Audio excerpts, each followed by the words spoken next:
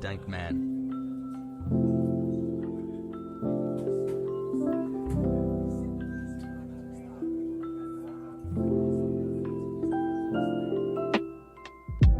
I forgot my sub was on auto renew.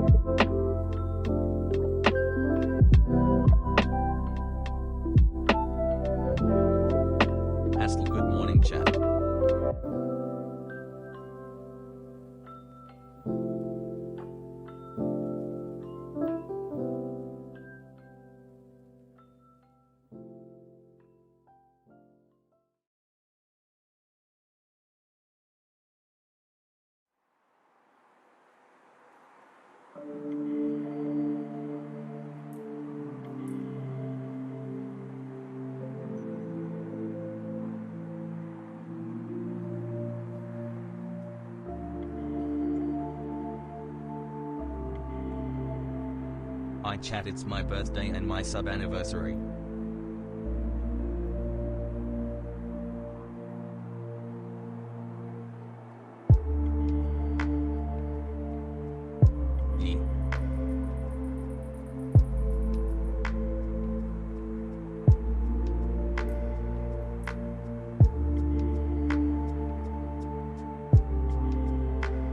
Holding it down, Hasan, thanks.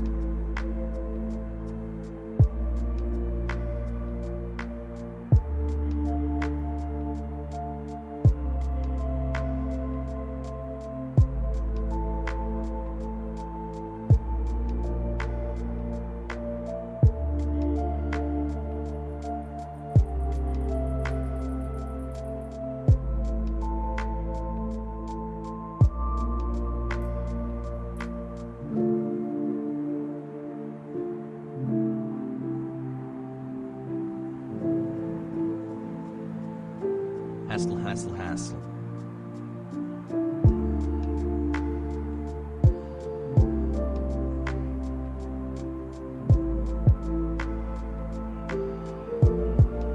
Haspongers.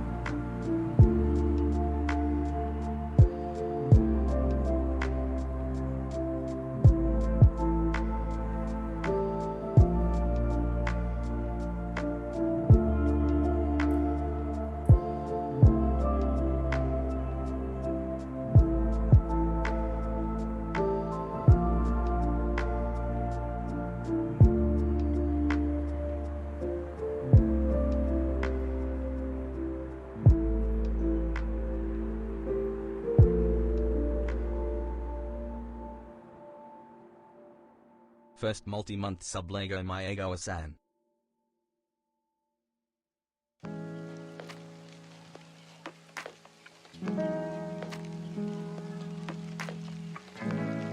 Pee poo poo.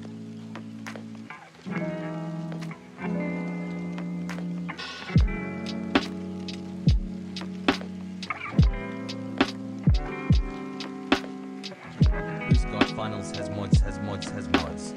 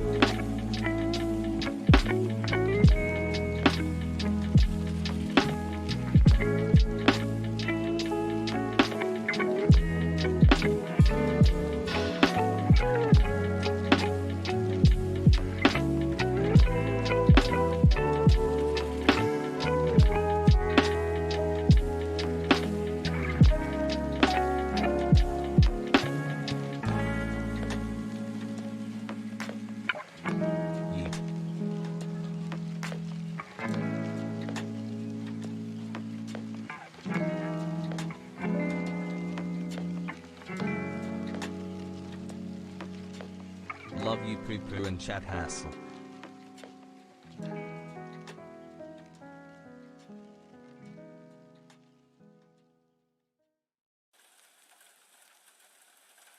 Hi.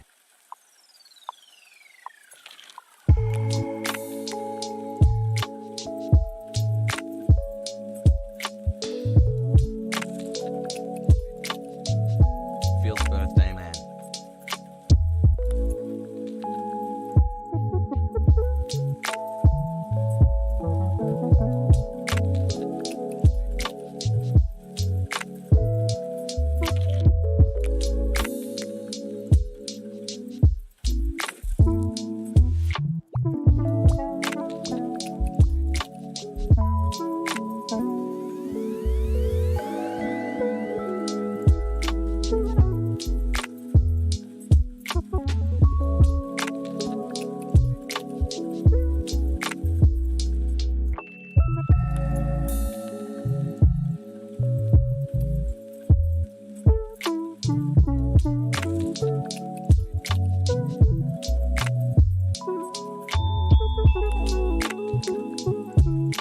LA cancelled Christmas. We won the war.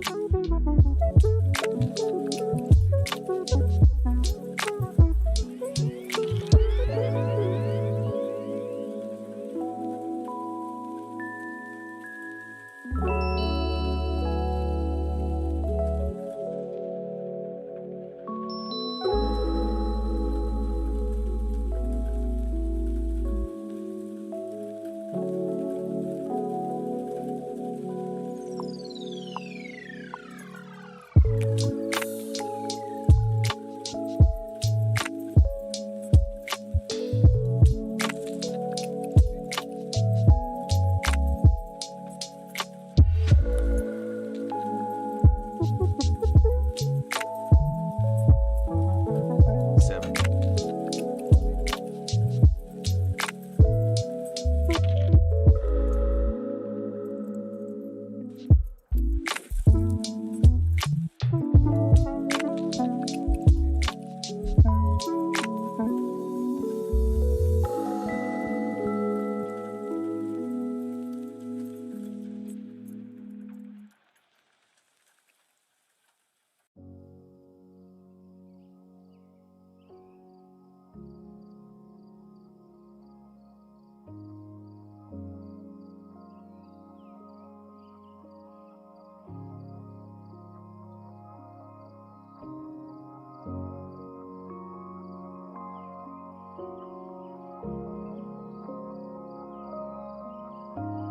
HasanAbi.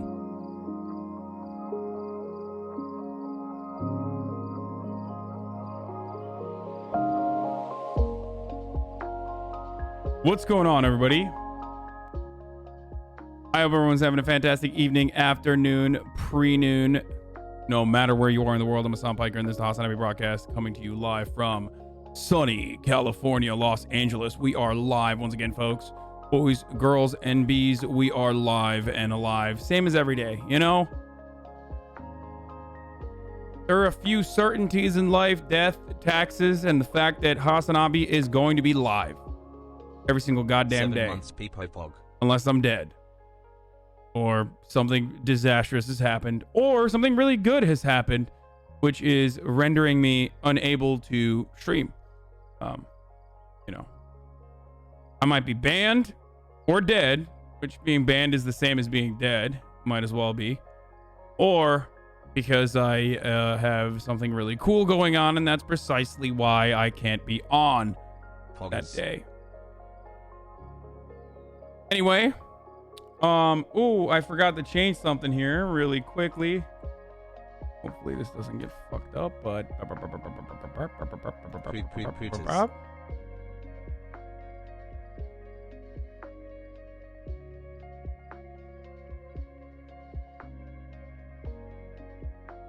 okay. Look at the alerts, folks. New alerts. New alerts time, baby. Let's go. Pog. Fucking Christmas alerts, dude. 333. Updates on merchandising. I think we're in the final stages of merchandising. Hopefully we could have something out by fucking Christmas. It's mostly on my end. I've been the one who has been delaying the process, having taking my sweet ass time, making sure that it looks cool, making sure that it's up to the standard that is expected of all the Hossbuff gamers and all of the incredible members of this community. You know, I don't want you looking less than excellent if you wear this merchandise. If you go out and you purchase the merchandise, I know you've been asking over and over again. I know you've been asking nonstop. But if you go out, yes, there will be global shipping.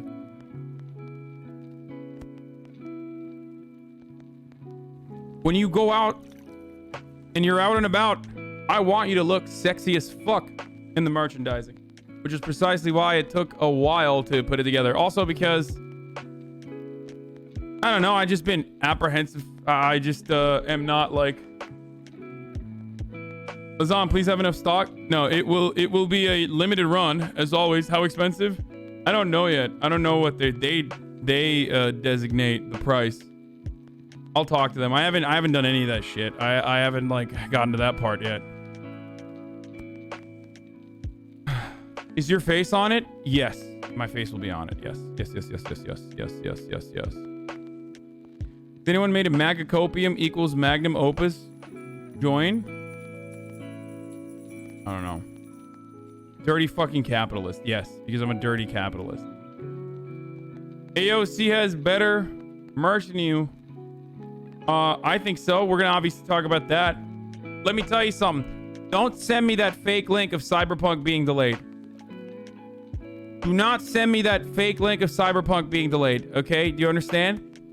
I don't want to see it. I don't even want a meme around it. I don't want you to wish this into the universe.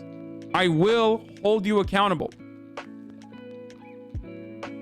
I will literally hold you accountable and act like you are the reason why it got delayed if it inevitably does get delayed again. And I will ban you permanently from this platform. Anyway, in personal news, this morning, I woke up, worked out, finished Demon Souls last night, as you all already know. This shirt has like a stain on it. Weird.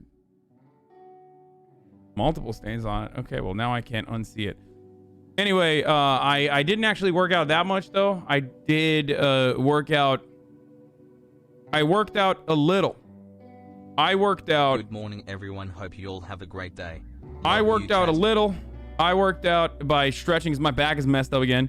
I, for the first time, tried the allergy. Hello, Hasan. The anti-allergy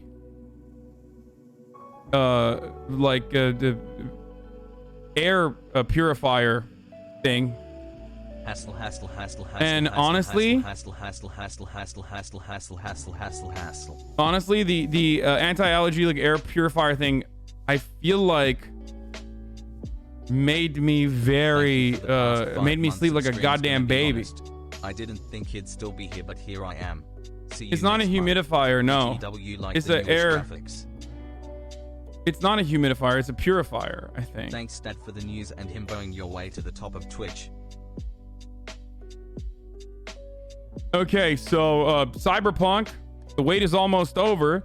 If you're looking to play Cyberpunk 2077 as soon as it's available, here's a map of the global release timings for PC and Stadia players. The release is simultaneously scheduled for midnight GMT, and for all console players, midnight local time. Midnight GMT. The fuck is GMT, mate? What does that fucking mean then? London time? Is that what we're fucking working off of? London time? Oh, my ears burning. Dude, Kid, I'll be checking some merch today. Yes, you should be able to purchase the merchandise from Turkey as well. I'm pretty sure that there is international. How about a $300 per day for Black Friday because of you? And I have no regrets. Can't wait for it to come, to be honest. Can't stop thinking about having such a clean booty. How the fuck? There are $300 bidets? What the frick? Biden-Harris interview, CNN, 9 p.m. Eastern. There's a lot of stuff going on in the world. There's a lot of stuff going on in the world. I feel good, even though the world is horrible. America is in a state of disarray. There is basically what is terrible is the fact that we have 3,000 deaths of coronavirus. We're gonna talk about all that. I'm doing personal news. Hold on, I'm all over the place. I'm excited. So I used the air purifier thing, and I woke up like I just fucking dead ass went to sleep and did not wake up at all during the night. No yelling, no night sweats, no nothing. No like having a hard time, trouble breathing in my dreams or anything like that. For the first time, I woke up with like fucking just spit, like just drool. Like I knocked the fuck out. You know when you really sleep, you are looking handsome like when that sleep hits different and you got fucking drool. Like it might be a placebo. What brand? I don't know. I got some shit that fucking it's cheap. Whatever H Bizzle recommended when the fires were happening.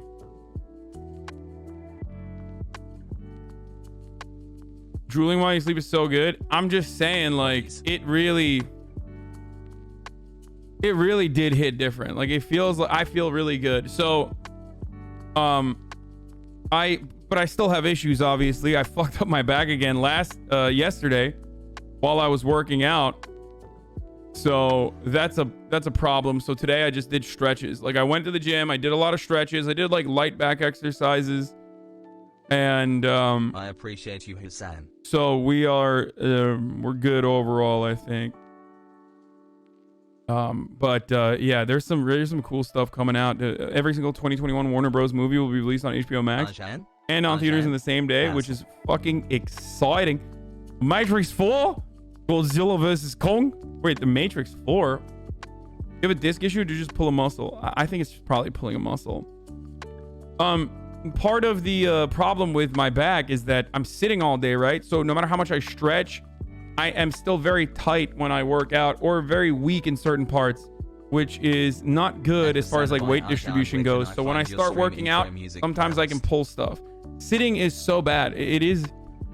Sitting is truly just horrible. Need a new chair? No, my chair is fine. It's not my chair. It's like... Love the stream finance news when pause champ. Armor is purging left-wing Jews in the Labor Party over the prove he's an anti-Semitic. Video is 10 minutes, but really good. Oh, Double Down News did another one? Okay. You should swim? Yeah. Let me go to my indoor swimming pool and swim. Hassle. Like, who the fuck has the opportunity to swim, dude? What the fuck? Oh, I'll just fucking go jump in the ocean, I guess. Get eaten by a goddamn shark squid. 2 months, Pog, love you, Hasan and chat. Like, who the fuck is swimming, dude? What are you guys like? Unless you live in like Hawaii or something, like, how are you swimming? Your bathtub? I mean, who's swimming right now? Like, who is swimming in this day and age? Who's got time and money to swim? 4 months, Pogu.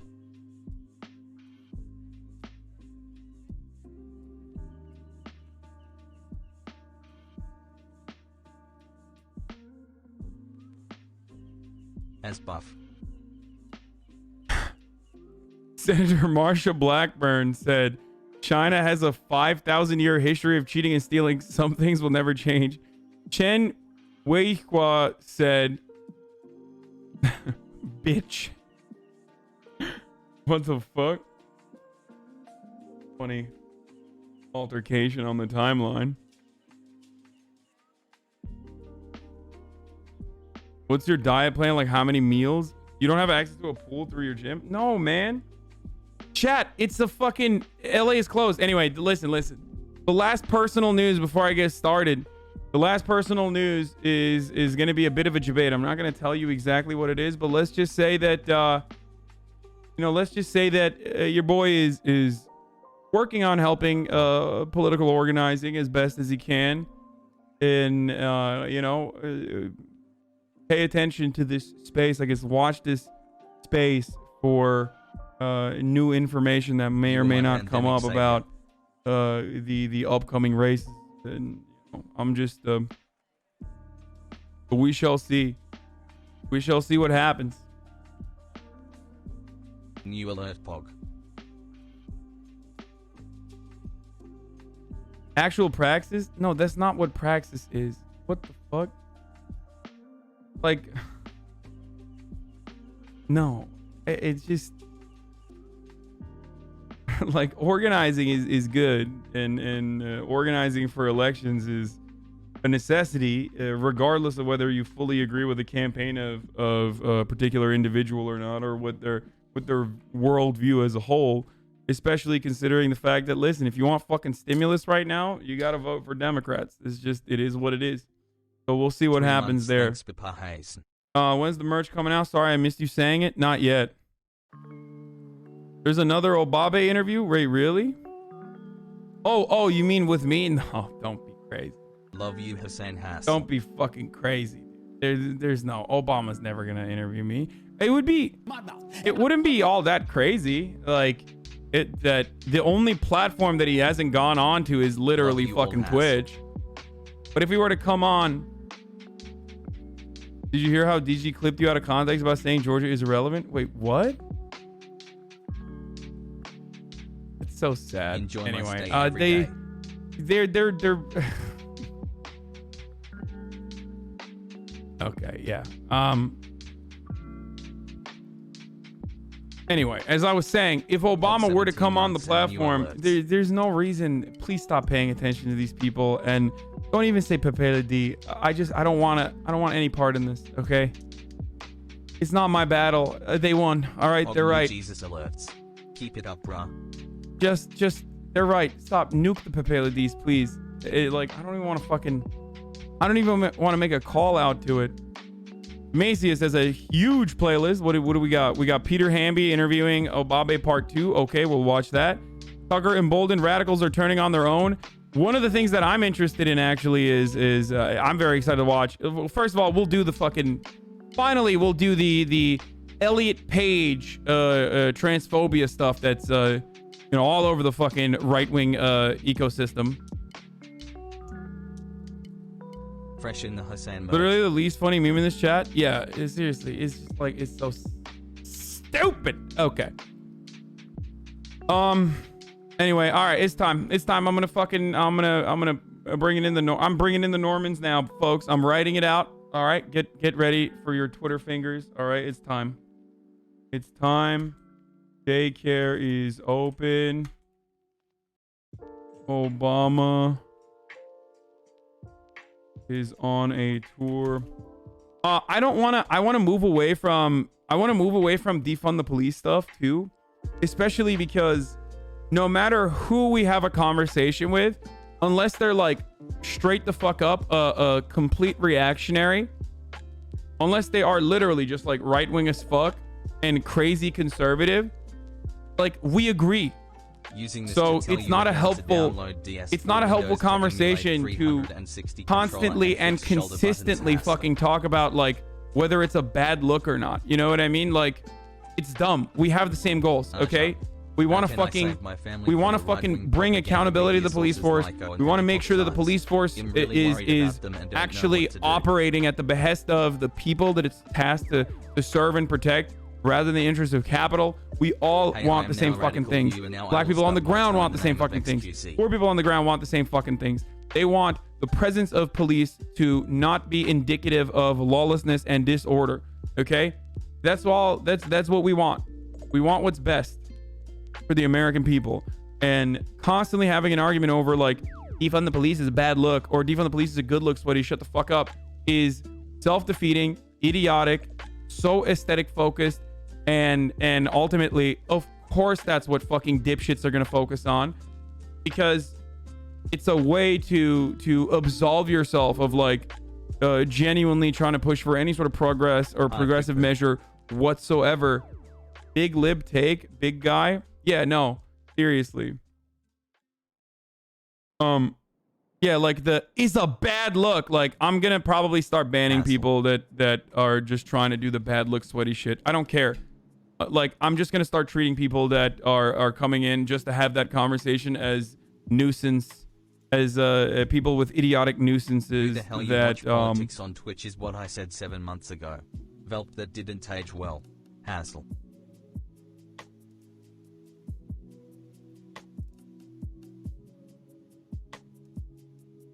Anyway, Cyberpunk preload on 12/8. Yeah, I'm fucking excited.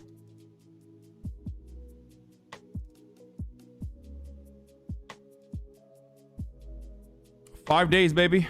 5 fucking days. Idiots say they should have called it Black Lives Matter too, so we shouldn't have All Lives Matter as a response. Yeah, I know. It doesn't matter. I did see drunk Karen on voter fraud. We'll do that in a second. There's a lot going on, dude. The Thanksgiving surge in transmission is measured in wastewater in Boston. We are seeing similar trends across upstate New York. Wait, what? Almost is measured in months. Wastewater. Every day of the HasanAbi broadcast.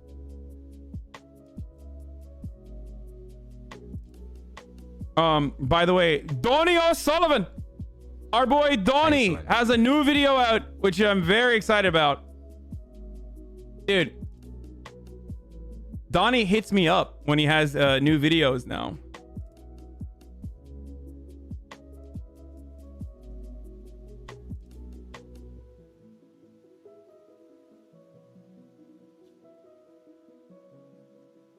Donnie O'Sullivan has a new video out, ladies and gentlemen. That is exciting stuff. We're definitely gonna take a peek at that one. Dangerous COVID-19 misinformation and praise of the Proud Boys. I spoke to Trump supporters who aren't happy with Facebook and are using the free speech platform Parler. So that's definitely what we're gonna talk about. 100% without a doubt. That is absolutely something we're gonna talk about today. Anyway, I should probably tweet out that I'm live. I keep forgetting. I keep putting it off, folks. Whoa, Analingus. Pog. Analingus, thank you for the 20 big ones. God damn. God damn. 20 big ones. It's time. Daycare is open. Hey Aja, not been a great past few months, but your consistent streams have helped. Hassle, love you, and chat. Also, you reformed me from old views of watching Sargon. Obama is still touring, but not coming on my Twitch. Daycare is open. Love you, chat. Stay safe, stay swell. New, we'll talk about how Parler isn't popping and so much more. Get in now. Pog. www.twitch.tv/HasanAbi. HasanAbi. Twitch.tv/HasanAbi. All right.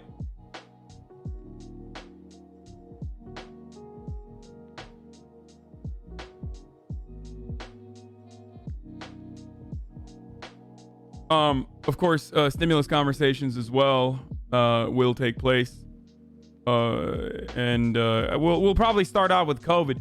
There's also other stuff that I want to talk about. All right, here, I'm gonna pump it up. Get pumping. Get the pumping. Tell your friends, tell the Normans, tell your family, tell your mom, tell your dad. We're live, folks. Daycare is open. Bring the Normans in here and slap them in the face with a little bit of leftist agitprop. The Normandy invasion. Hello, my beanie wearing brother. I'm glad to be at daycare today. All right, daycare's open. I was the first chatter who brought up Spotify yesterday. Sorry for turning the chat Twitter against you. Listen to most enlightening half of a year in my life. Cheers. Yeah, I'm gonna talk about that right now. Actually, before we even get to the other stuff, before we even get to the news, which I will be covering right now. Yes, I'm a dirty, not music listener. Okay, the only time I listen to music is literally right now when I'm on stream. Now, part of the reason why I don't listen to music is because I don't know. I just I go in and out of phases. where I sometimes listen to a lot of music and not a lot of podcasts. Other times I listen to a lot of podcasts and not a lot of music. I happen to be in an extended, like, year plus, 2 year plus time frame where I'm just not listening to music at all and only listening to podcasts and audiobooks and stuff like that. But the biggest reason why is because I just don't have time. Did you say you have also been to one concert? I've never been a fan of live music. Let's all take a second to appreciate how amazing and curious how you say you're in favor of copyright, yet hate claims on Twitch. Privileged content maker doesn't preach us for what he teaches. Wait, what? When have I said I'm in favor of copyright? I'm literally the most anti-copyright person on the planet. There's an entire cottage industry of people that take advantage of the fact that I don't give a fuck about copyright that have made their own careers on YouTube. The fuck? Oh, his name is Nameless King DS3. Fuck. Okay, dude. Yeah, good one, dude. You son of a bitch. Someone said, okay, I'm heading out. It's not good to not have time, dude. I know it's not good. You don't listen to music when you work out? No, I listen to the sounds of Republicans being horrible monsters. Like, that's not even a joke. When I go to the gym, I am oftentimes listening to Republicans refusing to pass a stimulus package. That is what angers me. That is what frustrates me. That's what keeps me going. Like, that's literally why I pump extra hard. I pump extra hard when I hear fucking... Hey Hasan, thanks for keeping me... When I hear Republicans out and about not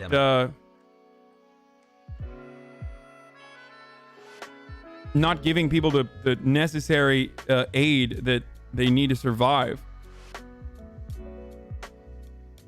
Rudy Giuliani let out a fart rip. Okay, so we're going to talk about that stuff too. Let me tell you something. Folks, we are going to talk about the Rudy Giuliani testimony highlights. If you have them, send them my way. We're going to talk about the fucking... the crazy drunk lady again, who's crazy. Then also, I want to look at the highlights from that Sydney. I want to look at the highlights from that Sidney Powell, Georgia underpass.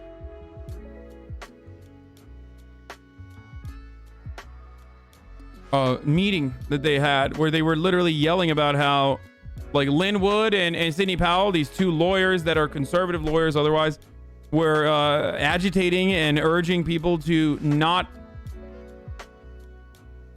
vote for anyone in the Georgia runoff, to not participate in the Georgia runoff. Old political tweets, funny and old absurd tweets from political figures.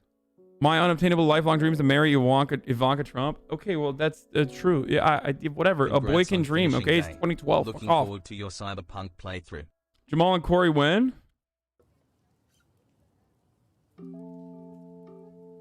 You listen to these sexist comments in last night's football game. I know you'll be losing thousands of subs today, but you're subbing for free for an AD-free experience using my Amazon Prime. I hope it makes it a little wow, you're just blown away by how strong the fans are here in this town. Really specific questions about the game. I was like, wow, you're just blown away by how strong the fans are here in this town. He's a fan. In particular, the ladies that I met, they had really specific questions about the game. I'm like, wow, you're just blown away by how strong the fans are here in this town. Wait, what did he say? I don't get it. What's the problem? He said particularly the ladies had really strong questions about what's happening tonight. What's the problem?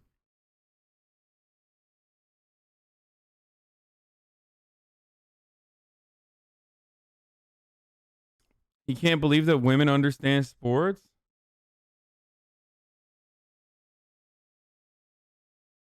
I'm confused. Himbo time pog. He's understanding. He's blown away. He said, ladies, stop pretending. I don't get it. I literally... Thanks for radicalizing me, brother. I literally don't understand. Like, so he's surprised that, like, especially the women had some wild questions, like a lot of questions to ask, or is it because the stadium is empty? With some union buddies. Keep up the good fight, Hasan. How do you know that he was how do you know that he was like, how do you know that it wasn't literally women that had like very specific and very interesting questions as opposed to the men? I'm not like trying to be a fucking reactionary defense brigader here, but I legitimately don't know why you would get mad at this. Is this about the woman kicker that played for Vandy? Oh, maybe. Oh yeah, there's like a woman player. Now I feel weird saying female player.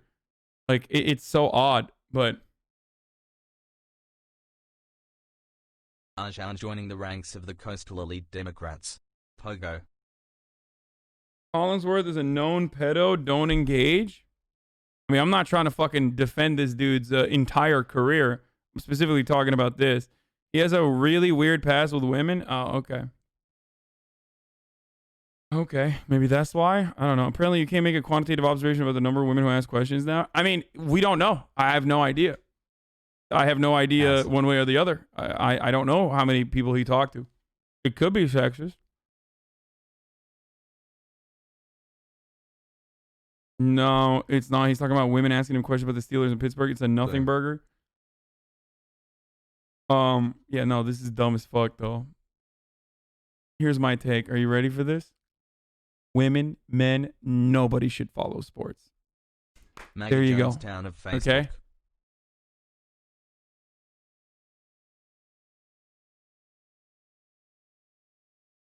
He's made comments like about 14-year-old girls being really interested in him. Ew, what the fuck? That's so creepy. Fucking sports weaves are so fucking lame. And the reason why they're lame as fuck is because they, unlike the sweaty, neck-bearded regular weebs of other kinds, can operate in society as though they are normal people, and their weeb-like behavior is something to be tolerated, nay, expected. Like, at least other weebs know that they're neckbeards and fucking hush up unless they're in a area that they presume to be safe to be able to fucking constantly cry about shit. Like a Twitch chat, for example. A Twitch streamer's chat where they start spamming weird lolly stuff. However, sports weebs are like weebs that can run around and in society, in like regular broad daylight around other people, get fucking mad that you don't know shit about sports ball. Compared to political weebs like you, lol, loving AOC like she's your favorite football team or something. That's not true. If AOC... No. I'm a politics nerd for sure. But to say that like I have an individual like brand identity or brand loyalty to a particular politician is so stupid when I have criticized AOC in the past, when I have criticized Bernie Sanders in the past, who I stand super fucking hard. Ridiculous. I love Bernie. Who out of the left was as fucking critical of Bernie Sanders as I was even during the primaries? Come on. Hold on. Also, politics is only as important as the policies that change people's lives one way or the other. And half the time we are doing fun stuff. TTS. Like looking at silly shit like Rudy Giuliani letting a hot fart rip while he's spewing lies in the insane Michigan testimony. But the other half, we're looking at important things like the stimulus package, important things like the Georgia race, or things that could genuinely impact people's lives significantly. So, you know. Has raid. Did you get picked last in school? No, I was decent. Like I wasn't. I also did horseback riding when I was younger, so that's part of the reason why. Like I play organized sports, but I don't. I'm not a fan of watching it. I just feel really ugh. The answer that I gave you is they didn't bother to interview a single witness. Just like you, they don't want to know the truth. Well, you probably know the truth. The answer, What? the answer that I gave you is they didn't bother to interview a single witness. Just like Oh my God. single witness. Oh my God, her face. Oh my God, he really let it rip. He really let one out. She heard it. Hassle. I wonder how bad it. Oh God, ew! I just said that. It probably smells so bad, dude. Oh God, because like my man Rudy is. I mean, he's dead inside, right? Page steak? He's literally dead inside. So it's gonna be. That shit's gonna smell terrible. Just made some bomb chili. Cheers, mate.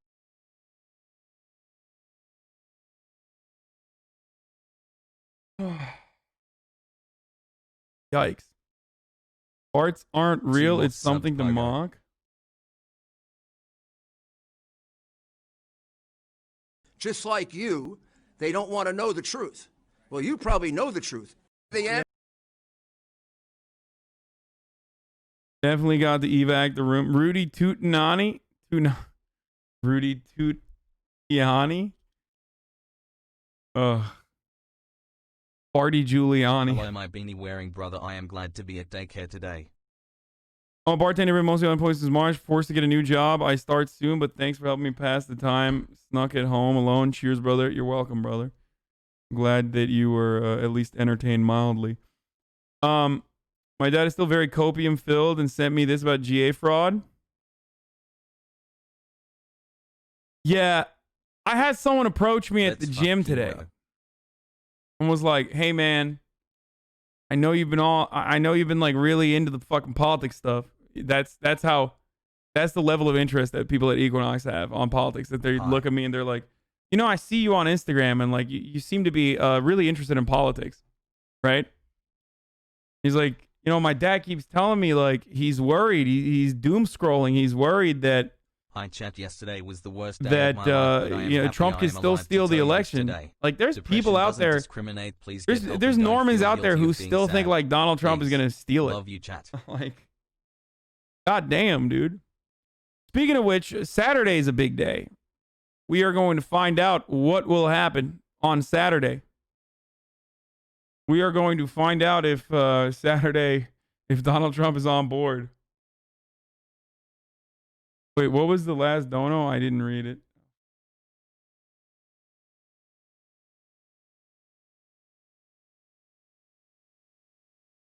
We're going to find out on Saturday if Donald Trump is...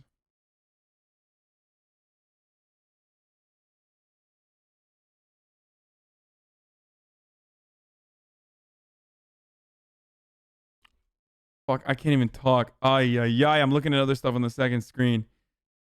We're going to find out on Saturday whether Donald Trump is on the board with like destroying the Georgia runoff efforts or if he is actually trying to raise funds for Georgia. So we'll see. Rudy went full hashtag thug life, shitting himself from incontinence in court. What? Evidence whatsoever of any of your wrongdoing, and why should we not believe the reported attempts of you to try to seek a pardon from the president? Well, I will ask that he be disciplined for that. The funniest thing is like all these guys despise Vic Berger, and yet they try to rip his style so hard. But one, the people that you're working with that you're supposed to like hype up are so fucking lame that it's going to be difficult. And two, your editors suck. No one has found any evidence of your wrongdoing, and why should we not believe the reported attempts of you to try to seek a pardon from the president? I will ask that he be disciplined for that. That is a defamation of my professional character. As I said, yeah, if you put fucking horns. I thought he farted again. Yeah, me too. I thought he was tooting it up again. Yeah, if you put fucking air horns on there, that means it's the own. Just for Giuliani, let me ask the record, we haven't lost 39 cases. We've only brought 3. So you're wrong about that. Second, the reason why people are reaching those conclusions is because, like you, they don't have the discipline, maybe the intelligence, I don't know, to read through this. You can't tell me there's no evidence when I have a couple of thousand affidavits from people. You can't tell me that your credibility is better than the credibility of those people. They swore under oath. You didn't.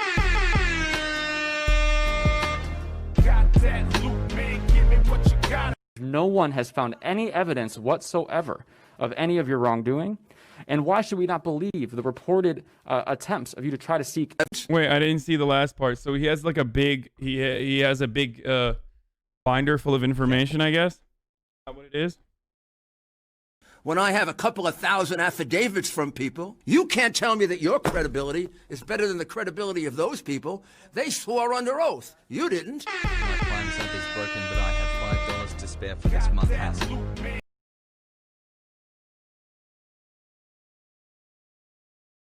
Someone made this 2012 meme unironically. Yo, what happened? Thank you for everything that you do, Hasan. Perhaps this is the greatest indication that the Nazis have left these, at least like they've left the fucking forward-facing professional Republicans.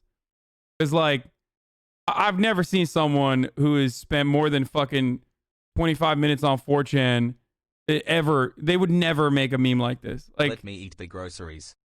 Like they've I don't know where they went, but this is a 50-year-old man who made this. This is like, this isn't ironic. No, I mean, this is like a okay buddy meme. Like, you guys would make a meme like this as a joke to like make fun of Republicans about how they can't meme at all. A thread of Melissa Corona, aka Drunk Lady clips. Oh yeah. In a parking lot, and I would be shuttled.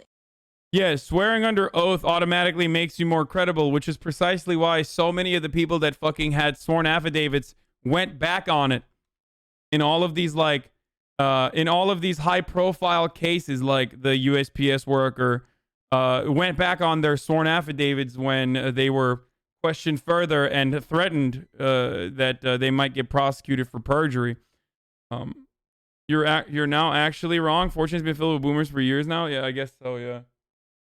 You shut your goddamn mouth, turkey boy. Get.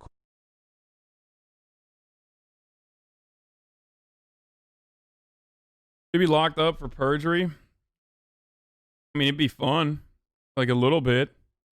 Just give me a little bit of locking up for perjury, just as a treat, you know?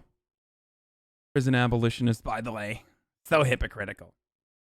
Like, you know, put the fear of God into him a little bit. Are women naturally inferior to men?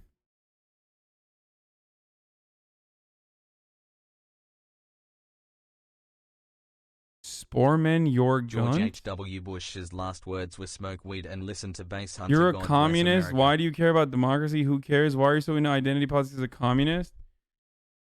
When will progressives realize that neoliberalism is just as dangerous as fascism and behave this way in Congress? Black people don't know what's best for them is the shittiest take. Why don't you so-called leftists pretend to know about the black community but then spew ignorant takes concerning it? You're a communist but have a PC Second lol? month subscribing today. Thanks I heard for your once hard you work taste you at become HasanAbi communist because of the soy. Has raid, hassle. Okay, I'm keeping him. That's the new pet.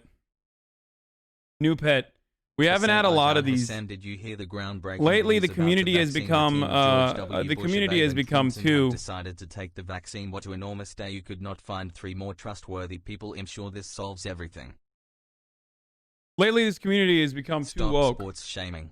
Go Birds. Too woke. Eagle.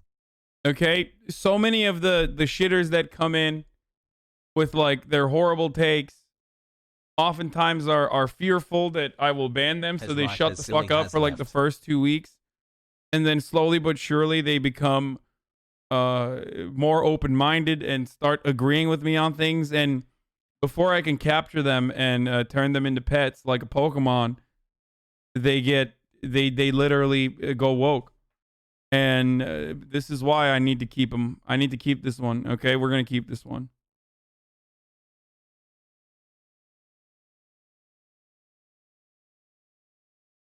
They think they're being really smart too. No, yeah. Communism is when no PC and no democracy. Capitalism is when all PC and all democracy. Will you stream Cyberpunk 2077 from beginning to end? For some reason, RPGs are not Twitch friendly, perhaps because of the length. Yeah, I'm going to do it regardless. Nazis invented some of the first computers, so that means we're all Nazis, I guess, by that guy's logic. Did they? Okay, this might be a... Did he say I have a tiny head? You have a small head, but like a big body, like that guy in Men in Black. Oh no, old man. Hey, that could either be a signifier that this person is like trolling on a sock, even though he's in the community, or because he's like that looks pretty honest. Like that looks like an honest one. Through a shuttle. I called my mother and I told my mother about this, and my mom said, "No, absolutely." Dude, I love Midwestern fucking COVID farts. Accents. My ma'am. Dad. My ma'am. I called my ma'am. I also had a concern about that because I do have two small young children at home, and I needed access. Oh my God, this person takes care of small young children. Oh no. So hard on himself. Oh no. Oh no, dude. What is that hair? Listen, that is the obligate Karen. And been mostly okay, that's the obligatory. Karens have. Soon, but thanks for helping. Karens are like obligate carnivores. You know how like obligate carnivores like cats have to eat meat. Karens have the obligate Karen nest, where that's where they grow all of their powers. You can oftentimes tell the power level of a Karen by looking at what kind of haircut they have. It's like armor, you know what I mean? Like she's not a super Karen, but she's also not a common Karen either. And a lot of people mistake this. Like they think, the Karen cut is the bob, right? No, this one's a really powerful Karen. Definitely smurfing. Hasan, since we're on Rudy Giuliani, I think these keycaps might be up your alley. Turkish bro into Midwestern Karens is the equivalent of American bro into Asian girls, I guess. I just can't explain it. Yeah, no, I love Midwestern women. I don't know why, but... It's my vehicle. What I witnessed at the TCF Center was complete. They told me that I would be parking in a parking lot, and I would be shuttled in through a shuttle. At HasanAbi, hey Hasan, hope you're having a good day. Just reading up on the new emergency order. Should we go through the Mayor Garcetti emergency order? It's so fucking stupid, dude. What are they doing? Like, why did they do this?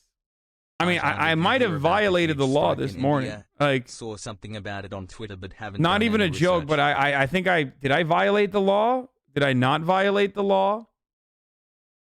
Like, I don't fucking know. It's illegal to walk, bike, or drive outside of your home. Like, you're not even allowed to like go anywhere, supposedly in the stay-at-home order. But then you keep reading and it's like every business is open. Like pretty much every single business is open. And I don't understand it at all.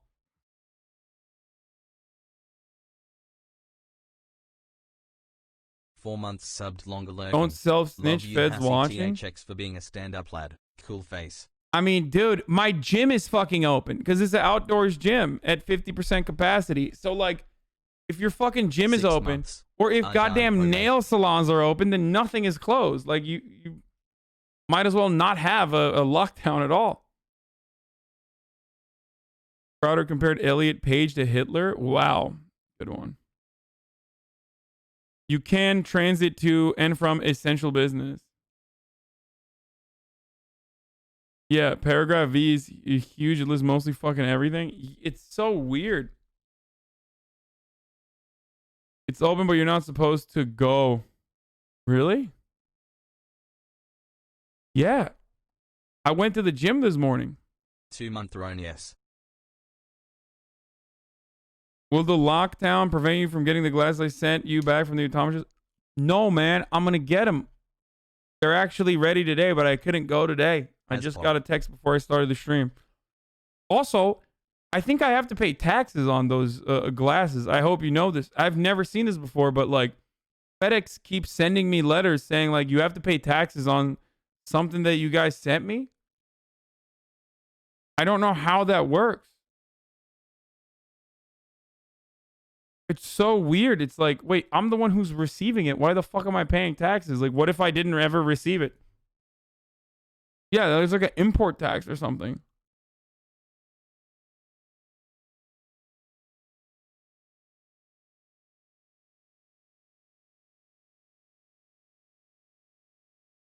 You know Justin Jackson? Can you invite him on the stream? Yeah, I do know Justin Jackson. He's the fucking man. In Montreal, our gyms are open, but restaurants are closed. I mean, I kind of see why gyms would stay open, as long as they're outdoors gyms especially. Can't walk a dog, but malls are open. The order is a joke. LA is out of ICU beds. Garcetti should resign. I think that they should probably... The problem is they should lock down. Like, they're saying that in the state of California, we're going to reach 107% capacity by Christmas on ICU beds.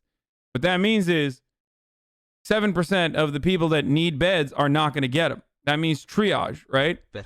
So in order not to hit that, we got to lock down.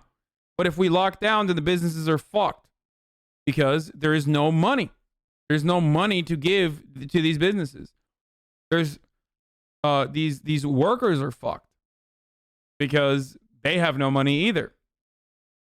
Unemployment insurance is running out. Eviction moratorium is running out. And our congressional representatives are talking about nothing pretty much. They're literally talking about fucking going on break again. Getting bad in New York City as well. My friend's wife is a New York City nurse, and their hospital told them they will get vaccine in the next few weeks, but their hospital will be overrun with COVID patients in the next 2 weeks. It's going to be dark times right at Christmas. Yeah, it's going to be a fucking dark-ass Christmas, dude. In the beginning of this year... Love you, folks, Chat Hassel. In the beginning of this year, I mean, this ties into COVID and this ties into the stimulus, so I'm going to talk about it now. In the beginning of this year, like when COVID was at its peak, we had 3,000 deaths. 2 years, no big daily. Deal. What were we doing when there were 3,000 deaths daily? We had a full shutdown. Now, there were, of course, places that did not shut down, but at its peak, we had a full fucking shutdown. We are currently moving towards 3,000 deaths. I think yesterday we had 2,600 deaths. And this is before the Thanksgiving spike. In areas where there were 2,800, sorry. No, it was 2,600 yesterday. I think it's 2,800 over 3K yesterday. Some are saying over 3K, some are saying 2,800. It doesn't matter. It doesn't matter. It's going to be 3,000, give or take. I won't leave you after the election, buddy.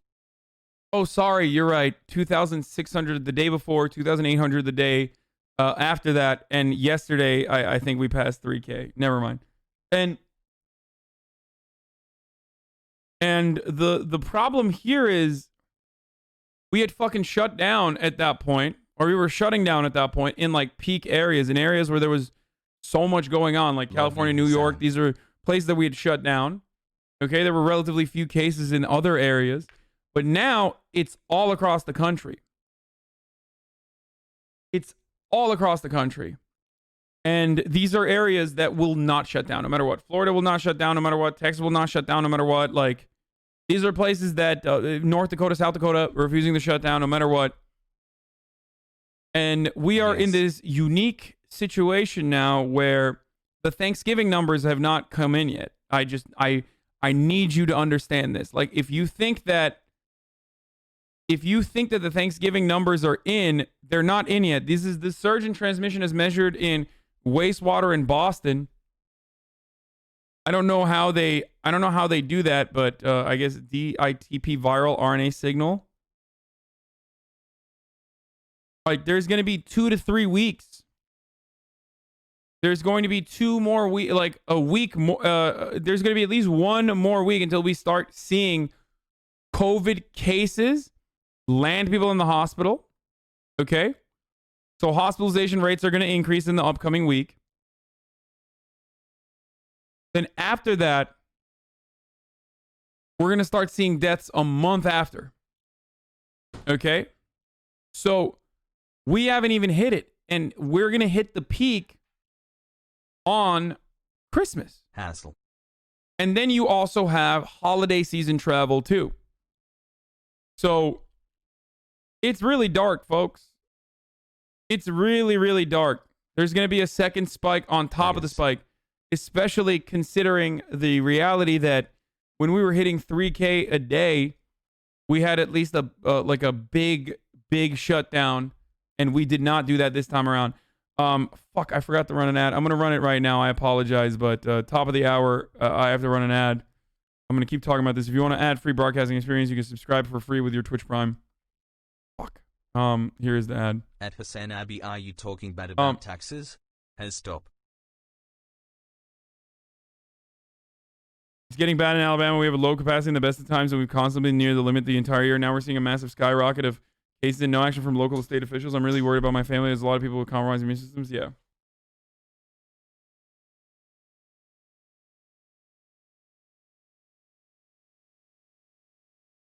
I know this isn't what you're talking about right now, but after the Armenia-Azerbaijan war, I was reading more about Turkey's relationships. One was wondering what your views on the Kurds and Cyprus situation are. Two different family members on a vent now. Wish my family good luck when we need it. Healthcare is more dangerous than being a cop. Yeah.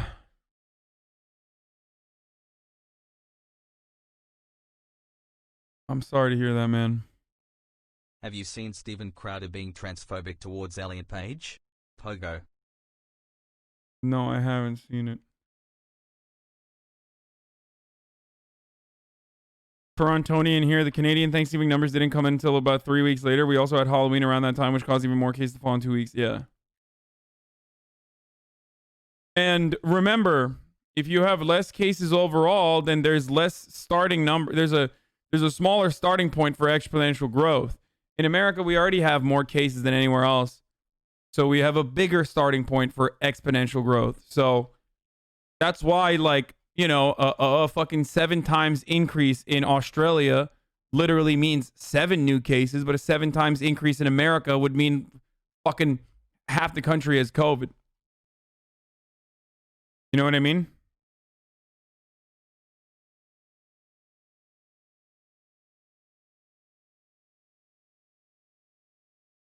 There's a company that tests wastewater for COVID RNA. The Metro Boston area sewers all go to a wastewater treatment center, Deer Island, where they take samples. Yeah, I guess.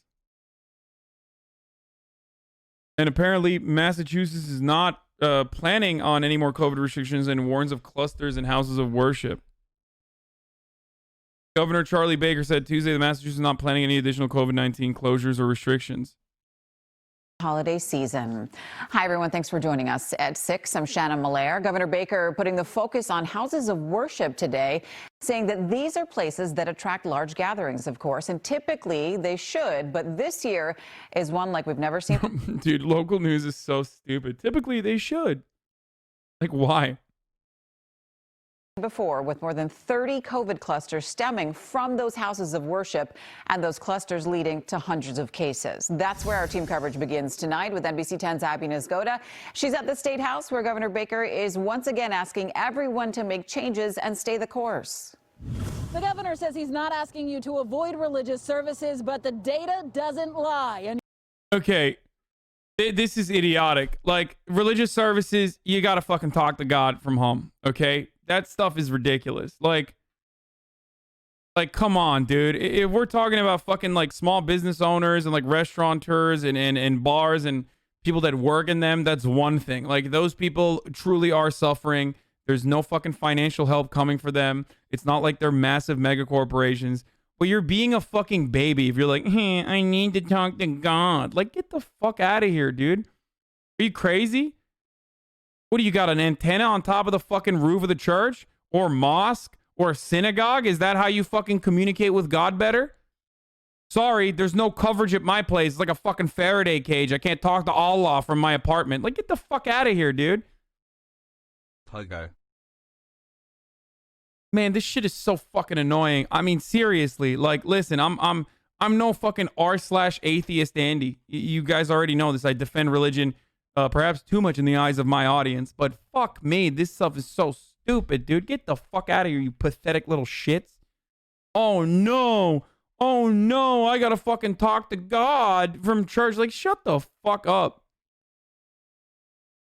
Like, no, I'm not asking religion nuts to fucking say religion is bullshit. That's not it at all. The fuck do you mean? Like, there's no part of your religion that dictates that, like, you literally have to fucking You literally have to get together no matter what the fucking time is. If there's like a serious threat of community spread, like you don't have to fucking get together. Do it on Zoom, bitch.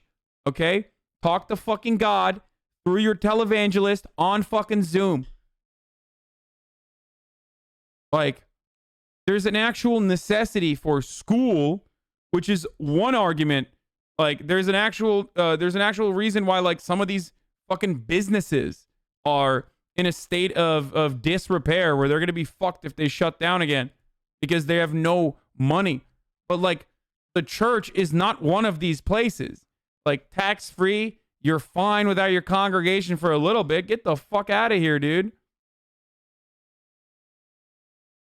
Like, is it really that? It's got to be that, right? Like, some of these, and by the way, there are plenty of fucking incredible pastors and reverends out there and imams and shit that aren't, like, doing this psychopathic nonsense and, like, agitating to make sure that, like, they can keep tithing like a motherfucker. You know what I mean? But there's also, as is the case with every group of people in every industry, wow. I know that I'm sure that there are plenty of churches where reverends are like, oh no, we need to keep collecting donations.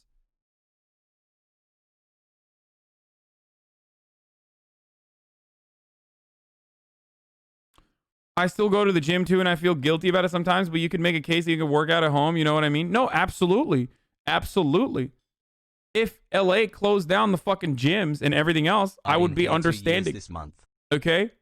You absolutely can work out from home. It fucking sucks, but you absolutely can work out from home.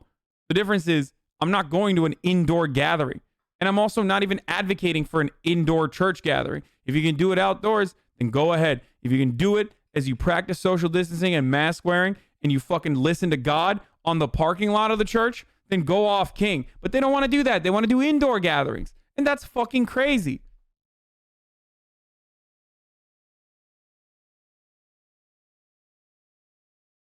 It's nuts.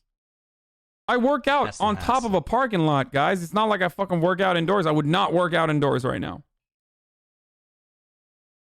There's no reason we can't have service at home. LMAO, so many evangelicals are claiming that they're being oppressed because they can't go to service, but it's such bullshit. Like, people can't go to mosques and synagogues. It isn't all about you. Yeah.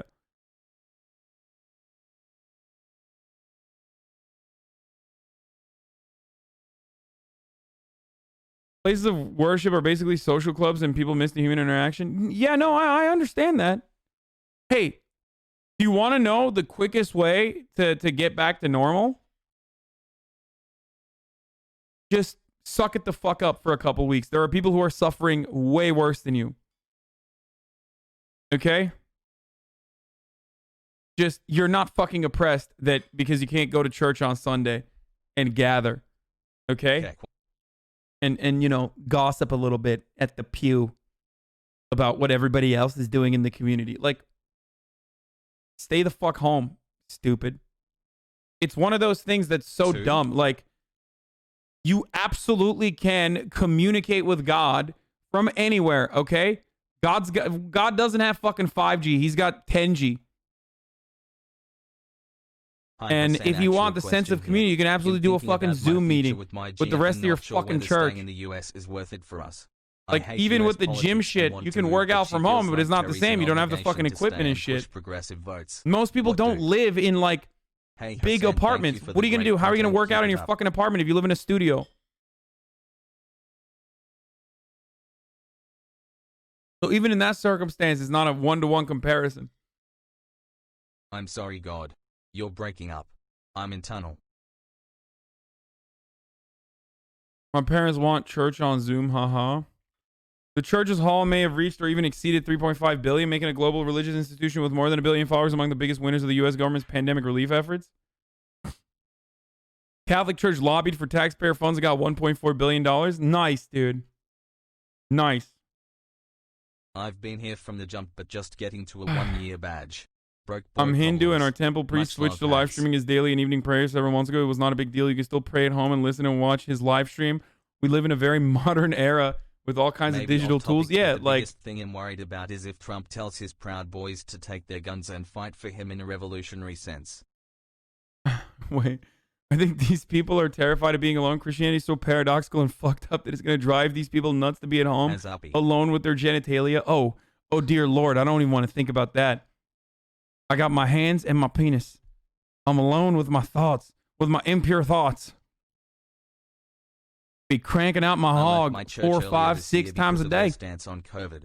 They have been open every week. They legally could and have never instituted any mask. I work out at home and have an exercise bike. You can definitely work out at home. Just buy the small bikes. Yeah, no, totally. Tell the fucking dude living in a studio apartment with his couch bed that, it just makes some room for your fucking $500 exercise bike. Like, get the fuck out of here, dude. You're not considering so many people. It's not a one-to-one comparison. Like, it's literally not a one-to-one comparison. You can talk to God from anywhere you fucking want. You can't fucking work out from home in the same way that you could potentially work out from the gym. Like, regardless, though, you should and can work out from home if it gets to a point where, like, you can't be outdoors and you don't have the opportunity to work out outdoors. Even right now, you should work from home. The only difference is, at least I'm fortunate enough to live in Los Angeles where the are you absolutely kidding me? You can run in place? You're such a hypocrite. This is so dumb.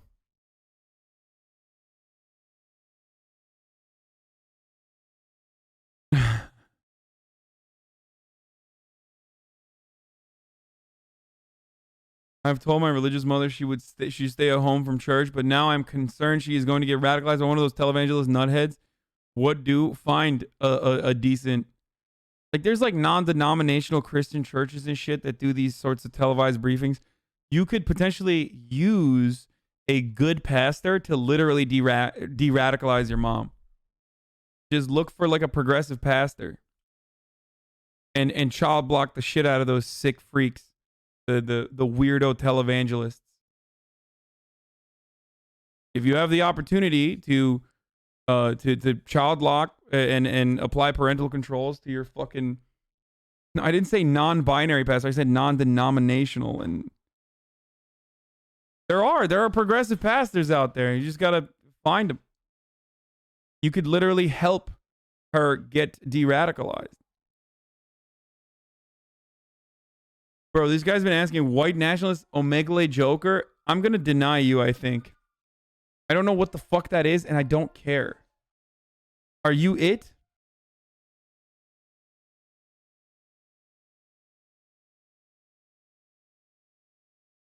I totally 100% agree with you, but I think people going to church also want to hear the priest speak, the choir sing, and have communion, but obviously you know that.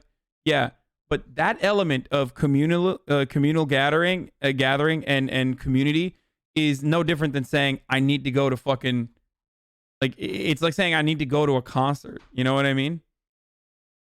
And if you were to say like, oh well, I need this concert, everyone would laugh at you. But because it's like there's a religious element associated with it, you can't fucking criticize it. And it's so stupid.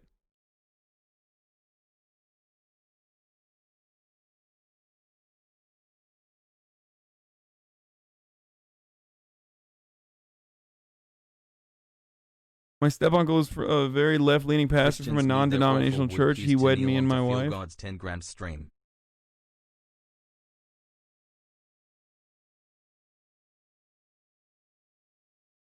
I know conservative Christians ignore most of their religion, but Jesus made a pretty big deal about organized mass being unnecessary. You're just supposed to have a relationship with God. It's not about making a show of it. Yeah, of course. But that's what it is. Church gatherings are that, okay? It's a fucking flex, dude. It's to see who the heathens are in your community and to show the rest of the fucking country how godly you are. Okay?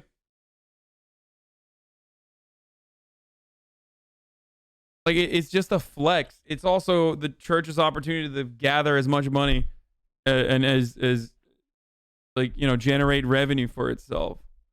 It's a fucking racket. Facepalm, it really is not like that at all. No understanding of Christian teaching. Man, on a normal situation, go and fucking, you know, eat the tablet and drink Jesus Christ's blood and fucking eat his flesh all day, okay? Do it. Make a whole fucking meal out of that, okay?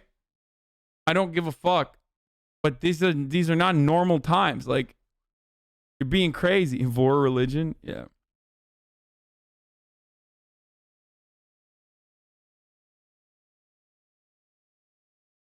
a wafer, whatever. Do you know about my friend Jesus Christ? The studio apartment guys can at least try to accommodate. They can easily buy a gym bike if it doesn't work out. They have a 90-day fiance return. This isn't that hard. Okay, fuck you. Hasan, my so's parents used to go to a mega church in front of Disneyland. They watch this guy from television. He still asks for hella money though. It's great. Wait. If that means changing your address in the next 2 months or so, so be it. I'm doing it. I'm moving to Georgia. Our 6 investigations revealed deleted video of a Florida attorney telling GOP members how to move to Georgia, vote in runoffs. It's illegal. So be it. I'm doing that. I'm moving to Georgia. Wait. 2 months. Doesn't that mean that like what Andrew Yang did is illegal too then?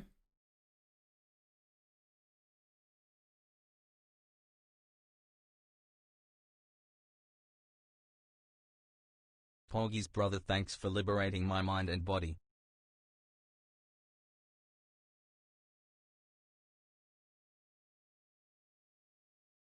Devil's advocate, people in rural areas often don't have the technology to make this happen. Church and other religious communities also play a major factor in mental health and also leads to prevention of suicide, which is more prevalent in rural areas.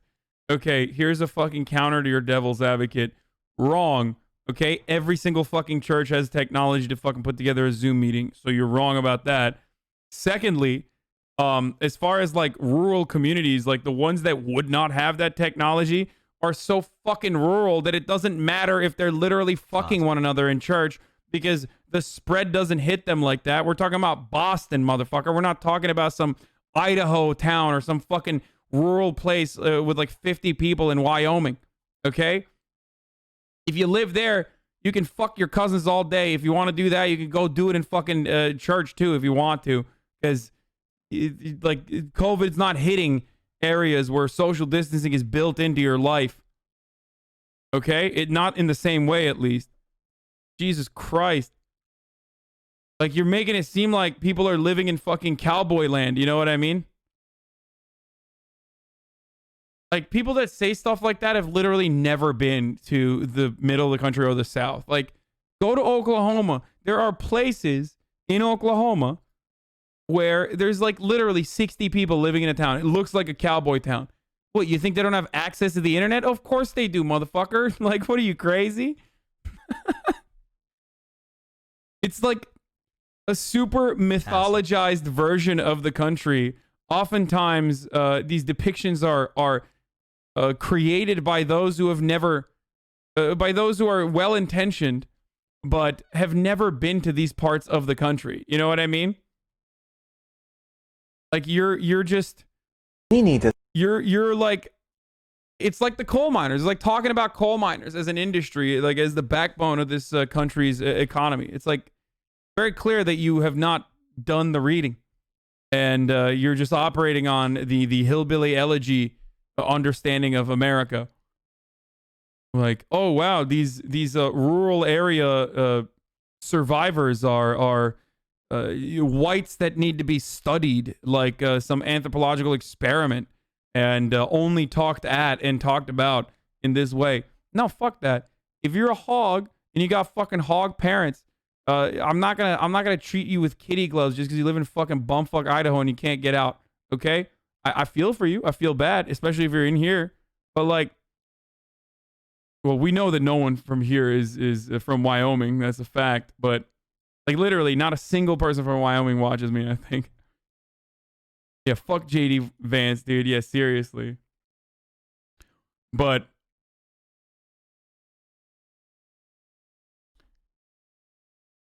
anyway, the point I was trying to make is that like there's no fucking like babying these people.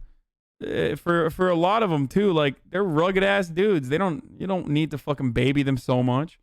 A lot of the normal people that have like reactionary tendencies or reactionary leanings are still people that they cry about dumb shit half the time, but they're still like adult human beings that you could talk to. You don't have to like baby them.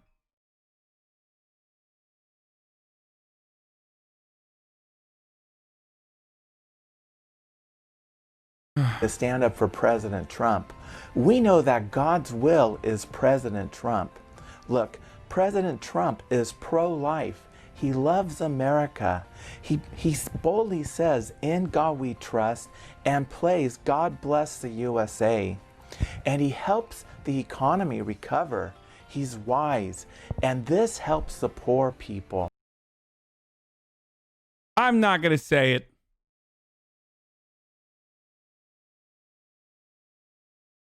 This pastor is a fucking charlatan. I'm not saying anything. It seems like my guy is figured everything out.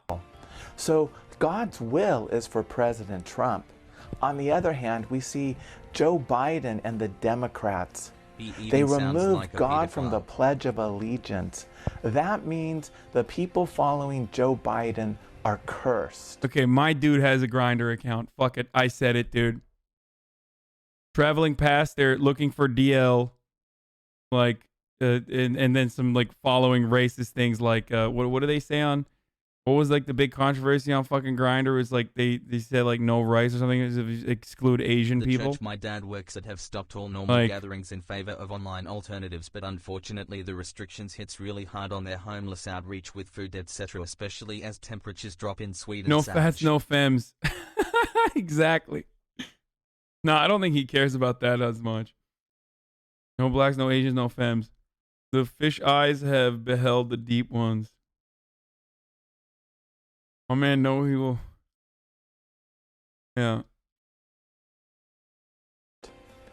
If you want to be cursed, then go ahead and defend Joe Biden and the devil. We need to stand up for President Trump. We know that God's will. What is this? Andrews focused on pastoring the nation to reaffirm covenant that the USA serves the Lord with pastors nationwide. And God's judgment was seen by the political side. Jesus makes America great. Save America. Christians of all denominations are invited to officially join the American Christian denomination. The fuck?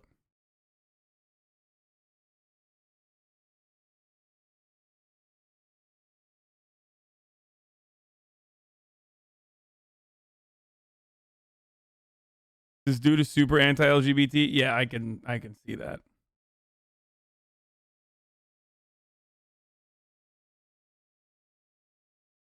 Ay, this is nuts.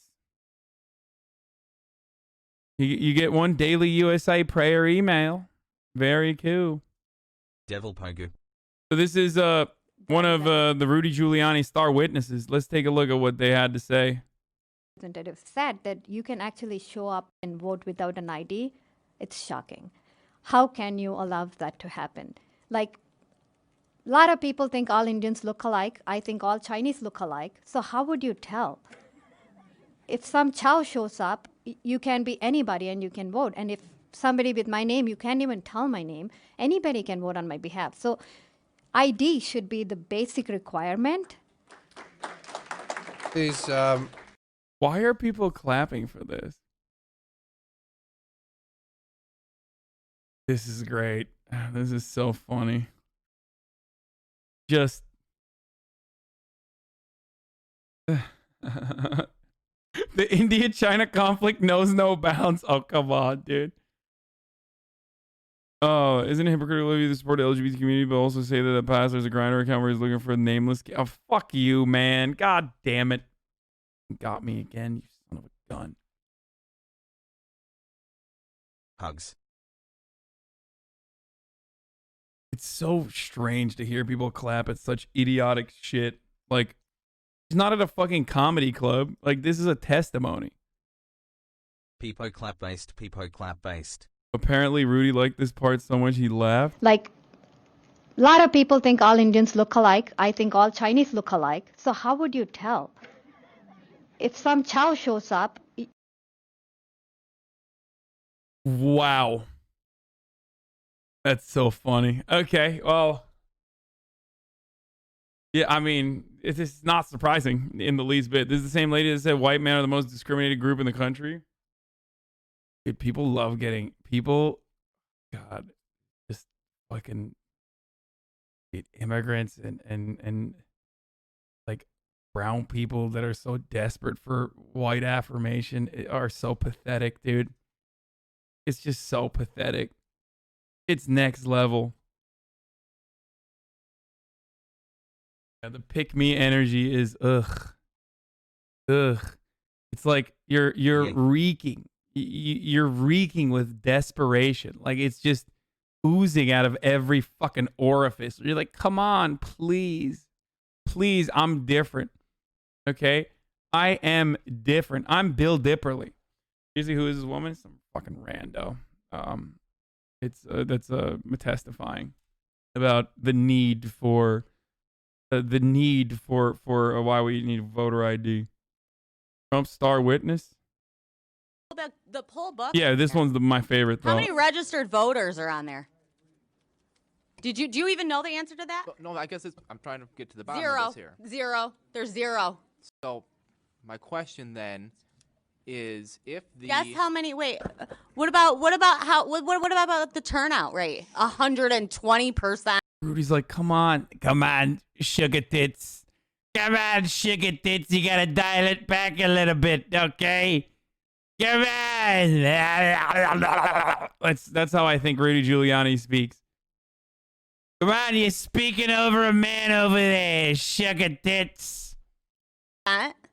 Let's let Representative Johnson ask his question, please. So the poll book number, there's two things that could happen here. Either the poll book number, 90-day if ballots were counted multiple. Yeah, the Facebook comment section jumped out on this one, dude. This is what happens when you bring together every fucking like blonde highlighted avatar and everyone that's holding a fucking fish on their profile pictures or in their cars wearing Oakleys that fucking where their skin's like protruding off of the sides of the Oakleys.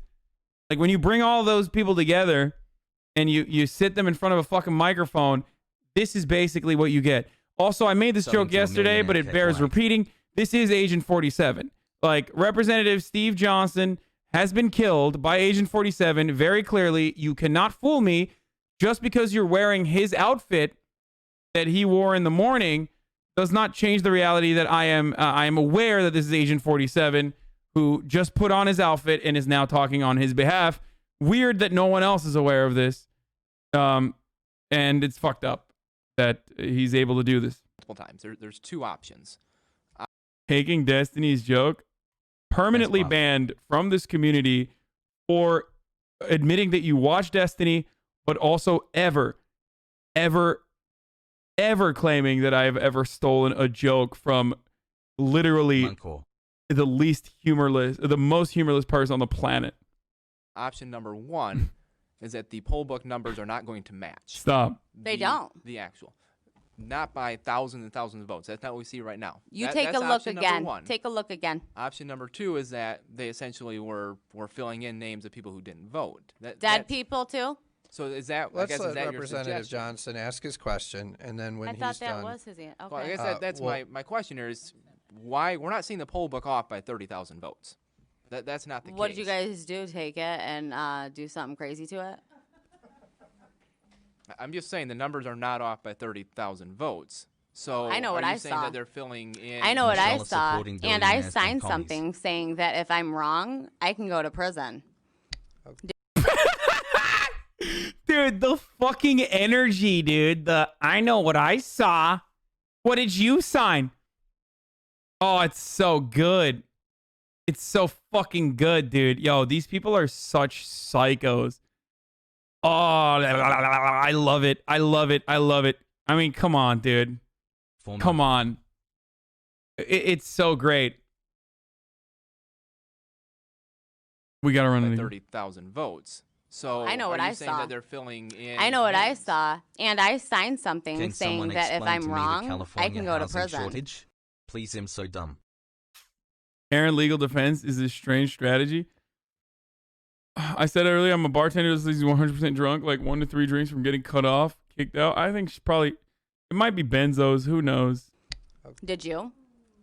Okay, I'm just trying to ask you a legitimate question here. Yeah, let's let Representative Johnson ask his question, and then don't interrupt him, and then if you want to respond to it, that's fine. And did you have more, Representative? Yeah, I guess I just want to keep following back up with the poll book. So are we saying that the poll book is either wildly off or that they are filling in names? It's wildly off, and dead people voted, and illegals voted. Okay. So that's my answer. I think it's so good, dude. I keep seeing all these right-side broadcasting live streams where Agani is presenting clear evidence of fraud. I figure it's all horseshit, but is this basically Trump and the GOP just continuing to sow discord in the country? The Terry TTS. Proof, right? TTS read Giuliani as Google Agani. No, it's all bullshit, brother. It's a complete fucking nonsense. The Department of Justice, Trump's very own Department of Justice, has found no evidence that there was voter fraud. They've concluded their investigation. Right side broadcasting can agitate as much as they want, but it literally does not matter. Maricopa County, overall, 1,626 ballots were reviewed. 9 had errors.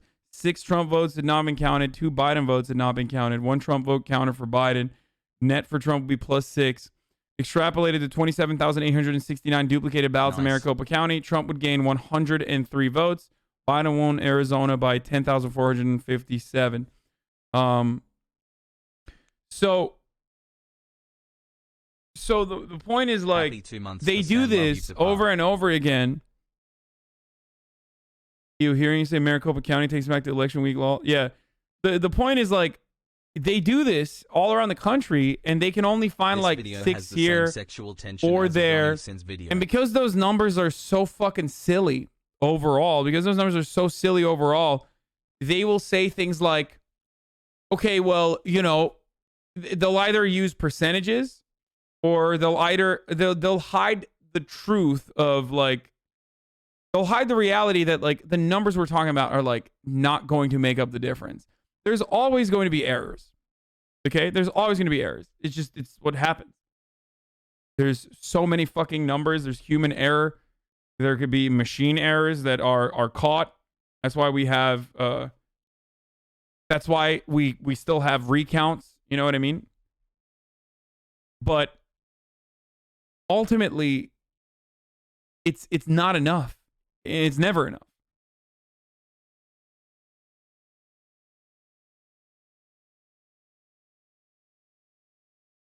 So you admit 300% of Trump votes were thrown out compared to Biden. Oh yeah. That's the funny math there is, like, they'll say, like, well, you know, the overwhelming majority of errors experienced were errors that actually hurt Donald Trump, you know? Like, there's one way to look at this, and the way to look at it and massage these numbers is to say that's not how stats work. No. I know that's not how stats work. It doesn't matter. They're not literally trying to fucking do something honest. This is not an honest assessment. This is a dishonest assessment. So the way to analyze this data and, like, draw out a conclusion that favors Donald Trump is to refuse to look at the totality, and is to just look at the percentages. Like, the way that you would do this now, you'd say, oh, well, going to do after January 21st, out of all of the ballots that were reviewed, out of all of the errors in the ballots that were reviewed in Maricopa County, okay, 3 times as many votes for Trump were not counted. That's a lot. That's what that dude did just now. That's a lot. You're like, what? That's crazy. So you're not thinking about, like, out of 1,600 ballots, only fucking 9 had errors. Now you're thinking, whoa, I don't know how many fucking, I don't know how many ballots I don't know how many ballots fucking had errors in them, but it seems like a lot of the fucking, a lot more of the Trump votes were not counted. That's fucking 3 times as much. That's wild, right? That's how you fucking dupe people into thinking that this is, like, a legitimate grievance.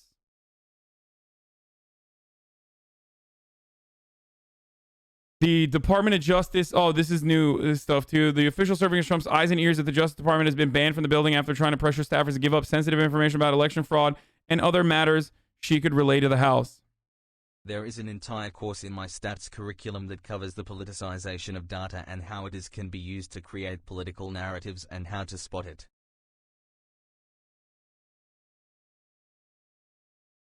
Policy wants 230 repealed. What the fuck? Why are conservatives, like, actually advocating to repeal 230. I don't understand.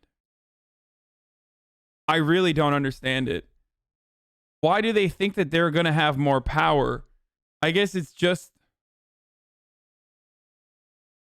like they're going to have less power.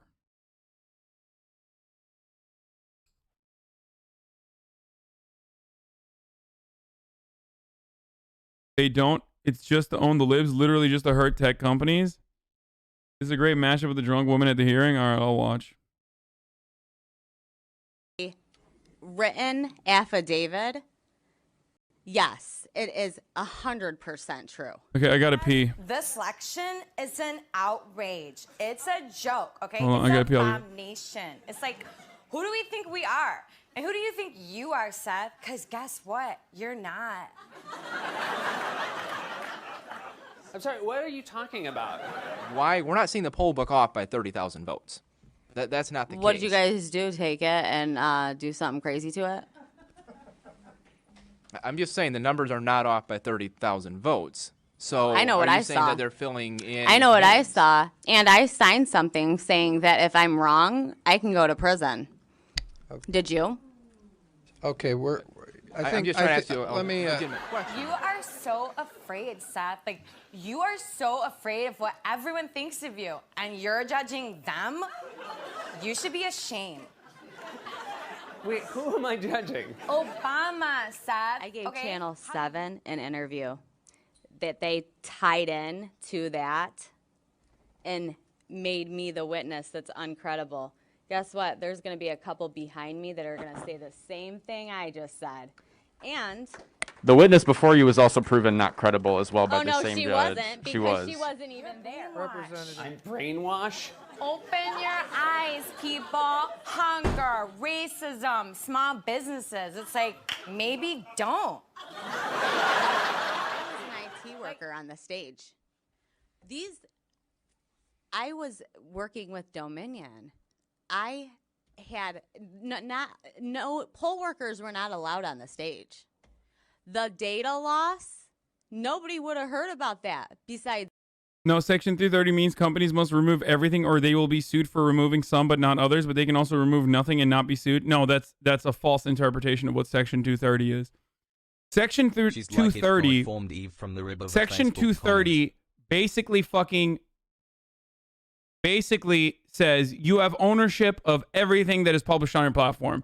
As in, you can be sued for literally every single thing that's on your platform. Yep. Every single thing. Like, it is a way that companies have had immunity on things that they were able to publish on their platform because it's virtually impossible to fucking control. But if now... hello, someone has referred you to this post because you said something quite wrong about Section 230. I apologize if it feels cold or rude. Okay, whatever. And I could use more sleep. Okay, what is it? What? Once a company that... Wait, is this fucking Pope Hat who wrote this? Also, copy the idea for Kim Pope Hat who wrote, hello, you've been referred to this. It's popular girl chewing bubblegum loud vibe. If you said once a company that like that starts monitoring content, it's no longer a platform or a publisher... I regret to inform you that you were wrong. I know that you've likely heard this from someone else because someone would respect it. If you said because Section 30 websites will have no incentive to moderate, yeah, that... Wait, no, this is in agreement with me. Oh, no, this article agrees with me. I regret to inform you that you're wrong. Internet companies are sued all the time. Section 30 immediately protects them from a narrow set of frivolous lawsuits in which the websites are sued either for the content created by others, in which case the actual content creators remain liable, or in cases where they're being sued for the moderation choices they make, which are mostly protected by the First Amendment anyway. But Section 30 helps get those frivolous lawsuits kicked out faster. The websites can still do and face lawsuits for many other reasons.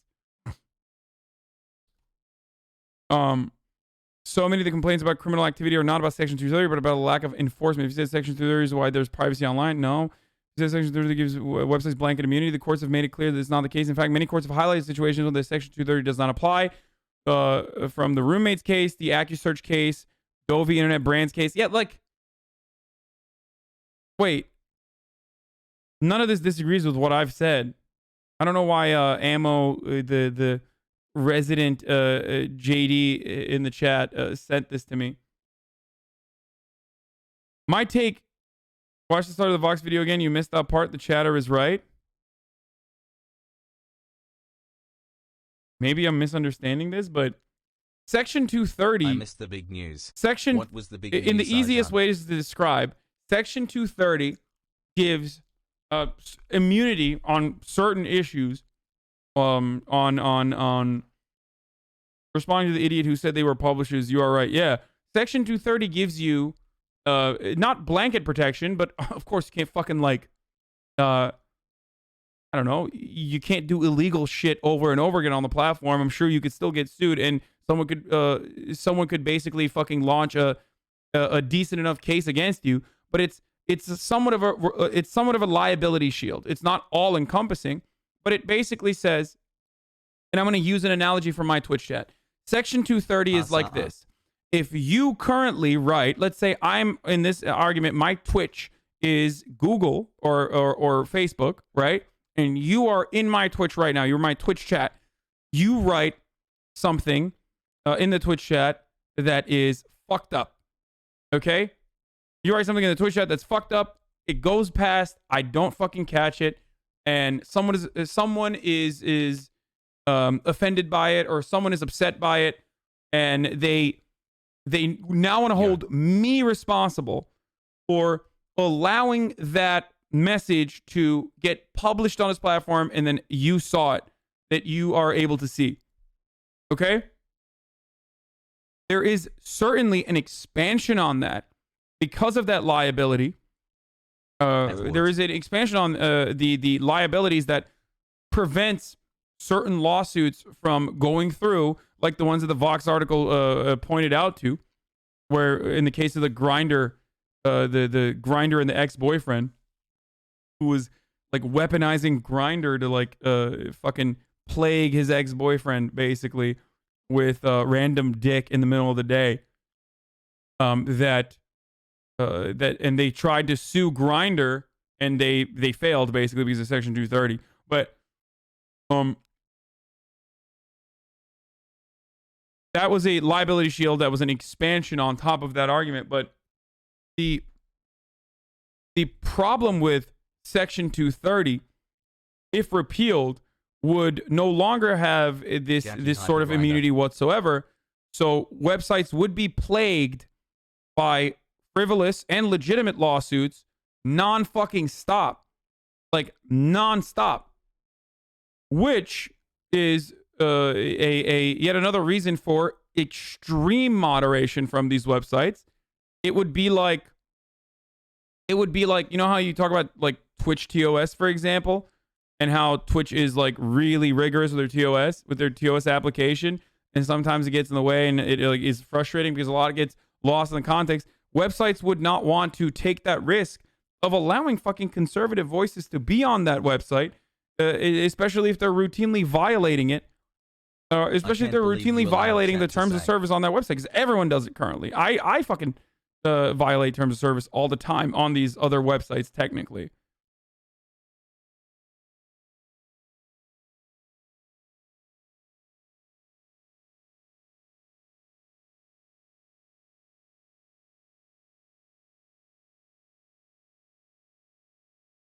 They discuss how this could be good for the big guys because small platforms would survive the lawsuits. No, it would be bad for the big guys too.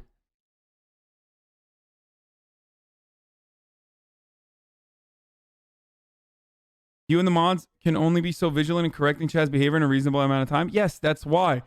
It's a good faith assumption that platforms are doing their very best to regulate the content that they see, but they're not in a lot of situations. The only thing that S30 says that is platforms are not liable for third-party content on their platform. That's it. The reason why conservatives think getting rid of it helps them is because they think there's a distinction between publisher and platform that hasn't been a part of the law in over 25 years. The actual result of repealing it is that the platforms would err on the side of caution and ban anything that could create liability for them. Exactly.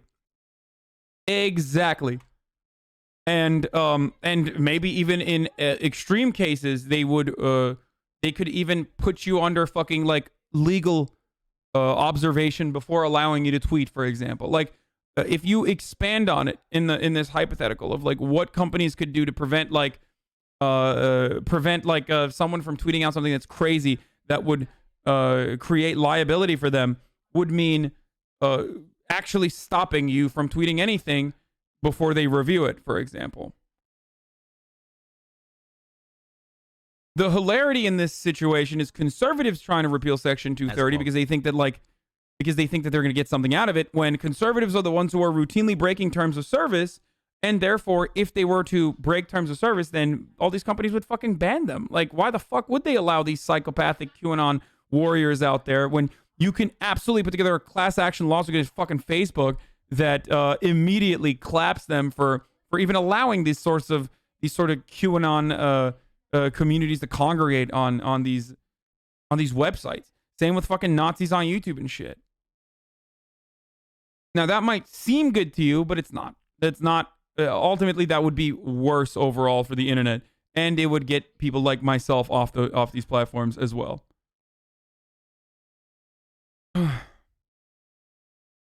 Trump, on the other hand, is dug in on vetoing the NDAA. Hassle. Difficult to see a veto and an override with time left. Could be the first time in 6 decades that the NDAA does not pass. And over tech law, nothing to do with the military. Looks like certain Republican senators are getting cold feet with respect to the termination of Big Tech Section 230. A national security and election integrity must. For years, all talk, no action. Termination must be put in the defense bill. It's so weird. It's so weird to do this.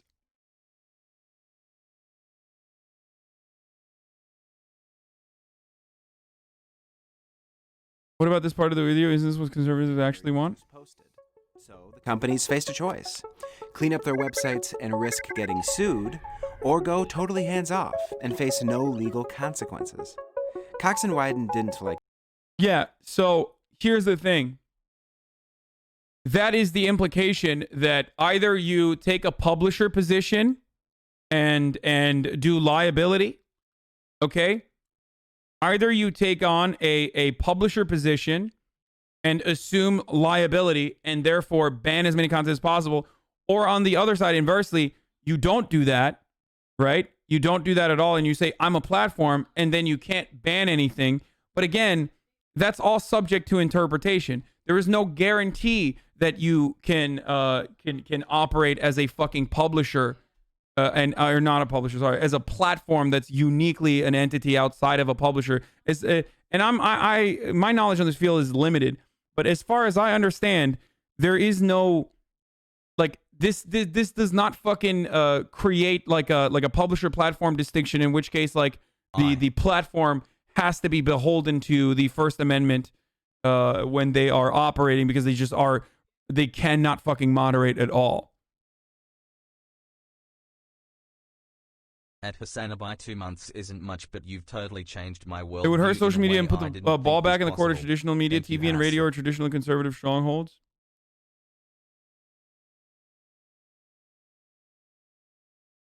What? You literally have no evidence to claim that Trump didn't get robbed of this election? Man, that's not how this works. Okay? Like, you can't fucking make up a false claim and then put the burden on me to disprove your fucking false claim. You have to prove the false claim.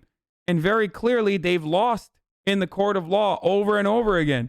The burden of evidence is on the Trump team, and they fail to meet it. You can't just make up a fucking insane, erroneous, totally fucking falsifiable claim and then be like, the burden of proof is on you now. Ha ha. Okay, how about that, brother? You're a fucking pedophile. Okay? You are, without a doubt, a pedophile. Disprove that you're a pedophile right now. You can't. Sorry, now you're a pedophile. See how that works? It doesn't work that way. It shouldn't work that way. That would be fucking psychotic.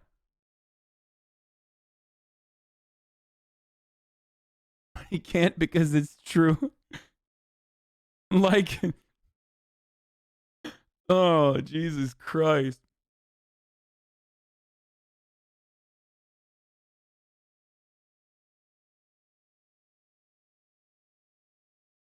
They just want to continue culture wars victim narrative and additionally pressure Twitter and YouTube to let them tweak rules and algorithms to benefit conservatives like Facebook has done. But they already do that.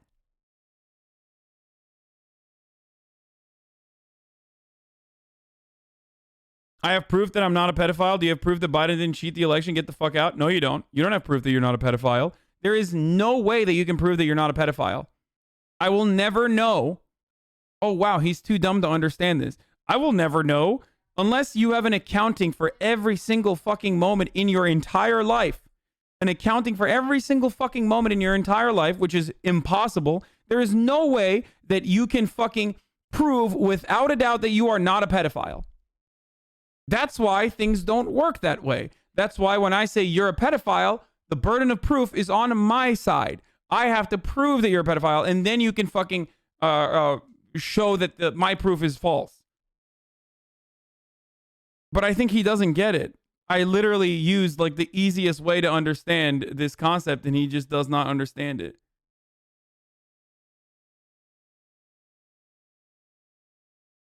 You're literally brain dead? That 100% different? Wait, what? You can't make up insane claims and then place the burden of evidence on the other party to disprove. That's not how this can work. That's not how this has ever worked. What are you guys saying in my chat currently? His name was not Fishhook. Oh, fucking bait. Okay. Also, he could be planning to act on it, but have never done so in the past. You can't read his mind. I mean, yeah, it's true. Been a ghost follower for about 6 months now. Glad to give my sub to you, brother. No, that's different. Pedophiles aren't election fraud.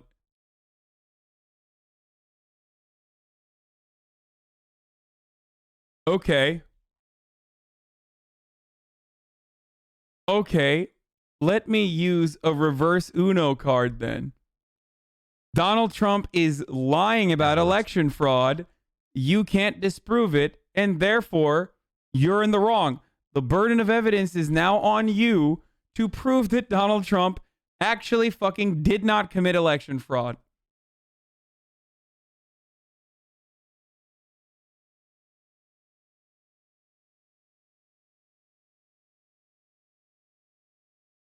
No, you. Bingus. Kajimbo, dude. I just fucking reverse Uno'd the shit out of you, brother. You fucking owned, baby. You're fucking owned. You've activated my trap card. Anyway, yeah, overturn Texas, riding with Biden.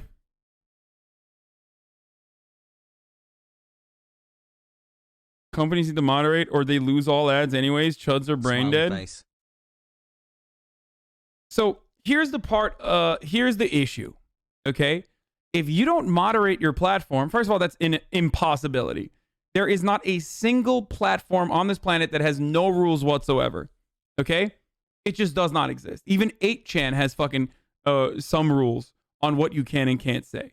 4chan has rules on what you can and can't say. That's why they built 8chan, and even 8chan has problems. Parler has rules on what you can and can't say, okay? But here is the reality. Gab, for example, that started off as a free speech platform, okay, had no rules originally, or claimed that they were not going to have rules, but then ended up having rules. But more importantly, if the rules were not restrictive of Nazis, then those platforms turn into Nazi-infested waters. And they just overtake it because they're cancerous. Nazis will go and congregate these platforms and turn it into a Nazi platform. So that's it. Unless you want actual white supremacist mass murderers getting together on your platform and like literally talking about how they want to murder George Soros or some shit, and then actually acting out on those urges like the Pittsburgh synagogue shooter did. He was a frequent Gab user. Unless you want your website to be full of Nazis and pedophiles, and in a lot of circumstances, Nazi pedophiles, then you have to regulate your website. That's just how it works. Okay? I pooped. Nice to hear. So very stupid.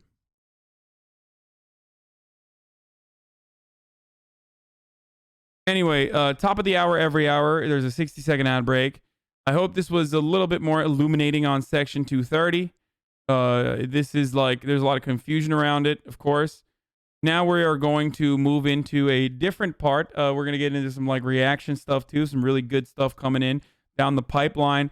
I will be looking at Peter Hamby interviewing President Barack Obama. part 2 right now, but before that, I'm going to run a 60-second ad break. If you are thinking to yourself, man, I really enjoy this content. I mean, I really, really enjoy this content. I love this guy. This is a song guy. He's saying a lot of good ideas. He's got a lot of good ideas, and I want to support him. But I also don't want to see 60-second ads, okay? If you're saying that to yourself, all you need to do is subscribe. You can subscribe for $5 a month, which is a lot of money, by the way. Don't make no mistake. If you don't have $5 a month, these are trying times, don't fucking subscribe. Someone might even gift you in the community. But there is one way that you can subscribe for free, by yoinking an Amazon Prime account of yourself or a loved one and connecting it to your Twitch Prime. That gives you 1 free subscription. This way, you get access to the emotes and also no longer will see the ads at the top of the hour every hour. Here you go. Thank you, HasanAbi, for the 5 tier 1 gift subs. President Barack Obama joined me yesterday to talk about his new memoir, A Promised Land. Here's more of our conversation. Trump did marginally better among black folks this time. I believe you won 95% of black voters. Biden only won around 80. My wife's boyfriend said, I'll use his Twitch Prime if you read this. I read it, brother.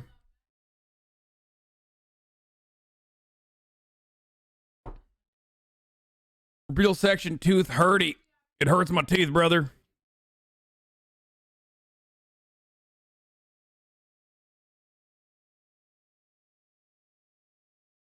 Jericho talks about changes coming to Twitch live DMCA strikes. No, I don't want to watch that.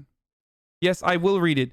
Whenever you say you won't read it, I probably do read it, but it's annoying because it like pollutes the channel. Stop fucking clogging comms.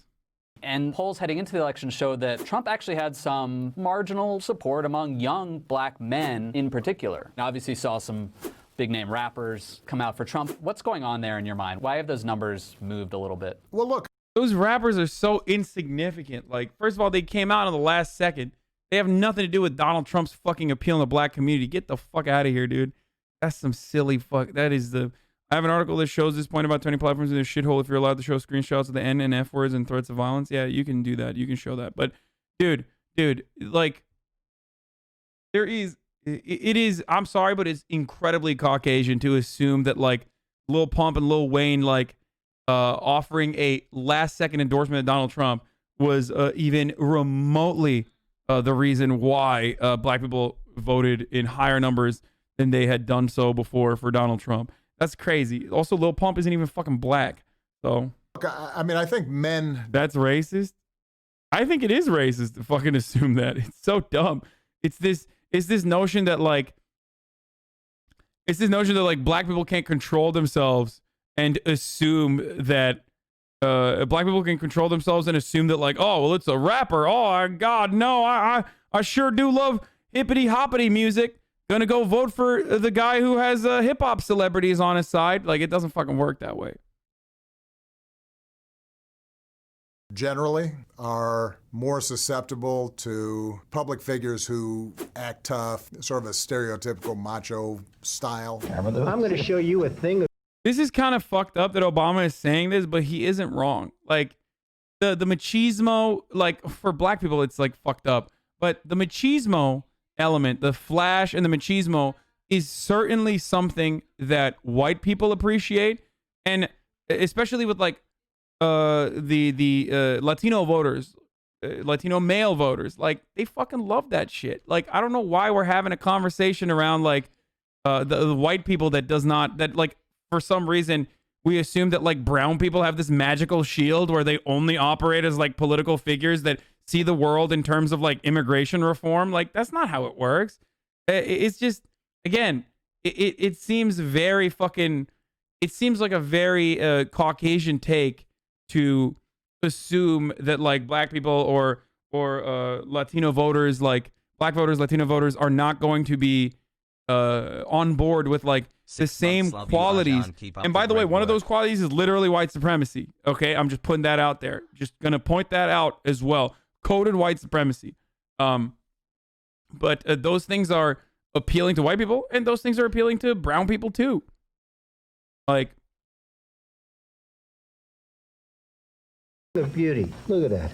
Are these flabby arms? Imagine saying anything's a very black take. You could hear me say that about something. Like, understandably, a person that has a better understanding of the black community, I would assume is like a black person. I would say like, yeah, this is like authentically black take. Would you be triggered by that too? Like you are right now? No, you wouldn't, because you're a fragile little baby who literally sits in my chat all fucking day and waits for the mention of white people from a white person himself, and so that you could be triggered like a big old bitch that you are. Okay? Half the time, whenever people, I just want you to be consistent. Yeah, suck my fucking consistent cock, you little fuck. I want you to fucking be consistent.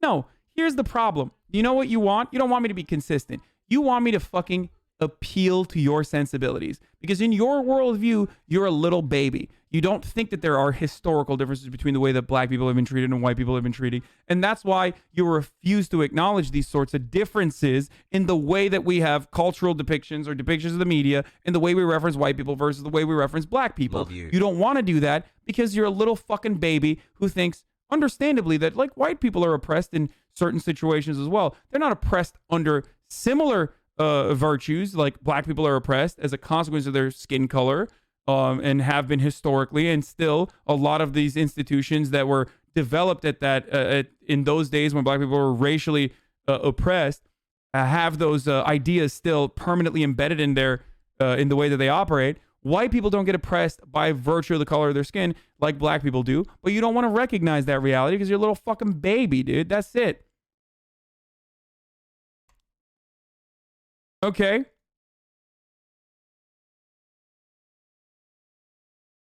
I literally type one thing in your chat and you assume my whole life story. So am I wrong with what I said then? Do you think there's a difference between the way that black people and white people have been treated historically and to this day? Do you think that white people do you think that white people in America have ever been victimized by the color of their skin? Hi. I'm waiting for your answer very quickly before I ban you.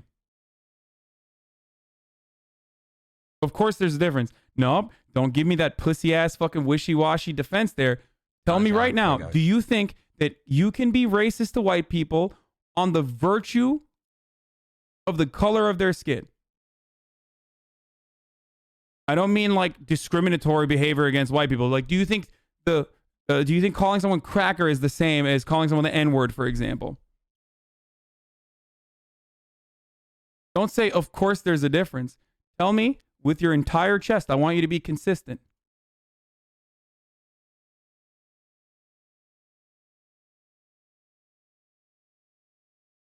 Still waiting.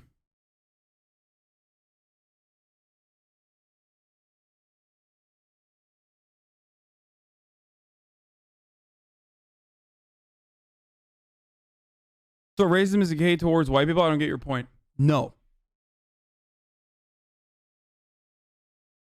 The difference in this circumstance, in the way that we treat certain marginalized communities by the virtue of their oppression, I don't know what else to say for you to believe that, bro. Wait, what?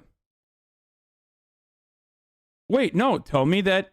No, I want you to tell me that, no, of course, as a consequence of historical oppression on racial boundaries, white people do not get oppressed by the virtue of the color of their skin in the same way that black people do. Otherwise, certainly white people are oppressed, but they're oppressed by capitalism. They're oppressed by their class position. They're oppressed because they're poor. They come from a poor family. They're oppressed in the similar circumstances that everyone else is oppressed on, but not because they are white. And if you recognize that that difference exists, then you wouldn't be such a fucking whiny little baby or try to fucking point out that, like, imagine saying that that's a very black take. You're a fragile little bitch. If you personally believe that there's a difference, they're oppressed in other ways. No ban, beat DS3. Like you've said before, I agree with this dude. Oh, okay. Thanks then. I'm glad that we are we're of the same mindset, brother. Thanks. No, don't try to DS3. I was just memeing your way out of this, you little shit. What is this? You know I had to do it to him. It's him. What? What is this?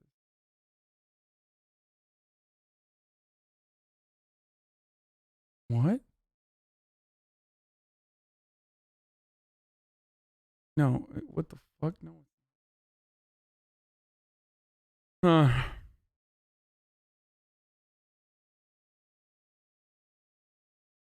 Okay, last question then. If you agree with me, I wasn't memeing at all, actually. I pointed out that because I was looking for consistency. They get oppressed in other ways.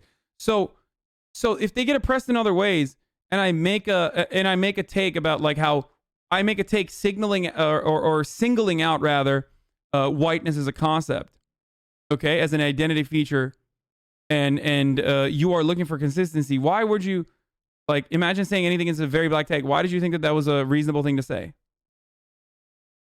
My dude, hey, my dude, here's a few Bezos bucks. Why would you? Why did you decide to say this then? Like, I'm just looking for consistency is so stupid because you understand that that would be technically consistent, but technically inconsistent. You would understand that you are my daddy and big brother. You would understand that, like, elite, I guess you're saying like, oh, this is a very black take, robbed of any sort of, devoid of any sort of other context, could in a lot of situations come across as deeply racist, regardless of the fact that you can't do that for white people. So why did you bring that up?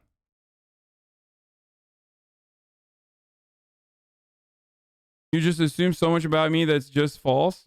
Hasan? Hello, why did you bring this up then? I love you, Hasan. Because it seems like you don't disagree with me. Why did you bring it up?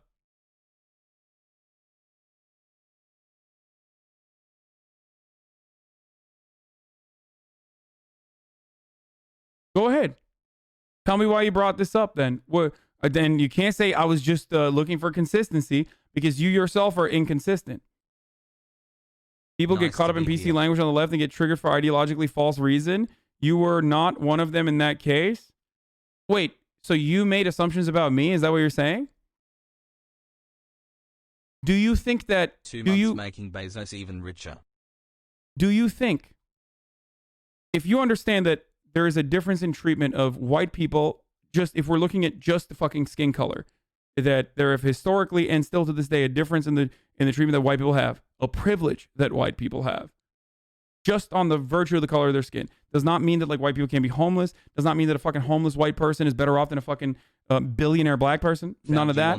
Obviously, I'm not saying that. But if you personally believe that with all other factors removed, if we're just looking at white people versus black people, there's a difference in treatment in the way that we talk about it, specifically because black people are marginalized historically and still to this day by the color of their skin, whereas white people are not. If you understand that and recognize that, you would never... Can we move on, Megalol? Why? Wait, I'm giving you exactly what you want. You wanted attention? You ordered it? I'm giving it to you. Why are you fucking running away from it now? Explain to me why this is an area where you're looking for consistency if you don't believe the underlying things that I just mentioned. Instead of banning you, I'm giving you. Instead of banning you, I'm giving you what you wanted. You wanted discourse, I'm giving you discourse. I got my Trump-loving mother to vote Democrat because of you. She loves you too. Thanks for everything, man. Again, it's enough. Stop blasting a single chatter like that.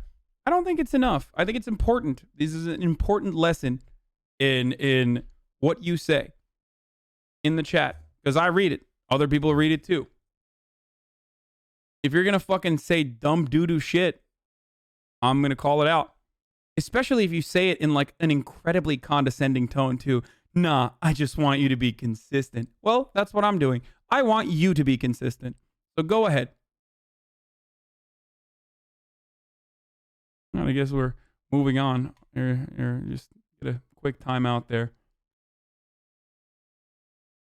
Bullshit. Problem, he's weaseling around the question because he's uncomfortable at being put on the spot in front of tens of thousands of people. You're not going to get anything out of him. Just remember the burning feeling of embarrassment. Your call, of course. Yeah. It's so sad when people fucking when people have these incredible takes that they are willing to put up, but as soon as it's under the fucking spotlight, like I'm under the spotlight every goddamn day. Every single thing that I do, every single thing that I fucking do is under the spotlight. Okay? You get to pick it apart all you want. Racism and hate towards white people by non-white people and other white people has been normalized so much that when someone calls out that they called crybabies and that's okay because white people have privilege and power. That's why he said, imagine if you said that that's a very black take. If you said that there would be pushback. Yes. Because they have racism and hate towards white people by non-white people is like saying the fucking hatred towards heterosexuals by homosexuals and lesbians and other members of the LGBTQ community. When something is a default position and has been historically and is to this day, you cannot fucking shit on people by virtue of the default position that they belong to. Okay? You can shit on them for other shit. You can make fun of a poor white person, okay? Not on the basis of their whiteness, but on the basis of their class position, and that's kind of fucked up. We still do it regardless because most people are not aware of classism and don't really focus on that too much. But like making fun of someone as for being white or being oblivious to the struggles of the black experience or some shit like that, that's ridiculous. If you're gonna cry about that and say anti-white racism is a problem, then I'm gonna make fun of you. Because you're ridiculous. And you are fragile. You are literally fragile. It's like crying about not having heterosexual Pride Day. Around and found out. It's the same shit.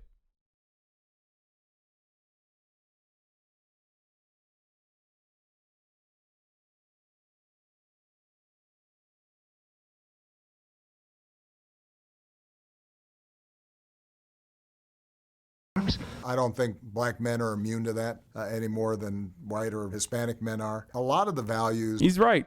He is right to a certain degree.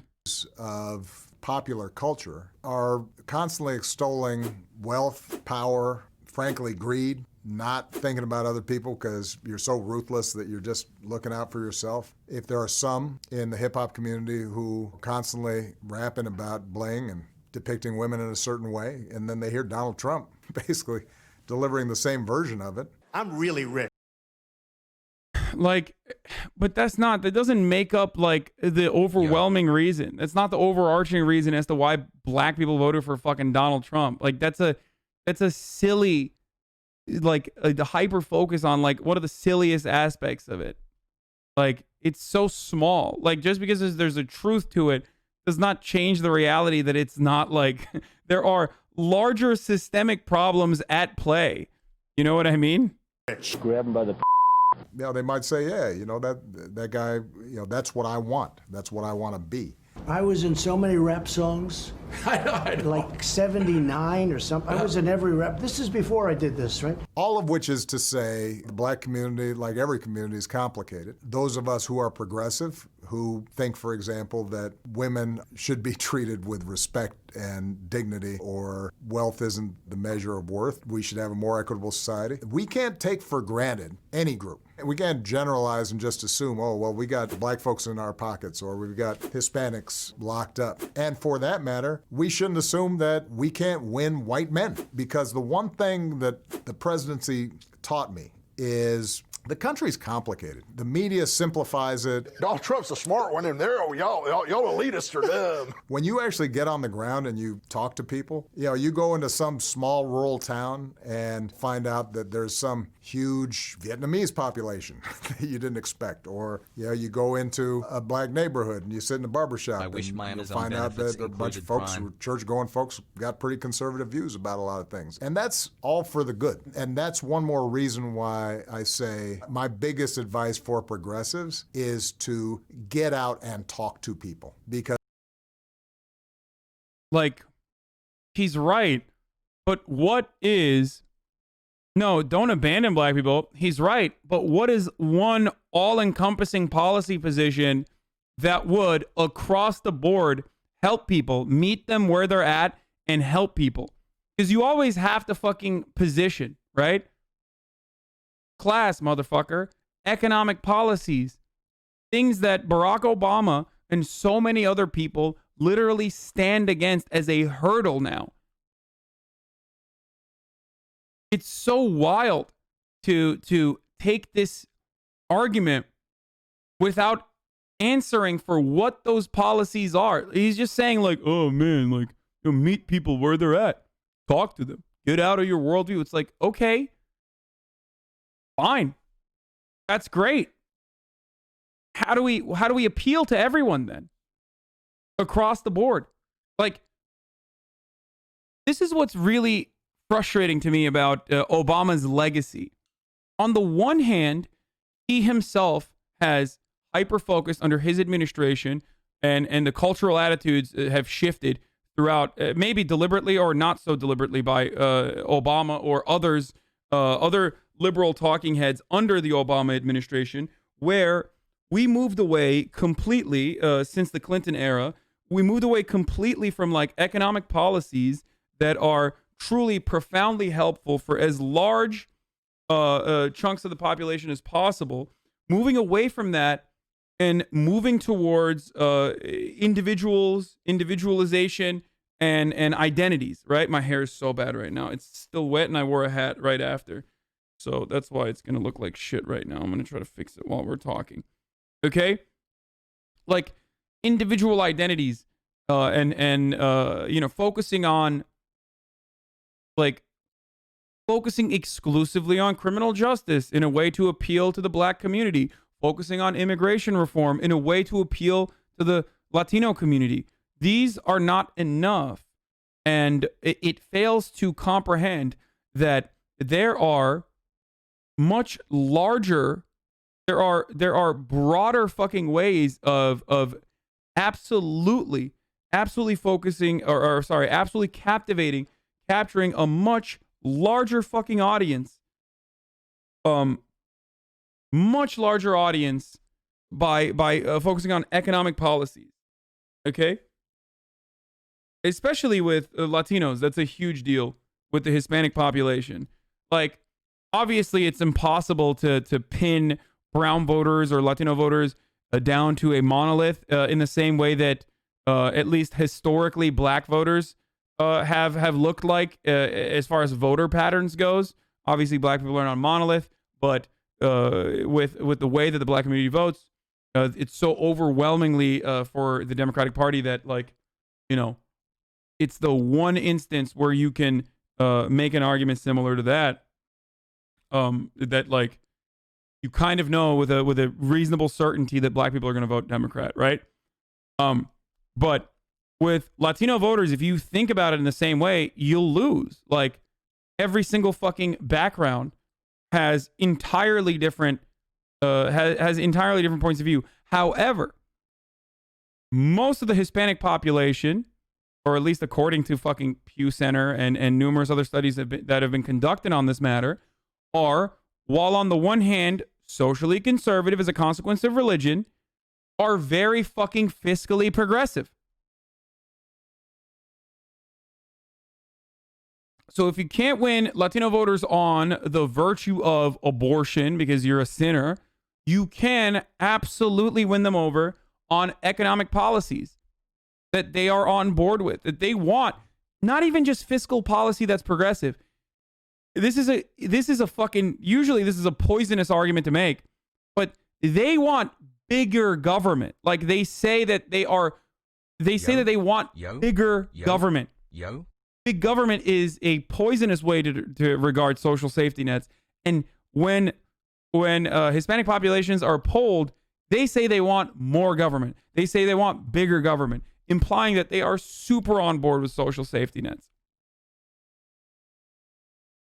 Because folks are always simple. You can't do anything without the Senate. That shouldn't stop you from fucking advocating for whatever you believe in. It's so dumb. It's so pathetic. It's so fucking stupid. Okay? It's so stupid.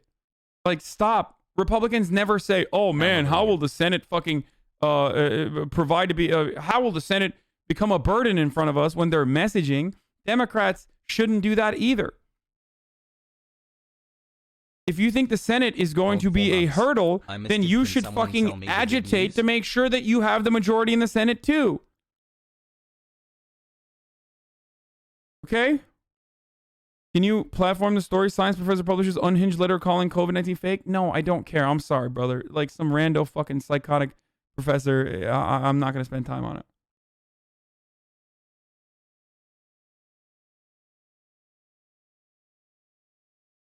Thanks for taking care of us all. Got my GFP struggles a lot. Please don't disrespect our former president like this. He did all he could. Yeah, he did all he could. He did all he could to fuck everything up.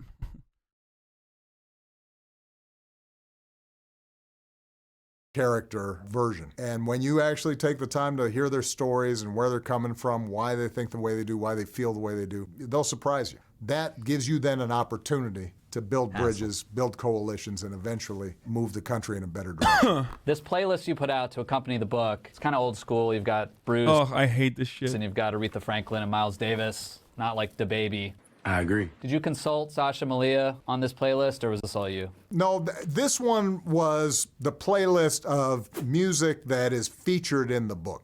Paul McCartney singing Michelle to Michelle. And so that's, in there. Or U2's A Beautiful Day is what we played during our campaign after speaking at a rally. My year-end oh my God, he put fucking U2 in it. Playlists. Those are the fresh cuts.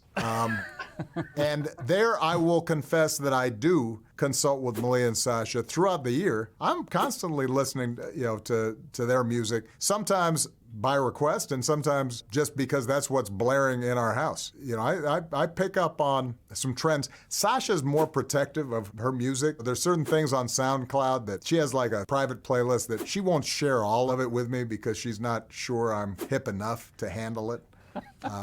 Republican operatives have been making the point for months that Democrats need to learn from Bill Clinton how to attract voters they don't usually get. They meant never Trumpers, but there's a bit of truth to the general idea. Yeah. Well, there are voters that have historically voted Democrat all around the country, okay? For a multitude of different reasons, whether it be fucking Dixiecrat voters or whether it be lifelong unionized voters that no longer have a union that's like grounding them to go out and vote for the Democrats. We can win those people back. Howdy. You can absolutely win those people back. You can absolutely speak to them and speak to the needs that they have. These are still people. It doesn't matter if they have bad opinions. It doesn't matter if they're fucking racist. Like, that's not how politics works. Okay? As long as you're not compromising on your fucking values personally, you should try to win them over.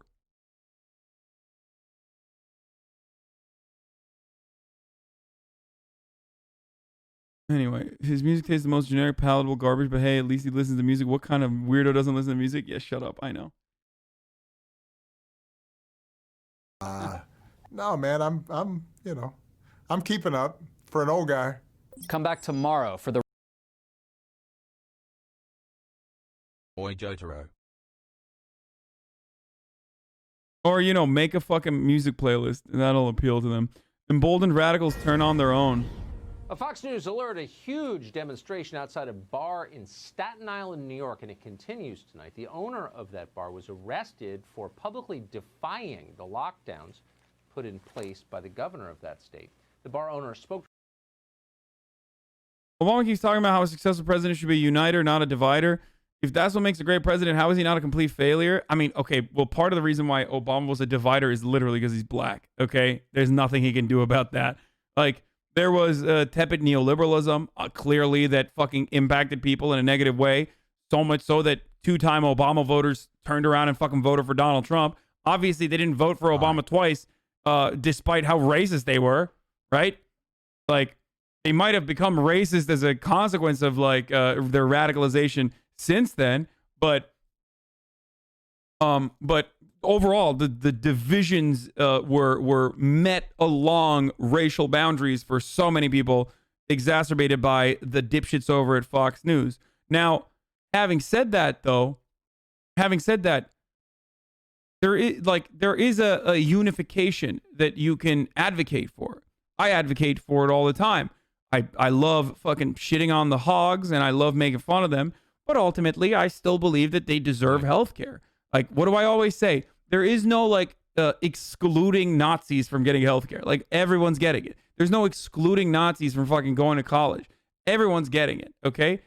This is why we need to have universal policies.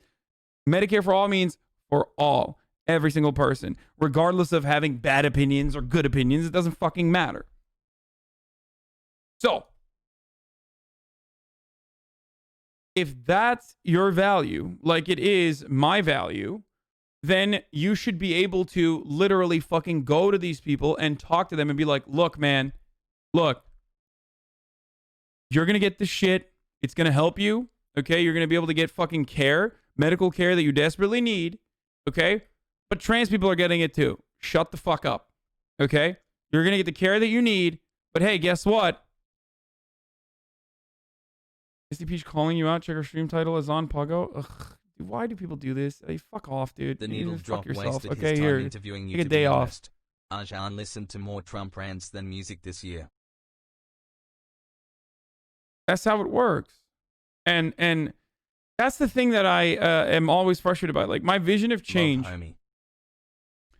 My vision of change revolves around bringing people on board to your coalition by advocating for things that helps them. Okay? Like that guy who keeps saying, you're so brainwashed and pathetic. There's plenty of evidence to show election fraud by Democrats. You won't cover Arizona or GA meetings because you're a dumb lib. You've ignored all my messages over the past week showing you proof.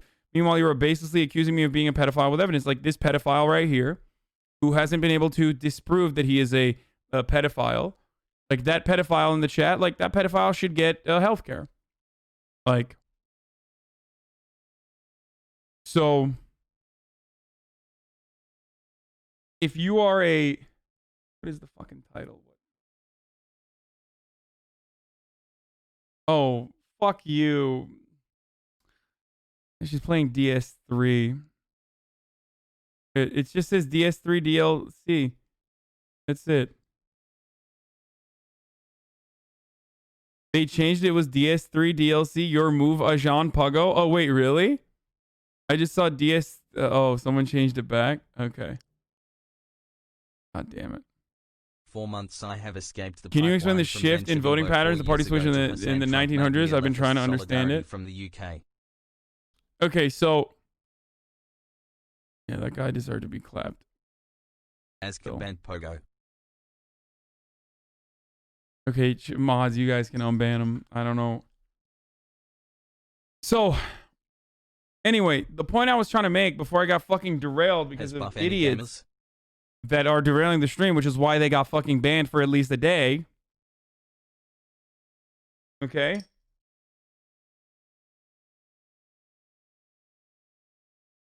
The point I was trying to make is that, like, if you're a fucking straight white dude or a straight black dude, let's say, not even a white dude, let's say straight black guy, okay? You're 45 years old, you're a straight black guy, middle class, okay? You have, your parents and yourself have been able to escape extreme poverty that was forced onto you in 1.5 generations. Okay? I was not about to explain the party switch of the 1900s. No, I'm not going to do that right now. Stop derailing me. There are certain privileged blind spots that you have. Politics is about transactions. It's about power and an allocation of resources and power, right? So, and it's transactional in nature. So you, as a straight black guy, have certain expectations from your politicians, right? And if your politicians are constantly and only talking about, like, I don't know, LGBT rights, and you're like, okay, well, this doesn't fully appeal to me. Maybe you don't even have a single LGBT member. Like, expecting people to be empathetic of every single other person's plight is silly. I'm sorry. We try to do that, but you have to build loyalty and you have to build on that empathy. Just simply expecting it to happen among the American population is not working. It's not a working solution. It has not worked, and it's demonstrably not going to work. Which is precisely why intersectionality has to feature class. There has to be an umbrella cause that grabs as many people as possible. And that, in my opinion, is economic policies that pertain to every single person.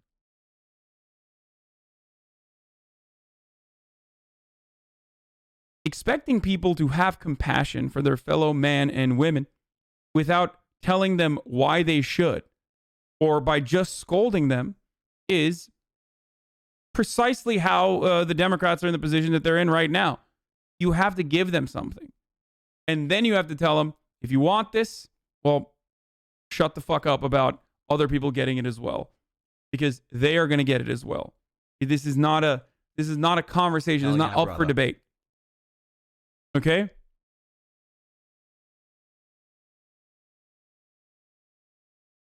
And people constantly get mad when I say stuff like this. People get mad when I say stuff like this because they say, oh, it's class reductionist. No. You don't understand what that is. You don't get where that's coming from. Like, assuming that people are going to be born with an understanding of compassion for their fucking fellow man is silly. It doesn't work that way. For some people, it does work that way, okay? Whether they are personally meet marginalized people from different backgrounds and develop a liking and understanding to their plight, okay? Or whether it's like media depictions, maybe cultural depictions that finally get them to come to terms with it. Sure, there are different reasons how you can develop empathy and develop compassion for and eradicate your privileged blind spots slowly but surely, but it takes a while. But to expect every single person to do that, that's not going to work.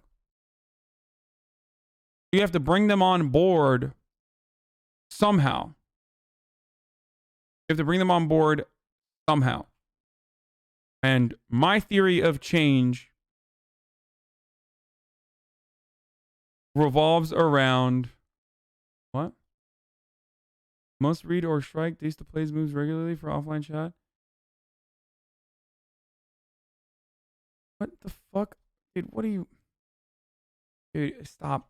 You guys are being so fucking stupid. Like, do you want me to really derail the stream further by reading some dumbass fucking Google Doc that you wrote? Really? Really? You want me to do that? You're not going to get the reaction that you want out of it currently. I'm just letting you know. If there's nearly 30,000 people in here. They're not going to like it. They keep making fun of me for pausing to make an important point that is not fully related to this video. You think they're going to like it if I go completely away from this and move on to something that's not even related to politics and related to the offline chat, which I love, but come on. Just a few minutes ago, nearly 2,000 people showed up outside his bar to protest his arrest. And as we said, many are still gathered there at this hour. We'll continue to keep an eye on this. Haven't seen anything like it before. Well, it's no secret, and of course we're told every day by the New York Times that BM King, prove to me that you are not a pedophile. You need to prove to me that you are not a pedophile, okay? You can't prove to me that you are not a pedophile. Sorry, you are a pedophile then. In the way that you operate, I'm just using it against you.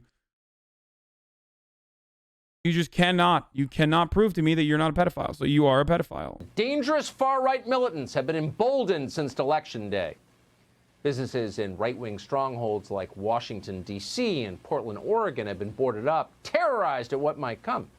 On Wednesday, our worst fears came to pass. A former president of the United States, and indeed a member of the Democratic Party, came out as a proud member of the alt-right, and he did it on the internet, on a political show without any hesitation at all. Watch this. I guess you can use a snappy slogan like defund the police, but you know you've lost a big audience the minute you say it, which makes it a lot less likely that you're actually going to get the changes you want done. The key is deciding, do you want to actually get something done, or do you want to feel good among the people you already agree with? So what really frustrates me about this take is that Tucker Carlson and others like him never do it. They love praising liberals when they do it, or cause division amongst the left, or even liberals and the left. But you've never heard Tucker Carlson do this. Like, he's gone so far as to fucking say that immigrants are disease laden, like they have diseases. Like, you think Tucker Carlson fucking gives a single shit about the moderates? No. So why would you ever in a million fucking years turn around and be like, well, look, like, Obama's right in this situation? Like, you're nuts. You're fucking nuts. Absolutely nuts. Republicans have never fucking thought about massaging their points of view or their psychopathic worldview in order to appeal to liberals, okay? They have other ways of trying to appeal to liberals. They have a big tent, they say. Okay? It's nuts. This notion that, like, you know, defund the police is not working or is just a bad argument is so silly one way or the other. If we have the same points of view, if we have the same opinions on policing in this country that is fundamentally broken and it is in desperate need of repair, and I believe that a lot of liberals claim that they have this point of view, don't really act on it. They don't really want to act on it overall, but I think that they claim that they have this point of view, then there's no reason to have a back and forth, because you don't fucking convince people with your snappy sloganeering, okay? You convince people with arguments. Republicans know this. You convince people with action. You convince people by applying pressure. You convince people with labor militancy, with strikes, work stoppages. The overemphasis on this slogan one way or the other is so transparently liberal. It's so aesthetics focused that it really is frustrating, especially when defund the police as a movement has been successful in, at the very least, reducing some of the funding in police budgets that have been hyperinflated in places like New York, in places like Los Angeles, and reappropriate those funds that have newly been freed up into social workers and other programs like that in Philly too. So it fucking worked. So people that are saying it doesn't work, or people that are saying defund the police is a bad slogan, are being silly. Why would you focus on this if you are an ally? Why is it that this is the back and forth conversation that you want to have? It's dumb. Wait, I got sub? What the fuck? I love Hasan. Okay, so can you post evidence showing that Biden didn't cheat? That's what I thought. Now read the evidence I posted so you can put it in the next SJW rate. So I can put you in the next SJW rage compilation after you get owned. Brother, you have no evidence that you are not a pedophile, okay? I might have to ban you now that you're a sub. You have no way to disprove that you are not a pedophile. You have no evidence. I've been waiting for it. The burden of proof is on you now to show me that you are not a pedophile, which is impossible, by the way.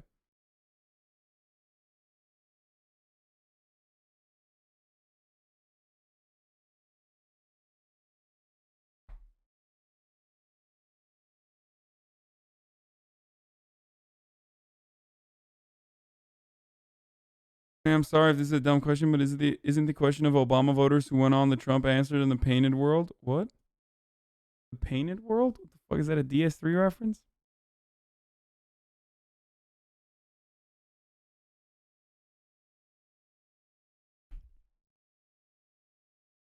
It's such a privileged point of view on this topic. You're expecting the typical American to not take this at face value. Americans are dumb. That's why build a wall is effective. It gets to the point. Defund the police doesn't explain policy at all. Yes, it does.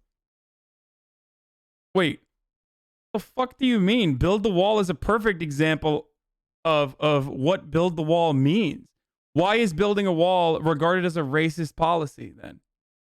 It's just building a wall. It's literally the same. It's just building a wall. Why is it regarded as a racist policy? Where are you building the wall? Where is the wall going? What does the wall represent?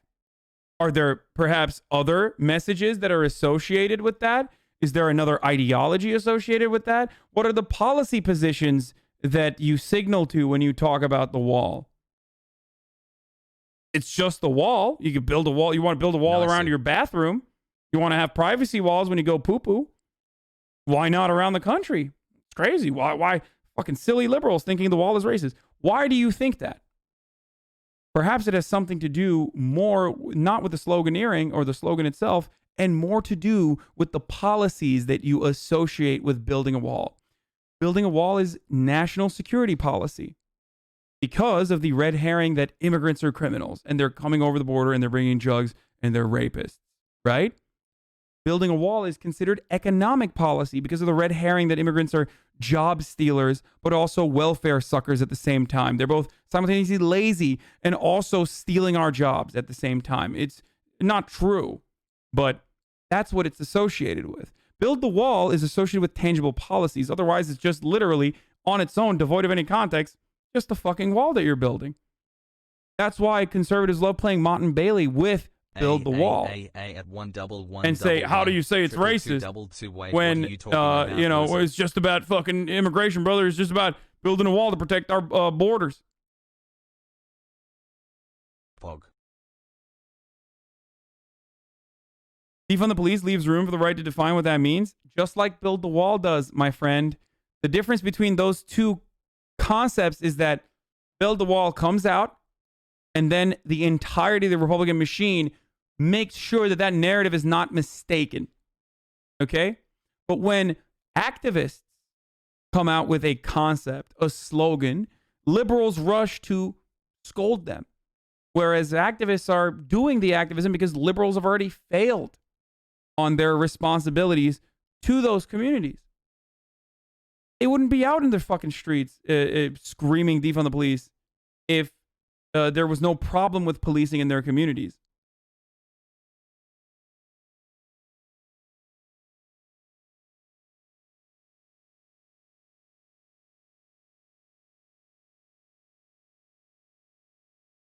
No policy can be reduced to a singular slogan. It's what you do with that slogan that matters. And that's precisely why, historically, every time there are policies, okay, TTS is done now, shut the fuck up, Royal Screen. I'm going to ban people that do this now. Like, I'm going to start banning people that think that this is like the cute way to resubscribe. Okay?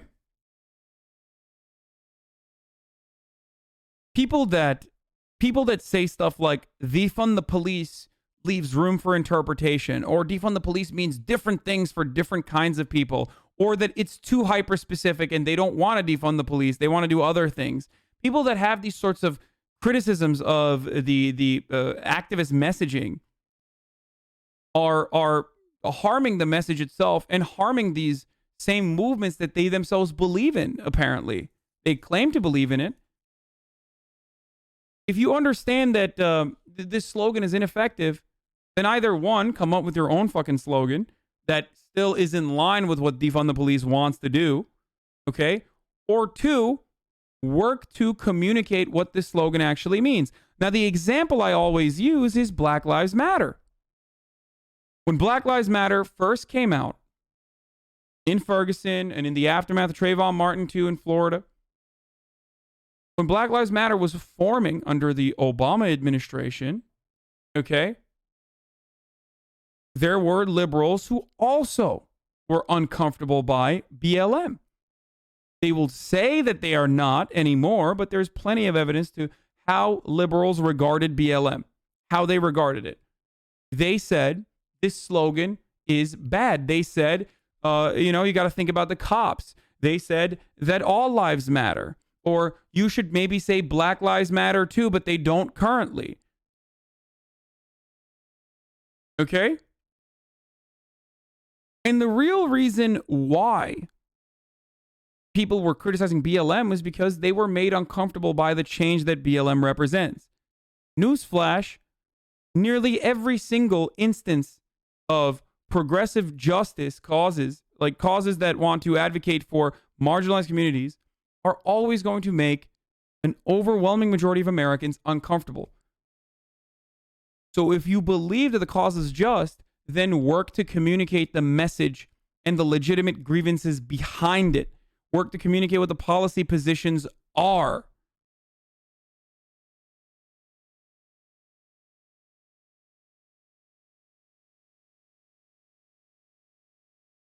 I love you, but this take lacks just a small but crucial bit of nuance. No, it doesn't. Liberals did not like Colin Kaepernick. Liberals did not like Black Lives Matter originally.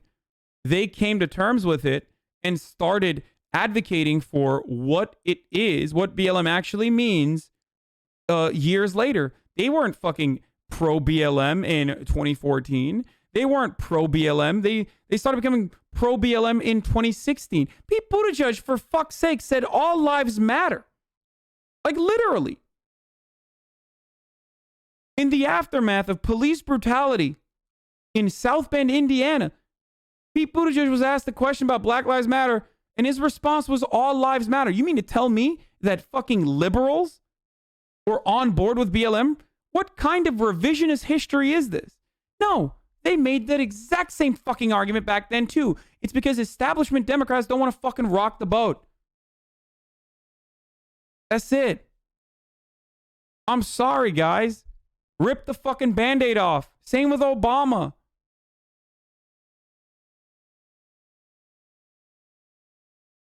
So if you find yourself constantly thinking about the optics of a certain slogan rather than the advocacy for what that slogan means, rather than communicating the legitimate grievances behind that slogan, you have to recognize at some point that you are also operating as an additional hurdle. You are a filter that is preventing that slogan and the narrative behind that slogan from reaching mass populations. Liberals do this a lot, maybe some on purpose or some inadvertently without recognizing what they're doing, but a lot of liberals do this. That's why there is the white moderate that Martin Luther King talked about as well. Okay?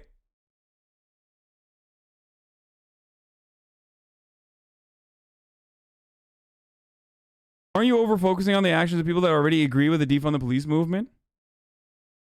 Yeah, I am, because those are people I can convince. People that think that like black people are terrorists who deserve to be over policed, I'm not going to convince them. Okay, but marketing 101, if your slogan can be easily manipulated or misconstrued by the other side, it's not a good slogan. Okay, tell me the difference why Black Lives Matter is no longer misconstrued by the other side as much, and it reached mainstream popularity.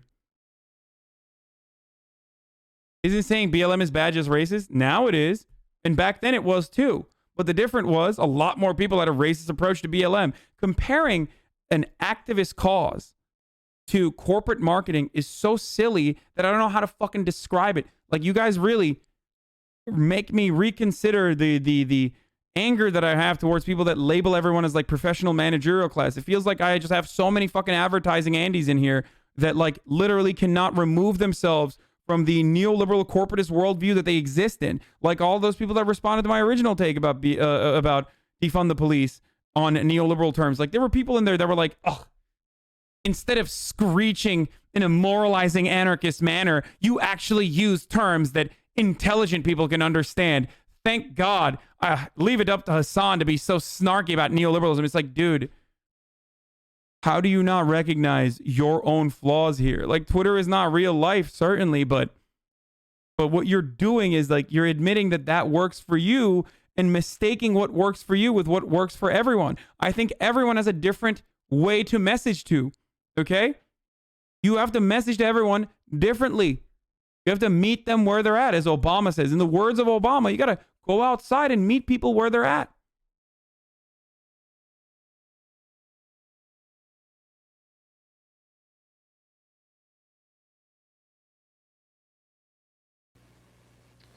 Yeah, you'd like to defund the police, but just don't tell anybody.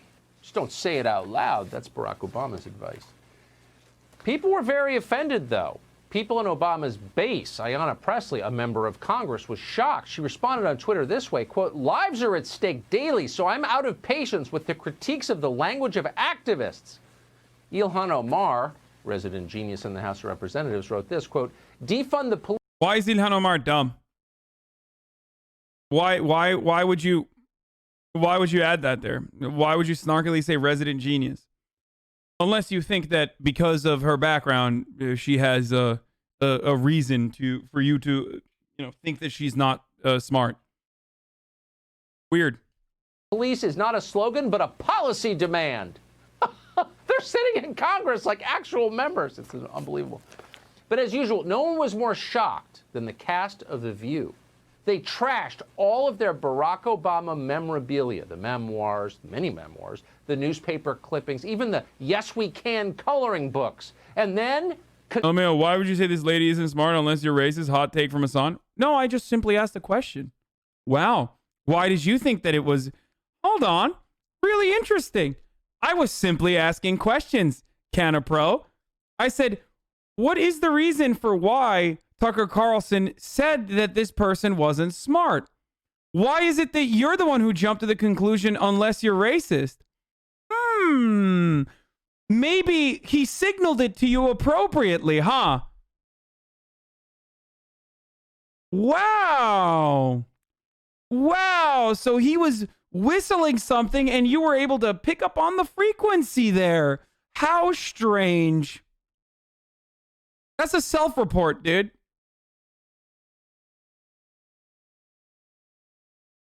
I was simply asking questions.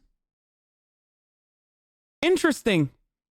Interesting of yourself to jump to the... Wow. Isn't that funny how that works? Isn't that funny how that fucking works? That you got the exactly what Tucker Carlson was trying to do. Cool.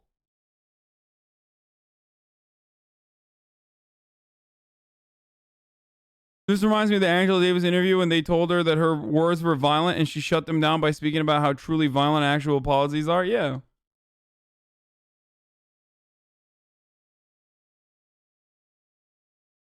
Consumed by fury, they went on the air.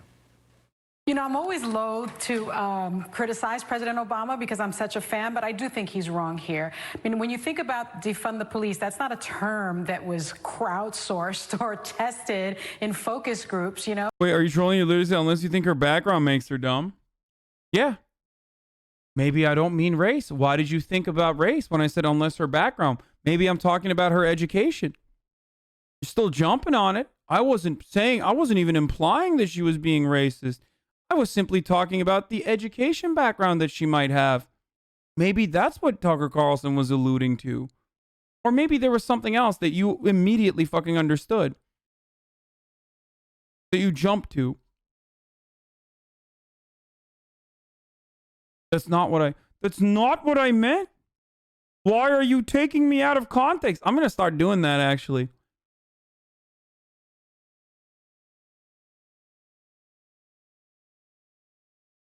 That's not what I meant. BLM is actually just a fucking liberal movement. It's like, holy shit, they've been invested in the corporatism for movie deals with Netflix and Warner Brothers. This is the funniest part about this argument is that, like, BLM is notoriously poisonous for the longest time. And once it's marketable, once it reaches a certain level of popularity and is, of course, co-opted and commoditized, co-opted by capital owners and commoditized as everything is because, you know, in the words of Lenin, or at least a quote that is misattributed to Lenin quite routinely, which is the capital owners will sell you the rope that you hang them on. Because they will literally fucking make money off of anything, including fucking movements that are impacting the status quo. You turn around and you say like, oh, well, it's fake now. It's not real. Like, shut the fuck up. It just means it's popular, you fucking idiot. Is your entire fucking worldview revolving around just contradicting like those who own capital no matter what? Like, do you assume that they're across the board if like an activist organization is like bad all of a sudden when they reach fucking peak popularity? Everything that's popular, you're just a hipster then. Thank you for the 73 subs, Anthropologist Journeys, by the way. Like, you're literally just a fucking hipster. Like, you're like, oh, well, once something becomes mainstream, that automatically disqualifies it from being a movement that has a just cause. Idiot. Seriously. It's like those fucking dipshits who think like every country that is against America is ultimately doing great things to its citizens because they're based anti-imperialists. And then you find yourself fucking aligning with like psychotic fucking leaders. More often than not, you might land on the right position because America is truly that horrible. Doesn't mean you're fucking right across the board. Isn't there some merit to the idea, though? The moment Black Lives Matter is no longer fucking doing advocacy for black lives, and the moment that Black Lives Matter fucking turns into like the pro-corporate 8 can wait type ordeal that is like actually fucking liberal astroturfing, the moment that happens, is the moment that you're correct. But to assume that like so many fucking organizers that dedicate themselves to uplifting black people or uplifting poor people across the board are now all of a sudden fucking, corporatists or all of a sudden are liars or whatever. I'm not talking about DeRay, motherfuckers. When have I ever fucking talked about DeRay? Does anyone think DeRay is a part of BLM still as an organizer? No, he's not. Shut the fuck up.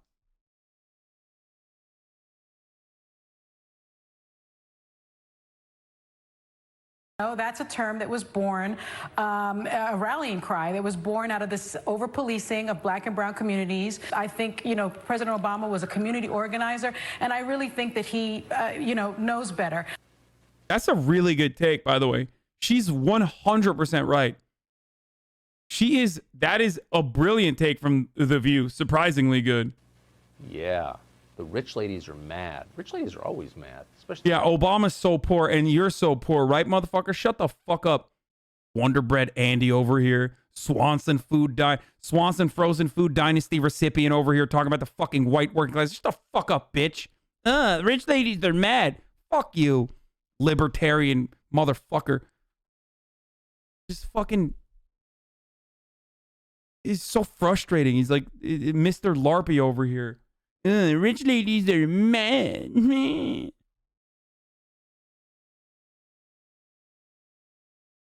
Liberals are so consumed by revisionist history that they think major progressive movements were ever popular. Every civil rights movement was hated but could not be ignored because of activism. Exactly. Anyway, it doesn't matter. It doesn't matter because ultimately you just got to do what you got to fucking do. You got to put your head down and you got to keep advocating. And you got to keep fighting, okay? The staggering pandemic numbers yet again There's tonight. nothing you can do. Liberals are going to lib. Conservatives are going to conserve. They're going to do whatever they can do. You just have to fucking keep pushing through.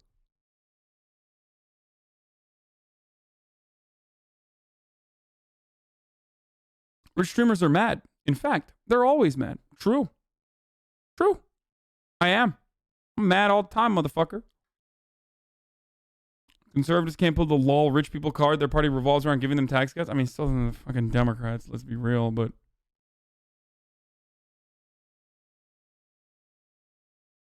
it doesn't matter what slogan people use anyway. Defund the police may not be a great slogan because it can be easily misunderstood and reframed the wrong way, but there's no easy solutions for that, and reframing would happen regardless of what slogan they use. There isn't a right answer, and I'm not going to criticize the people who put in the work if I didn't do the same. Exactly. Thank you for succinctly and in a very clever way describing this position that I hold on to and try to explain to so many people. Like, all we do is sit around and fucking be like, hey, I don't like this slogan. I don't like this slogan. It's a remarkably privileged position to have. Anyway, top of the hour, every hour, 6-second ad break coming to you right now. I 100% don't argue over the slogan because it just feeds the other side. Solidarity created a mainstream BLM movement. Thank you. Exactly. What's wrong with 8 Can't Wait? It does not feature any sort of significant reforms. Half of the shit that's on 8 Can't Wait is already pre-existing rules and regulations, like chokehold bans that already existed in New York that still took Eric Garner's life, and the fucking dude who did the chokehold still is getting pension from the NYPD. So it's just fucking silly, whitewashed, revisionist fucking liberal reforms. It's not enough.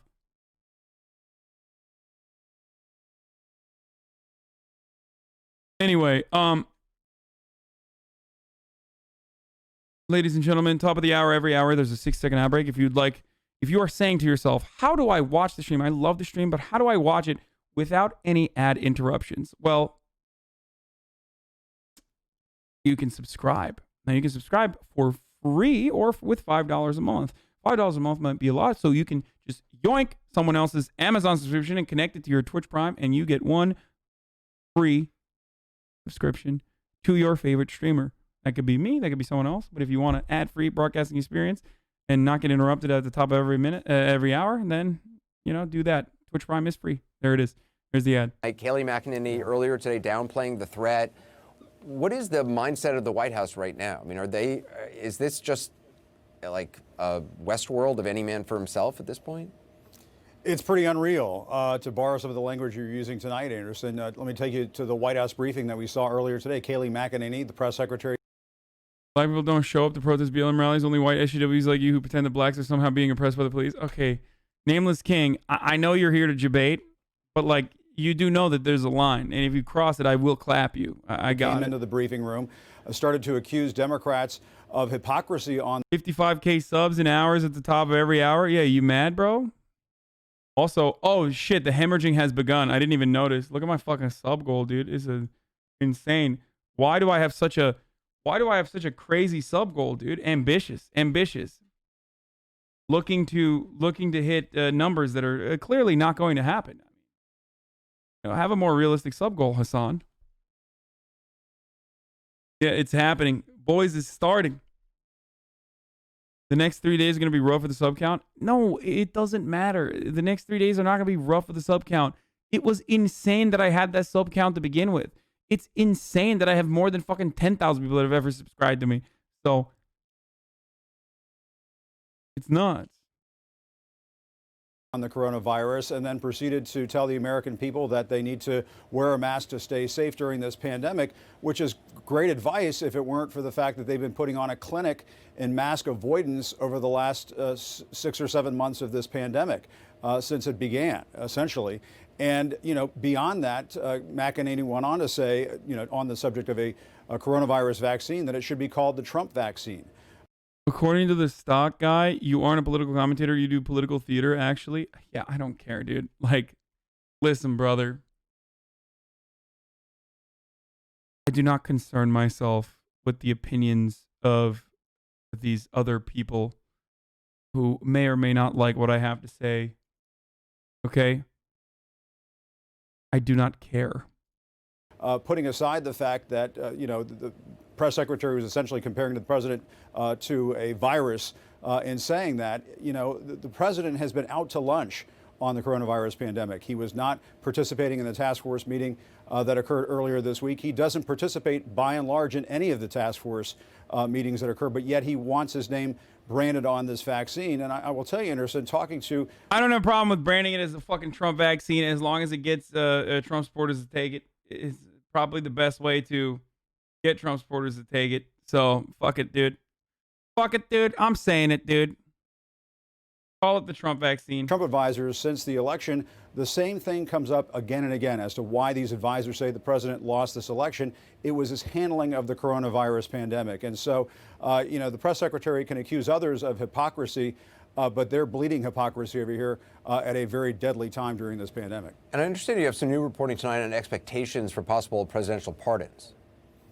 Oh, that's right. I talked to a source close to the White House who is close to the discussions on this, and this source said that the public should expect a flurry, that was the word used by this source, a flurry of pardons before President Trump leaves office. This source went on to say that among the president's advisors, there is a feeling that, yes, he can legally pardon members of his family, people like Ivanka Trump, Jared Kushner, Donald Trump Jr., his personal attorney, Rudy Giuliani, and that legally, this advisor said, other advisors feel that, yes, the president could go ahead and pardon himself, never mind the fact that constitutional scholars say that is not constitutional. The president appears to be in a mood to try it out, and his advisors seem to be supporting him at this point. Jim Acosta, appreciate it. More now on all that and the very real needs that so many Americans have going into what could be a grim holiday season. Joining us is Vermont Senator and former Democratic presidential candidate Bernie Sanders. Senator Sanders, thanks for being with us.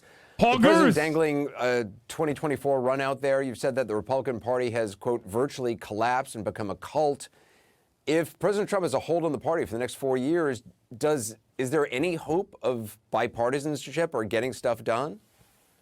Well, it's hard to say, Anderson, but what is unbelievably disappointing is that when you have a president who is working overtime to sabotage and destroy American democracy.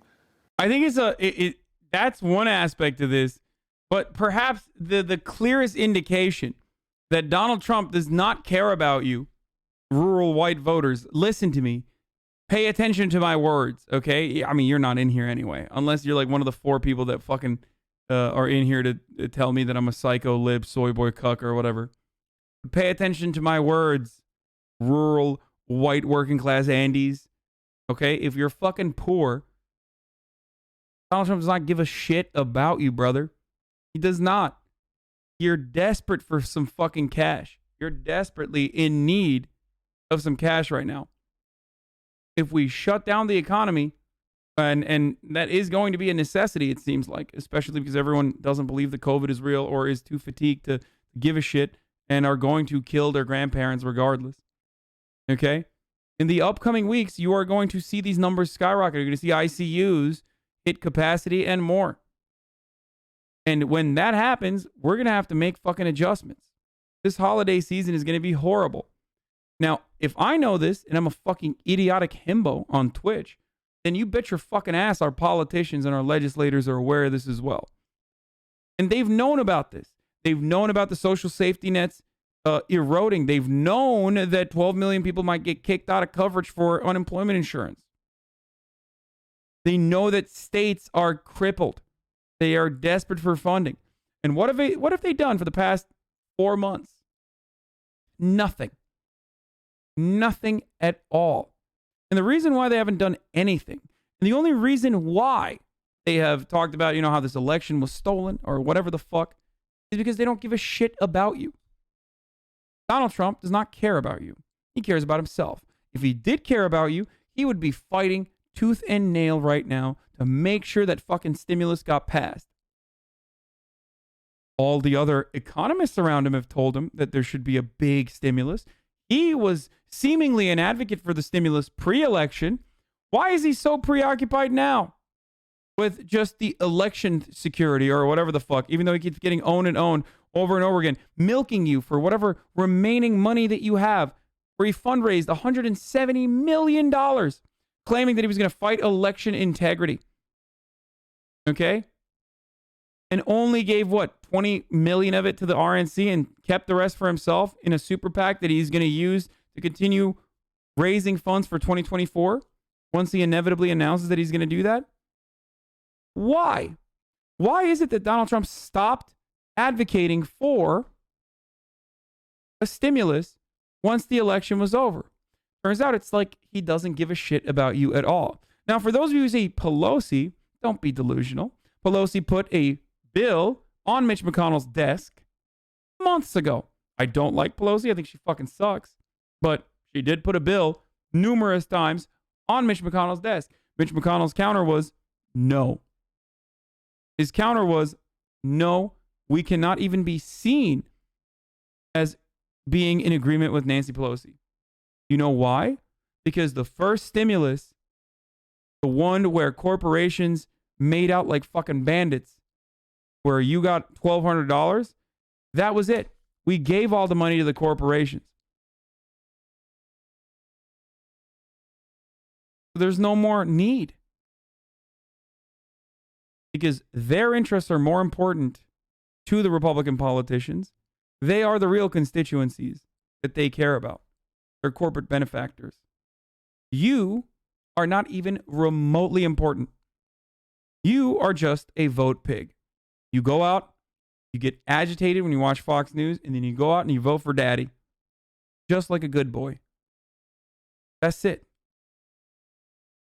And now you're suffering. And you're getting more and more angry. The television man is telling you that it's because of the liberals. You get even angry at the liberals. But guess what? It's not like the liberals were in power for the past 4 years. And even when liberals get in power, they're probably still not going to have power because they're cucks. And they don't give a fuck about you either. But at least they make an argument for you sometimes. At least they accidentally land on the right side on certain issues.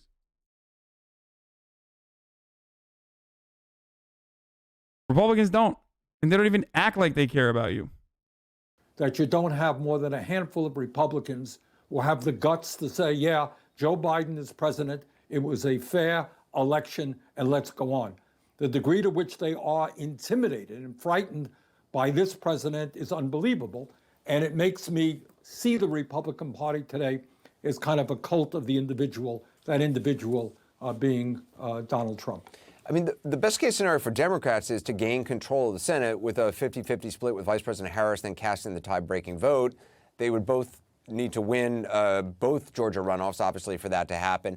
If don't pull off those victories, what does it mean for Democrats in terms of actually getting things done during this administration? Obviously, look, Democrats, you have, Joe Biden have been talking about a lot of big ideas.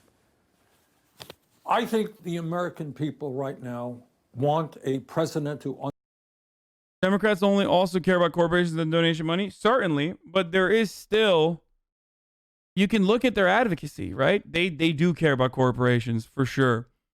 And it's not enough. Their relief efforts are not enough. But you can't really say that they haven't at least tried or made it seem like they fucking give a shit about workers. They did put together a proposal. Like, they did. That proposal had necessary funds. Republicans are the ones who said, fuck no.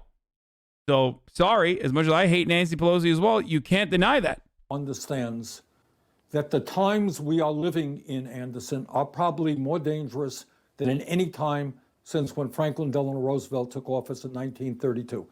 So you got the COVID pandemic, which has to be dealt. You got an economic collapse. Millions of people tonight are struggling to put food on the table.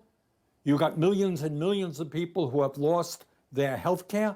They are unemployed. All the while, we're seeing a massive increase in income and wealth inequality. And I think what the American people want is for Joe Biden to get out there and say, you know what?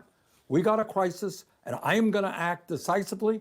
I'm going to use my executive orders when I can, and if not, I will demand that... Both sides' argument is old and tiresome. Yeah, both sides cater to corporations, but one side is demonstrably worse every single time. Yeah, I mean, I agree.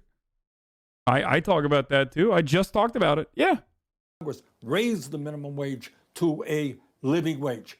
I'm going to demand that workers, women, get equal pay for equal work, that we cover all people during this pandemic with health care, that we lower the outrageously high cost of prescription drugs. We deal with the racism within our criminal justice system. We deal with immigration reform. I believe that that is what the American people want, and I believe we will succeed. Obviously, it will be easier if we win those 2 seats in Georgia, much easier. But even not, I think that is an agenda that the working people of this country want, who are today in worse shape economically than at any time since the Great Depression. A lot of what you're saying, though, depends on, you know, I remember talking to you in the past, and I don't want to misquote you on, but just I remember you saying that to get some of these things accomplished requires not only an outpouring at the ballot box, but also an ongoing outpouring of people being involved. That's right. And there's a lot of folks, and I'm wondering if you get this sense, who are sort of exhausted and, you know, they feel Joe Biden got elected, Democrats, and now maybe are taking their foot off the gas pedal. Well, we can't afford to do that. And I know that there are incredible grassroots organizations who are working in Georgia, working all over this country, bringing working people together to demand that we create an economy that works for all of us and not just the few. And I think that if you had a President Biden, a Vice President Harris, going to Kentucky and asking the workers there whether they're satisfied with a $7.25 an hour minimum wage, you know what? I think Mitch McConnell may start to move. And I think that's true for Republican senators all over the country. The truth is that today people are hurting in a way that we have not hurt for generations. People want action. And I think if the Biden administration is strong and forceful and comes out with a list of proposals and the American people are saying, yeah, that's what we need. Of course we should cover health care for all. Of course we got to stop being ripped off by the drug companies who charge us 10 times more for insulin than they do in Canada. Let's go, Joe. Let's do it. And if we can rally the American people, even if we don't control the Senate, I think we can get a hell of a lot done. Just in terms of I want to ask you where you see stimulus negotiations heading right now, Speaker. Like, people misunderstand my position. There's a lot of fucking haters on the internet, and people misunderstand my position about the Georgia runoffs. Do I think that Georgia will go to the Democrats? I don't. Personally, I don't. Do I want it to? Yes, of course I do. Now, I might disagree with the worldview or ideology of John Ossoff, for example, and I might be extremely critical of him. But ultimately, I understand that if you want anything done at all in a Democratic majority is a must. Okay? That's just the truth. It's a must. You can't do anything else. Like, Republicans are not going to fucking push for stimulus. Will Democrats push for a shitty, tepid, middle of the ground, awful fucking stimulus package? Certainly. But that's still better than nothing, okay? And it's a necessity at this point. You got to fucking do anything you can. Okay? You got to do anything you can in this situation. So I understand why people like Bernie Sanders and others and advocate for this sort of thing. Like, I get it. It's like working with a half chub as opposed to no chub at all. Yeah. Is the HEROES Act really that bad? It expands unemployment benefits and does a lot of good stuff. Oh, no, absolutely. But that's not what we are going to be working with in the end.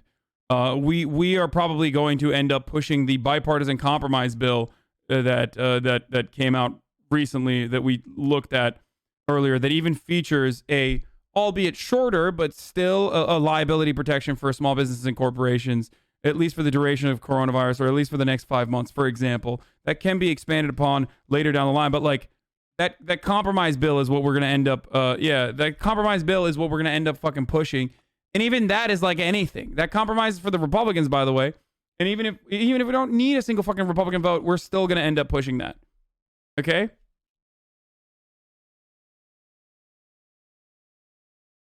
Democrats have stated it's a base. They are pushing for much more, apparently, especially for back pay for unemployment benefits. Yeah.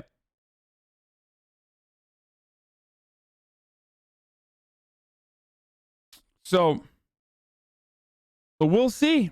We'll see what happens. But here's what won't happen. Or here's what will happen without a shred of a doubt. If Loeffler and Perdue win, and Ossoff and Warnock lose, and Republicans maintain majority, you will not see a fucking dime. You will see whatever Mitch McConnell wants you to see, which will probably be nothing. Dude, who outside of McConnell on the Republican side actually wants to kill assistants? So many. Are you kidding me? So many Republicans want to kill assistants. That's why Mitch McConnell is saying, that's why Mitch McConnell doesn't want to fucking do it. The reason why they don't want to do it is because they can't even be seen as compromising with the Democrats. That's the difference between the Republican Party and the Democratic Party, is that if you even are seen as compromising with the Democrats, even if it's something that's helpful, that can be used against you in the primaries by a more conservative, more Trumpian Republican Party advocate, a Republican Party legislator. That's literally the reason. If you ask Republicans, they'll tell you. They have. Pelosi, Minority Leader Schumer have said the bipartisan proposal made yesterday should be used as a basis for talks. Do you think they'll actually be able to compromise with McConnell on get something done? Well, I think, in all due respect to Leader McConnell, what he brought, his proposal is literally laughable. He doesn't have a nickel for unemployment supplements. We provided in the past at least $600 a week. He doesn't have a penny. All over this country, people are worried about being evicted. There's no $1,200. If there is no corporate subsidies that are fat as fuck like the previous stimulus, in the absence of like massive gifts to corporations, you're not going to see a dime. Okay? Because those are the two reasons why Republicans legislate. Are corporations making out like a bandit from this? What can they get out of this deal? And how much can we get away with not giving to the American people while simultaneously doing the unthinkable, which is cooperate with Democrats, making them look good, I guess, or making themselves rather look bad because they cooperated with the Democrats. It's not AOC that's the big villain. I mean, AOC is regarded as a villain by media circles, certainly. But the real big villain is Nancy Pelosi. That's what most people refuse to recognize, refuse to acknowledge. It's Nancy Pelosi. You really are going to sign a Nancy Pelosi bill? Well, get out of town, brother, because now we have a new football coach by the name of, Tupper Tuberville. who is now going to, or swashbuckling Buckley, who's now going to fucking primary you. Shit. Sorry. Yeah, he believes COVID is fake, unlike you pussy. You work with Nancy Pelosi to give the fucking poor his money. And guess what? That means you gave black and brown people money. Fucking bullshit, dude. These are welfare queens that you gave money to. That's it. That's how it works on the Republican side. That's what they're afraid of.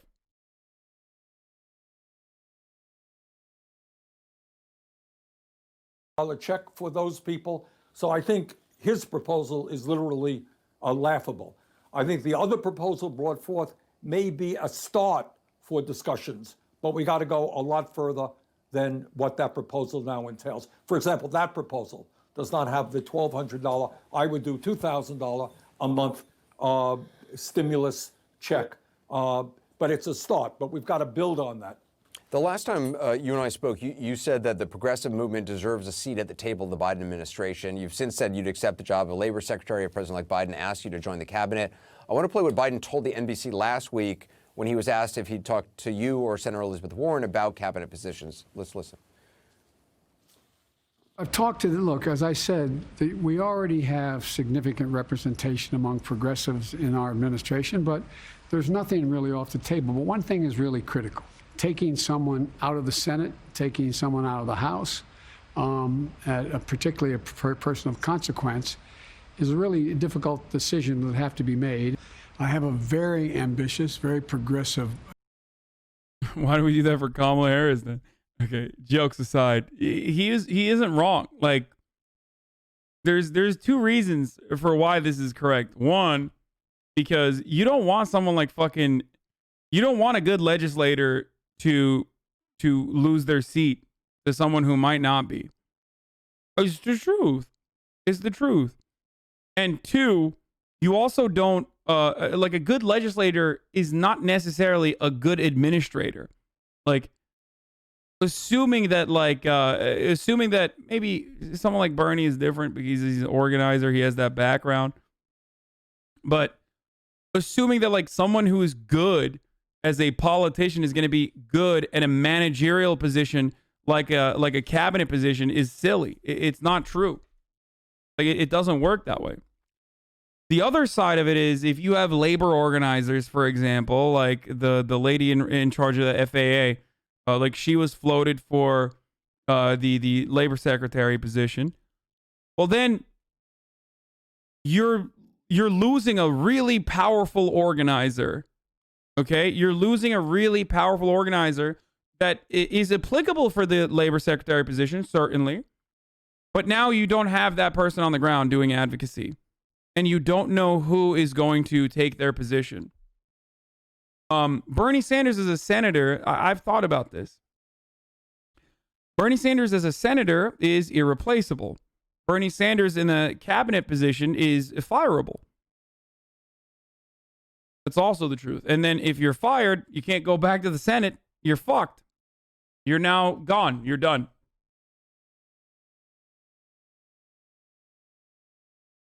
So you got to think about it from that point too. So he's not entirely wrong with his takes on this agenda. And it's going to take really strong leaders in the House and Senate to get it done. What's your response to that? Well, my response is on two responses. Number one, I think I did originally say it would be amazing if Bernie was head of labor. I did say that. I'm going back on it. I've thought more about it. That's what I'm saying. Yeah.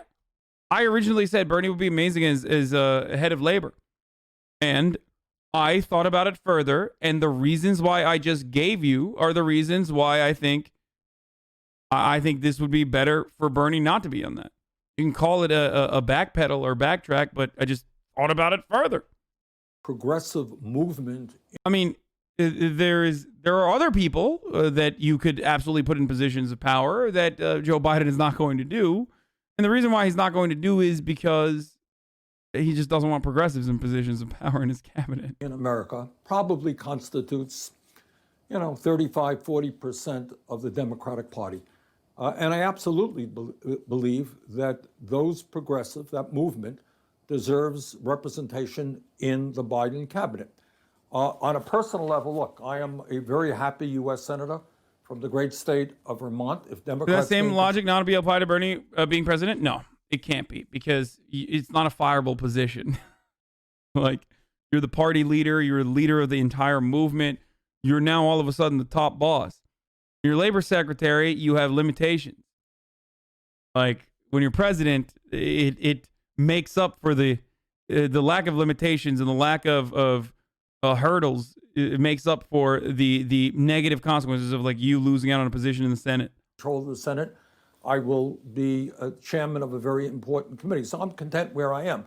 But I do believe that the progressive movement deserves strong representation and has earned a strong representation in the Biden cabinet so that we can go forward and fight for the needs of a working class and a middle class today that are really hurting. Senator Sanders, appreciate your time. Now, last night, something happened on this.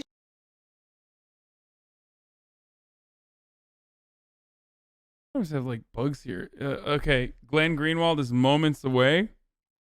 Okay, I'm not gonna watch this. This sucks. Representative Katie Porter calls BS on Secretary Steve Mnuchin in exchange. Are you in heated exchange? fact a lawyer? I love Katie Porter. I'm a big lib for Katie. I'm reading aloud now from Section 4027 of the CARES Act. On or after January 1, 2026, any funds that are remaining shall be transferred to the general fund. She's great, dude. First of all, proof that progressives can flip fucking red districts. 1, 2, she's a bit of a Warrenite, but ultimately she's so fucking good. She is one example, Keg W. Okay. I'm like, there haven't been that many progressives that have tried to flip red districts, brother. So, especially with a lack of fucking funds. So I'll take it. It's a long shot regardless, no matter what the fuck happens. So when someone is able to raise enough funds to be able to be competitive in a red race, I think that's a pretty fucking big deal.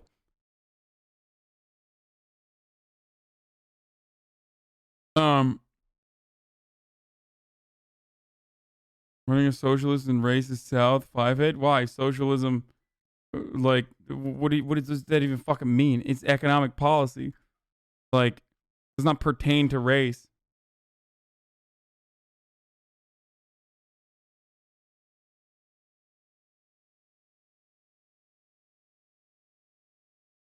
In other words, set back to the Treasury.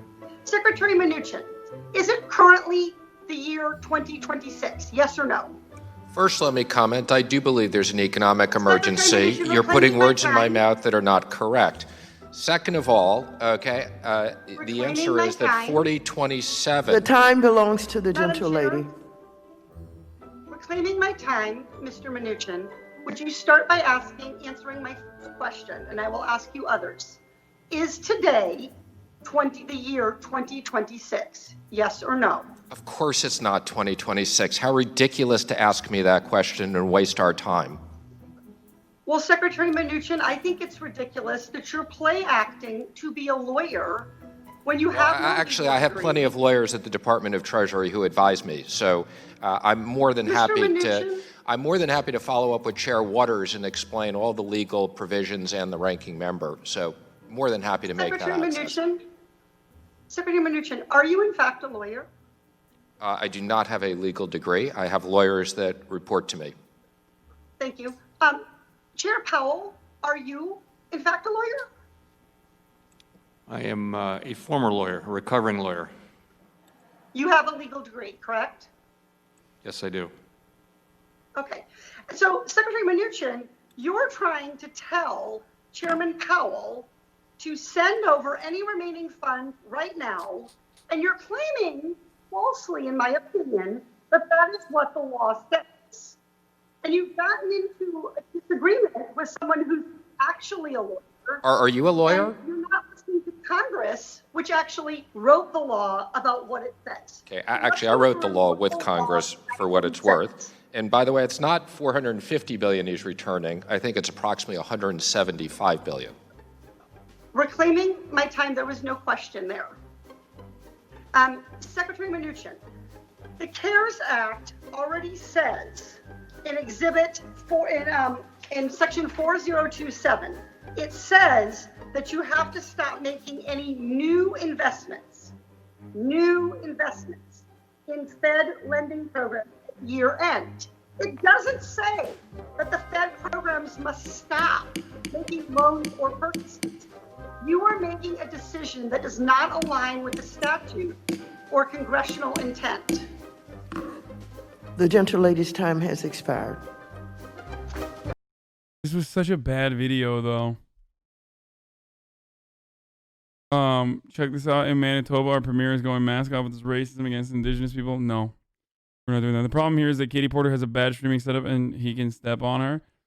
What is this? Just hopped on the stream, just woman who's flustered? No, she's not fucking flustered. She has a lot better videos, to be honest. It's the striking old indictment by Adolph Reed, by the way. What is this? Over. But we end up with a Republican, a Rockefeller Republican in blackface with Barack Obama. So that our struggle in regard to poverty intensifies. That's a pretty rough assessment of President Obama. Oh, that's what... Amy Goodman's not going to fucking... She's way too woke to let that slide. Like... We have. That's what we have. Richard Nixon is to the left of him on health care. Richard Nixon's to the left of him on guaranteed income. And the same policies in terms of imperial foreign policy is at work. I mean, I'm glad there was not a right-wing takeover. After Joe's nomination. But we end. People think that Obama is Martin Luther King Jr. Excuse me. Martin Luther King Jr. shed blood in Memphis. From that blood and the soil in which that blood was mixed sprouted every ability of black people in a post-King era to survive. When that martyrdom rose up, it was 40 years from King's assassination to Obama's inauguration. So don't tell me you stencil his face next to King's and they're the same. You think Obama is Moses. He is not Moses. He's Pharaoh. Black people think. Did you know Cornel West was in the Matrix? Wait.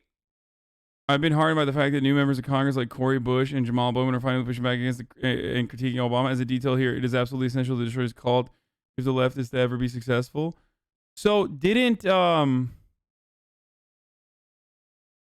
isn't this dude, what's his name? Am I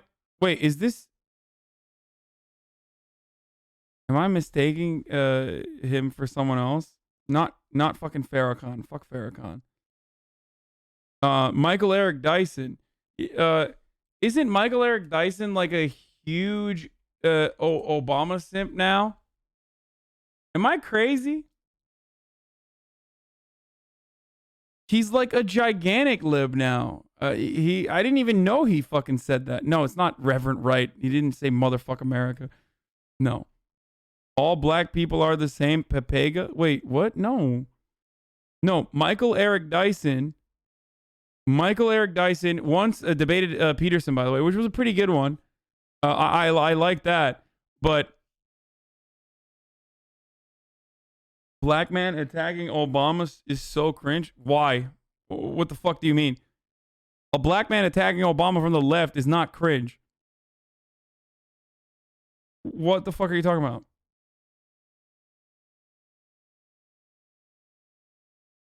Yeah, he's like kind of a big time lib now.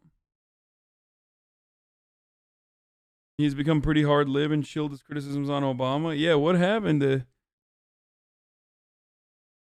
interesting.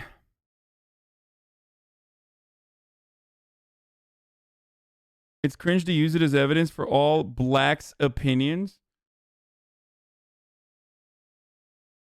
Who's doing that? My man said blacks. As soon as someone says blacks. Oh, Lee Fong, had a take that this young Walken is criticizing. Why would any hyper-educated lefty care about the rhetoric that resonates with people who shop at Walmart? For the prep school left, politics is a fashion statement, a way of showing off exquisite taste and subcultural knowledge. The phrase shop at Walmart really punctuates how people like this have an understanding of class that is largely based on cultural signifiers and consumption choices. It's faux populism obsessed with rhetoric and aesthetics with absolutely no grounding in anything material or tangible, a totally blinkered worldview. Not sure who needs to hear this. And I see this a lot, man. I'm seeing this a lot with people that I have respect for, with people that are really caught up, in like being the fucking whisperer of the working class, I guess, on Twitter. And that shit really frustrates me because it's just like, it's culture war shit. Like you're literally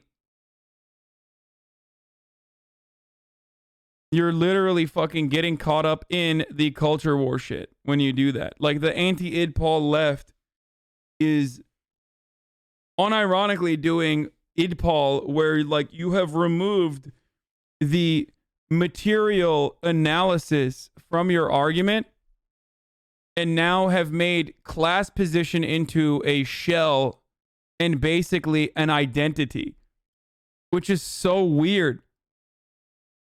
Like, it's so odd that you like have this point of view. You who are you agreeing with here? Not Lee. I'm agreeing with this person's take. There is this notion that if you want to be working class, like, first of all, everybody likes to laugh, and people laugh at racist shit from time to time. That's just the reality. Okay, that's just how it works. Like, black people laugh at racist shit, white people laugh at racist shit, brown people laugh at racist shit. It's just racism can be funny from time to time, and there is definitely potty humor.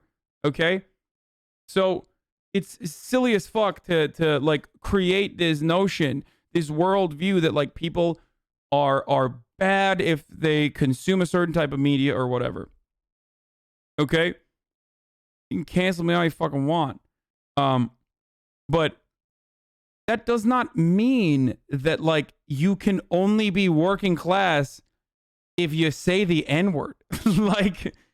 like there is this idea within Stupid Poll, and I see this growing with like grifter lefties that want to fucking make a killing, I guess, by trying to win over as many people in the anti-SJW movement that absolutely hyper focus. Guys, I'm not talking about Pepe Le Pew. Please stop. Every argument that I make is not about your fucking other intellectual daddy on Twitch. Okay, stop. Completely irrelevant in this conversation. Like,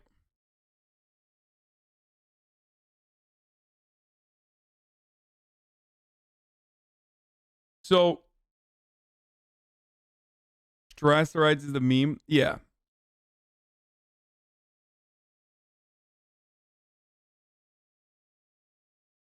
We should nuke it. We should just ban it.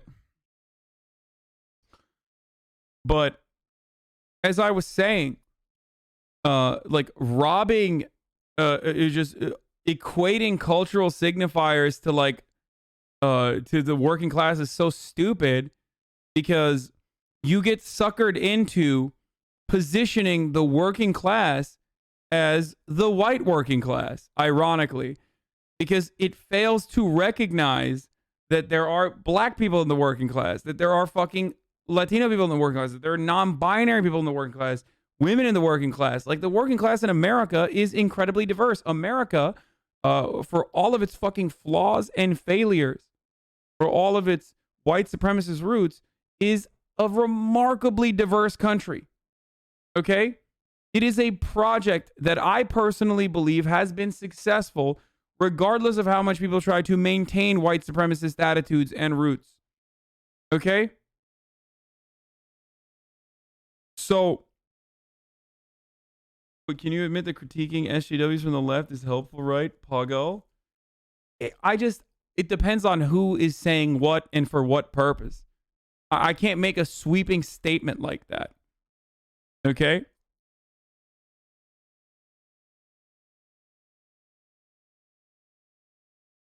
Like,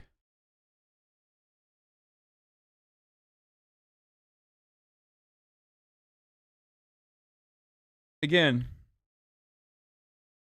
thinking that no one in the working class has the capacity to fucking care for one another is silly. Like, like that, I don't know, making, like trans acceptance is like anti-working class is a fucking dumb take. Trans people in the working class too. Okay? It's fucking silly. Now, having said that, that's a point for not compromising on values. But having said that, of course, like when you're approaching people, when you're trying to appeal to a broad scope of the public, you got to hit them with something that they care about. Kitchen table issues that they give a fuck about. Okay? Trans people are majority working class. It's ridiculous. Yeah, exactly. It's not fucking like it's not Elliot Page and Caitlyn Jenner. Okay, that's not that's like outliers or Laverne Cox, right? I think is another famous trans person. Like these are fucking outliers. Okay, it's random people that you see at the fucking grocery store. Okay, like they're at the cash register. People that you didn't even know are fucking trans. Like, that's it. Anyway.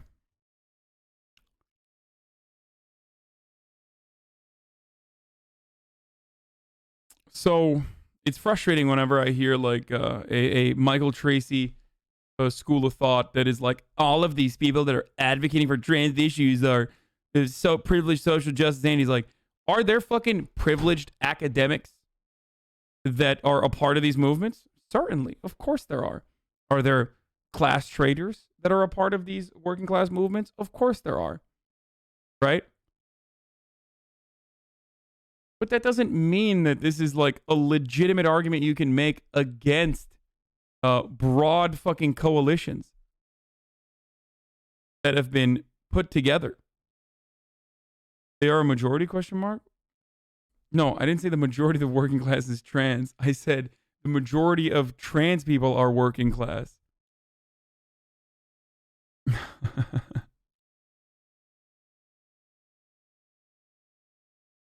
It's such a silly fucking take. Part of the silliness of like the privileged academics argument is like, motherfucker, what do you think adjunct professors make? Like, they're working class too, bitch. What kind of reactionary anti-intellectual fucking argument is this? Where you're like, oh, if you're a grad student, then you're not working. I was like, fuck you, man. These are educators, you dumb fuck. It's so stupid. Adjunct professors make less than fucking grocery store baggage people. And you're out here being like, if you're a graduate student, like, you're the fucking elitist.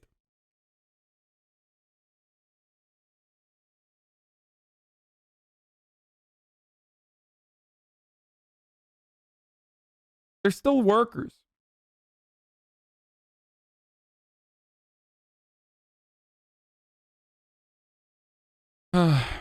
Lee is not calling out cultural signifiers. Unfortunately, Lee is doing the cultural signifiers. And they always do this. So many people that are like this is the same argument of like anti-SJWs hyper-focusing on identity to the degree that SJWs can't even dream of. Do you understand? It's the never-ending cycle of like, I hated the SJWs so much, I became one of them. Like,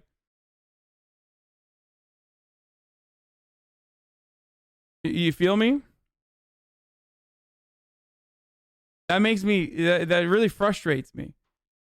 And I'm sure you know people like this, okay? I'm sure you know some people in your proximity on social media and stuff that you have seen throughout the years like turn into this person where they just literally keep telling you new shit that you didn't know about.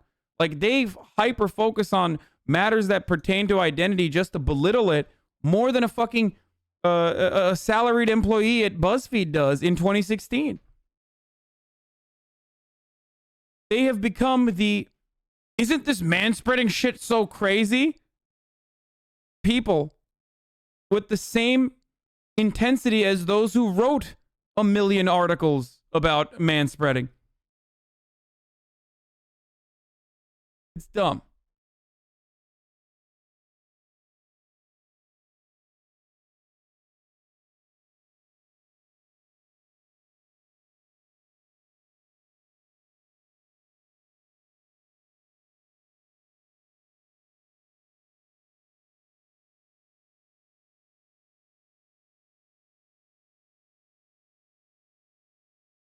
Like, assuming that everyone with a higher education is bourgeois is so fucking stupid, dude. Oh, Jesus Christ. Don't you think the AOC bit was wrong a couple weeks ago with her interview with Jake Tapper? She said that Obama was able to withstand the Republican obstructionism the best he could. I disagree with that notion. He was weak on Merrick Garland and gun control. I mean, there was, at that stage, there wasn't that much that he could do. You know, he could have fucking fought back harder, but he was limited to the Senate still. You got to apply pressure. If you fucking neuter yourself, if you neuter your own movement before it ever starts.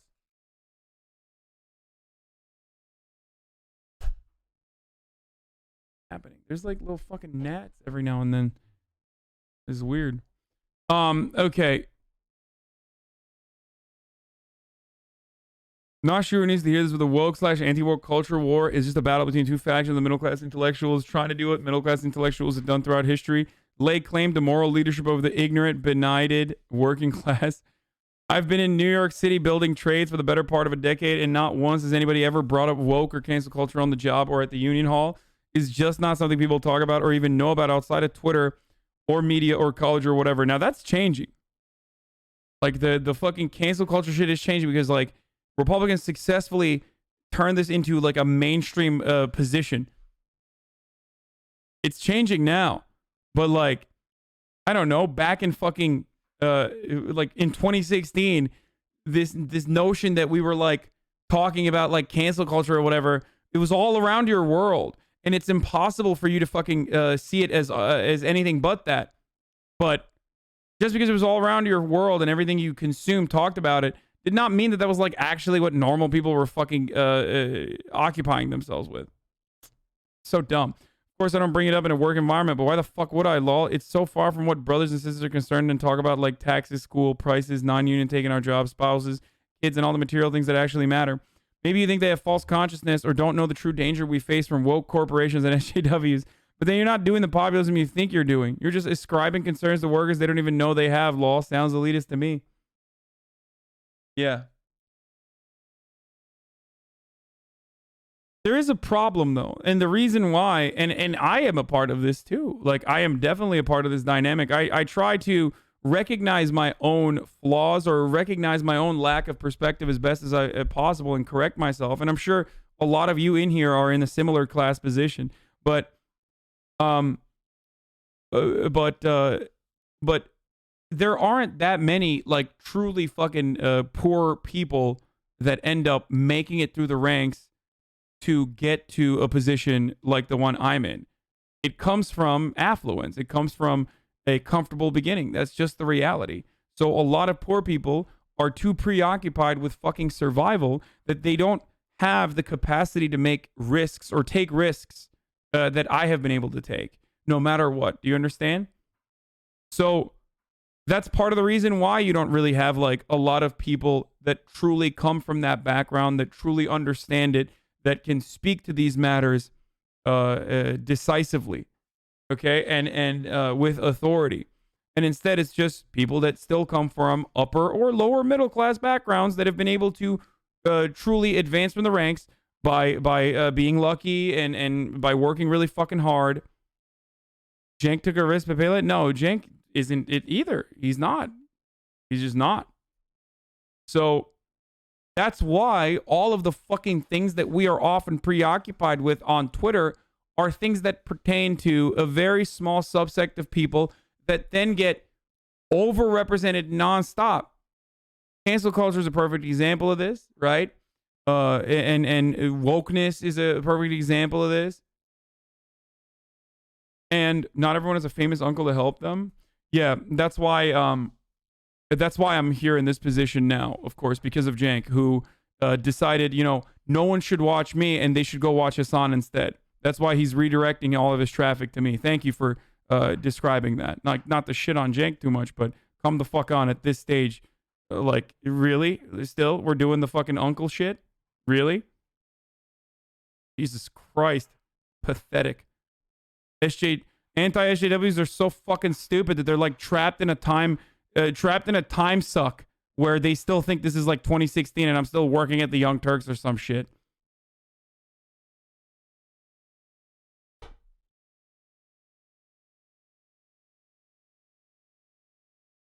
Anyway.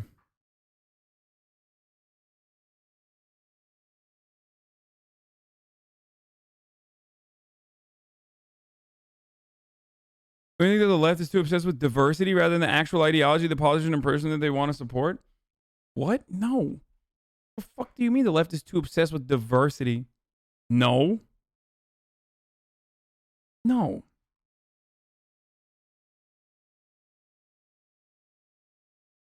That's not true at all.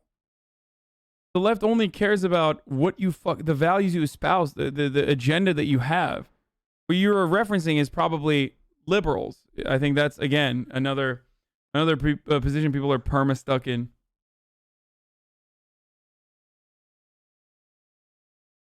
Policy-centered views of the widest net to moving people over. I agree.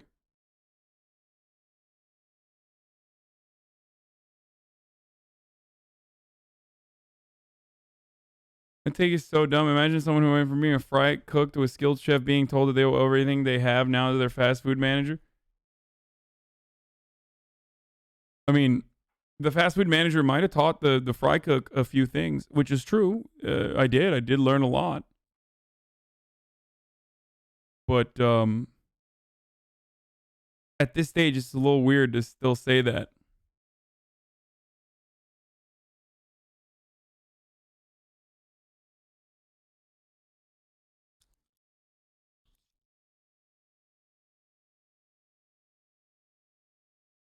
Anyway.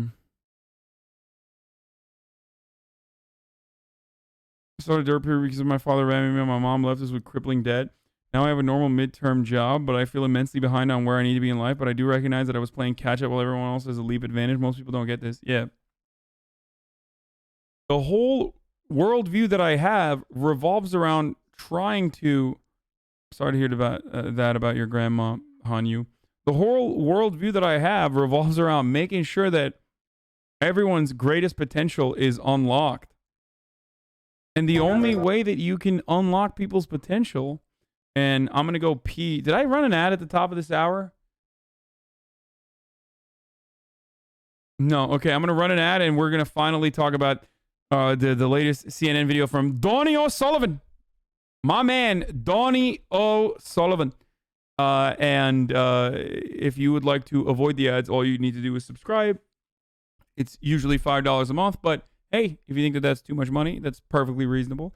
You do have a free Twitch Prime that you get 1 month.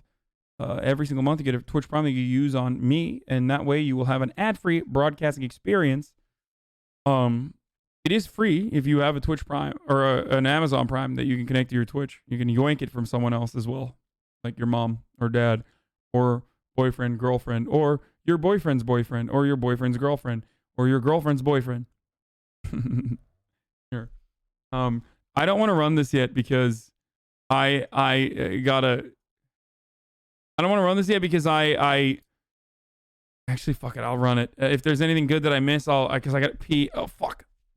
I've been suspended by Twitter a few times. Because I got sick of Twitter. You got censored too much. Censored. She was in jail every other day, so Twitter jail. We just want to exist. We just want to be able to be a part of the conversation. We want to be able to speak on the platform without being labeled, without being besmirched. I mean, it is toxic out there. Convinced that tech companies are biased against conservative views, some Trump supporters have turned to Parler. It touts itself as a free speech social network, one with far fewer rules than Facebook or Twitter. Every time Twitter or Facebook takes authoritarian steps to curate content and act as a publication, it drives more people to our platform, which is a town square. So how is Parler different? You can have free speech. You can say whatever you want. You can voice your opinions. As long as you're not getting people riled up to go out and actually make threats on people. And incite violence, which we don't, never have, never will, then we just go and have our free speech on there. What is something you could say on Parler that you wouldn't be able to say on Facebook? That the coronavirus is not as deadly as everybody says it is. And you could literally post that on Twitter and get in Twitter jail for that. But you could post it on Parler? Yes. No problem. I mean, the CDC says we should be wearing masks. You don't accept that? No. No. You said you were... Okay, I gotta run this back. I'm sorry, dude. I gotta run this back. I gotta run this back. I can't miss out on a single part of this. Okay? So... I'm going to say something that I've said a million times over, and I know Chapo Boys have said this as well, and I think it's a correct take. That's why they're saying it, and that's why I believe it as well. These platforms are not popular if there are no liberals there, because reactionaries love to react to progress. Okay? Without progressive causes that you can like own, without liberals to own, you are nothing. You have nothing in a vacuum. You are sad and pathetic and alone. That's why you need to be on Twitter. That's why you need to have a diverse group of ideologies that you can shit on. Otherwise, it's not fun.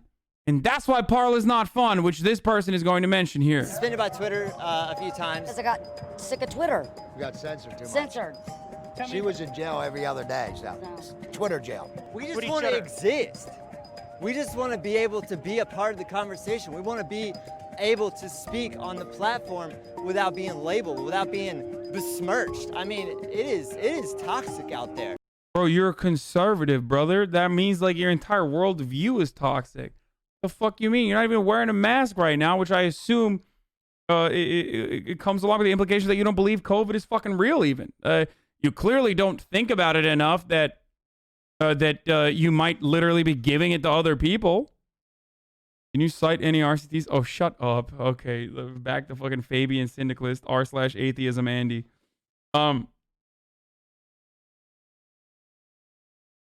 So, I swear that lady sounds exactly like Milieu. Convinced that tech companies are biased against conservative views, some Trump supporters have turned to Parler. It touts itself as a free speech social network, one with far fewer rules than Facebook or Twitter. Every time Twitter or Facebook takes authoritarian steps to curate content and act as a publication, it drives more people to our platform, which is a town square. So how is Parler different? You can have free speech. You can say whatever you want. You can voice your opinions. As long as you're not getting people riled up to go out and actually make threats on people. And incite violence, which we don't, never have, never will, then we just go and have our free speech on there. What is something you could say on Parler that you wouldn't be able to say on... I mean, we are all Alex Jones. It's so easy to ask this person. It's so easy to ask this person to get them to immediately incite for violence. Like it's so fucking easy to get someone like that to immediately incite violence. All you got to do is like, okay, how do you deal with black people that are marching for police brutality? Like, what do you do then? Like, they're like 3 steps away from literally being like, okay, what if you see black people stopping on a highway in a demonstration and you're in a car?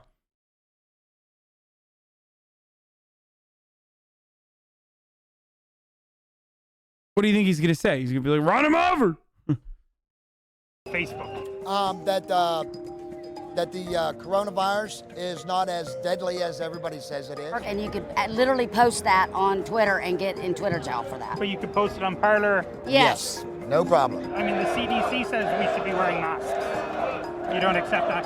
No. No. You said you were in Facebook jail. Yeah. Could you explain to our audience what Facebook jail is and how did you end up in there?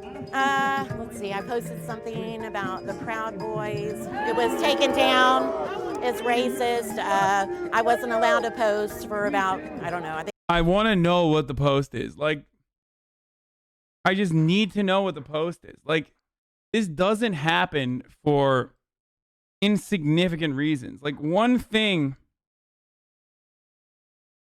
that people often do with my tweets is they report it, right? And I get messages from Twitter like, you know, we found no wrongdoing on your tweet despite the reporting or something like that. Like, it happens all the time. So right-wingers do this. But it doesn't work half the time. And the reason why it doesn't work is because I'm not saying anything that's like outside of the boundaries of terms of service, right? There is no fucking way that she didn't do that. Like, if she was just like, the Proud Boys is just a regular organization, like, it's a lie, but that's not the reason why you would get clapped up. Review it before you show it. That link with the N-words and threats of violence I asked before is very relevant to this video. I can't. Wait, hold on. I'm worried. Like, as long as there's no nudity and it's just like bad words, then that's fine. Okay, yeah, there is no nudity. Okay. I talked about this already, but here's a good blog post from MOJD that about basically what fucking every platform turns into when they don't have any regulation or restriction. And this is it. Like, Parler, look at the hashtags. Jews are not white. Hashtag Jews. Hashtag it's the Jews. Hashtag Jews control the world. Hashtag fake Jews. Hashtag Hitler Jews. Hashtag stop pay to slay Jews. Like, I wonder why. I wonder why Parler has all of these very popular hashtags. By comparison, hashtag Section 230 has 262 parlays posts. Roughly 20% as many as hashtag Jews. Parler has chosen not to remove such content, but Section 230 would protect the site if it did. Not so if Republicans got their way. Let's look at Gab. There's going to be an N-word warning. I'm letting you know. It's contextual to the story. But I wonder why these platforms. I wonder what happens when you don't fucking moderate your platform. I wonder what happens. Yeah, it just turns into a Nazi-infested hellhole, okay? And that's precisely why you have to moderate your platforms, all right? Racist streamer shows the N-word? Yeah, exactly.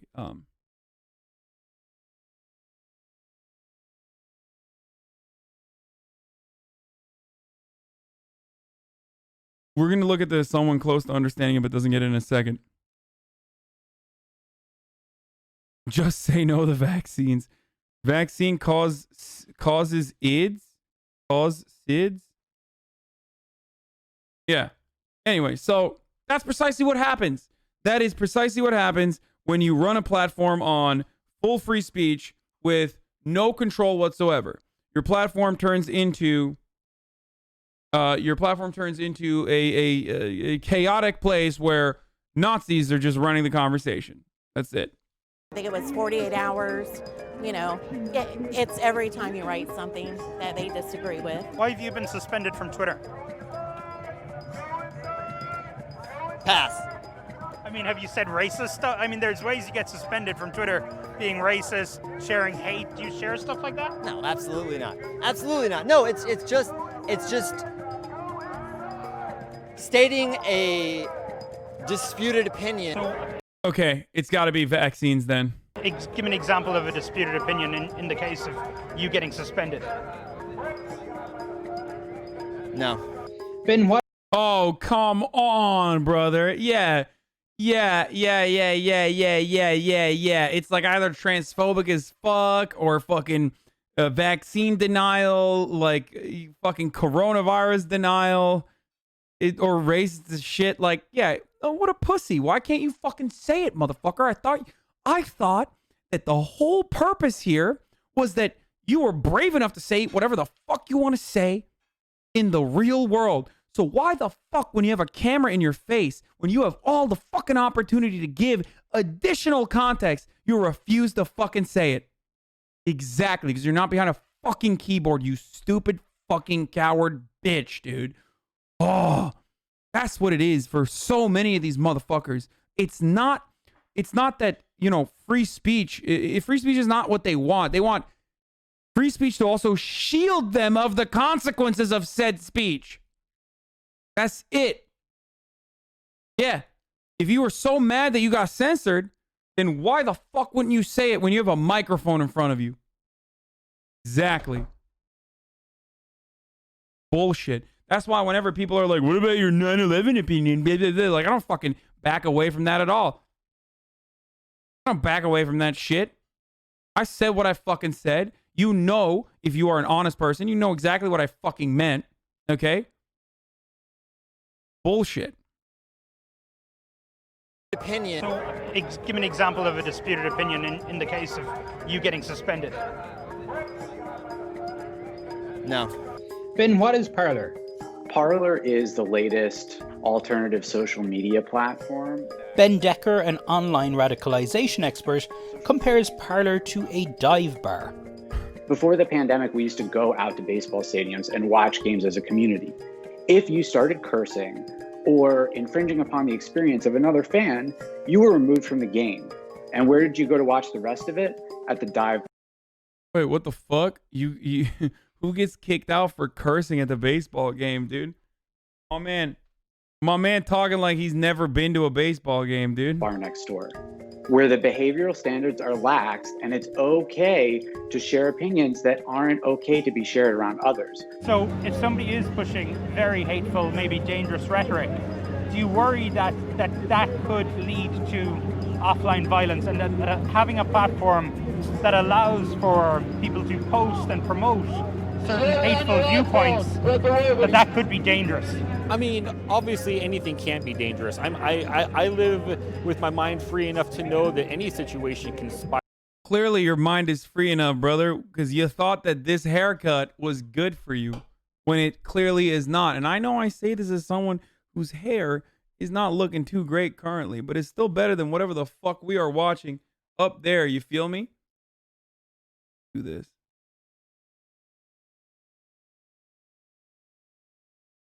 How do you guys like that? Spiral out of control. But the whole idea of people This motherfucker look like Guy Fieri. Welcome to Flavortown, bro. True. I don't see how that leads to real world violence. Spokesperson for the El Paso mayor's office. But how does it? I wonder. How do words lead to real violence? Okay, well, Hitler was just saying words, bro. What are you trying to do? You trying to ban Hitler, dude? He was just saying words, bro. Cancel culture, dude.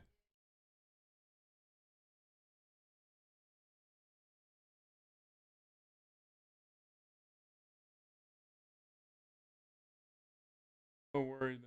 There's some stuff here that's a little sus, but... A spokesperson for the El Paso mayor's office. But violent speech online can lead to real-world violence. 8chan, a platform that preached free speech but let hate run amok, was linked to mass killings in El Paso, Texas, and Christchurch, New Zealand. Wait, and also, well, not 8chan, but Gab is directly, Gab directly led to the fucking dude whose name I keep forgetting, but the guy who shot up the Pittsburgh synagogue. Echo chambers like Parler, there are no dissenting opinions. So constantly beliefs, ideas, new narratives are just further reinforced by others. And these are the kinds of places that facilitate an unintentional radicalization process.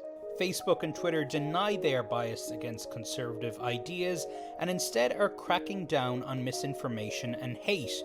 But Parler has seen a spike in downloads since Election Day, and most of its users appear to be on the right. Have you started using it? No, but I've messed around a little bit, but it's never any fun. when it's just us. You know, it just turns into an echo chamber. And Exactly, dude. That's the fucking point, baby. There is no all lives matter movement that exists on its own, chat, because all lives matter in a vacuum without it being a counter movement to Black Lives Matter just means all lives matter. Then it's innocent. Like, why the fuck would that be? That's not fun. That would mean that you have to advocate for something, like actually advocate for lives. Just like pro-life in a vacuum makes a lot of sense. And you're like, well, of course you're going to be fucking pro-life. What do you mean? But you can't have a pro-life movement without pro-choice. But you can have a pro-choice movement without pro-life. That's the difference between progressives and reactionaries. This is the perfect way, the perfect distillation of the dialectic between progressives and reactionaries. Progressives can look for safe spaces. They can look for areas where they are shielded from the constant fucking attacks, and they can perfectly be fine in safe spaces. I personally don't like it. I criticize that all the time. I love fucking listening to the opposition. I love hearing what they have to say. But that's at the heart of the matter, is that reactionaries cannot exist without progressives, without someone who they are advocating against. That's why reactionary politics is inherently conservative. A lot of you have asked me what it means. A lot of you have asked me what this means, and I think this is probably the perfect distillation, the perfect explanation of reactionary politics, and that's where it comes from. Okay? People who are running around saying all lives matter aren't literally fucking advocating for other shit. Like, they're not also saying all lives matter in defense of, like, brown immigrant lives that are being lost in the immigration struggle. You know what I mean? They're not doing that because it's not about that. It's just a way to deflect away from progress and to go back to the fucking way things were, to conserve. Okay? That's it. That's why this whiny little bitch can't fucking have fun on Parler. And it's never any fun because we can't mess with guys like you. You know what I mean? It's no fun when it's just us, you know, saying what we know to be true to each other. You can't own the libs when there's no libs on the platform. I don't want to. And this is why fascism, for example, is a death cult. This is why they say, like, ultranationalist movements are inevitably a death cult, because once you're done with the out group, once you've, like, successfully eviscerated the out group, right? Let's say Hitler wanted to successfully eviscerate the Jews, the travelers, Romani people, fucking people that have disabilities and stuff like that. Then the in-group has to get smaller because there has to be a permanent enemy that you fight against, okay? Communists, as I said before as well. So that's how you get to like fucking a smaller and smaller in-group. You got the Slavs as well. Sorry, you know what I mean, guys. Once all of the enemies have been eviscerated, you have to find a new enemy for your existence. And then it was going to turn into the Aryan, okay? Like, the next purge, inevitably under a fascist, under fascist organizations, the next step is turning into your own ranks, to clean out your own ranks, to ultimately arrive at the blonde, blue-eyed Aryans. You know what I mean? Those are the real Aryans, the Ubermensch, the people that are fucking above a certain height and have blonde hair and blue eyes and have an IQ over 120 or whatever the fuck, right? So that's why the fascism is only alive when there is an enemy to own. Yeah, suddenly Italians are no longer white. Suddenly Greeks are no longer white. Suddenly the Polish and Slavs are no longer white. Own libs. I want to have a discussion. I want to talk to people. You know what I mean? I want to engage. I want to have, you know, a discussion. But it's totally, it can't happen the way things are going. And can you not have that discussion on Twitter or Facebook right now? Not if you want to keep your account. The Joe Rogan Experience. I don't know. I don't know either. I like vaccines, you know. Yeah. I'm excited. I like vaccine. What?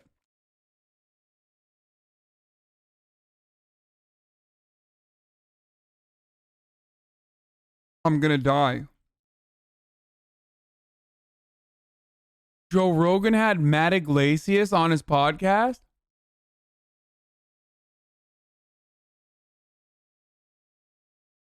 I'm gonna call him out.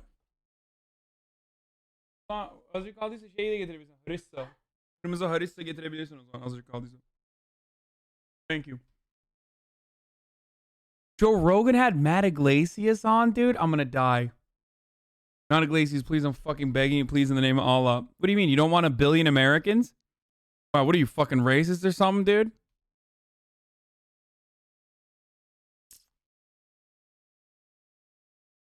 This is nuts. I I am mean, not everybody vaccinated. does, I know. The problem that a lot of people have is that this was fast-tracked, and they get nervous about They do. They do. possible. Matt Iglesias sounds like this? Okay, I'm not gonna lie, guys. I did not know Matt Iglesias sounded like this and looked like that. He is 100% catfishing on his Twitter. Potential side effects, and we don't know what those are going to be. And then there's a lot of people that are very uncomfortable with the idea of getting very sick after they take the vaccine, which seems to happen with 80% of the people that take it. And so they're concerned about that. Wait, 80% of people who are taking this vaccine? Oh my God, I'm losing my mind. Okay. Mom said, Mom, I want Matt Iglesias at the store. Mom says, no. We got Matt Iglesias at home.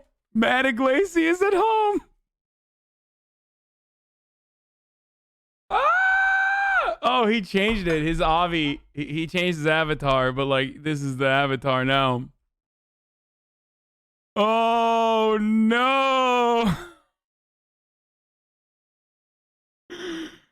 Oh, Jesus Christ, dude. Okay. Matt Iglesias is a Vox.com writer. He is an all-around egg boy. I think he's a misgift tier 3 sub. I didn't know that. I just found that out.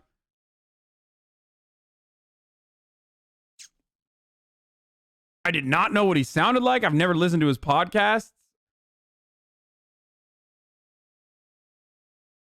Damn, this is so funny. He caught Thumbvid19. I had no idea, dude. Yeah, he is one of the founders, but he is no longer at Vox. He started his own Substack. He's like, how do I describe it? I mean, he's just like, he's just a guy, okay? He's like a annoying, but sometimes correct, but a lot of times a very annoying Nate Silver type. Yes. That's not what I heard. Well, that's what Bill Gates has said. Bill Gates. Yeah.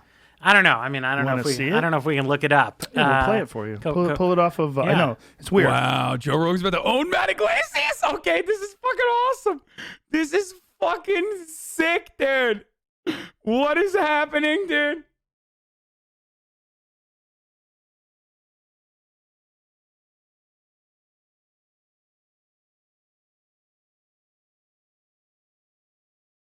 Oh, this is so good. When people Pull say that shit people up, are like, Jamie. Wait, what?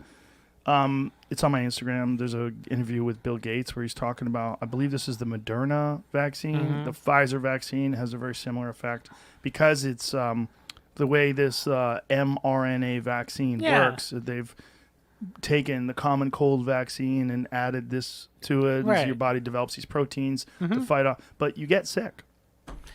Yeah, I mean, well, I can say, I don't know, you know, I mean, I read the sort of report, the readout from Pfizer and Moderna, BioNTech, and they said there were very few serious side effects. I mean, I don't know serious or not. I mean, I got the flu shot, you know, whenever it was, a couple months ago, and, you know, my arm Ozark is actually some dank ass water, by the way. Shouts out to fucking Texas and Oklahoma.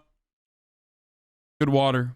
Good choice. It's like the Poland Springs of the South. It tastes good.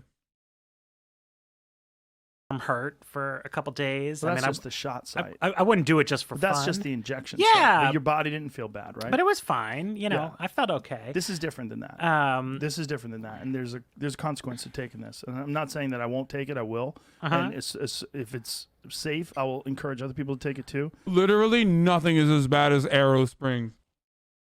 I will fucking talk. I will fight people. Like Arrow Springs or is it Arrowhead? Or is it Arrow Spring? Whatever the fucking trash like entry level water is in California is butt cheeks, dude. I'd rather have Dasani than fucking Arrow Springs.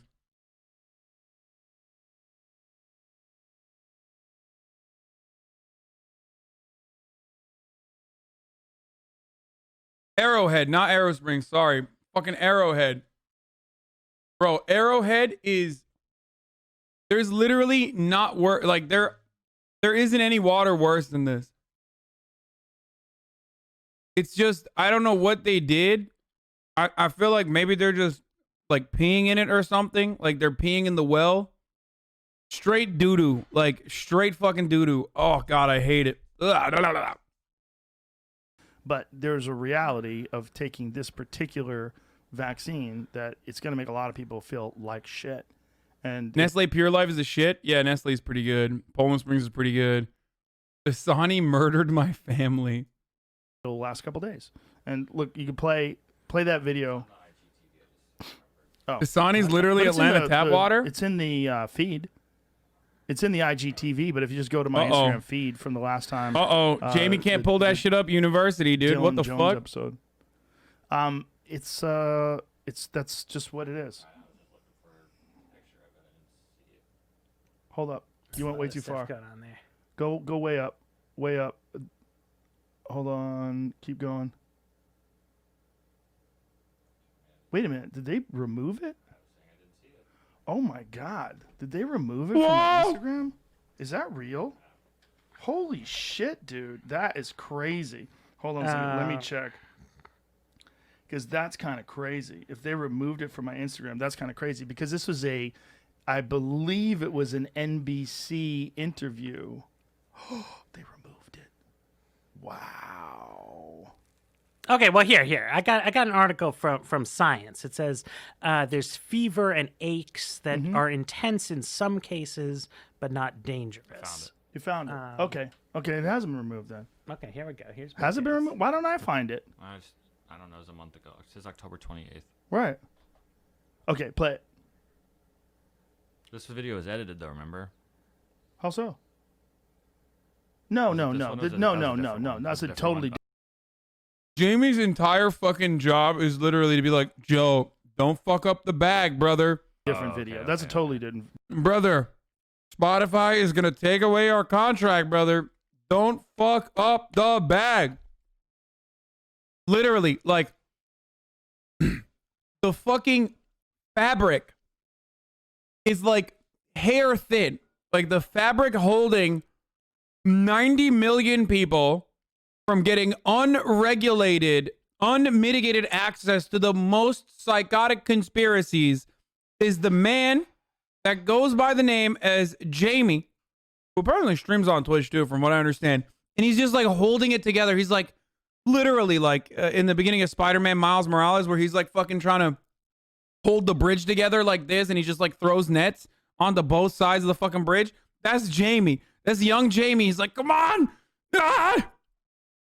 Different video. That video was the video where people were talking about that Bill Gates is concerned with the profit margin from vaccines. But that is, we should talk about that too, because that's actually important. Okay, hold on. That's actually important because that's really distorted, and that's not what he was saying at all. He was not talking about profiting. Concerning. We looked. After the second dose, at least 80% of participants experienced a systemic side effect, ranging from severe chills to fevers. So, are these vaccines safe? Well, the FDA not being pressured, will look hard at that. The FDA is the gold standard of regulators, and their current guidance on this, if they stick with that, is very, very appropriate. And you know, the side effects were not super severe. That is, it didn't cause permanent health problems for the things there. You know, Moderna did have to go with a fairly high dose, and so you know, to get the antibodies. Some of the other vaccines are able to go with lower doses to get. What do you want him to say? There are immediate side effects to taking vaccines that happen. This just happens. The problem is, does it have fucking long-term complications, or does it have severe side effects? Like, this occurs with any vaccine that you take. Responses that are pretty high, including the J&J and the Pfizer. And so there's a lot of characteristics of these vaccines. It's great that we have multiple of them that are going out there. And yes, I think you know the data US better than I do. But the Bill, the data showed that everybody with a high dose had a side effect. Yeah, but some of that is not dramatic, where, you know, it's just, you know, super painful. But yes, we need to make sure there's not severe side effects. The FDA, I think, will do a good job of that, despite the pressure. How many doses of the vaccine will we need? Well, none of the vaccines at this point appear like they'll work with a single dose. That was the hope at the very beginning. Maybe one of them, particularly in the second generation, won't surprise us. We hope just two, although in the... If you get a fever when you take the vaccine, or fever-like symptoms, that means your body's antibodies are your body's developing antibodies to fight. I'm using really reductive and really unscientific terms. Okay, please don't own me. I know you guys are fucking really clever, really smart scientists in the chat. Please don't own me into oblivion, as long as I'm not like grossly incorrect, okay? But when you take this, it's like a neutered form of the virus itself. It's like a completely fucking neutered form of it, right? So much so that it's not supposed to actually give you the disease, but instead trigger an autoimmune response to it, so that your body builds the antibodies, and therefore, if you get a fever, that's just your body working. Not autoimmune. Oh, sorry, fucking immune. That's wrong for these vaccines? No, it's not. Is it? So if you get a fever, it's not even the virus itself. It's an mRNA. Yes, it's not even a virus of this itself. It's like the viruses, and this is the term New York Times used, so I'm just repeating what they say is disgusting, but it's like the dead toenail of a virus. It's not the virus. It's like a hair follicle of the virus. Okay?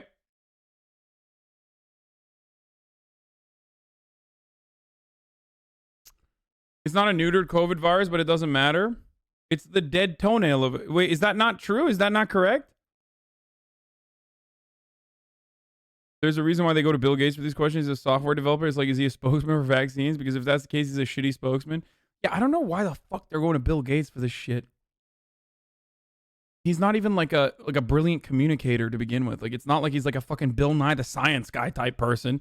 You know what I mean? He not only does he not have the background, but also, like, I guess because of what? Because of malaria or some shit? Like, is that why? Because he like works on these diseases all around the world? I don't get it. Like, get a fucking PR person to do this, dude.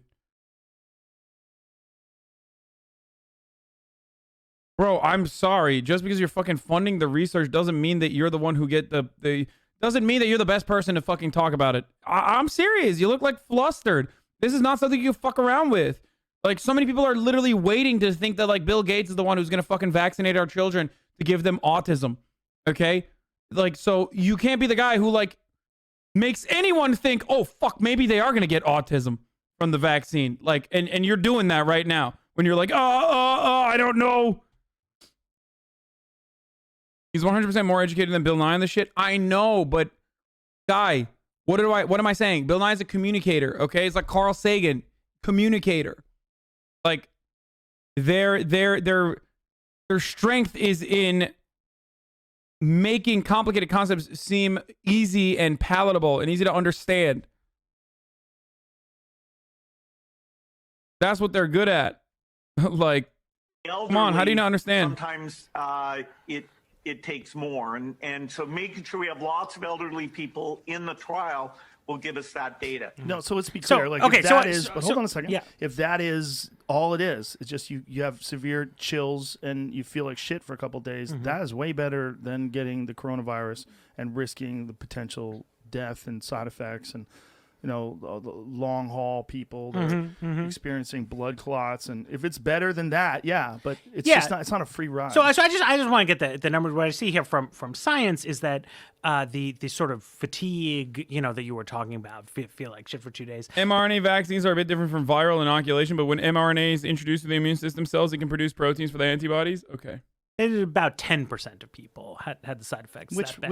Well, hold on a second. But why is Bill Gates Like a saying dead puzzle 80%? piece of shit? Well, no, but she was saying it's some side effect comes in 80%, right? But like what you were talking about is in a subset, you know, of the people get it. Well, but hold on a second. know. I don't know Yeah. if that's true because there's many articles about the side effects of this vaccine. I've never seen one of them that relegated it to 10% of the population that took the vaccine. I mean, obviously, specifically the second dose. Yeah. The other thing about this is you have to take two. The second dose seems to be the doozy for people. Right. I mean, I guess that's the tough one. There's somehow Now, do you think so? This is something that's interesting. Is I have like one set of conversations with people, and they're saying, "Who's going to be able to get the vaccine? Like, how are we going to roll this out? You know, healthcare workers, essential workers, all this other kind of stuff." And then there's another conversation where people are like, "Maybe you're not going to want to get it." Right. And me, I'm like, I'm really eager, you know, give it to me tomorrow. I don't even care that the FDA is not done. Why is that? You're not worried about side effects? I'm not worried about side effects. Why are you not worried about side effects? Because fever for a couple days. But I mean, what if that's all we know of now? Yeah. But look, long haul COVID survivors, one of the things they're finding is these people have blood clots like many, many months later. No, I mean, I It's know. like a serious but that's thing. just it. Like, I would really like to not get COVID. Yeah, sure. So, but what if I there's mean, a I have similar a lot of situation with the vaccine? What if the vaccine, and this is not... Bro, he's so... Oh, my God.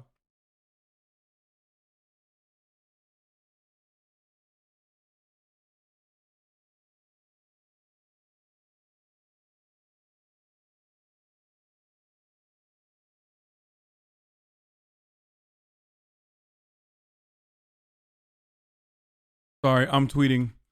I had I had never seen Matt Iglesias IRL or hear him speak, and it's so much better than how I pictured it in my mind. It's so much better. Like, he is like, it's great. It's honestly, it's so much better than anything I could have ever imagined, dude.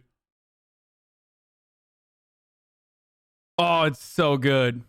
Outside the realm of possibility that the Wait, what? That's not how vaccines work? They don't mimic the disease's symptoms? Wait, what? I didn't say that. I didn't say they don't mimic the disease's symptoms. I said your body gets fever because it's working against the fucking infection. When your body's building antibodies, then yeah, you will have an immune response that is similar to, as some people describe, a fucking aggressive hangover, or similar to fever, or even a fever. No infection, dude. Okay, sorry. It's not infection. Whatever. Injection. Okay? The mRNA. He's not talking about you, Poopa Man. Your body will have an immune response. That's what I was saying.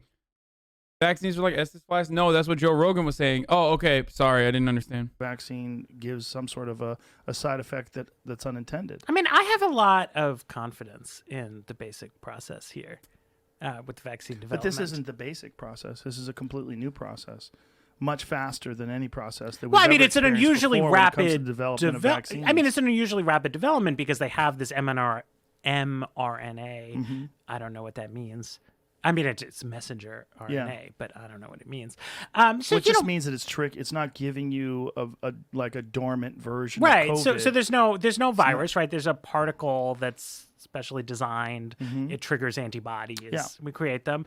And so I think the basic antibody immune response situation is fairly well understood Mhm. scientifically. It's why we're pretty confident that the people who've recovered, are immune, that, younger and healthier people in most cases are okay. If they get Mhm. sick, they get better.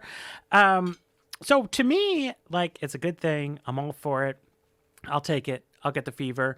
But I'm also not, I want to walk the line. I want to encourage. I like the mind of Joe Rogan because while he's simultaneously failing to understand this concept, that would probably be very easy to comprehend if you're in the appropriate field.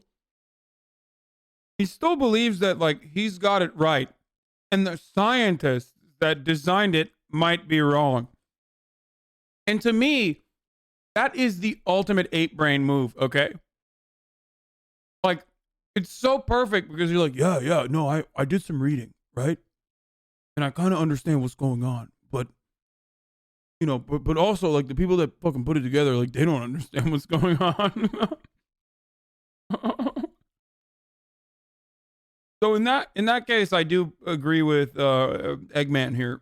People to take vaccines, as a responsible person, but also knowing that the supplies will be short. If somebody doesn't want it, somebody else will take that dose. But you know what? One of the best things in terms of outcomes is vitamin D.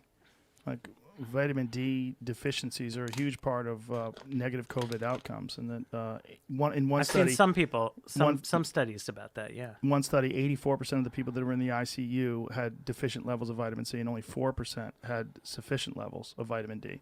Vitamin D is a huge problem. And it's not just a vitamin, it's a hormone. When Mackie was on the other day, he was trying to say that it's a precursor to a hormone. So I had to look it up. That's not true. It's a hormone. Vitamin D is actually a hormone. And it's weird because we call it a vitamin, but it regulates so many things in the body, and it has a significant impact on the immune system. But you never hear anybody telling you to supplement with vitamin D. You're not seeing this from any of the leaders, any of these politicians that are shutting things down. Even Fauci has said it recently, that vitamin D does seem to have a pretty significant impact, but health experts, people that study the mechanisms of disease and vitamin supplementation, particularly Dr. Rhonda Patrick. Dr. Rhonda Patrick is the divorced dad of Joe Rogan Conversations. Always. Another common fucking Joe Rogan meme always is Dr. Rhonda Patrick. It's like the Wim Hof. There's characters in the Joe Rogan universe that always make a return. Dr. Rhonda Patrick, Terrence McKenna, and Wim Hof. Now that's turned into, in the Joe Rogan universe, I think that Wim Hof has turned into, what's a thumb guy again?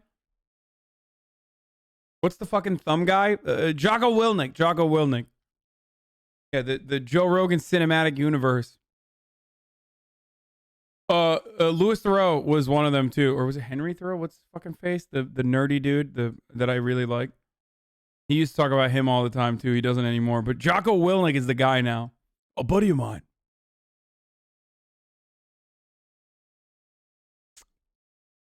Rhonda Patrick, Wim Hof, Jocko, Paul Stamets. I don't know what that is. David Goggins and McKenna. Oh. Had a thing on her Twitter where she published a study that showed positive outcomes in COVID. Vitamin D is a huge factor. Catch new episodes of the Joe. Damn, is there more on this? Oh, there is. Oh, dude, 1 billion Americans, author of 1 billion Americans. Everyone's favorite fucking Iraq war supporter turned neoliberal on the Vox.com payroll.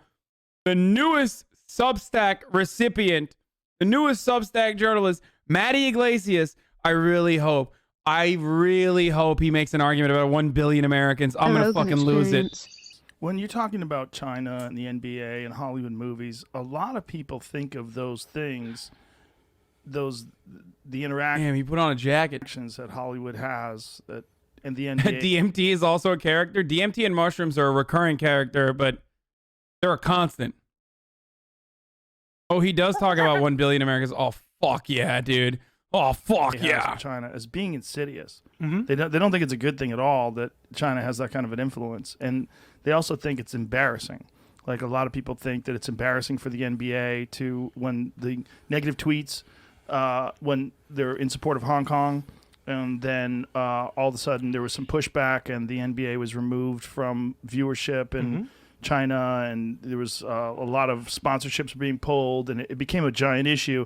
And then all of a sudden you saw the NBA kind of backtrack and kind of kowtow, and a lot of people found that to be pretty disgusting. We don't want the United States to ever be a country that's doing that to China, right? If China has a bunch of, I don't know what they're really into over there, ping pong players, like what's their primary sport? I don't know. They have a lot of basketball. Basketball, they like basketball.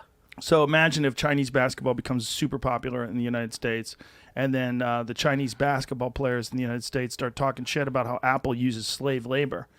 And we go, hey, watch your fucking mouth, bro. We won't pay for your Chinese basketball anymore. And then all of a sudden China backs off. Like, we would think of that as being pretty gross by the United States, of ignoring some human rights violations. Wait, what? Does he not know? The United States' entire soft power dynamic literally revolves around what he is saying. That's the good stuff that we do. That's literally the stuff that we do more of, that we should do more of. The rest of it is directly fucking boots on the ground military warfare.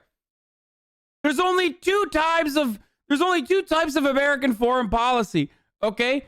Avoiding human rights atrocities that our allies are committing and literally giving them money so they can do more of it, or giving them weapons so they can do more of it, or directly doing the human rights atrocities ourselves. Oh God, I hope the fucking Matt Iglesias has a counter. Or trying to... Wait, I'm going to run that again. Maybe I misunderstood it. Super popular in the United States. And then the Chinese basketball players in the United States start talking shit about how Apple uses slave labor. And we go, hey, watch your fucking mouth, bro. We won't pay for your Chinese basketball anymore. And then all of a sudden China backs off. Like, we would think of that as being pretty gross by the United States, of ignoring some human rights violations, or trying to whitewash them and trying to economically... Yeah, no, I did understand it correctly. Okay.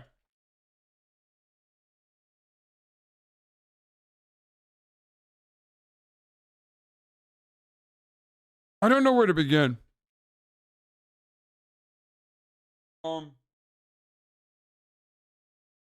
Like I said, we do that already. We do our own atrocities. And we stay silent for a corporate gain all the time. Saudi Arabia, Israel. What you mean? They attack another country. So, like, the saying that it's a positive that China has all these people, and using as an example the fact that they strong arm Hollywood and they strong arm the NBA. A lot of people think that's moving in the wrong direction, me included. Like, I don't want Well, that. no, I don't think it's positive. I'm saying we Right. need to be in a position to level the playing field. But is right? that leveling the playing field, or will we just...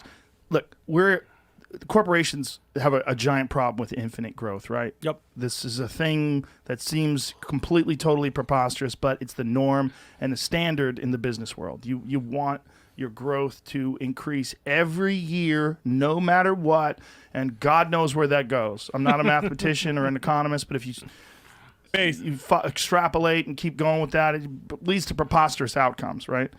That's what people would be worried about tenfold if there's 1 billion people here. They'd be like, oh my God, we'd be even more ruthless and more cutthroat and more, like, maybe more competitive with the rest of the world, but in what way? Well, so here, let's talk about the China thing, right? So the NBA is under China's thumb. Yeah. Because they need access to that market. Do they, Hollywood, though? well, Do they, though? they think they do. Aren't they right? rich as fuck? So we could say, right, maybe we need to have a rule that says, like, well, you can't let the Chinese censor your shit, right? Yeah. But the relative size of the markets is going to matter, right? So we're on Spotify here, right?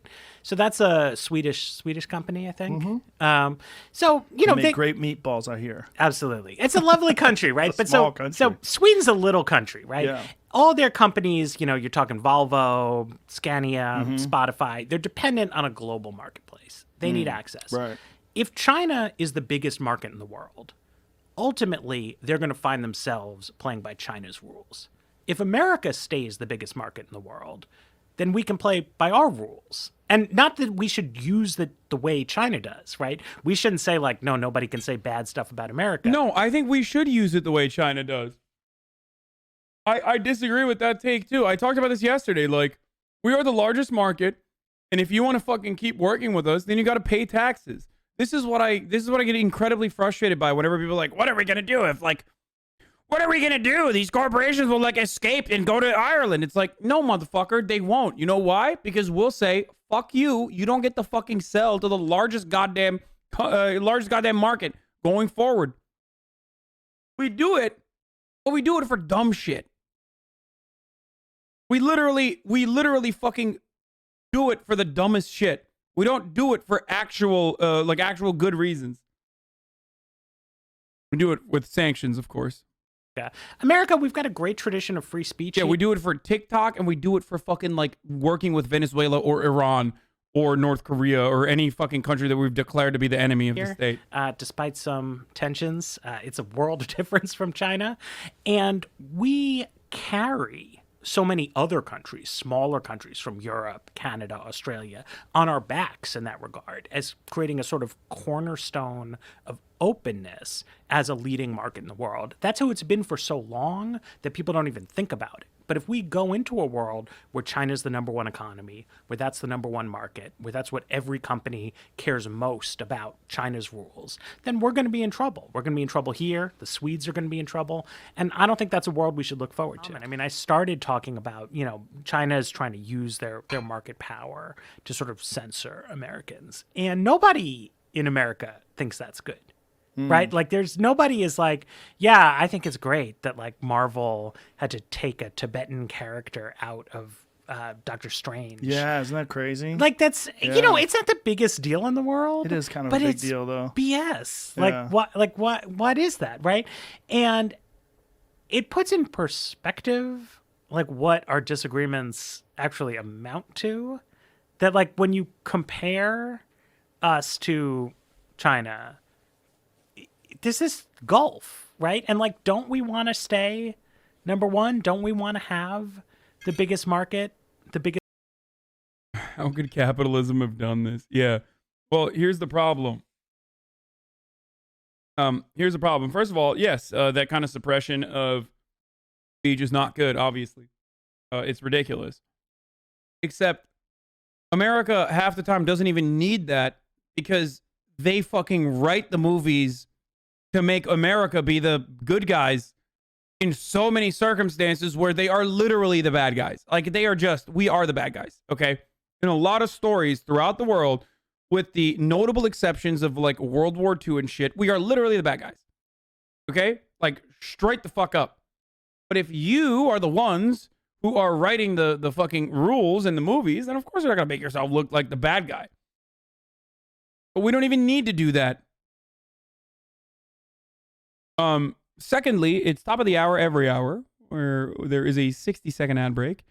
Right now, I'm going to run the ad and I'm going to keep going because this video is very long. So if you want to avoid the ads, you can subscribe with a $5 subscription, or if that's too much, you can subscribe for free with a Twitch Prime. Here's the ad. Biggest economy.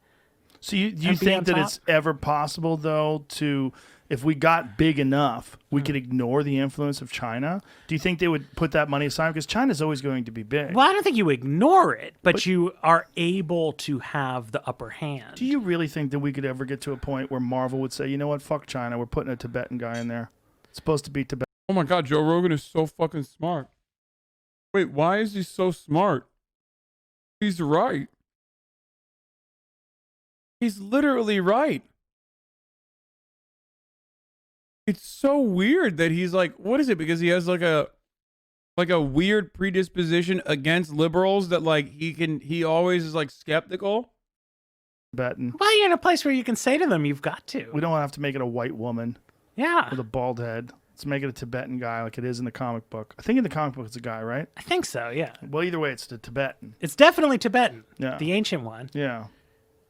I don't think it's a woman either. I think they went full diversity. They maybe it's a good move going with a bald lady, and people will say less shit than if you go with a I mean, white I think man that's instead of a right. You Tibetan. gender bend it, so then it's like, well, maybe you shouldn't criticize that, Right. Because it's good, but it's like, no, we know what actually is motivating this, and gross. and it sucks. But do you think we could ever get to a point where China wouldn't have an influence? Because China is still going to be 1 billion people in a huge market. They're big, but I think we can be number one. I mean, there's beyond growth. Like, I think that we have to be more forceful, government-wise, in how we treat our own company's willingness to cater into that. Like, I think that we need Chat being ableist about a voice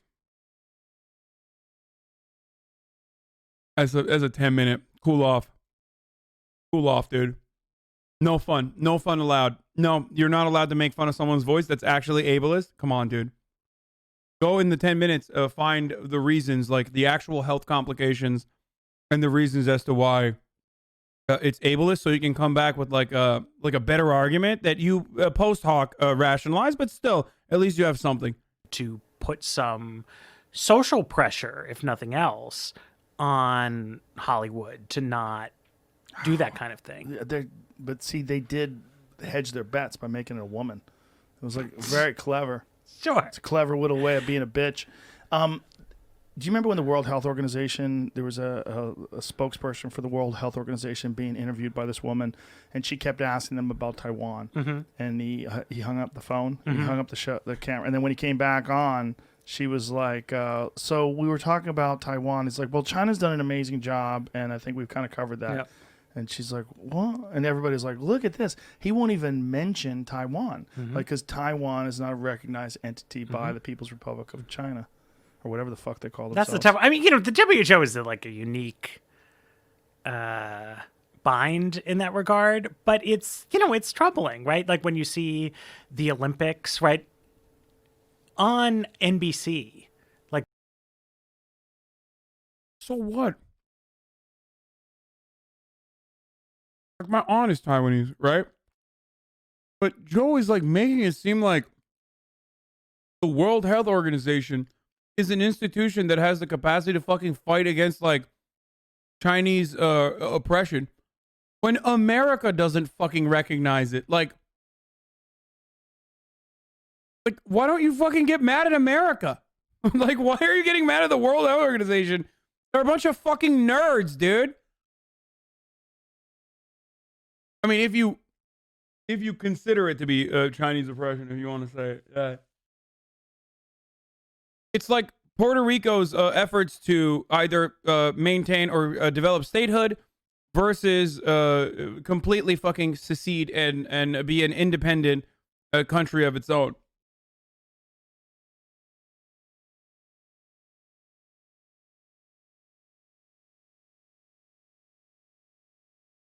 Like the broadcast was referring to Taiwan as nice Chinese. Simp to the Chinese. A simp to the Chinese. Which was like some kind of international, yeah.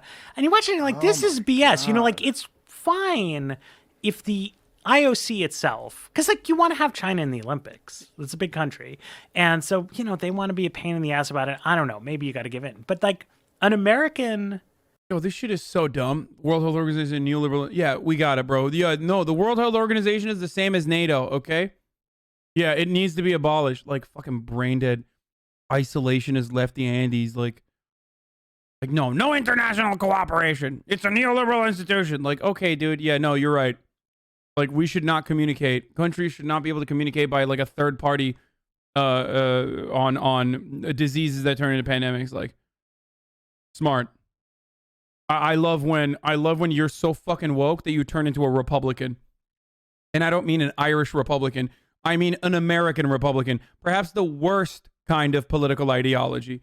Like, it is literally the absolute bottom of the barrel, complete fucking two-head ideology is like American conservatism. So good job. There you are. Television broadcaster. It's like, have some self-respect. Yeah. It's called Taiwan. I don't know. Yeah. I don't know what Taiwan means, or I was just like, that's what it's called. Yeah, you're not allowed to say it. I'm not going to pretend. Is that amazing though that they're willing to capitulate? But that's what people do. I know, it's so weird. The Doctor Strange thing is weird, but there's a lot of instances. The NBA thing's weird. There's so many of these things that are weird. You're like, what? Really? But you just realize how much money's coming from China. Yep. And that, they've worked.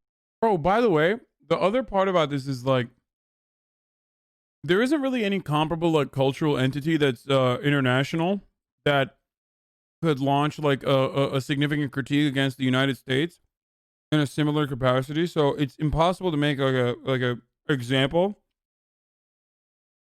At least I can't really think of anything that's like as popular and internationally recognized as a brand as like the NBA that would then turn around and like talk about American atrocities or some shit.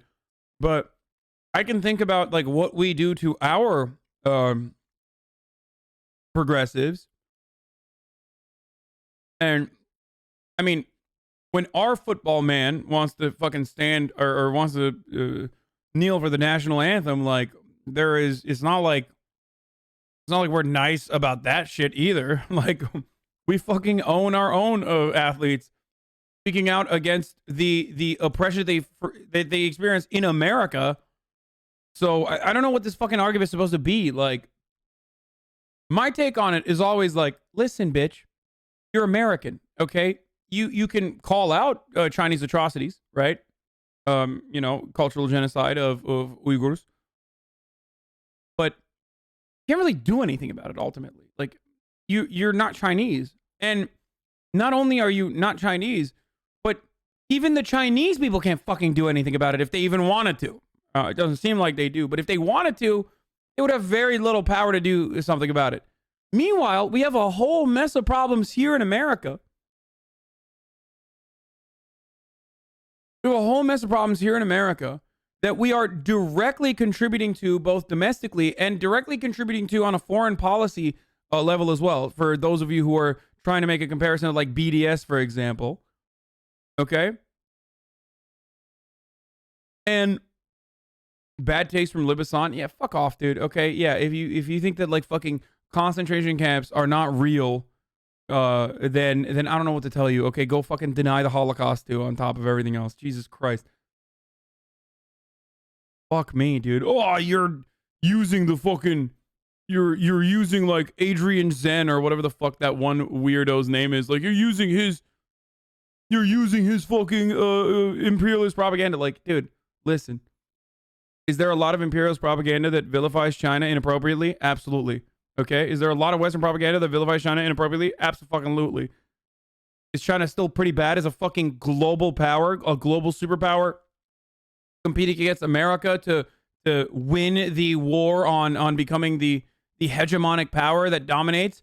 Yeah. And in that process, they are fucking oppressing the Uyghur people. Like, that's just the truth. I don't know what you want. Like, they literally don't even deny it. I mean, Xi Jinping said, we learned how to deal with Muslim terror and Muslim separatist terror from America and Guantanamo Bay. So all these fucking tankies who turn around and they're like, America KKK, is a violent colony that needs to be decolonized. Like, fucking arm yourselves, comrades, who then fucking turn around and simp for Xi Jinping are fucking delusional, brain-dead morons because Xi Jinping himself is fucking compared it to Guantanamo Bay. America, though, right? Fucking idiots, dude. Worked very hard to expand that influence and reinforce that influence. They're very deliberate about it, and I Yeah. think it's something America needs to be more serious about, and I think people, just like people in culture and society, need to be more outspoken That, like, you know, because each little compromise, I'm sure whoever in the script meeting was like, can we just make this a white lady? Yeah. It was like, well, what's the big deal? Right. Well, okay, but we're like completely erasing The Doctor Strange. Tibetan, well, also and Tibetan culture, right? Yeah. You know, Tibetan culture is not that big a deal in the United States, of course, because we're the United States, but this is one of its footprints, right? And to just snuff it out like that. Because of Chinese money. Because you want. What? We're erasing Tibetan culture by remove. What the fuck? I mean, it's 100% without a doubt completely inappropriate of China to do that. But for Matt Iglesias, who probably would have a hard time figuring out where the fuck Tibet is to begin with, to turn around and be like, we are erasing Tibetan culture right now, it's pretty inappropriate. I mean, it's Tibetan culture. Like, it's a cultural footprint. This is a cultural footprint. It's so fucking dumb. It is no different than when, like, reactionary people virtue signal about, like, like, you're gonna disagree with a black woman, like, who's doing white supremacy? Like, that's the same energy from Iglesias here. Want the Chinese market, and like that sucks. Yeah, there was a video about all the different things they've done to films to cater to Chinese markets and how different they make these movies. If you want to fucking outwoke Matthew Iglesias in this circumstance, by the way, what you say is, it's incredibly disrespectful to have an Orientalist, cartoonish depiction of Tibetan people in the most exploitative American liberal capitalist sensibility, and I'm glad that they did not show this horrifying and dehumanizing depiction of Tibetan people, of people that have been subjected to so much horrible violence throughout history by the Chinese. Okay, I'm just saying, like, everyone can do the fucking outwoking one another nonsense. So dehumanizing to, like, you know, make Tibetans look this way. Like they're magic wizard people. Hasan giving tips to the CCP. Yeah, they watch my stream to learn about how to do propaganda. Has Matt explained how we get to 1 billion Americans? Do we start annexing Canada and Mexico and work our way to the south, or is it forced reproduction? No, it's opening up the floodgates of immigration. And it was really bizarre. Yep. Would that change at all if there was 1 billion Americans? I mean, I think it would. I think that the more America has clout, the more we can say, look, you have to say no to Chinese censorship if you want to be in the American market. I don't think that's going to be a realistic approach if we slip and fall further and further behind. See, but they don't know that there's Chinese censorship until after the fact. We find out, well, Doctor Strange's mentor was actually supposed to be a Tibetan man. They turned into a bald lady. Well, no, I mean, with the movies, there's a whole process. Pen America did a good report about this, but like where Hollywood films are submitted to the Chinese censors. And, you know, we ought to say, I mean, the whole billion thing aside, like, I think we ought to say, like, no, like, you can't do that. Did you know, if the Chinese don't want to let you send your movie, say no to that? Did Tarantino say no to the editing of scenes? I think there was a thing they wanted edited out. It might have been about Bruce Lee, because you know there's this, which I found distasteful, even though I'm a giant Tarantino fan. His portrayal of Bruce Lee is just not accurate. It made him look like a buffoon. Oh, in Once Upon a Time in Hollywood, yeah. I think they resisted the changing. Is that true? Here it is. Tarantino, one of the rare directors with the power to demand. That was really fucked up. But the movie wasn't accurate. Wait, what was the reason? Oh, because it was a dream, right? It was like in his mind, Bruce Lee was supposed to look like that. Yeah, it's a portrayal of how the Brad Pitt character, the stunt coordinator, saw Bruce Lee in his dream, in his daydream.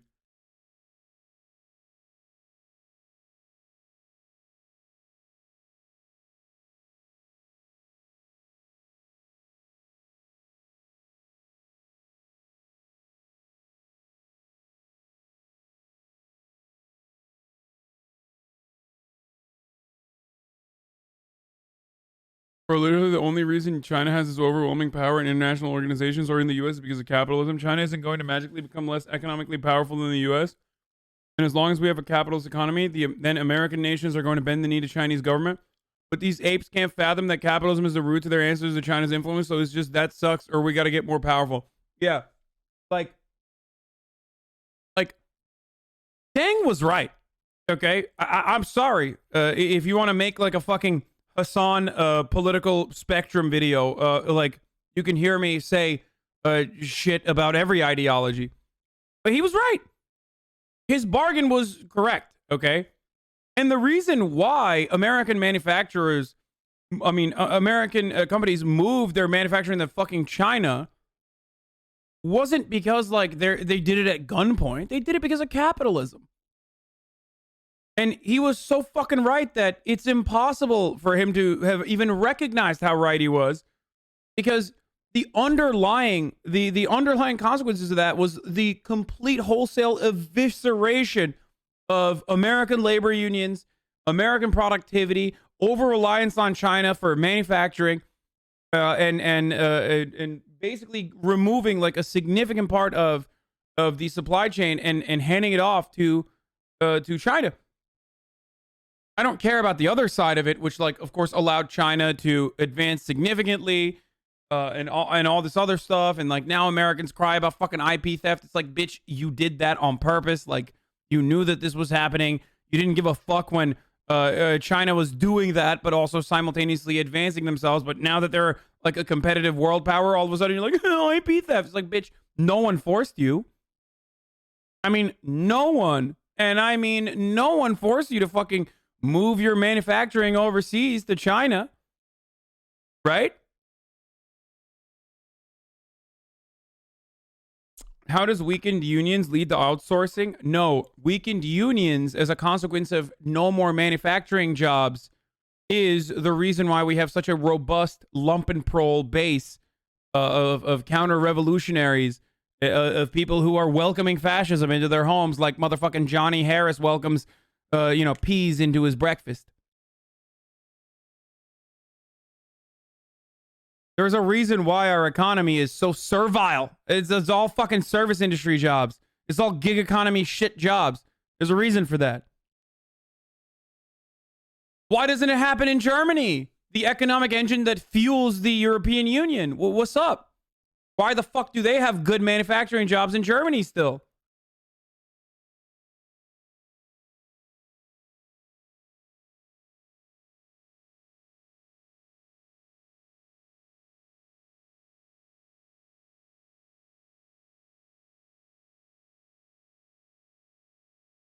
Anyway.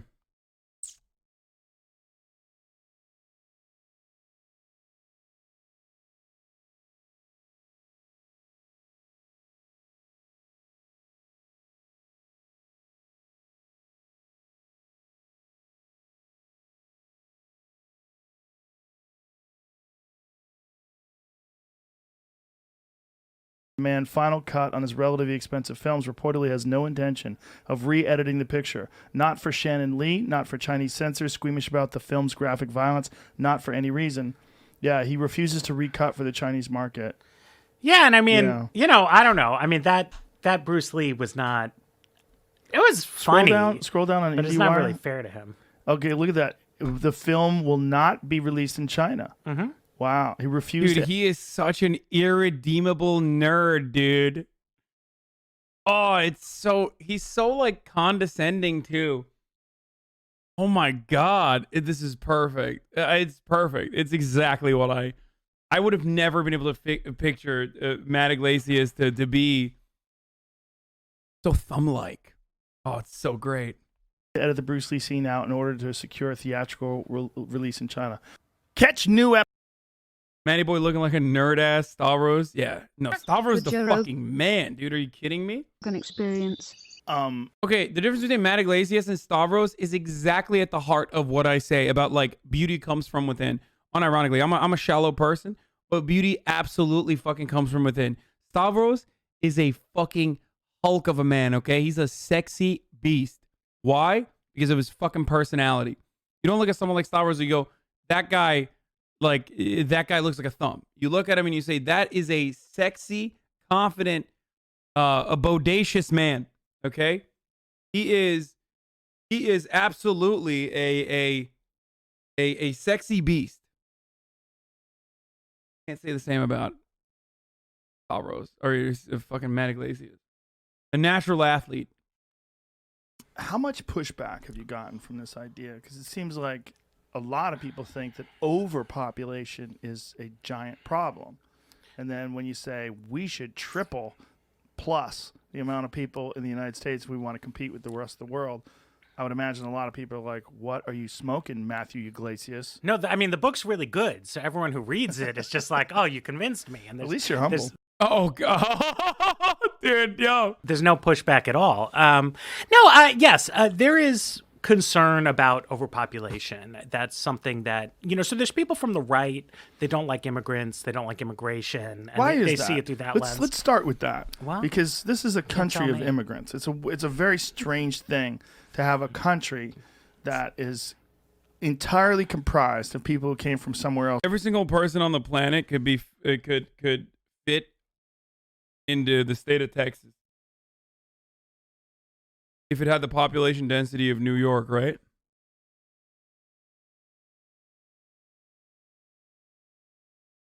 Every single person on the planet could fit inside the state of Texas.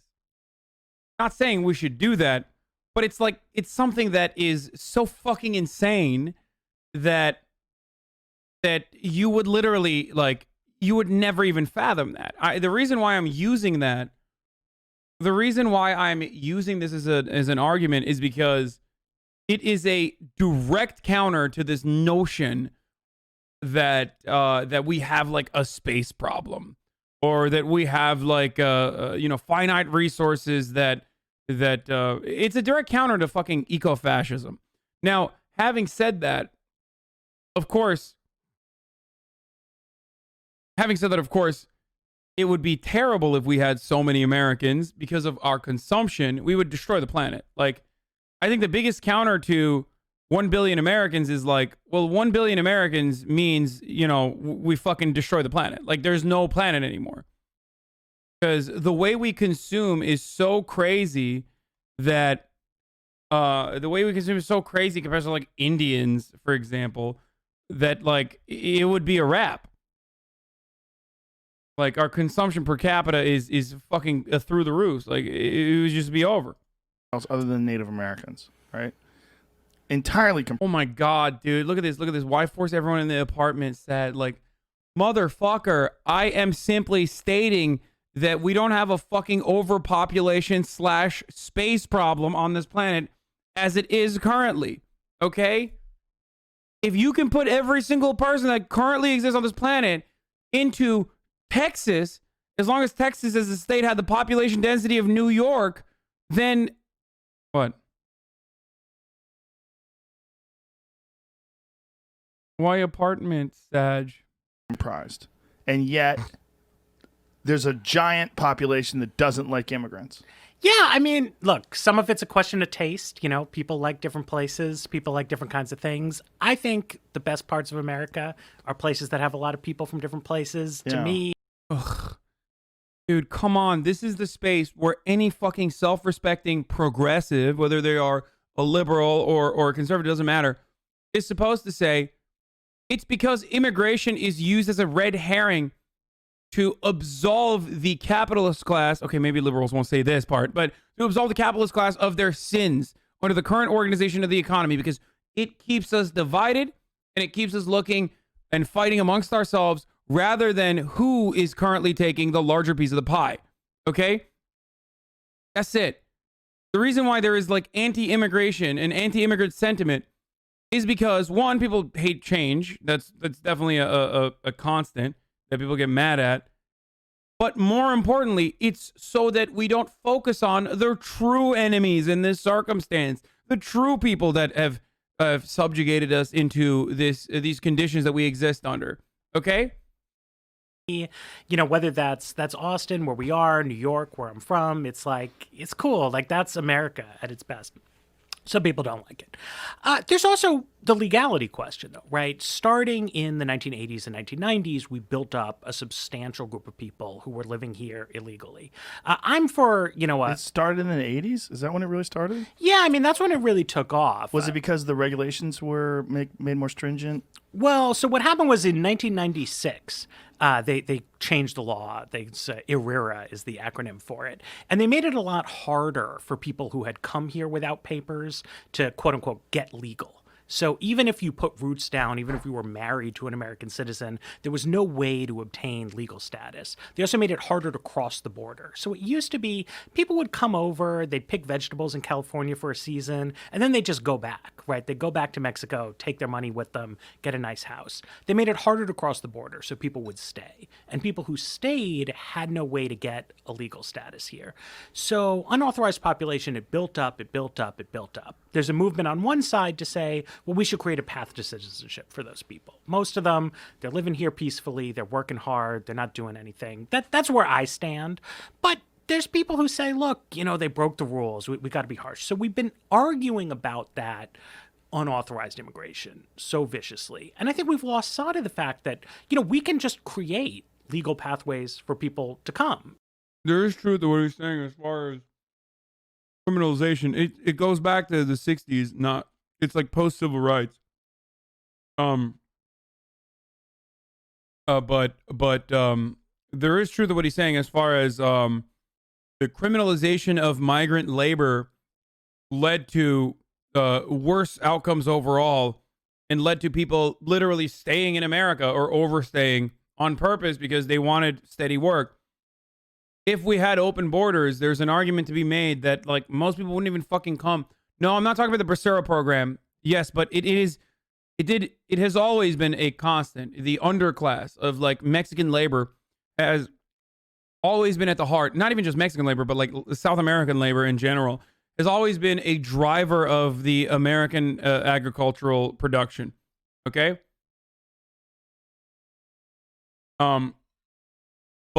But the contemporary version of like hatred against Mexicans and hatred against Latin Americans stems from 1965 onward as like a permanent second class citizenship for a permanent underclass labor force in the form of South American labor and like economic migrants and economic refugees. My family's in America because of the Bracero program. Yeah.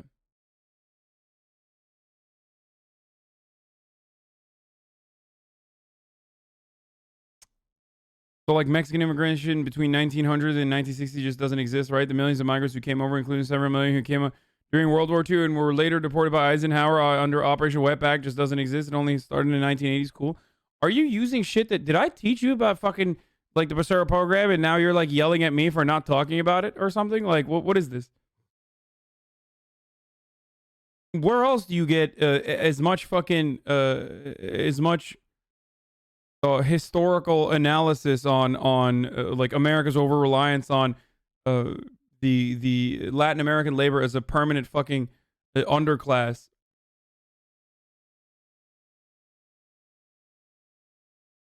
What is this project you speak of? Oh, he's criticizing Matt. Yeah, well, Matt is supposed to make like a. He's trying to make an argument he's trying to make a fucking reductive ass argument. He's not going to talk about the underlying reasons for America's reactionary approach to immigration as well, because that would require a little bit of dialectical materialism. Like, he would have to think about the nature of labor, and he would have to think about commodity production in a critical fashion.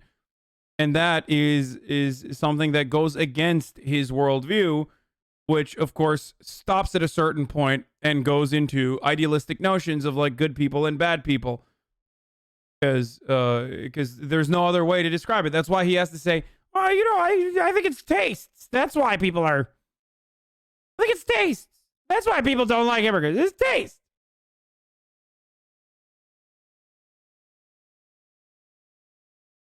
Some people will say, well, my grandparents, my parents, whoever, they came the right way. They did it when it was legal. But it was easy then. Exactly. And it's totally true. So my great-grandparents, they came to this country at a time when there was no restriction on my people. grandparents as well. They just came over from Italy. It was not that hard. So good for them, right? And Yeah. so, yes, we should have a legal process for people to come. We can have rules, try to make sure you're, say, you should be working age, right? You should come here, get a job, pay taxes. You can't just come across and collect Social Security. Yeah, fair enough. But obviously, you're okay with children coming across as well. Yeah. Whether they're adopted once they get here, or whether they come here with their parents, or. I mean, we should make it possible, right? Yes, we should make it possible. That's a great way of putting it. And that's how you can not. If you're an old migrant, then fuck you, dude. Why should we take care of you, motherfucker? It's not on the basis of your humanity. It's on the basis of how productive your labor is, bitch. That is why people say cut a liberal and a fascist bleeds, okay? Because that, if you pull the strings of that argument, you ultimately arrive at the productivity of labor being the only reason why a human being can coexist in your space that belongs to you and is desirable for you only. And if they come here, it's on a conditional basis. If someone else comes here, well, your status in my country is conditional. If you have no value, if you have no labor to exploit, then you have no value. So fuck off. Not have people breaking the rules. That's to me. But, a lot of people on the right don't see it that way. Now, on the left, there's some folks, people are concerned about the environment. Yeah. I mean, I'm concerned too. I don't want to breathe polluted air. I don't want cities underwater. But there's a strain of sort of eco-apocalyptic thinking, where people say, oh, we can't handle it. Only degrowth is gonna save us. And I just don't think that's right. I am bullish on technology, right? We've got more and more clean energy sources. We've got better and better electric cars. There's more stuff we can do with electrification. We need to take those steps. But we can have a prosperous, sustainable society that has plenty of people in it, that has high living standards, things like that. So we don't need to worry about that. A lot of Americans also just overestimate how many people are here. So 1 billion sounds like a lot. It's about triple our current population. But that would give us the population density of France. It would give us about half the density of Germany, way less than half the density of the United Kingdom. And, if you've ever been to the UK, it's a nice country. They got London, big city. Yeah. They got countryside. So here's why I agree with some of the stuff that Matt Iglesias says. There is no fucking lump labor, right? Because labor is an ever-expanding pool. There's always going to be more demand. If there's more need, there's going to be more demand, right? So, the more people come into the country, the simplest way to put it is the more people come into the country, the more need for roads, the more needs to fix roads, the more need for fucking building infrastructure, the more need for housing. When you have a need for housing, you have to build the houses. You need people to help integrate immigrants into American society, I guess, if you want to use that as a term. There's more food. You need to produce more food. So that's why there is no fucking lump labor that is finite. So he's not wrong when he says America could hold 1 billion people. The problems are having 1 billion resources are finite. Yeah, okay, but again, resources are finite, but we're not there. Okay, we're just not there, and there are better ways, more efficient ways of dealing with our finite resource problems.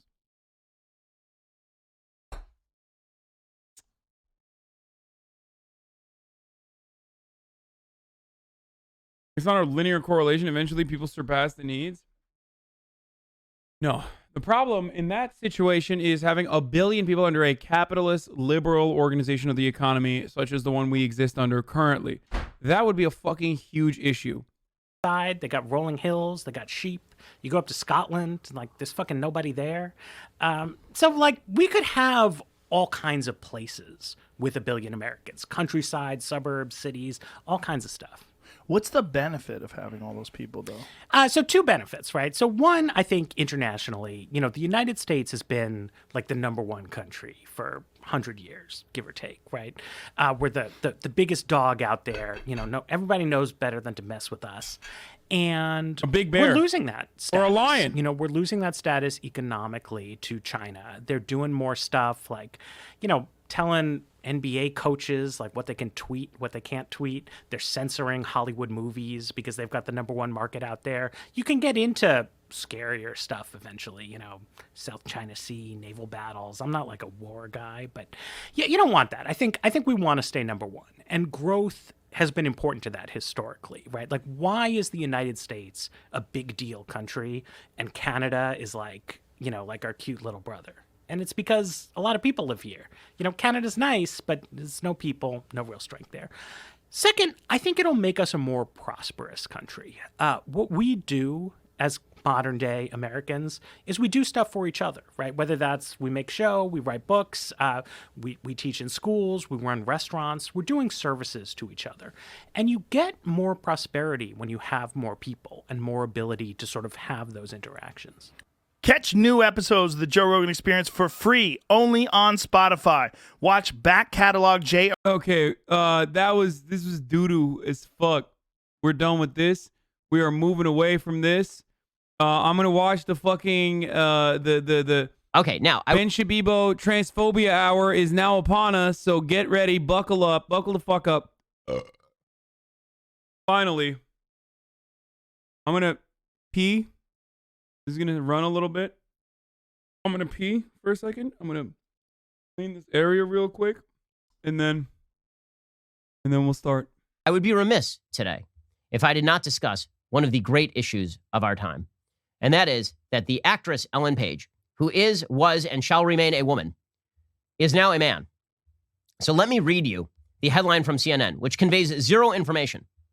Right? We have now been forced as a society to simply say nonsense, to simply just say things that are nonsense, that don't make any sort of logical sense, that don't actually translate from English to reason. Okay, so here is the headline, and you tell me if you know what the hell this means. Okay, ready? Elliot Page, Juno star, shares transgender identity. Do you have any idea what that means? Like, seriously, do you have any idea what that means? When I first saw the headline Elliot Page, I thought, whoa, Ellen has a brother? No, it turns out that Ellen Page is now identifying as Elliot Page. And the media, instead of saying, here's a headline with content, Ellen Page announces she identifies as man, wishes to be called Elliot Page. Right? Now I would have the whole story. But Elliot Page, Juno star, conveys nothing because Ellen Page was the star of Juno. So I'm like, wait, was her brother in that movie? Like, I don't even know what you're talking about right now. Because the media have created this bizarre standard whereby if a person declares themselves a member of the opposite gender, the entire world, especially in the media, must immediately... This is my favorite type of analysis because it's literally like, it's like a kid. You know, when you know better as a child, but you want to kind of be bad. So you'll say like, puck you instead of fuck you. You know what I mean? Like, you're like, oh, like, I got away with it. Like, I got away with like being bad. I said, puck you. What do you mean? What? That's not a swear word. I said, puck you, not fuck you. That's exactly what Ben's doing here. Which, like, I don't really understand. I don't really understand what's going on. I mean, is it Ellen Page? Is it Elliot Page? I just don't understand. I was confused. I thought it was his brother. It's like, no, motherfucker. Like, if you were confused, you would not have made an entire 9-minute video about how fucking grossed out you are that like a transhuman being exists on the planet. Okay, so it's like pretty obvious that that's what he's doing. Also, the hilarious part, the other hilarious part about it is that like at this stage, I think we have all developed a better understanding of trans existence. Like, trans acceptance is becoming more and more mainstream. It's of course not fully there yet. There's still a lot of problems. Especially at the legislative level, it's really horrible. But the hilarity here is like Ben basically is. I was thinking about this while I was washing my hands.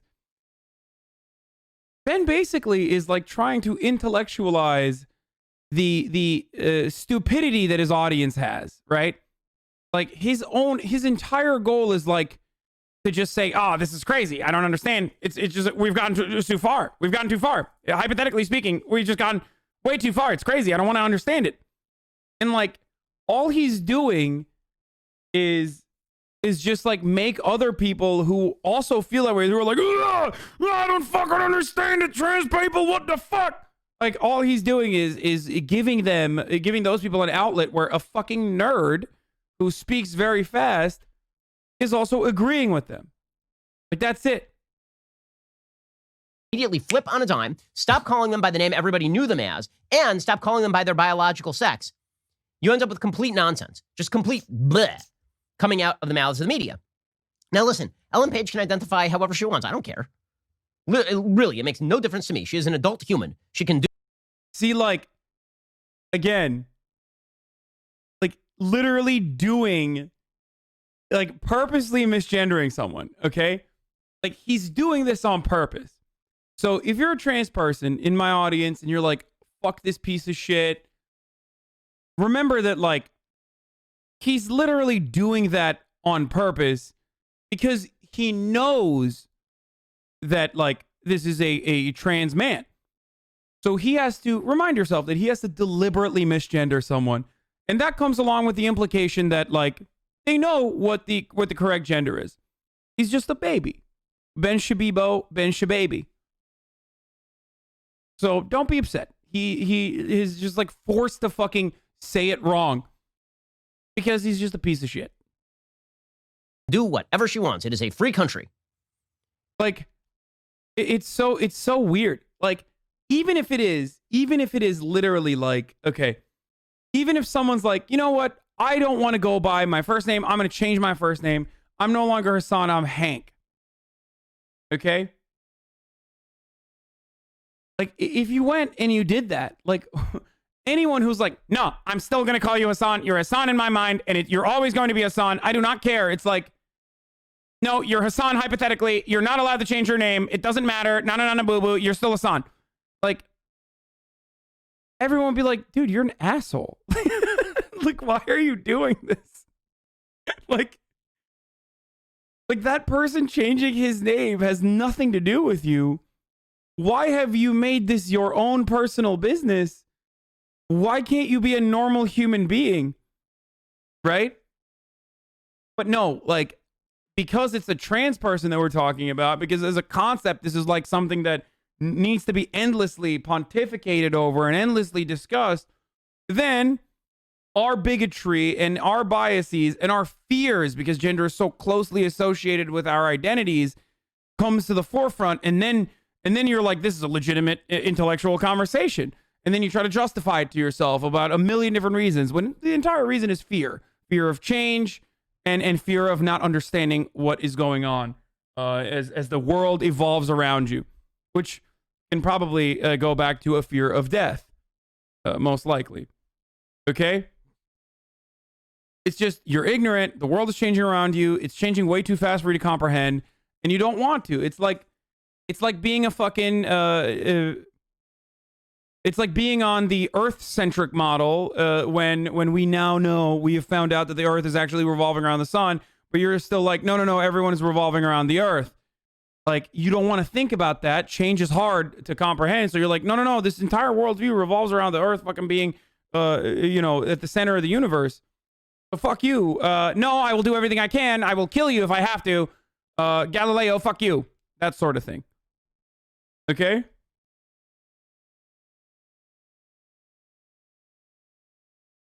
That's it. That's where this comes from. However, it being a free country, I am also free to point out that Ellen Page was, and shall remain a woman. Because Ellen Page is, in fact, a woman. Now, I'm happy to call Ellen Page Elliot if she wants to be called Elliot, because people change their names all the time. And you can, in fact, change your name by declaration. You cannot, however, change your sex by declaration. Like the legality trumps morality argument is so good. It's like, I can't take credit. This is a Felix line, Biederman of Trap House, where he says like, libertarians are the most annoying rule-abiding rule breakers of all time. It's like, well, legally, technically, actually, hypothetically, you can't change your name. You can change your name by mandate or whatever the fuck, but also you can't do that. You can't do that for your sex. So no, I will call you by your right name, but not going to do that right now because hypothetically I'm making an argument currently. It's so good. It's like, okay, so if you legally could change your sex, then are you fine? Are you going to fucking abide by that too? No, you're not, because you're a fucking piece of shit. You're just using legality as a, well, first of all, can't you legally change your sex? I thought you could.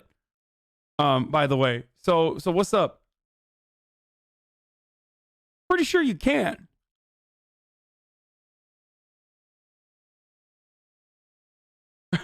You can. I literally did. So, Ben Shabibo, actually, sir, Ben Shabibo, Mr. Sir, well, legally under the law, you can change your sex. So why is he getting away with lying to his audience right now? Or your gender by declaration. That is not how this works. There is no other area. But you can, apparently. Okay. Area of life in which people simply declare themselves to be a thing, and everybody goes, oh, okay. Right? An objectively verifiable thing. Right there. You can declare your sexual orientation, right? You can declare a thing that you like. You can declare that you're a fan of this particular band. You can declare that you have a sexual attraction to X, Y, or Z, right? That's all subjective. And all we have to go on is your behavior, which is objective, and your subjective self-assessment. However, when you're declaring something as core as your sex, there's no objective measure whatsoever whereby Ellen Page is a man. None. Wait, what? Then why do you correctly gender trans people from time to time and then fucking end up literally purposely misgendering them just so you can continue being a fucking annoying little baby?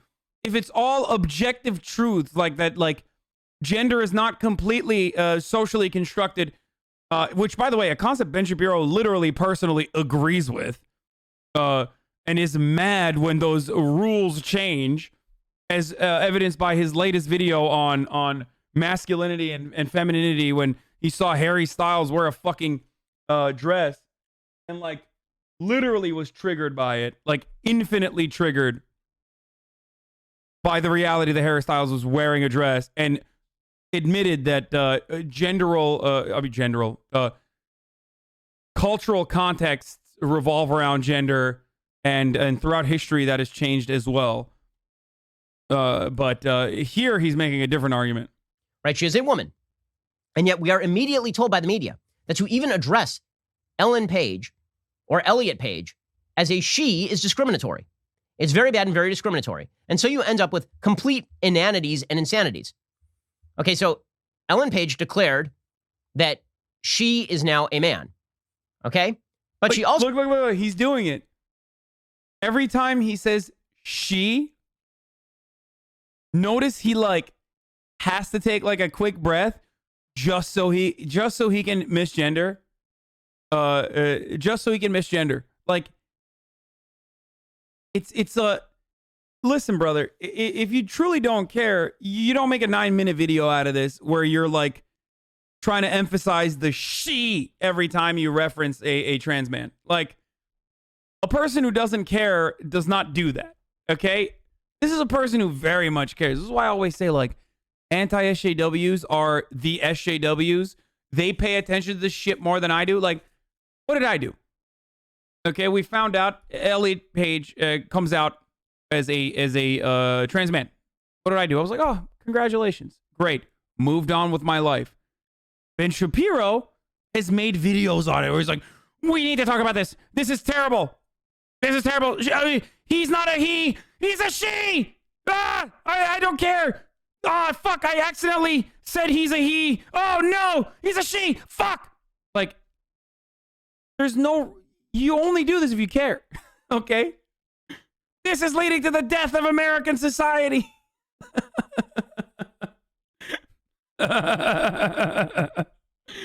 Oh, what a fucking baby, dude. Oh, it's great. Anyway. Oh, fuck. Also declared that she is a queer man. Now, this is confusing because if she were a queer man, this would mean that she is attracted to men, which would technically mean that she's a straight woman, right? Because if she is an actual woman attracted to men.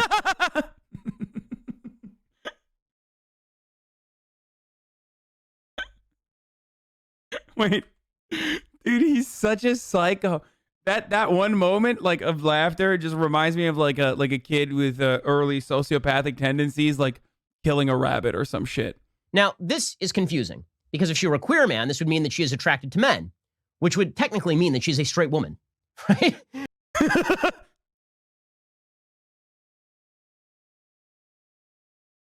Bro, this shit is already kind of confusing, okay? Especially if you're like a cishet. If you're a disgusting breeder cishet like me, I'm already like, I've lost the plot. I don't know what's going on. I don't know who's fucking what and what the designation is. So when you try to like revert it back to your fucking traditionalist point of view, you're adding literally an additional inverse of what is correct, what is currently occurring. You're making it harder for yourself. Like, why would you do that? Like, just fucking try to recognize what's happening in front of you as it is. If you're having a hard time with it, then like, why add an additional layer to make the system more complicated, the process more complicated? Because if she is an actual woman attracted to men, this would make her a straight woman. But we know she's not that because she was a lesbian, right? So she is married to a woman, as far as I'm aware. And that means that she is a lesbian. But now she is a man. And according to her, this means that she is a white, straight male. So how's she queer? She's a white, straight male. So here is how Wikipedia tries to sum this up. Wait, what? Bro, if he's queer, if he's a queer trans man, that means he's a queer trans man. Like, what do you mean? Like, if he's a queer, wait, who is he attracted to? I fucking lost the plot. Jesus Christ, dude. Like, that doesn't, he thinks queer means gay? Oh, that makes sense. I mean, it doesn't, but you know what I mean. Why did he say white? Yeah. He's being purposely obtuse to his viewers. Don't think about it. Like, if he's queer, that means it could be a number of different things, right? Like, it could be a number of different, like, queer could also capture being trans, right? In and of itself, even if you're straight, you can be trans and straight, right? But queer itself is a catch-all term that you could still use for being trans as well. It is an umbrella term, but I think that part of the reason why some people utilize queer is because, again, it's an umbrella term which would capture pansexuality, bisexuality, whatever you want to fucking call it. Okay? That's it.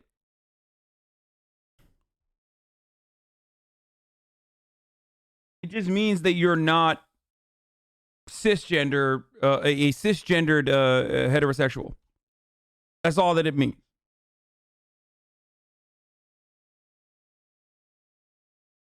That's all it is. You ready for this? According to Wikipedia, in January 2018, Page publicly announced his marriage to dancer and choreographer Emma. Oh no, he accidentally correctly gendered him. Oh no, does Ben know? Oh Ben. Oh no, Ben. Oopsie. Partner. So this means that Ellen Page is a gay man married to a woman, according to Wikipedia, which makes no sense at all, like in any way, shape, or form. And you're expected to simply mirror this. Not only that, the left has particular standards with regard to who gets to play parts in. I know he's reading it. I know. It was a joke, chat. It was a joke. Do you guys get that? Like, I know that he was reading it and he didn't like correctly gender Elliot Page.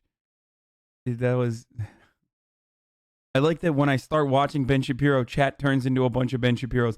technically what he was doing is actually reading a quote from Wikipedia. So no, you're actually hypothetically wrong. Ben still holds the position that Elliot Page is actually Ellen Page and a woman and not a man. Sorry, you just got owned. Thank you, chat. Thank you. Actually, no jokes are allowed.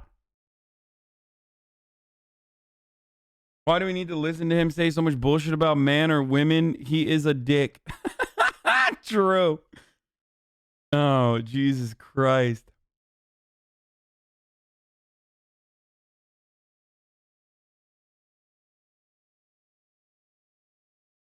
Elliot never identified as a man. They just stated their pronouns.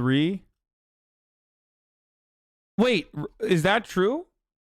I didn't even look into it. Like, does that mean that that Elliot Page is just using he along with they just to be more accommodating, but they are technically non-binary or something? Because sometimes people do that. It goes either way.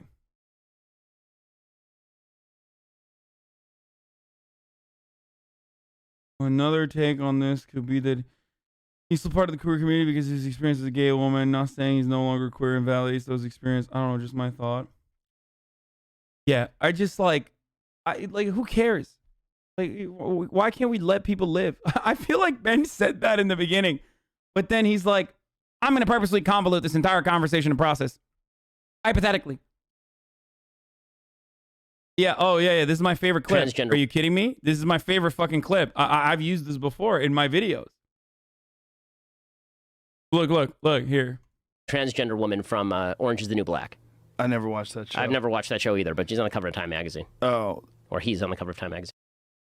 Like, that's it. That's at the heart of how vicious. Like, he is a vicious person. Like, he's a cruel person. He's a bad person. He's not a good person.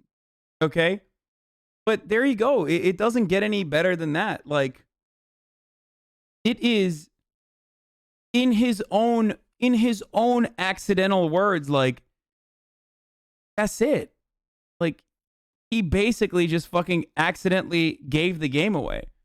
That gender is, without a single doubt, a social construct.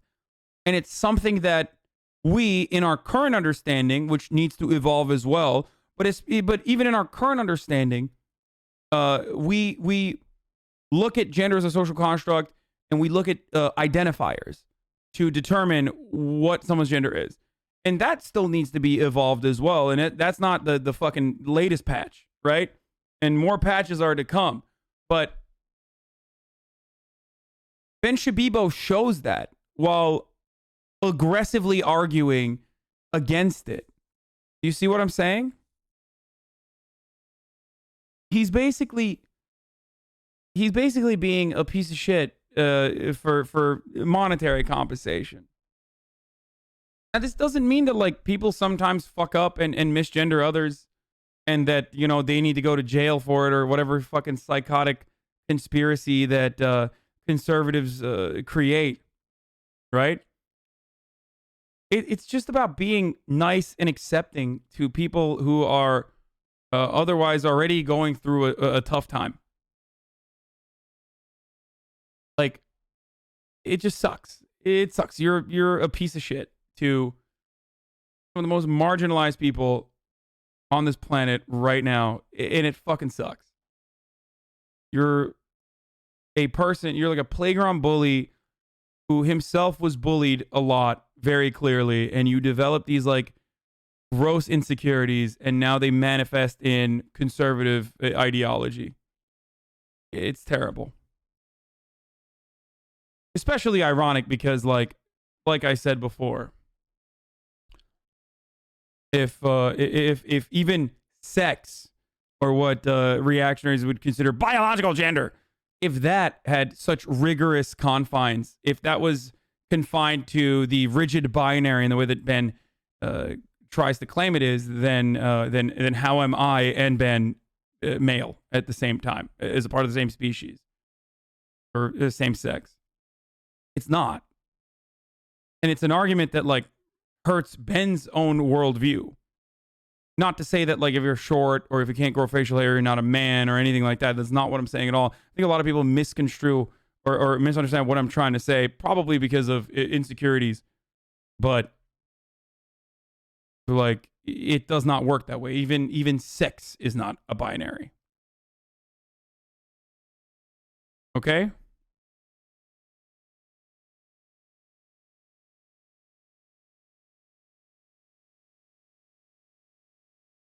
In movies. So, for example, Ellen Page, now Elliot Page.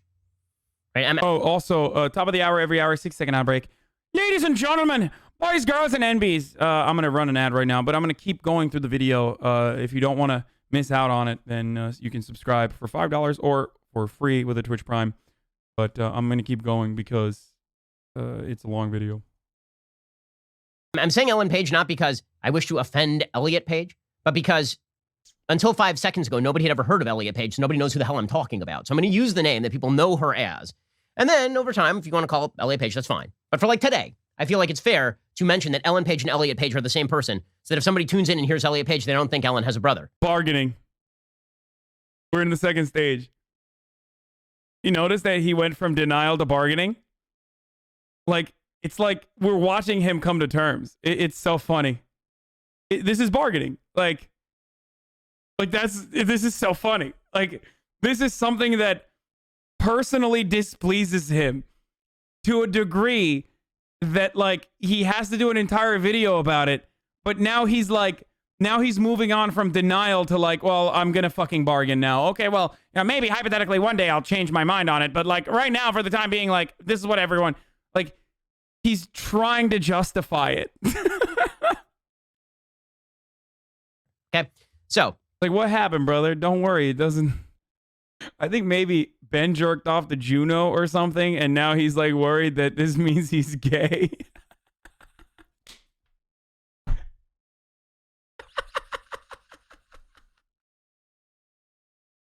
That's why he's so mad. Oh, don't worry, dude. It doesn't work that way, okay?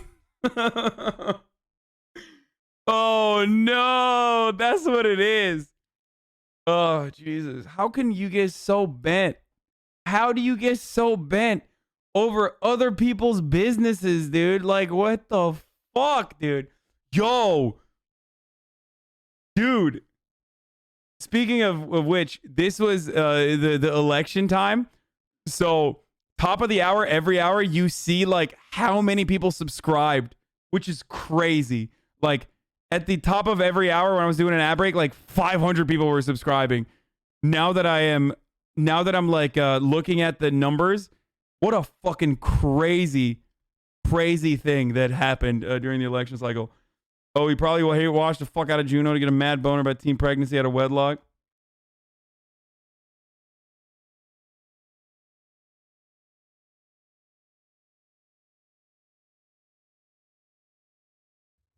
Here's the headline from TV Insider. Elliot Page. No, I'm not going to tweet the joke because people are going to say I'm transphobic. Okay, I don't want to do that. No, I'm not going to fucking, I'm not going to tweet it. I'm not going to tweet it. People are going to say I'm transphobic. Like, I don't want that smoke, okay? I don't want the radical gender Marxist mafia to come after me, okay? And force feminize me.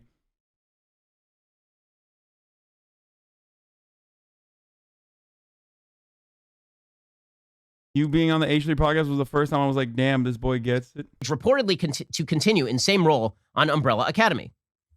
Now, Umbrella Academy on Netflix, it started off that the series itself is based on a comic book. In the comic book, Ellen Page, who, again, is a woman, and is in the series a cisgender woman, right? Like a woman who is a woman, is a straight woman in the first season. In the second season, Ellen Page becomes a lesbian because Ellen Page is a lesbian in real life, I guess. I mean, I assume that's...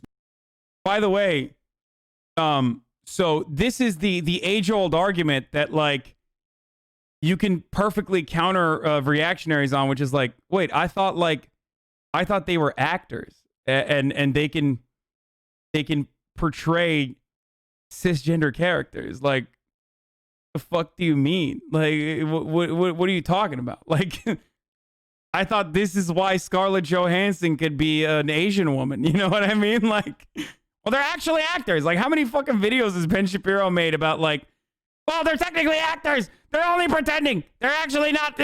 Hilary Swank was not paralyzed from the neck down, and they're an actress, and that's what they're doing. That's what they do. So like that's a thing that people can do and do all the time. Actually, Ben will defend to the fucking death like a white lady taking the role of like I don't know, a non-white person, but when it's vice versa, he just fucking loses his shit. Like everything fucking fell apart for Ben. His entire world has fallen apart here. It's like, what do you mean? Like it literally feels like he jerked off to Elliot, and now he's upset about this. like wait, I thought he was supposed to be a lesbian, but I don't understand. It's so good, dude. What happened, brother? Don't worry. Oh no. Oh, Jesus Christ, dude. And by the way, the counter to the fucking like why trans people should play trans roles argument, it's not an exact argument, but the reason for why marginalized people demand representation from their own communities, even though it's like hyper specific and hyper narrow, there is a reason for it. And that's because people with lived experience do a better job of describing their lived experience and acting out their lived experience better than fucking actors and actresses can. That's just the whole point. And that in a society where you have no material power and all you can do is like change culture marginally, then that's like a battle that's the reason why people try to fight that fucking battle. You know what I mean? Lived experience, Andy. I mean, yeah, like, bitch, do you know what a fucking trans person's life is like? No, you don't. Shut the fuck up. Like, it's just like, I'm a Turkish white dude. You think I could like, I don't know, write a decent, maybe I could write a halfway decent proposal on like how a trans person exists or how a black person exists, but it's never going to be as good as like a really good fucking black writer writing about their own experiences. That's it. Like, that's how it works. Also material, queer folks need jobs as least to, no, for sure. But it's still super marginal in the grand scheme of things. It's not like fucking fighting against the trans military ban. You know what I mean? It's like one fucking trans person getting a job in one movie is not exactly moving the needle for trans folk across the planet. But still, it's a completely understandable position. Like, I think the larger impact in that situation is about the accurate representation of a trans individual. An accurate representation of a trans individual is going to have significantly like larger outcomes overall. Do you feel me?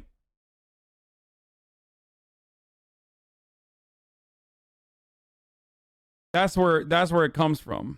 I think usually. The fact that you can show so much anger advocating for BLM and then understand the points of gender sexual identity the next hour shows me that our generation is doing something right. I mean, there's not a lot. I'm trying my best, but Gerard Way will also 100% support and accommodate this in the Umbrella Academy story anyway. Yeah. I've jerked off to Elliot. I ain't ashamed. I mean, Elliot's never done it for me, so I don't. Hey, to each their own. Okay. Just not in my, but hey, if you like it, then, you know, crank it all the way, baby. Oh, anyway. Being transphobic is one thing, but dropping spoilers with no spoiler alert, I don't think I can ever watch Ben Shapiro again. Yeah. That's what the plan was there. And then from purely medical perspectives, a fuck ton of literature about the practicality of gender affirmation therapy and treatments with absolutely nothing saying against it. If nothing else, even if you're Ben Shapiro and think they're still the gender they were born with, the literature states undeniably the best long-term outcomes occur when preferred gender is affirmed. Yeah, absolutely. Which is, of course, the irony of like virtue signaling, which is like one of the grossest ways that conservatives will virtue signal. They'll say like, well, actually, it's because like they're mentally diseased. That's why we're doing this. Like, because we want to, you know, it's like, okay, yeah, you're doing a good job. Like, you're really doing a good job helping trans people by being super unaccommodating and like making trans people seem like exacerbating their dysphoria if they feel it. Great stuff. This is definitely how you operate in a normal way. When you said you were a degenerate, that was a fucking lie. No, I am a degenerate. How dare you? But all right, let's keep has going. something to do with how Ellen Page wanted to act, because my understanding is that's not something directly from the comic book series. If it is, forgive me, that's fine. Who cares? Okay, but here's the part that's hilarious. So according to Variety, they say there are no plans to change the character Ellen Page plays, her gender, on the Umbrella Academy. So the series is publicly showing their support, and they say they are proud of their superhero. We love you, Elliot, but Elliot will be playing a woman. Now, I've been firmly informed that this is discrimination and cultural appropriation. Oh, come on, dude. I'm glad that I already gave this argument. Okay, good. I'm glad that I gave this argument already. So there's no reason to go over it again. But the difference between like a trans person wanting to play a trans role, or even like there was an additional controversy around like Sia, and I think like someone who is not neuroatypical playing the role of like someone with autism, like the reason why people want more representation in Hollywood, despite the fact that it's a narrow scope, like it is certainly a limited argument. It is a limited argument. Like Oscar So White is still inherently a narrow argument that does not immediately address all the fucking problems, or even a more significant part of it. Is it neurodivergent? I didn't say it right. Okay, sorry. Not neurotypical, neurodivergent. So there's a difference between like an actor from a marginalized background wanting to play or fill a role, or even like wanting to have like lived experience in circumstance where you're writing about like a trans experience or something like that, is entirely different than like a fucking a trans person portraying a cis person.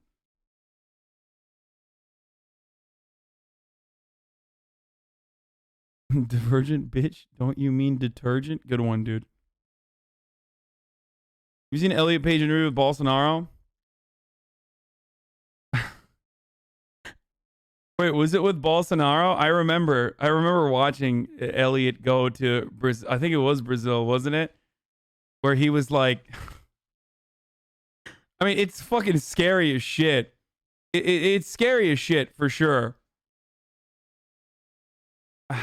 Yeah, this is. Did you guys not know this? Like, this was on Vice. Yeah, they sent him to Brazil. Okay, let's just keep going. We'll get to that in a second, maybe. When Scarlett Johansson, a straight woman, was slated to play a transgender man in a movie, this was considered very, very bad form. In fact, only trans people could play trans characters. So I have a question. If Elliot Page is in fact a man, the way that the media have declared that she is a man, then why is she allowed to play a cisgender woman?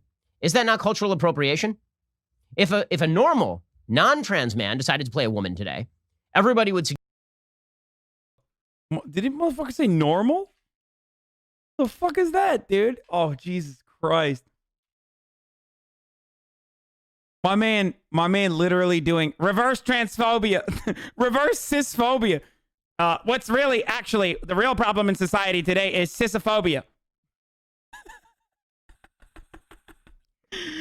This is why I laugh whenever white people are like, you're being racist.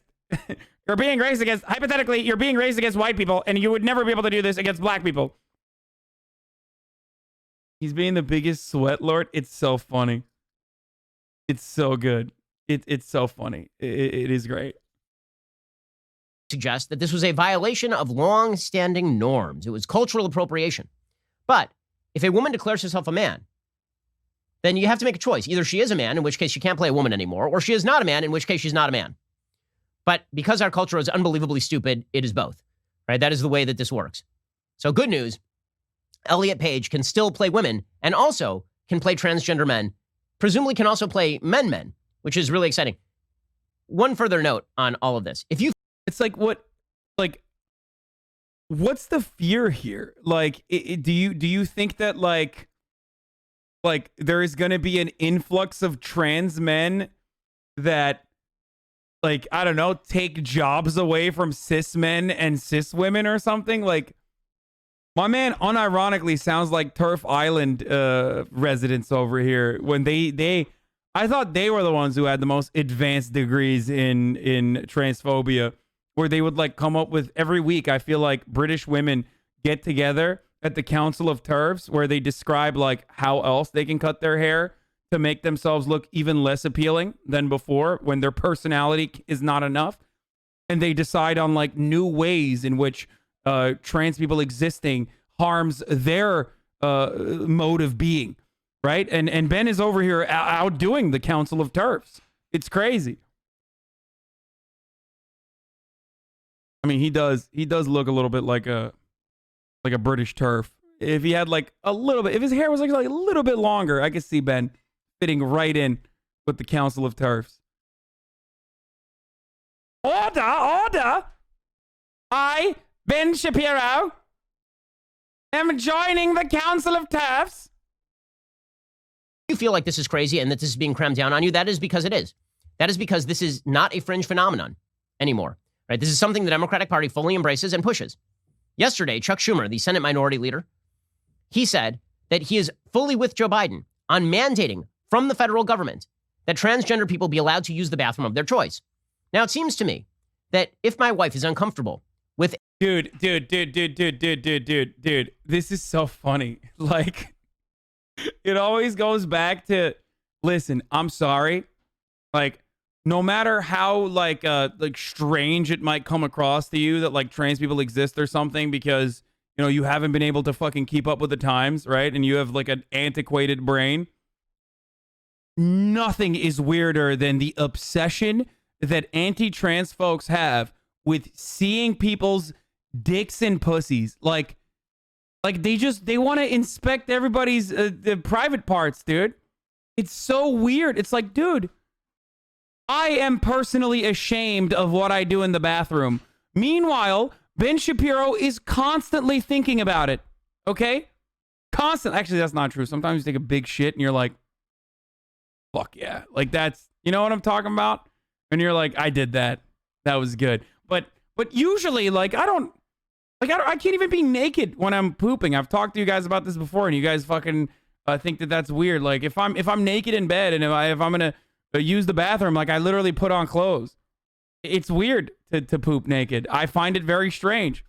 Maybe there's a profound sense of shame there. I don't know what it is, but you know, the stuff that I do in the bathroom, I don't want anyone to know.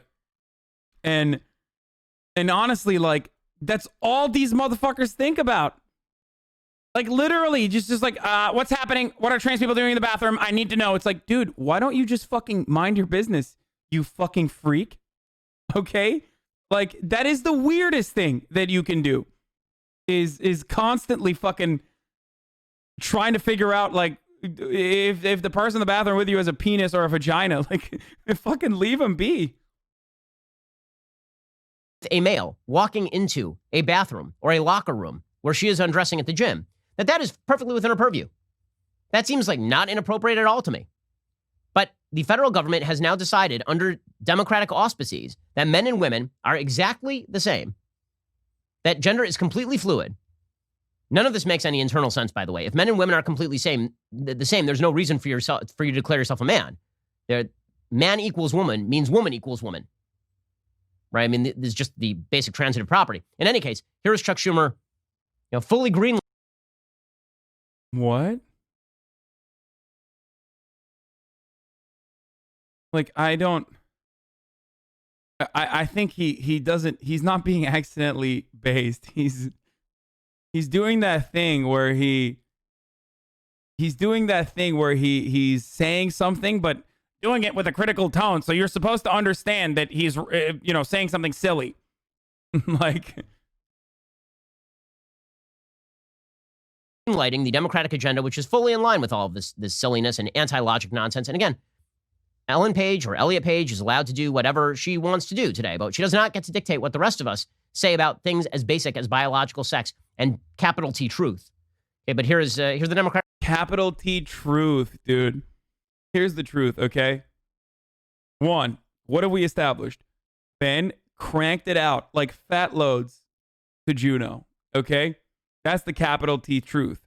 Ben now feels some type of way about it because of his own pea-brained understanding of gender, which is sometimes a complicated concept. So, you know, if he wasn't such a fucking horrific shitlord, I would be, I would give him the benefit of a doubt. But like, he's very clearly a professional shitlord. Okay, and lastly, he is definitely a fucking freak in the way that he needs to know what's happening in people's private parts at all times. That's the capital T truth here. But let's keep going. Party pushing this stuff. Joe Biden said that on his first day of office, he will give transgender students access to sports. He's saying that there would be no reason for Elliot to come out because man equals woman, and therefore it makes no difference if they are a man or a woman. Well, the irony is, if I'm not mistaken, Elliot is non-binary. So he, like, Ben is accidentally based in that regard, where, like, yeah. Like, there is kind of no reason. It's just like another way that we all try to conform to societal expectations. And also on top of that, I think part of the reason why Elliot came out is because as a figure with a public profile, him making this decision makes trans people all around the planet further accepted. Like, because he is he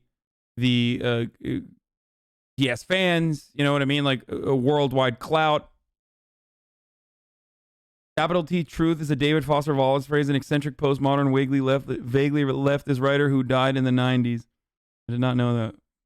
Brilliant. Absolutely legend. The crowd going absolutely legend. Bathrooms and locker rooms in accordance with their gender identity in all federally funded schools. Do you think he has the ability to do this, and do you agree with this decision? I agree with the decision, and I know he'll check things out thoroughly. Oh, legally. he came out as trans, not non-binary? Okay, my bad. Okay, I'm sure that this will... Wait, what did you say? Sorry. Sports, bathrooms, and locker rooms in accordance with their gender identity in all federally funded schools. Do you think he has the ability to do this, and do you agree with this decision? I agree with the decision, and I know he'll check things out thoroughly legally. How can someone be trans and ambi? That confuses me. This isn't a troll. Transgender just means that you are, like, everyone has a gender assigned at birth, right? Everyone has a sex assigned at birth. Trans just means that you are not the gender that you were assigned at birth. That's it. So non-binary people are also trans. It just means that you're not cisgender. Cisgender means that you are the gender that you were assigned at birth. Trans just means you're a gender different than your birth assigned gender. Yes.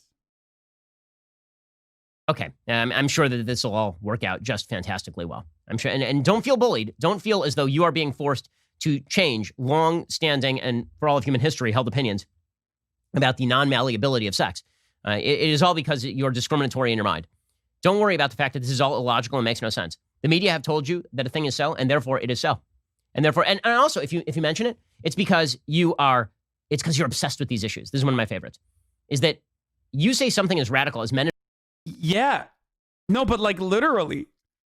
Like, who cares? Why? What is going to happen to you? Like, what's going to happen to you personally or your children? And by the way, this is exactly the same argument against homosexuality, okay? Just remember, Ben is literally relitigating the 2000 era arguments that he had against gay people, but now that it's unacceptable to be homophobic on the main on his main account, like, he has moved away from that to, in a way, it's very woke, postmodern, if you will, that conservatives are so quick to drop their causes once it becomes mainstream.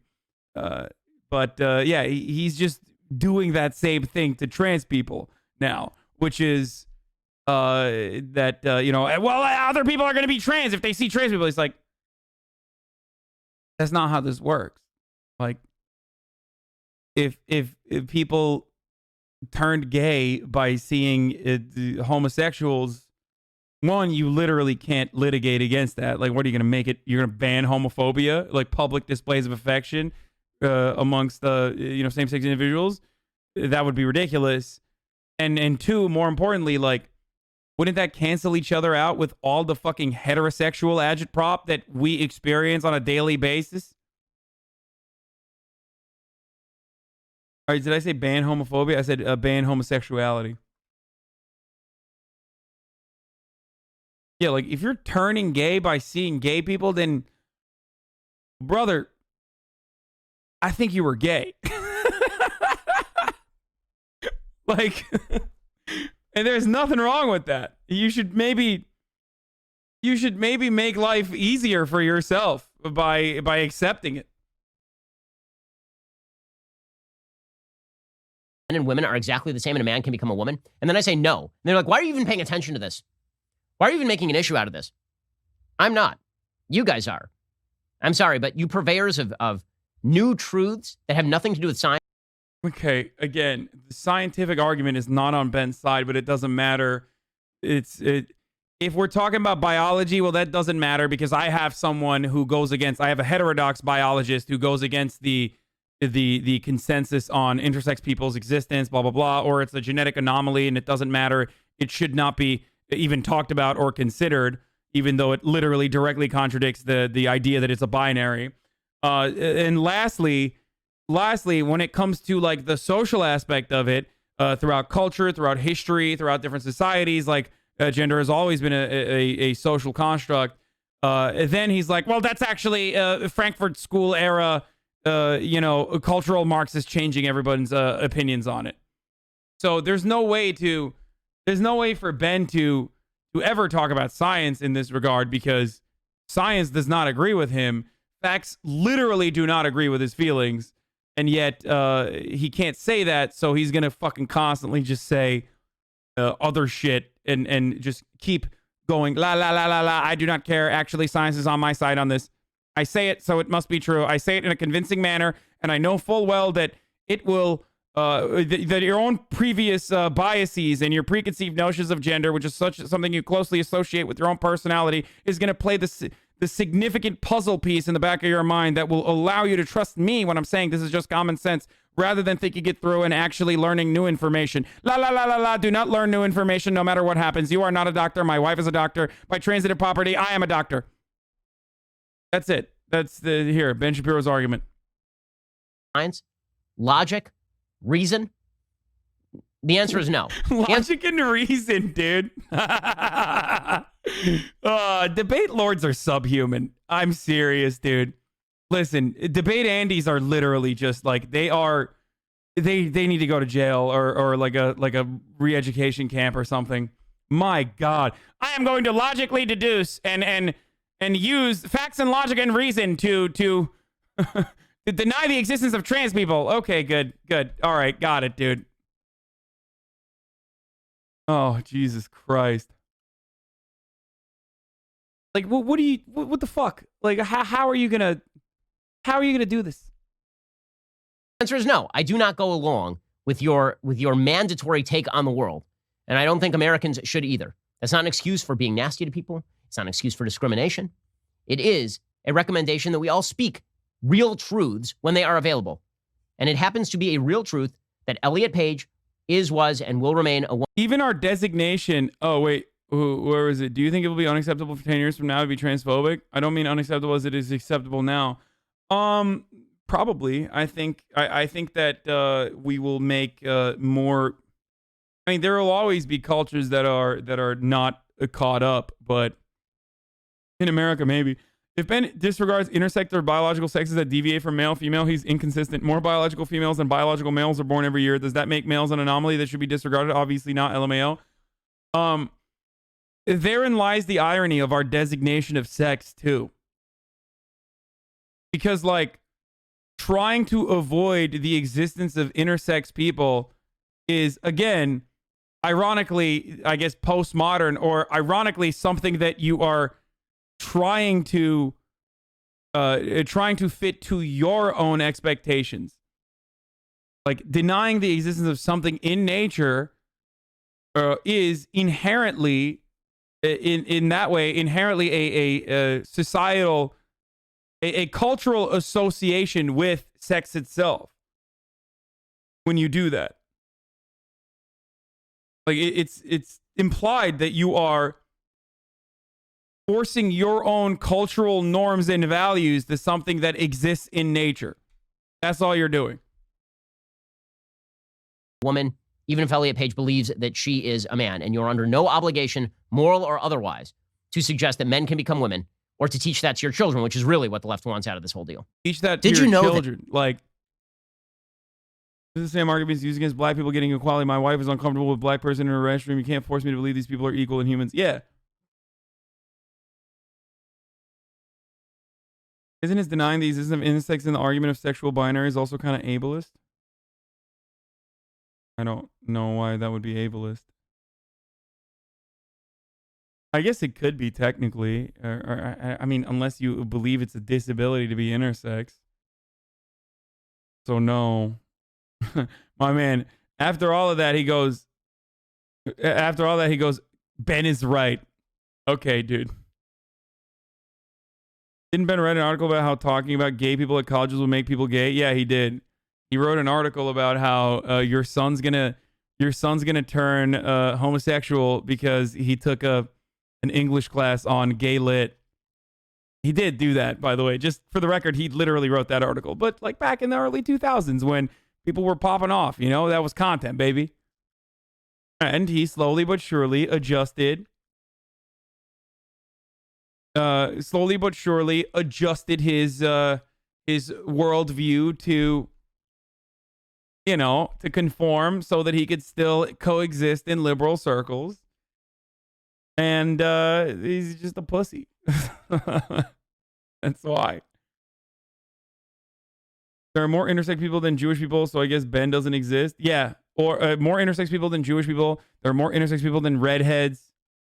But hey, who knows? That's what we know of. There is a reasonable argument to be made that like there are more intersex people than we also assume there are on the planet right now.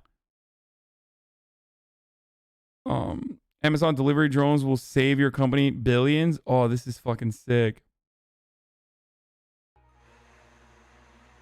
Do you ever get impatient waiting for your Amazon package to arrive? We're back to the richest, dude. This is such good content. I love this shit.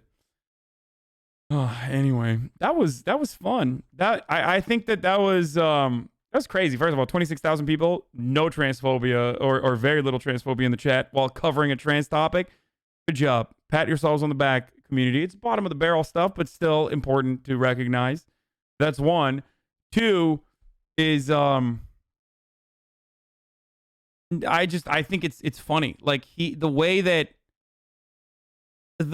he is fearful of the existence of trans people is funny to me. Like he's just so terrified of things changing. And once you start recognizing that fear, once you start recognizing that like a lot of this rhetoric is completely fear-based, it changes the dynamic a little bit. Because in that fear, there's a legitimization, right? Like, you wouldn't fear something that you don't consider to be legitimate. You would not fear something that is illegitimate.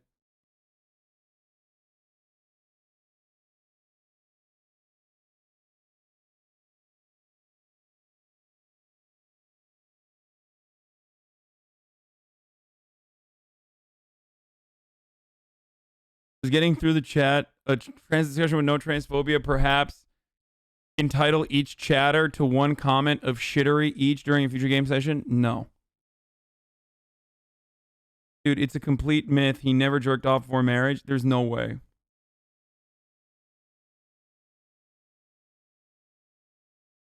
Conservative nature is to hate change, brother. Yeah.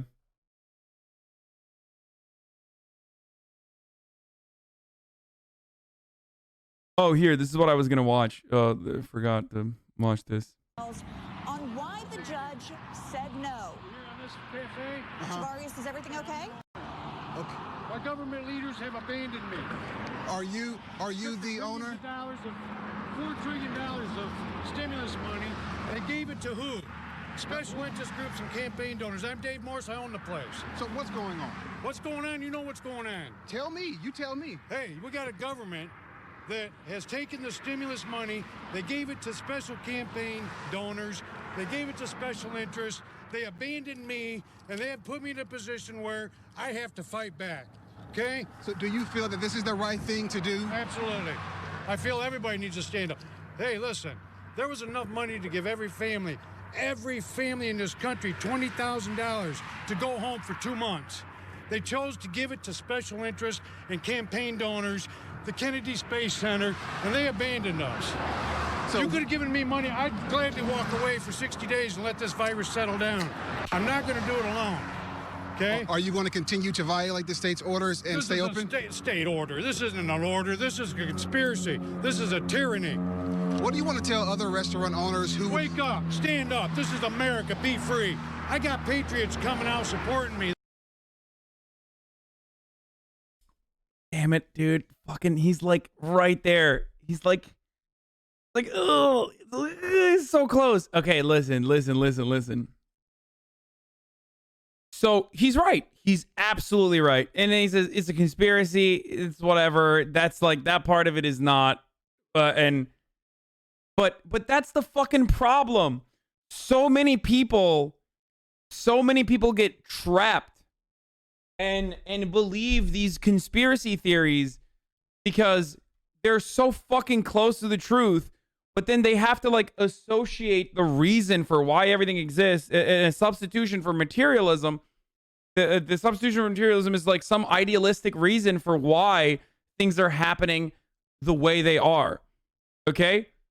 And this is what I always say when I say that, like, no matter how dumb people are, no matter how dumb you think people are, they know what is in their best interest in a lot of times, in a lot of situations. Like, he knows that if he were to get money, then, yeah, he's not going to fucking try to run a business. Like, that's it.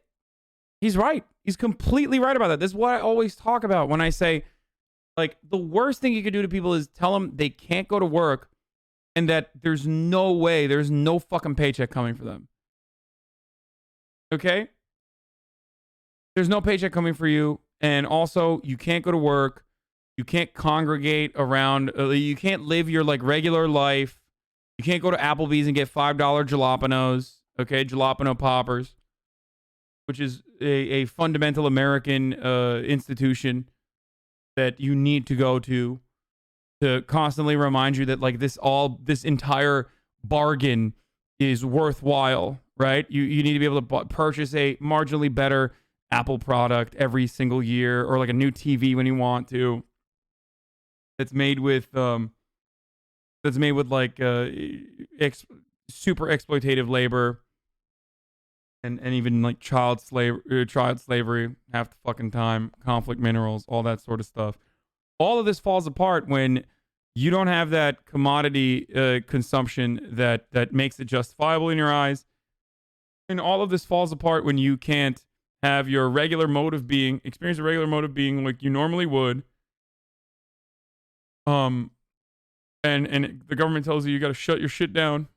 No more income for you. And also no help is coming for you. I say jalapeno on purpose, by the way. For those of you who are wondering. Like, I know that the real, I know how to pronounce it correctly, but I like saying jalapeno. I think it's pretty funny.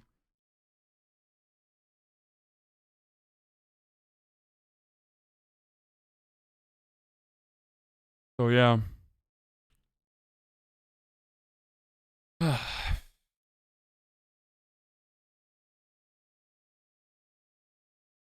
The reporter tweeted afterwards saying something like, I asked the tough questions when I'm on the spot. Journalism 101. When all he asked was, what's going on?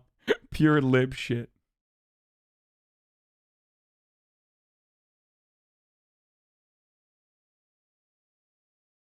What is it? Apparently, political media capture means very few people are free to speak professionally their truths. As Bernie's campaign wound down, there was a call with Cardi B shortly after he suspended. And it got a lot of clicks. It was very popular. And Cardi B was audibly hesitant to endorse Joe Biden. Bernie, dutifully told her that she should vote for Biden, and she, relented. I remember thinking in that moment, if I could just get to Cardi, there's an enormous power. Like Bernie plays his role. God bless him. I have no problems with him. He's a sitting senator, and he has different obligations than I have as a free agent. Let's pretend that through your podcast or ours and the hordes of listeners who will immediately go to her mentions and say, Cardi B, go on Bad Faith Pod, go on Tightrope Pod, that we can get her in conversation. What is it that you would want to tell her? It can't just be a utilitarian argument. It's got to be a moral and spiritual argument as to the kind of person you want to be. You see, when Coltrane was told, don't go to Malcolm X's lecture, and he's there on the second row anyway. When Curtis Mayfield is told, don't write those songs, We a Winner, Mighty, Mighty, Spade and Whitey. No, he's writing them anyway. They won't play them on the radio. He's writing. And when Gil Scott-Heron says, if you quit singing about politics, you can go mainstream. Gil Scott says, no, I'm going anyway. Nina Simone. Nina, if you just go, if you only go to Carnegie Hall and don't sing those political songs, Nina said, no, this is who I am. As long as you have a utilitarian argument, you always going to be adjusting yourself to the status quo. And then I would ask her, at some point, and I would say this to any number of male MCs and non-MCs, how much money is enough money for you to get to the point where you can say what you think you need to say? Like, what's that number? Right? Yeah. And if you... I can't believe these fucking white male Bernie bros, dude. I'm so sick and tired of these white male Bernie bros. Clogging up comms, dude. Constantly talking about, what's best for the other white males. You met that number and now you're doubling it because you have access to twice as much. That's a never ending game. So you'll never get to say what you want to say and who you want to be. Now it's jalapeno. This latest episode was really good, by the way. Lego hair Hasan. Yeah. Donkey is done making good videos. Okay, we'll watch that. Also, hold on. Before we watch that, though, hey. No, I don't want to watch the fucking Crowder one, man. We already watched one fucking transphobic piece of shit. We don't need to watch every transphobic piece of shit. But turns out, hey guys, I was in the bathroom and I retweeted something. Back in the day, you guys used to fucking catch this stuff. Okay, you guys, when I used to fucking tweet or retweet some shit, okay, you would clap it immediately. Nowadays, you're slacking. You don't fucking follow. You don't follow what's going on. Okay, are you ready? Apparently, Twitch's favorite political Andy is up for a like and subscribe award. Will he win? Find out December 11th. Tune into the Score Esports Awards and see if Hasan gets away with it. Let's take a look at the video that they made. Remember is, wait, what's, did I forget something? Oh! Oh no. Oh no. This is another type of species from, it's not a bat. It's a fucking lion. I mean, it's a tiger, not a lion. It's a bat. I mean, it's not a bat. It's a fucking lion. I can't even talk. It's not a lion. It's a tiger. The guy dead on the street. Wait, what? There's no dead people here.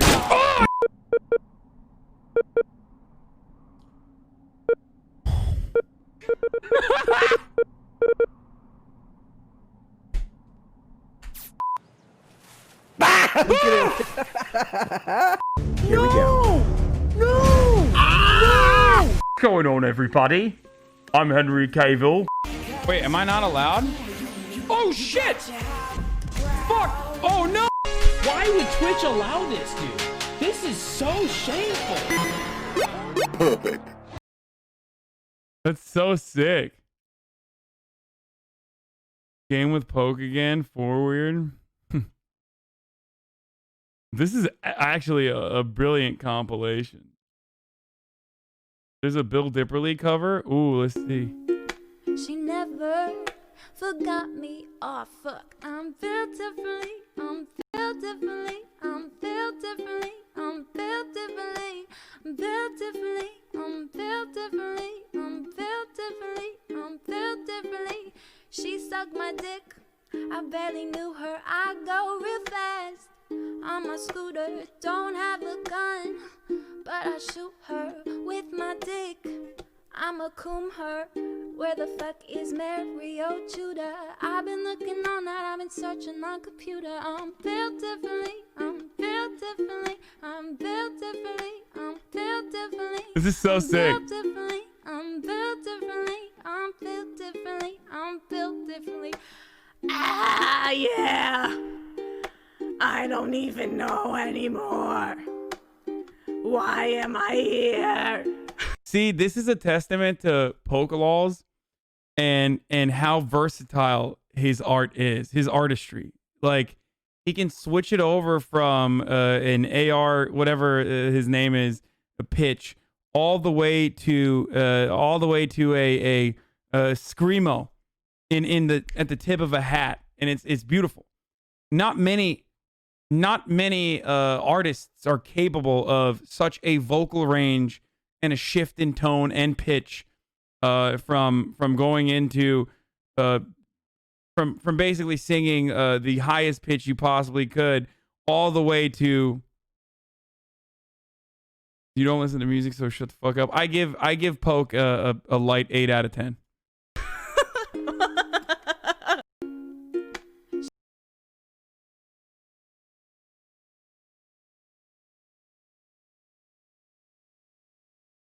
Why Swedish melodic death metal is hard?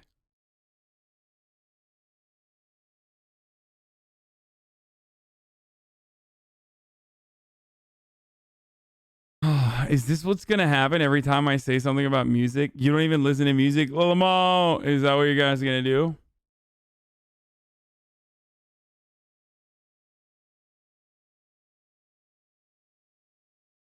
I listen to Bill Dipperly. Do you know who to bribe for pardon play was for? Check Twitter.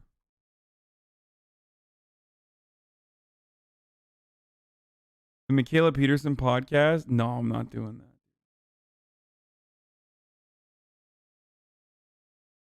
Sidney Powell is the right-wing version of Brianna Joy Gray. And conservatives are starting to realize it. Lynn Wood and Sidney Powell are totally destructive. Every Georgia conservative who cares about America must vote in a runoff. Wait, what? Dude, that's a bad take, dude. Brianna Joy Gray is not like some fucking random psychopath, dude. What the fuck? Like, she doesn't even advocate against fucking voting.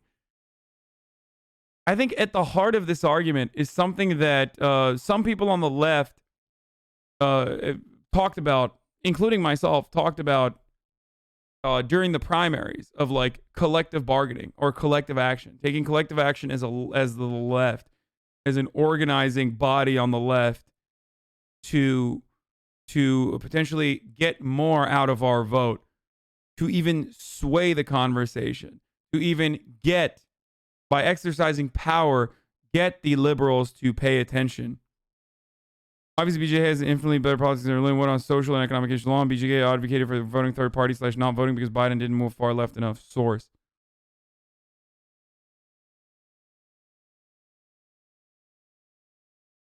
I think people miss the argument at the heart of this conversation, which is understandable. People get super fucking heated. But now that like Joe Biden is president, right? I think we can have an honest conversation around it.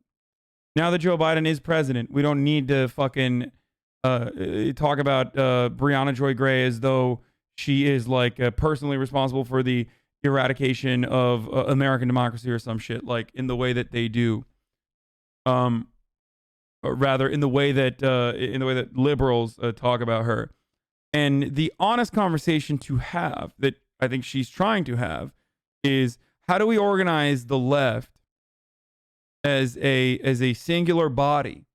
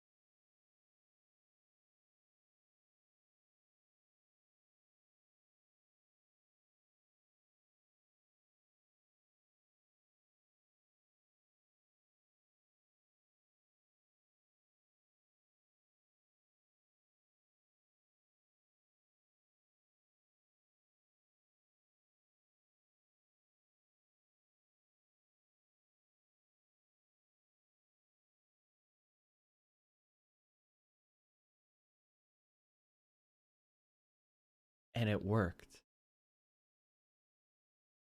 Hasan was on to something. It's not that, like, the thing is, it's not just the Amish. It's the Native American tribe that he said he would give recognition to in North Carolina. It's the fucking lobsters in Maine too. Like, is the lobster fishermen in Maine too? It's just all around the country. All around the country. Donald Trump.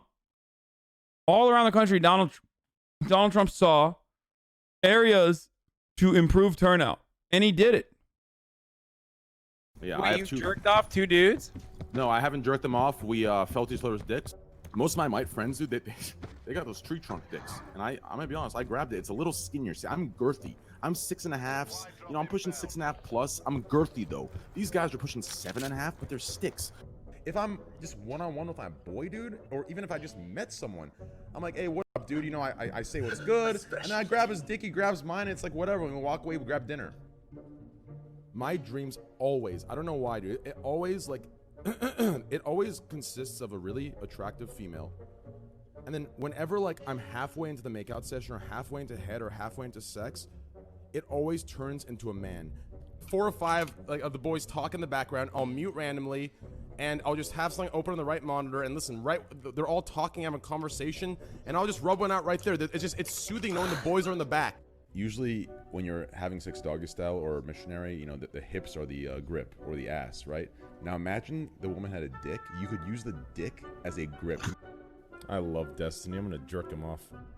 I'm very open. Like, for example, if you whipped your dick out, I would, you know, if you gave me permission, if you gave me consent, I'd give it a little tickle. I'd grab it. But if you told me I needed to bust, right now, otherwise something's gonna happen, and you show me 3 gay dicks and Dude, what the fuck? Him on a Blue Yeti was like crazy. Damn, we also, hey, Hex Pooing, thank you for the 69 gifty ones. Also, speaking of which, it is top of the hour every hour, which is why you saw my fucking subscriber number drop from 50, whatever the fuck it was, to like 51,800. It's crazy how many fucking people subbed during the broadcast. It's wild. But it's top of the hour every hour, which means there is a 60-second ad break. If you would like to no longer see the ads, I don't know. It's hot. If you no longer want to see the ads at the top of every hour, you can subscribe for $5 or free with your Twitch Prime, ladies and gentlemen. Please answer me. Does gender ever seem stupid to you? I don't know, dude. That's too long. No longer number 1. Yeah, I'm dropping. I'm gonna go from number 1 on the platform for a month to you know, a terrible position of like number 5 or 10. Sucks. Bad boy. Oh no! The MCA, la la la la la la la la la. Oh. Why is this song so captivating? Honestly, I don't know why it like touched my soul in this meaningful way. Anyway. You guys like that? If you like that, you're a fucking simp, dude. Like, seriously. 2 years ago.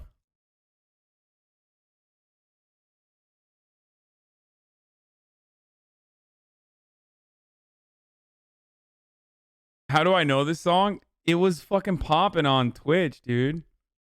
Or not Twitch. It was popping on TikTok. This was like a big TikTok meme song of like people going, poof, like hitting the camera. The bots recognize the waveform no matter how much you make noise over it. Really? Oh my God. 2 years ago, hair dye follower count. 10,000. That's not subscriber.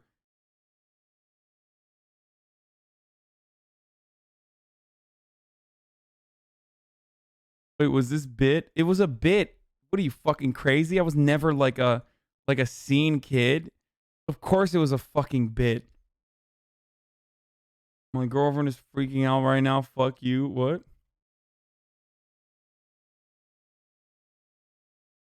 I used to find you annoying in those days because you were too normy. I'm glad you got Twitch brain rot. Yeah, me too.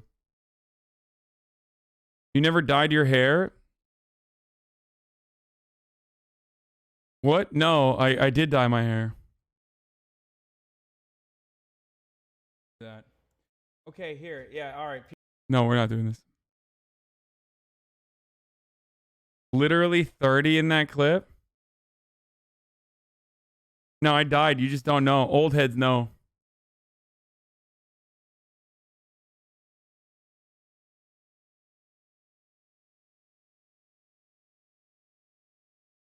It wasn't a TikTok trend. It was a Musically trend. Oh my God, I'm so old.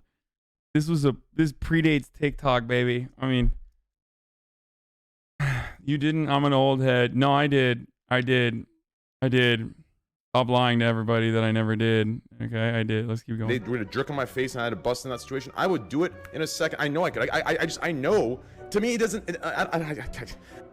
I had a dream of being pounded in the ass, and I was aroused when I woke up. It was fucking hot, okay? A big ass 6'5" werewolf looking guy with huge muscles bear hugged me. And I was just face against the glass. And I woke up aroused. Yo, someone sent me a picture of this black man's dick that was 9.5 inches long. I was actually drooling. Yes, I will lick Destiny's dick. I will suck his dick. I will ride his dick because he is my friend. Boyfriend and girlfriend. I just don't feel like I. Holy fuck, that is right! Oh, fuck! Okay! I love this shit. He is so hot. You want to screw me? Just say it. I want to screw you 100%. Wait, what? He is so hot. You want to screw me? Just say it. I want to screw you 100%. Who here has the biggest dick? That doesn't make me gay. I don't think it's gay to wake up aroused. I think that it was hot. It was fucking hot.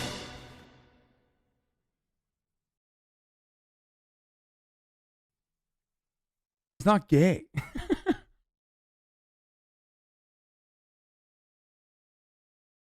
I love that.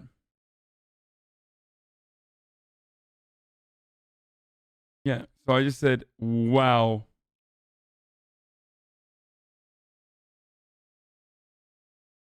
I'm going to like my own comment. This is like the biggest simp clip I have of you from a year ago. Channel. So that's not good. That's my weekend look right there. Because if you go on the board. What's going on, ladies? Like this? Is that good? Just like, hey, what's happening? Here are some of my white chest hairs. What's going on? And then I'll put on sunglasses too, just like. It's like. Right. So let's say if you hear the Skype channel. So Oh man, that was only a year ago, dude. That's me at TYT doing a show that no longer exists. This was on 8/20. Wait, really?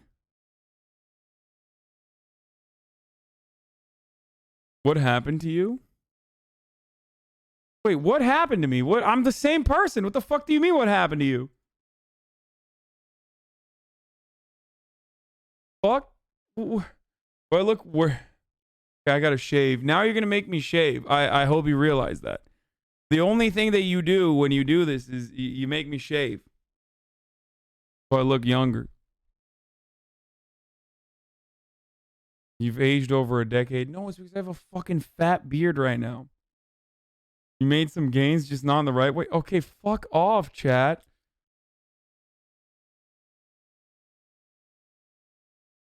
Fuck you guys. All right? You guys coom on me as well. That's fine. All right? You guys coom on me as well. That's fine.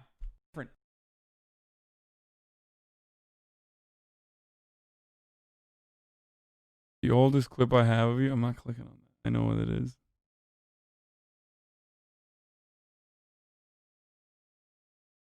I don't know. You went a little homeless looking online.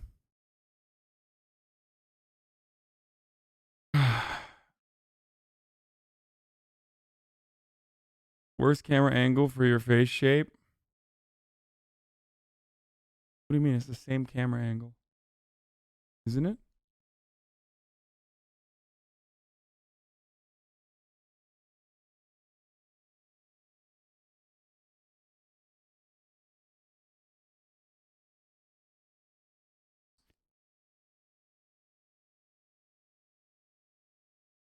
Last year you looked 24, now you look 35. Okay, fuck off, dude. I'm literally gonna go shave and come back. Plummeting sub count, bad hair, unkempt beard, not on TYT.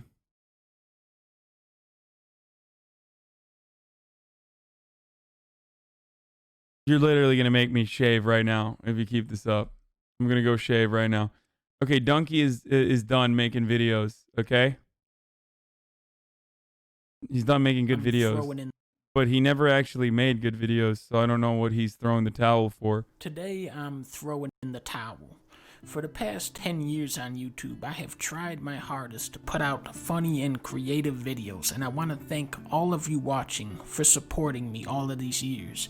Because of you, I've been able to make hundreds of videos that I can be genuinely proud of. But sadly, I look around at the current YouTube landscape and I don't really see a future for my type of videos anymore. As an artist, that pursuit of trying to be the best, it's good for your soul, but it's not really good for your bank account. Uncle Donkey is getting old now, and I gotta start thinking about my mental health, my family, and how am I going to start generating some money off of this channel. I've had my foot all the way down on the pedal for years and I still can't keep up. I'm over here struggling to put up 4 videos a month versus hundreds of other mega channels uploading 30 videos a month. Statistically, I cannot win. I don't even stand a chance. Real quick, let's pull up some stats for October. Red Letter Media, you might know these guys. They mostly talk about movies. Pretty funny guys. In October, they got 11 million views. iDubbbz, you know him. He got 8 million views in October. JonTron, Ashen, Scott the Wise, Yoga Jake, Jax Films, Peanut Butter Guy, Gaming Historian, Iron Tarkus, Girlfriend Reviews, Mega64, Vsauce, Your Movie Sucks, Soviet Wombo, Donkey, this dude is funny, LGR, Angry Video Game Nerd, Roberts, Gus Johnson, Bunny Hop. These are channels that are trying to make good videos. I mean, there's more than that, but this is a good sample of what the stats look like on Hasan these kind of channels. Now, let's put an actual YouTuber on the chart like Markiplier. Notice how you can't see us anymore. Good videos are hard to make, and they are a huge time sink, and this is why I'm done making good YouTube videos. I'm sorry to my fans that only watch my good videos, but please continue to watch my new brand of gaming comedy content. I'm going to be making a lot of big changes on this channel, first of which is daily uploads. You heard it right, folks. Daily uploads, baby. Now, up to this point, every video on my channel is written and edited by me, Donkey, but this method is actually very outdated now. Most major YouTube channels now have around 10 to 15 different editors working for them. I can't even begin to tell you how stressful it has been these past 10 years trying to put out a video every week by myself, coming up with ideas, writing scripts. Is that true? What the fuck? 10 to 15 editors? Really? How many editors do you have? I mean, I guess he's not wrong. I have fucking 2. Sorting through hours and hours of game footage, voicing and editing everything together, and if it's a game review, I gotta play through the entire game first. I'm gonna be honest, guys. I am starting to lose my mind over here, and the longer it takes me to make my next video, the more pressure I feel on me to deliver something really special. This is why I'm bringing in the Chinchillo editing group to produce my videos for me. Please don't worry too much about this change. I'm putting you guys in very good hands here. These people have done videos for all of the best channels like Dan Minecraft and Penis Weenus. YouTube is becoming less about people and more about numbers and calculations, which is why I'm bringing in VOD. This is a company that analyzes thumbnails and video titles to maximize views and growth. So here is a look at my new weekly upload schedule. Monday, we're doing a thing called Drama Mondays. I'm gonna talk about the latest internet drama drama and put my spin on it. You all know how much I love internet drama. I'm so invested in this stuff because I find it so intellectually stimulating. I'm gonna put like a thumbnail of a girl with like big text going, "She said what?" And I am so outraged by whatever thing that happened that week. Really excited for Drama Mondays. For Tuesday, we're doing Among Us Tuesdays. Among Us is pretty much the greatest video game ever made. Everything else is just kind of irrelevant. I'm gonna be uploading highlights from my Twitch stream, twitch.tv/dunkstream, where I'll be playing with some big time stars like Eddie Murphy. Will Smith is gonna be in there. We talk about the filming of Wild Wild West for a little bit. Then Wednesday is gonna be Minecraft. Dude, he's just assessing the meta. He's ripping the meta apart. Wait, what do you mean it's you? Hey, fuck off, chat. It's you. Bitch, no colored hair, only 2 fucking editors, constantly fucking keeps his head down and only fucking does his own meta, barely ever fucking participates in any meta outside of anything. Like, sometimes covers drama. Like, get the fuck out of here, dude. I'm the opposite of this shit. Not that it matters. Like, I think these people are content creators and they're working. They're working a goddamn system. Streams with AOC, though. Played Among Us with stars. I mean, they're not talking about me. They're talking about the people that I did bring on. The people that I brought on to the Among Us stream are the people that he's actually making fun of. Wednesday, you guys know how much I love Minecraft. Originally, I was a Minecraft channel. I've done speedruns, so I'm really excited for Minecraft Wednesday and really digging into some of the lore of Minecraft. Now, for Thursday, we're doing Among Us Thursday. Yeah, boy, you know how much I love Among Us. This game is so hot right now. I'm actually streaming it live at dunkstream.com/Twitch. I'm actually going to be playing with Johnny Depp tonight. Throwing them all under the bus? Wait, what do you mean throwing them all under the bus? They're fucking demonstrably insanely successful. The fuck out of here. Who gives a shit? Friday is Reaction Friday. I am so burnt out on making videos. I just want to watch other people's videos and upload it to my channel. Now it's me. And when I see something crazy, I'm going to be like, okay, fuck off. Like, okay, it's not funny. What's going on, everybody? It's Donkey.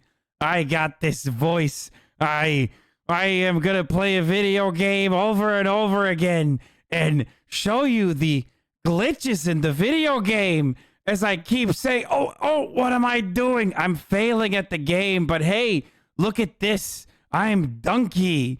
I'm losing at this video game too. Hey, what's happening? Is it like that? Was that good? wow! So excited for Reaction Friday. Now, Saturday, I want to do something that's never been done on YouTube before. And that is play Minecraft. And for Sunday, Among Us. So that's the new schedule. No more dunk views, no more essay style videos, and no more playing these obscure games nobody cares about, like stupid ass Mario Brothers and crap.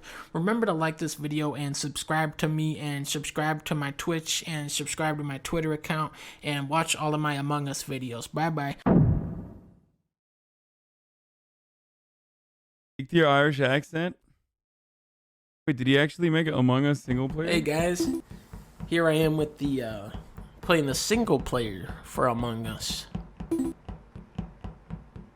Couldn't find anybody.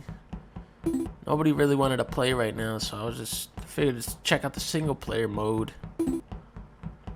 See if I can beat my best lap here. Oh, that's gonna cost me a little. If I can just make this turn. Oh, that might be it. Wow, there we go. Oh, now that's gonna mess my time up there. And then, yep, took that turn a little wide too. This is actually pretty fun to do, like the time trial mode. Okay, this sucks so bad. How does this have 3.2 million views? Because it's like because. Nah, that's good content. Nothing has changed.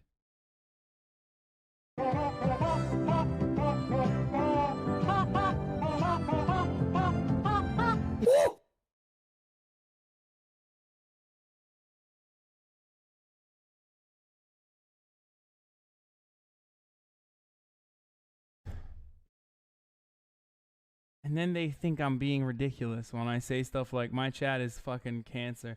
Hey, Hasan, click this shit.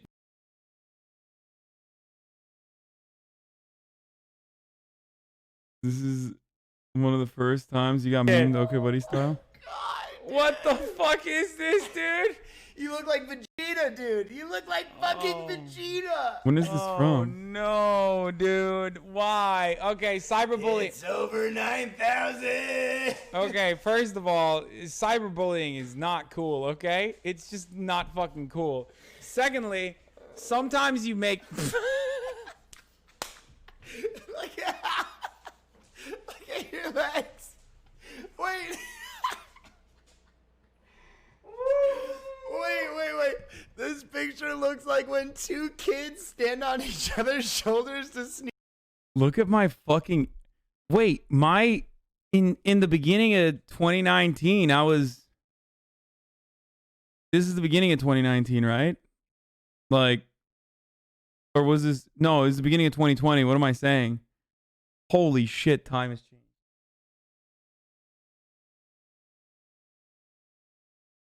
In the beginning of 2020.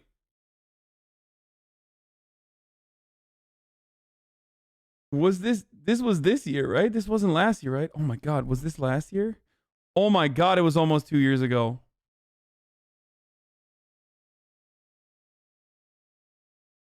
Oh my God. Oh my God.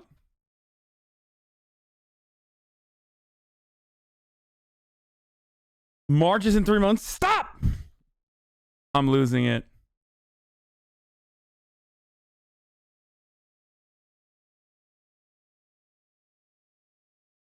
Fuck, I don't know where I am.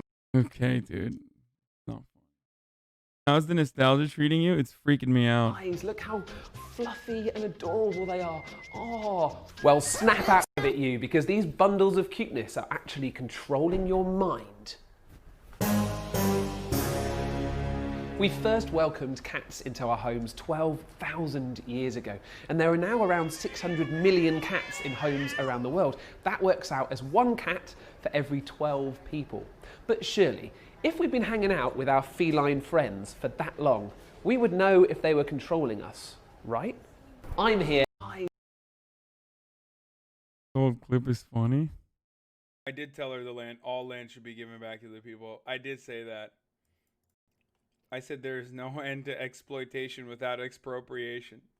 Okay, I didn't say the second part, but I did say the first part. Maybe I shouldn't have said that. In hindsight, that was probably not the best idea. Damn, look at those quick cuts.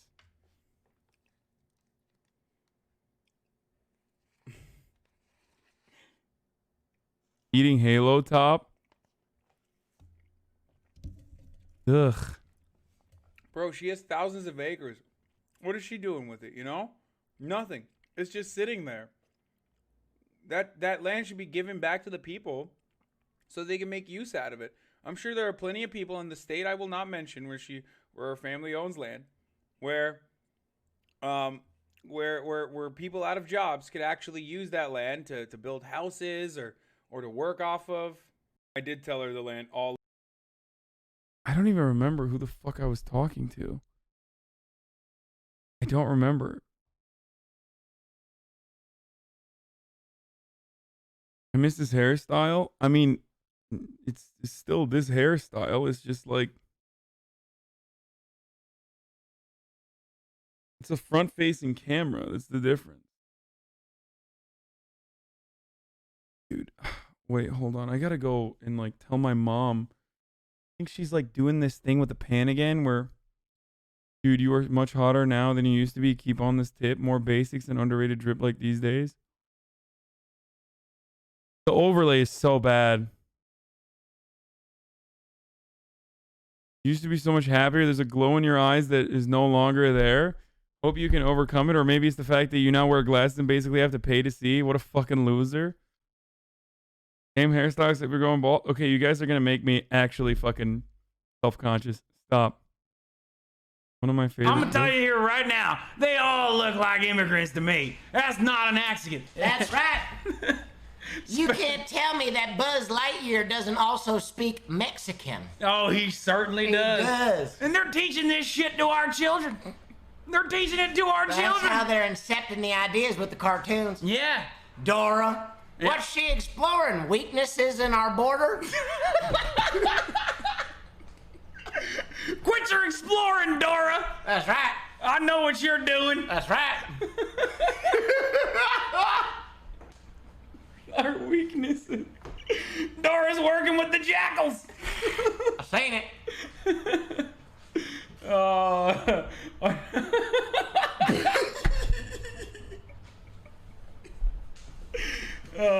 First they got us with the race mixing, and now we got Mexican protagonists. That's right.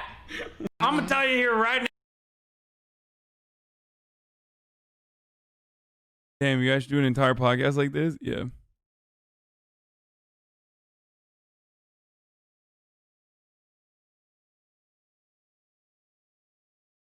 Fuck you for shit talking donkey. Actual dog shit take. He is more respected than you will ever be. Yo, is this a donkey simp? Dude, we got one in the wild. You know I'm a fan, right? Like, I love his videos, you fucking weirdo. Oh my god, that's so strange. What a strange... No Vaseline, by the way. It was a joke, dumbass. Damn, he's like hella mad. Donkey will be more respect. Please scroll up. Stupid opinion. My man's finna start spinning. Okay. Fucking joking. Oh, stupid fuck. That's what I... And him, that donkey simp also said bad things about your hairline. This is you? Remember this guy? This is him now. Feel old yet? Oh, dude, stop. You were happier? You don't mind me asking, do you mind talking about who you've worked with in the past or where you've worked? Those are normally questions you don't really answer. Okay. I can give you the part that's public record and why I stopped.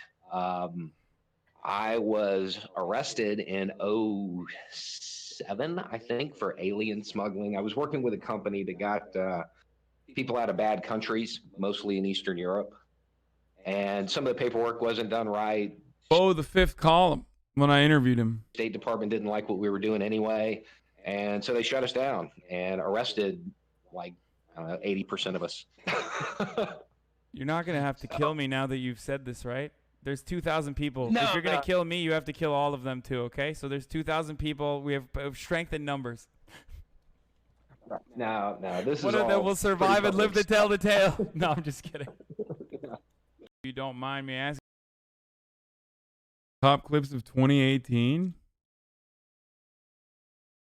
Dude, why are you showing me top clips of 2018? We're not doing that.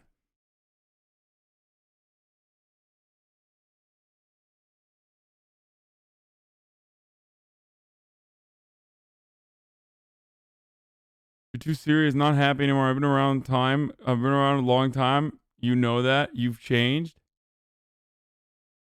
Am I? Fucking 2K Andy back then.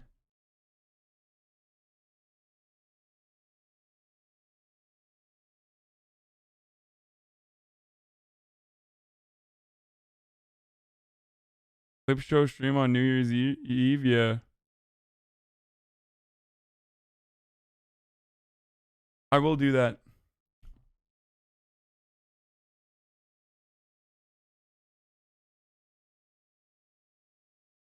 There was a Chief Keef. We're not going to do rewind time. Remember the good old days when you were young and carefree? Your camera used to be so close to your face, Pogo. Yeah, it was a lot better, huh? Maybe I should do that again. You have, but we've all changed post-pandemic.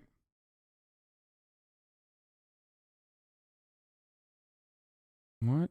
Oh. Never wear drippy shit like this anymore.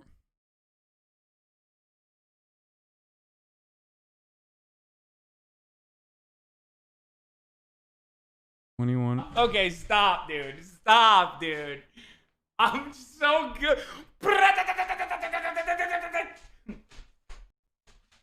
Let's go. Let's go.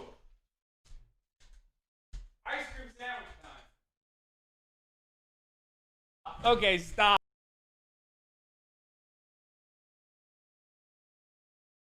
God damn, dude. Did fucking Twitch ruin my life or something? I hate that. I hate that I'm being like hyper analyzed right now by 24,000 people who are over here fucking saying shit like, "Oh, dude, you know, you got older. You used to be so happy. You're no longer happy." Remember, listen. You know what fucking broke me, dude? Bernie Sanders. Okay, the rise and fall of Bernie Sanders. It broke me. There was a lot of stuff that happened this year that broke me. Okay, but ultimately, I think I'm better. I think I'm better because of it. I think I'm very happy with where I'm at. It was an election year. It covered a lot.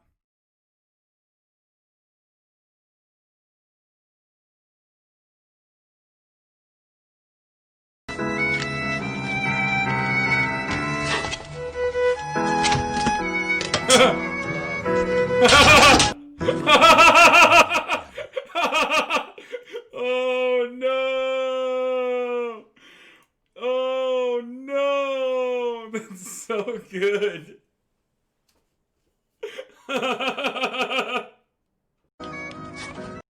All your chatters are incels. Why do you care? I mean, I don't know.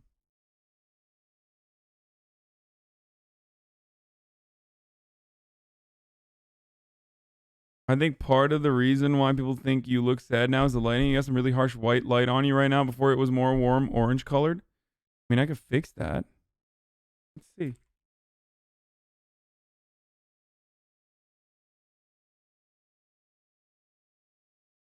What is the fucking...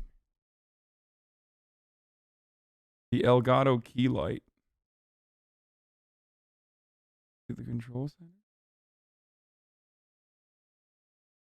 Huh. Let's see if I can find it. Oh, do I no longer have it even as a program?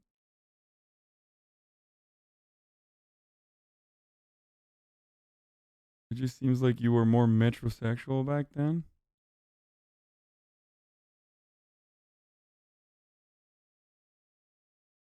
Oh, I'm definitely shaving the beard. It's a wrap. The beard is gone tomorrow.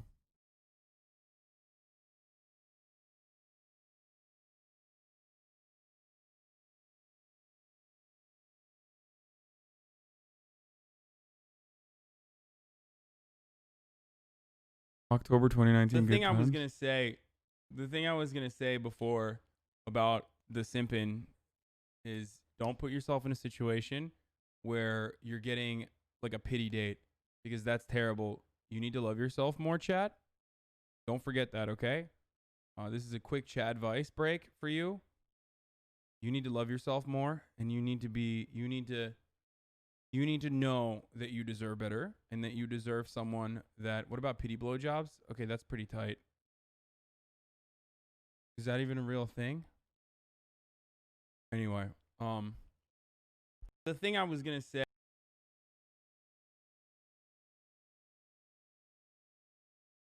Please don't shave.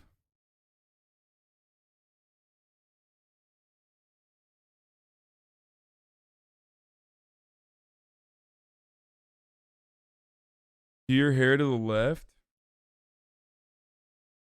I mean, it's the same shit.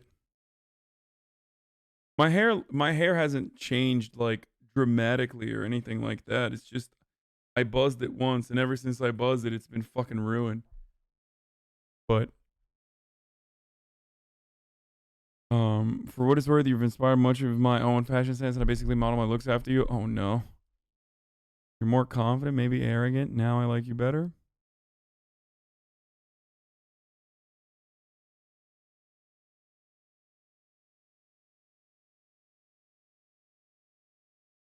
Because you had dead hair and it's gone now? What do you mean?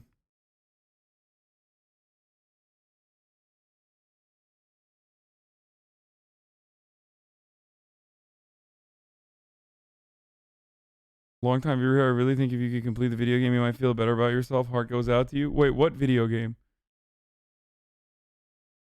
You have to. You need to have sex again. You'll be back to normal. True.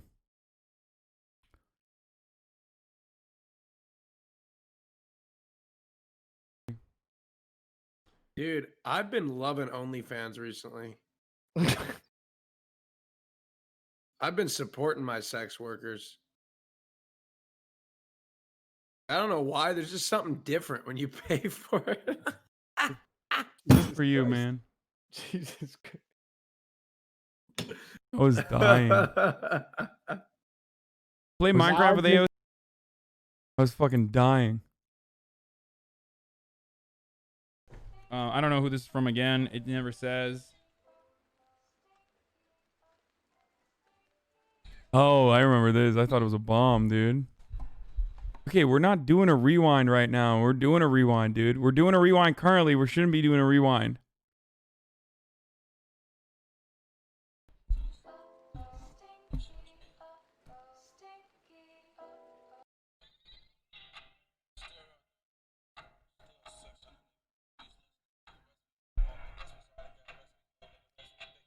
That scared the shit out of me, dude.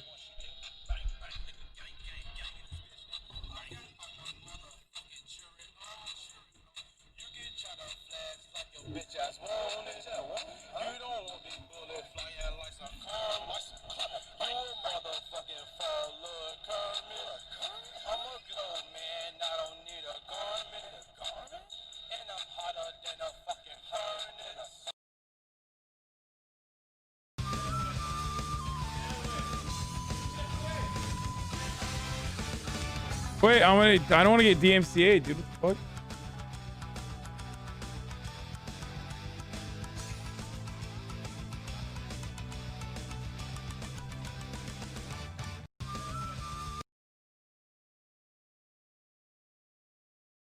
I'm not gonna play Earned It for the good time's sake because I'm gonna get clapped up. Favorite clip of you?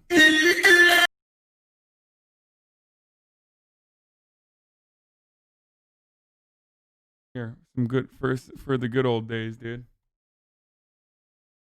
There you go.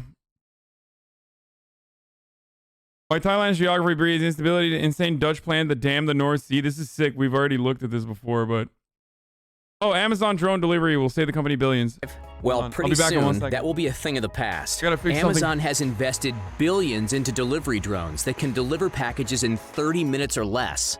Amazon Prime Air could save the company $47 billion per year in shipping costs, and drones could permanently replace $127 billion worth of human effort.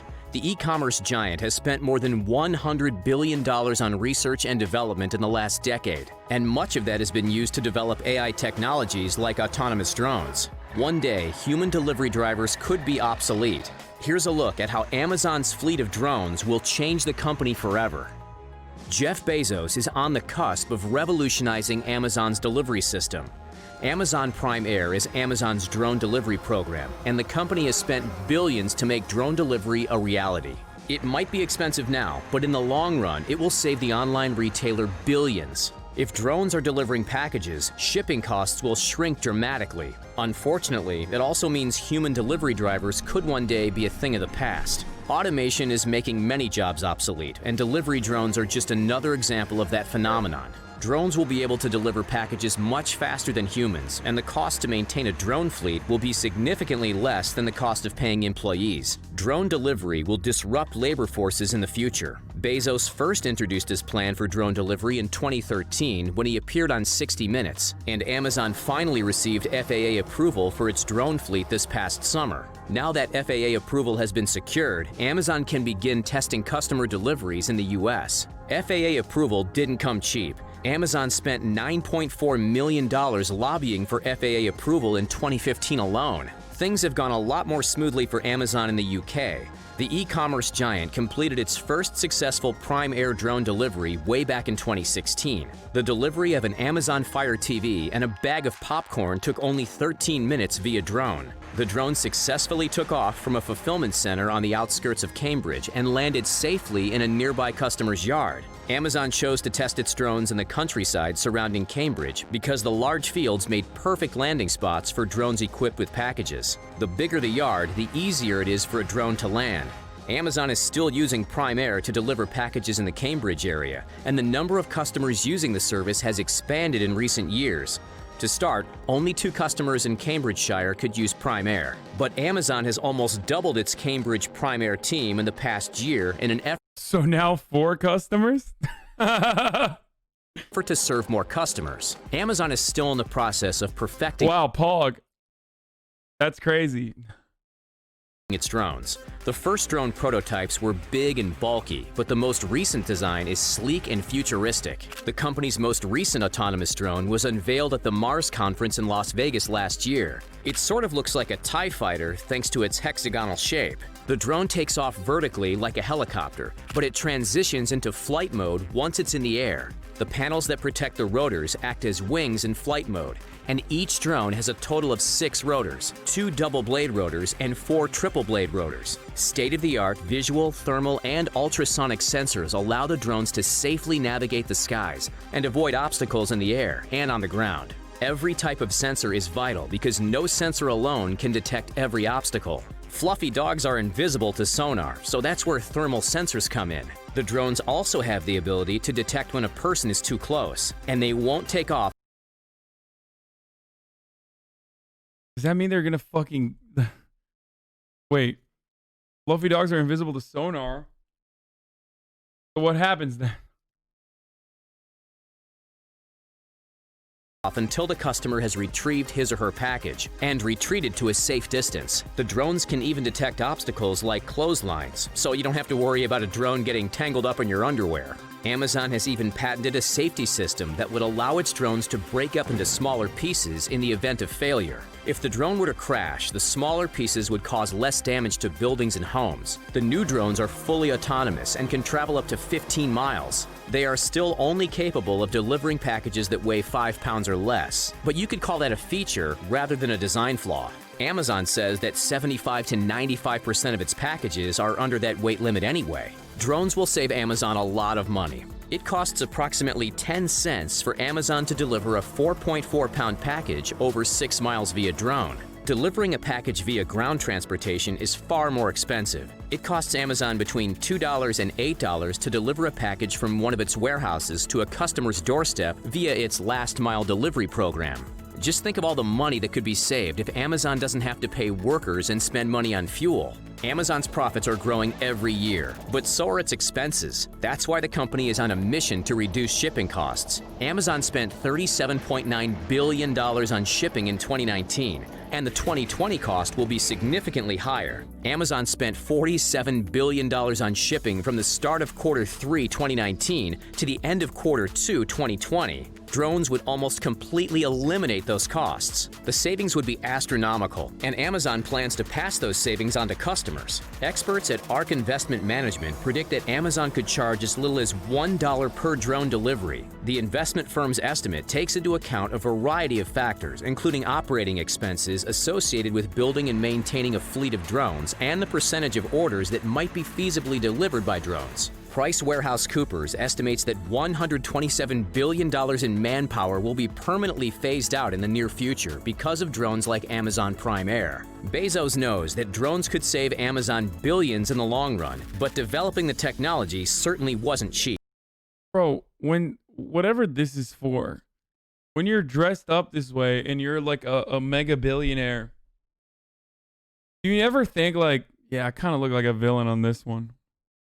Like, I should probably go with the regular look. Like, my guy literally looks like Lex Luthor. I mean, no disrespect the boss man, but what is this drip? This drip literally looks like it wants to bring back... This drip just argued about how child labor is actually fulfilling. Like, that's the drip. Why? You don't understand. These coal miners are actually getting an important lesson in black lung. Monopoly man looking Andy, dude. Could save Amazon billions in the long run, but developing the technology certainly wasn't cheap. Since 2012, Amazon has spent more than $100 billion on research and development, which is substantially more than any other big tech companies like Alphabet, Microsoft, and Apple. Amazon has made researching artificial intelligence a top priority. The company's AI research has resulted in impressive autonomous drones, and that's just the beginning. Bezos is not going to rest on his laurels once Amazon drones are commonplace. He has very big plans for the future. It's not just delivery drones that will be taking to the skies. Amazon has filed a patent for a flying warehouse too. Imagine a huge Amazon blimp floating in the sky that can send delivery drones out all across the city. A floating warehouse could be even more cost-effective than sending a drone out from a fulfillment center on the ground. A Japanese designer even created a concept video showcasing the potential technological advancement. The video went viral, and many people thought it was real. Even though Amazon hasn't produced a floating warehouse yet, we know it's possible thanks to the patent the company filed in 2014. Amazon has also filed patents for futuristic warehouses that could blend seamlessly into the cityscape. The company has filed a patent for a cylindrical-shaped command center as well as a beehive-shaped command center. These state-of-the-art hubs would be able to send out drones at a much faster rate than the Amazon Prime Air Fulfillment Center in Cambridge, which can only send out... It's so sad that I look at all of this and my immediate reaction isn't like, oh, this is so sick. It's just like living in the fucking future. And it's more like, oh shit, this is kind of sick. We're living in the fucking future. And, you know, all I'm thinking of is the unemployment that's going to come as a consequence of fucking drone and automation. One drone at a time. So far, Amazon Prime Air drones can only travel 15 miles, but Amazon has filed a patent that could offer an ingenious solution to that problem. The company is considering birdhouse-like charging stations for the drones. These charging stations could be placed all over cities and double as streetlights, cell towers, solar panels, or GPS receivers. Do you think Amazon was the only company developing delivery drones? Well, the tech giant actually has a lot of competition in the air. Alphabet-owned Wing was the first company to receive FAA approval to use drones for deliveries, and United Parcel Service has also received FAA approval for drone delivery. Wing, which has partnered with Walgreens and FedEx, has been conducting limited drone deliveries in Virginia since last year, and UPS has used drones to fly medical supplies and samples to hospitals in Raleigh, North Carolina. Even Amazon's biggest rival, Walmart, is getting in on the action. Walmart began testing drone deliveries in Fayetteville, North Carolina earlier this year. That's it, folks. Will you sign up for Amazon Prime Air when it becomes available in your region? Are you excited about the prospect of Amazon? Absolutely. I mean, absolutely. No joke, no meme, obviously, of course. Yeah, everybody's saying no. Everybody's saying no. It's so funny. No, I won't. Okay, bro. Sure. Get the fuck out of here. You will sign up. First of all, you won't even sign up. You won't even know if it's fucking being drone delivered or not. At first, it'll be drone delivered, and you'll think it's like, oh, that's so cool. Like, I got one of those drone deliveries. It's like Postmates. Postmates has already started using drone delivery. Well, not like flying drones, but, you know, those robots. They already started doing it. And at first, you're like, wow, this is so silly. This is so sick. This is so strange. And then later, you're going to be like, it's just a normal part of your life. This is how it always works. But the reason why, when you see something like this, and your immediate question is, how many people are going to be jobless because of this? The reason why I got to think about that is because of capitalism.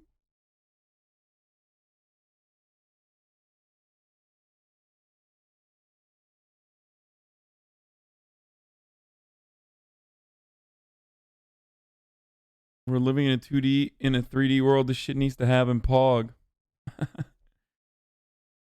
There's hotels with robot room service. They're noisy. Yeah, well, whatever. Can't wait for my grand to be taken out when Amazon drone drops her soup from the sky. Kyle Rittenhouse appeared in court via call. No, I don't want to watch. Drone delivery and accompanying technology is awesome, but I'm not into the massive power and greed of Jeff Bezos and Amazon.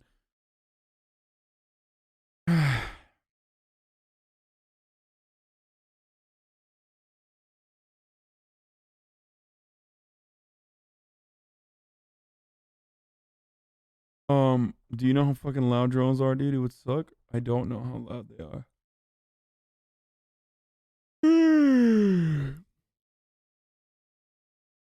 What happens when someone gets pissed about their delivery and kicks the fuck out of the drone? I don't know.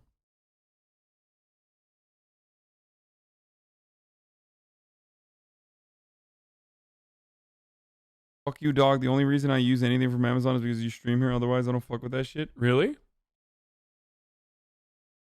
I don't live in a planet where I like. I don't even know what I would do if I didn't use Amazon.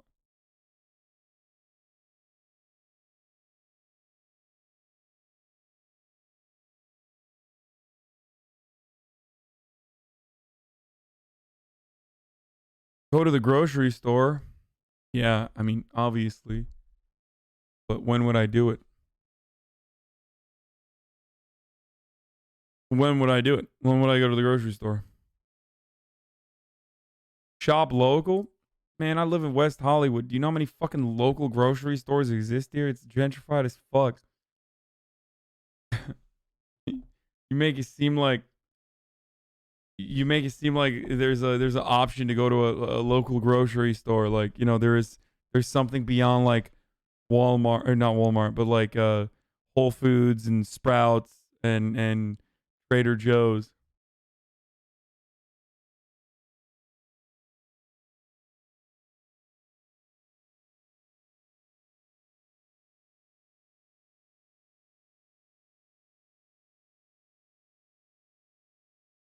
If automation like this was happening under socialism, it'd be so fucking amazing for humanity. But since it's capitalism, it's scary for the working class. Yeah. Yeah, that's the point. Yeah, that's what I was saying. The grocery store is expensive as fuck. Why the fuck do you live over there, you psycho? I don't know. I like living here.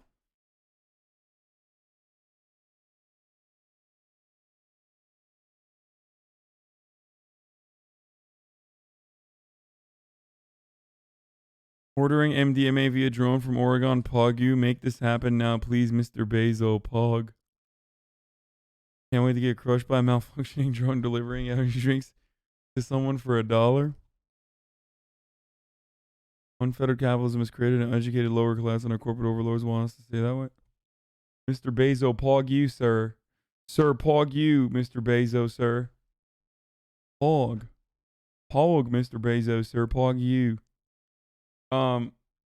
Okay, what should we play, though? The real question is, what should we play? So go back to Sleeping Dogs, Valhalla. I don't want to do Bug Snacks. Why the fuck do I have so many babies that want me to play Bug Snacks, dude? I don't understand it. I really don't understand why you constantly and consistently advocate for Bug Snacks.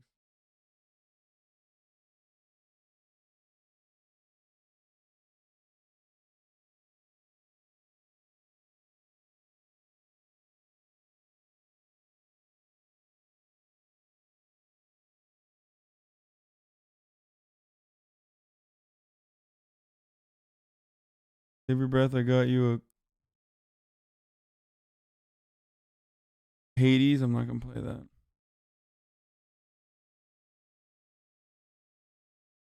Cold War multiplayer with comms.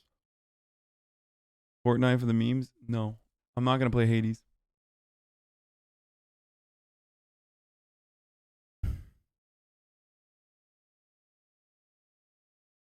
Dude, Bugsnax is a balanced game, fair hitboxes, sweet soundtrack, and overall just a great game.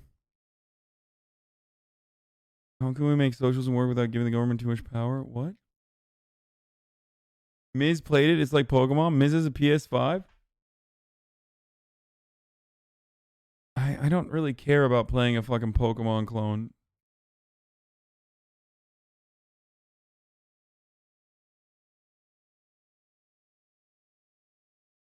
Did you watch the Donkey video? Yeah. Play Among Us with Donkey? No. Is he even playing Among Us? Oh. Yeah.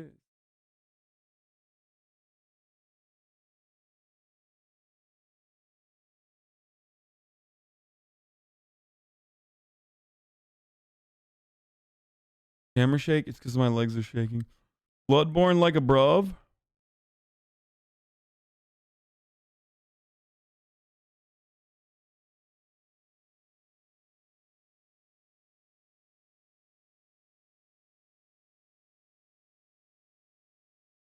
Bug Snacks is class critique at its finest. Feed me Invasion Kills and Demon Souls, ya kelp. I gotta finish Demon Souls NG Plus first mission then if I want to do Invasions again. Wait, I can't even do Invasions in NG Plus, right? Wait, can I even do Invasions in NG Plus?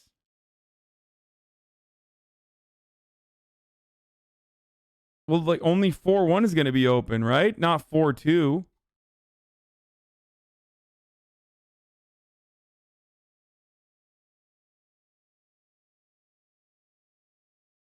In NG Plus, does it mean that only like are all the fucking levels open, or is it just like some of the levels?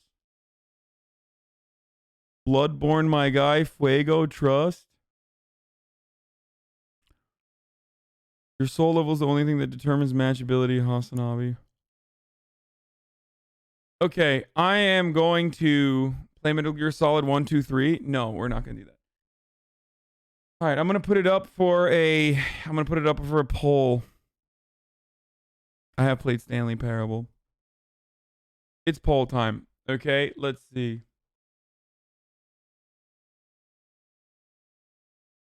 I'm going to straw poll it this time too.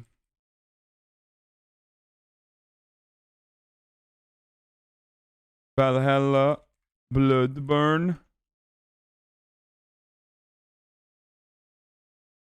Put Bloodborne in there. Valhalla, Bloodborne. Leaked UFO photo? Man, fucking stop being.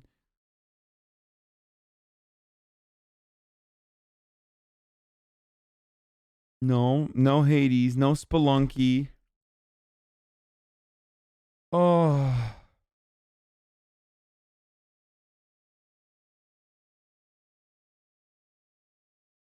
I'm fucking tired, man. Looking at all those old clips got me feeling some type of way. And part of it is because, like, I ask a question and everybody wilds out. Like, wait. Valhalla, Bloodborne. What else did I say I was going to play? Oh, Sleeping Dogs.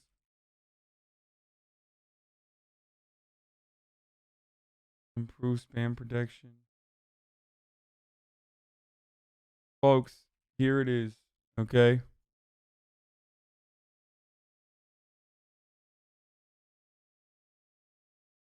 Let's go, folks. There it is, folks. Let's hear it. Let's see what it is.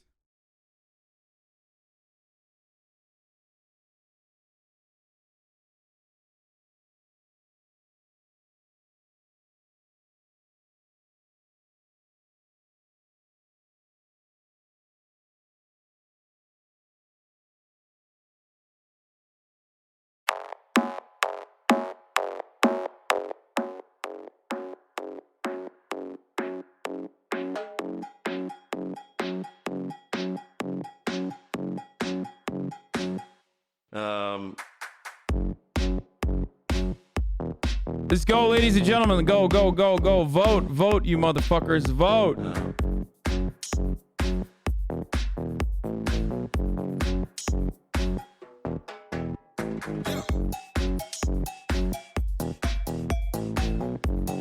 What is this?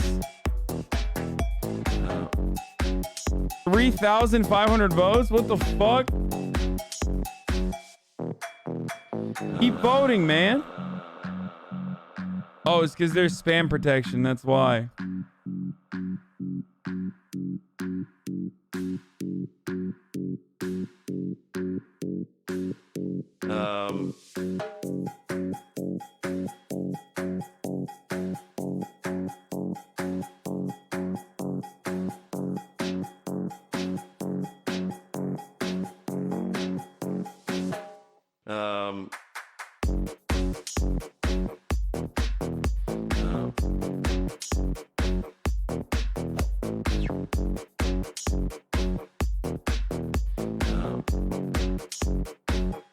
I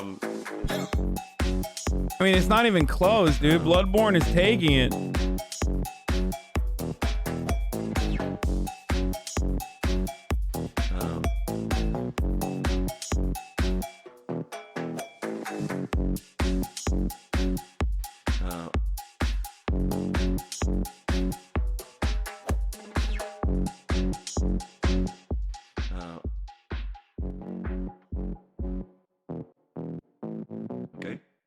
Not 50%. We're going to do a runoff.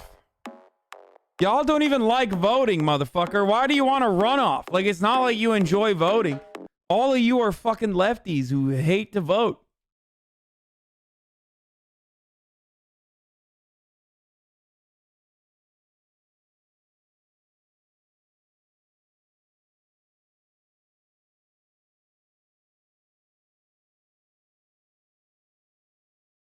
$21,000 people in here, 15,000 votes. Or not even 15,000, 15,000 non-voters.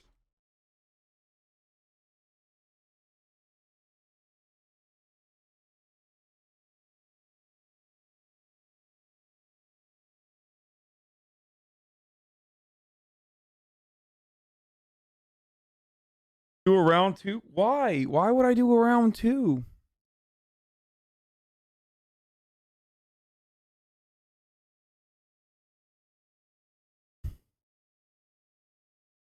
Why are you starting a new game you've already played? Why wouldn't I? I never played it on stream. Don't remember anything from it.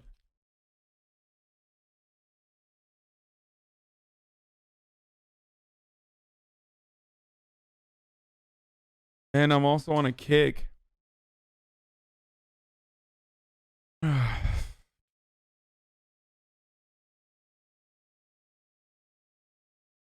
Never played DLC and it's the best Souls DLC? Okay, easy now. I never said I was going to play Bloodborne DLC.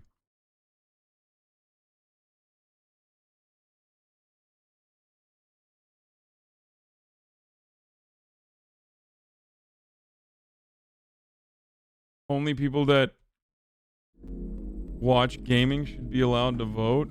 Kratos joins the hunt. Ew.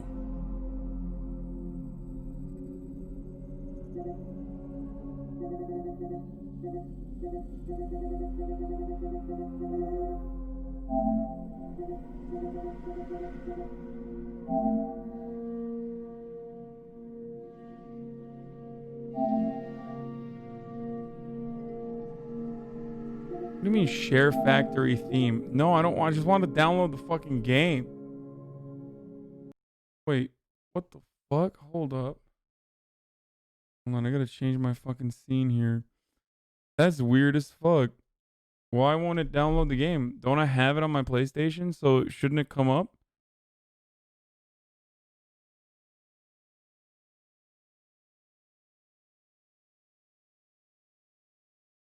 Oh, it's queued. Okay, never mind. It's downloading now. Nice, nice, nice, nice, nice, nice, nice.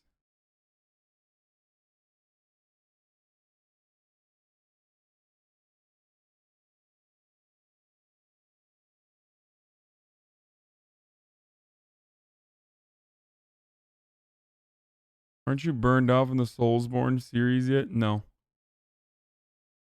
Absolutely not. I am not even remotely burned out by it.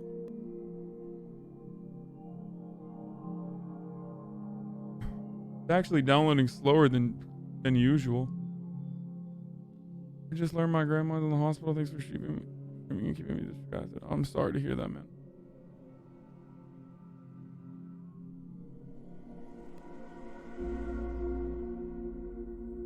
The funniest part about the Bug Snacks audience is like you're the loudest, but it's just not gonna happen.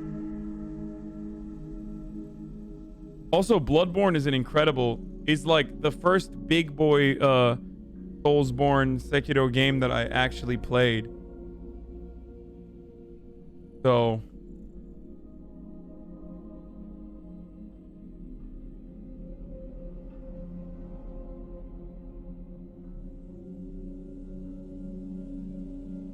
You died 600 times in the first playthrough? Wait, what? I don't mean to be that guy, but did you see that you're up for the Score Esports Award? Yeah, I did. I waited an entire month for you to come back to Sleeping Dogs, and From Software dweebs ruined it. Listen, man, it seems like you hate democracy, brother. Also, Sleeping Dogs is all right, but I don't know if it's like, it's not that good. It's like all right.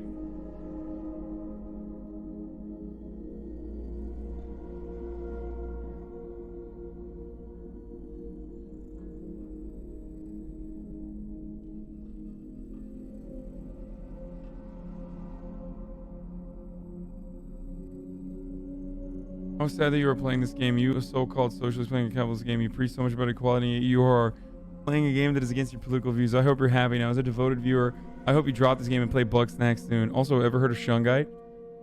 No, not Shug Knight. He's locked up in prison. Okay, we got 6 more minutes on this shit. We'll go back to watching something while this is loading. No, not Suge Knight. That guy's locked up in prison. Can you explain to me why you played Watchdog Legion like one time? It was alright. It was a little... It was a little stale, you know? Do okay, buddy? Sure, I'll do okay, buddy, now. I'll do okay, buddy. I've been neglecting okay, buddy. Dele. They used to, like, literally, the berserkers, they used to call them Dele, which means crazy, okay? That's our K-Hive. They have been training themselves. They've been locked away in the mountainside, slapping fucking rocks, okay? Absolutely, just slapping rocks completely naked, training themselves so that they can destroy the Magasickos. Okay, we're gonna run it quick because I wanna play a game. If you really care about democracy, play Bugsnax against Bloodborne and see who wins. Dude, shut up. Shut up. Shut up. We're not doing that. I was on Agitprop by me. Fuck it. I'm saying it. No mercy for fascism. Okay, I don't own this shirt. I don't own this fit, but this is an incredible outfit. Like, you drew me in a way that is a lot cooler than I actually am. You've gone and you've drawn me in a really, you know what? That's it. Fuck it. I'm saying it, dude. New wallpaper time.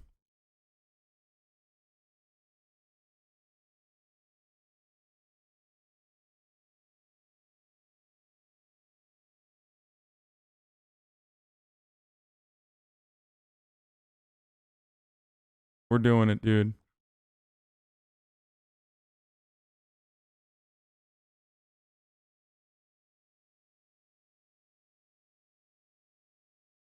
Damn, that's good as fuck. Good as fuck. Good job.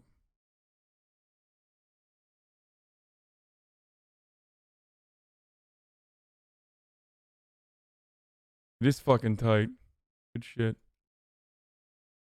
Literally every time Hasan reads a message in chat, DS3 nameless king bait. I know. Small. You have a small head but big body like that guy from Men in Black. This is not what my head looks like, okay? Fuck you. Was once a flourishing meme community. OBH, Popcorn Boy. OBH, Popcorn Boy. Where did the memers go? Did Popcorn Boy kill OBH? No, he didn't. Hasan's pet chud, which literally lets people like you encourage rioting and violence against the police. I've only had chunk yogurt for a day and a half. This guy's literally a millionaire who doesn't pay his editors. Why the fuck do people donate to him and send him gifts? But if anything happened to him, I would kill everyone in this room and then myself.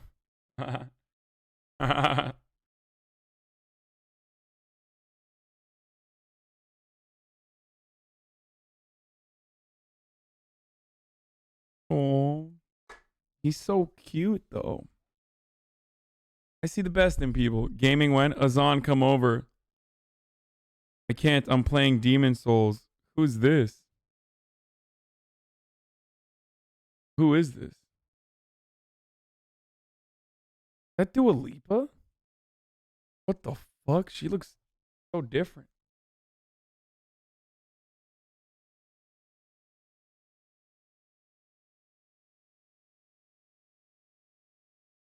Listen, lock me up in horny jail. I don't give a fuck, dude. Oh, yeah.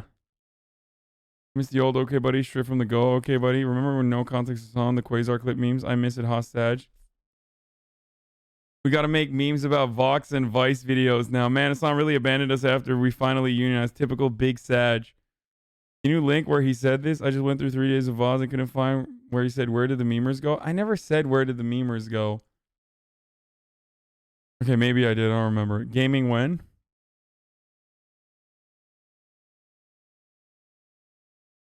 Old intro, Pepe Hands. DMCA safe. What type of music do you listen to?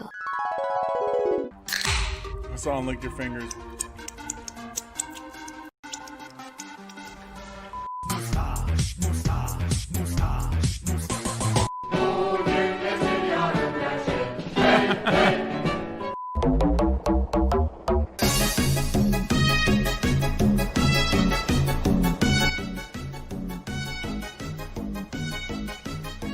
Kunchiligrad.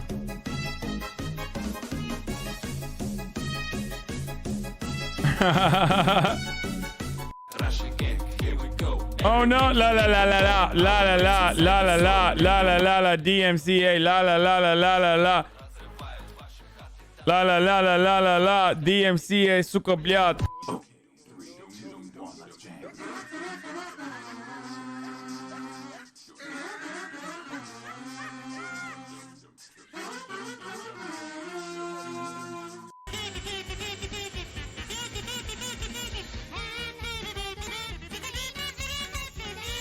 I talk about this shit every fucking day, dude. Every goddamn day. How do you... Dude, new heads don't know. This is how it used to be. This was the old intro. not understand? I browned out.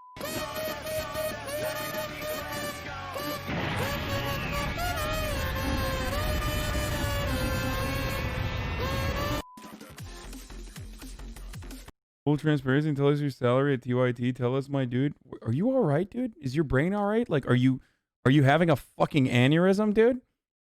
Are you okay? Mark Wahlberg, 1-inch punches, Bezos, death, MMA, Rogan.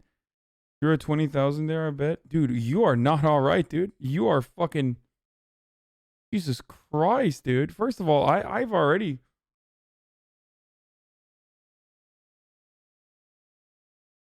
I was just trying to watch Matt Iglesias on Rogan. What a fucking thumb. Glad you're here, buddy boy. I was just trying to watch Iglesias. Bezos, Lex Luthor, Keg W. Just trying to watch Matt Iglesias. This thing is true. I want to... Wait, what? Okay, dude. All right. Okay. We're moving away from that guy.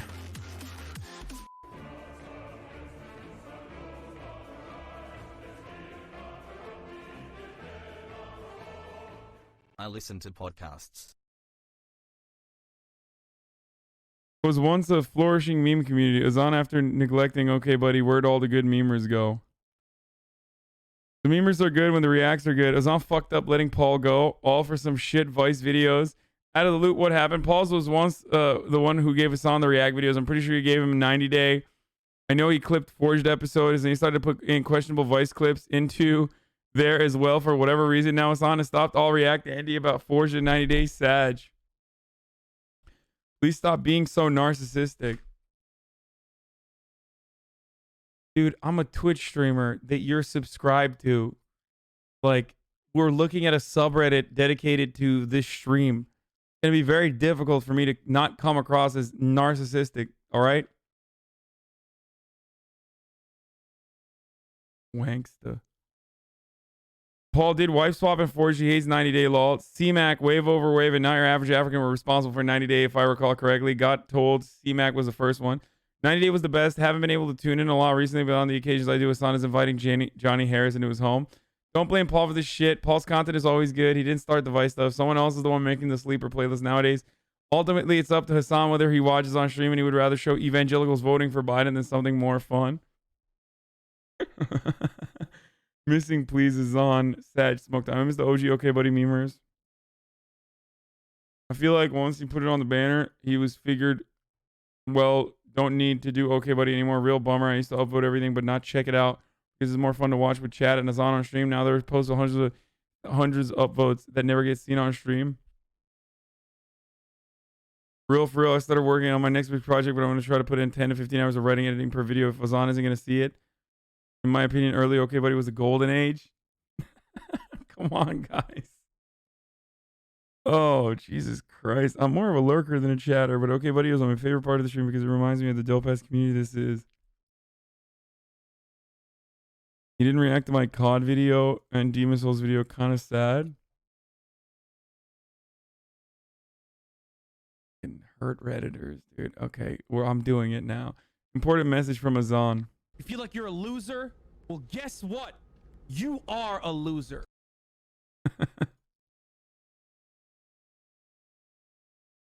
Soon come.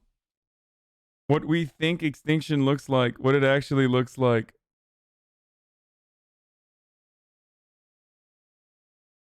What? Okay, buddy? Is that what the extinction is?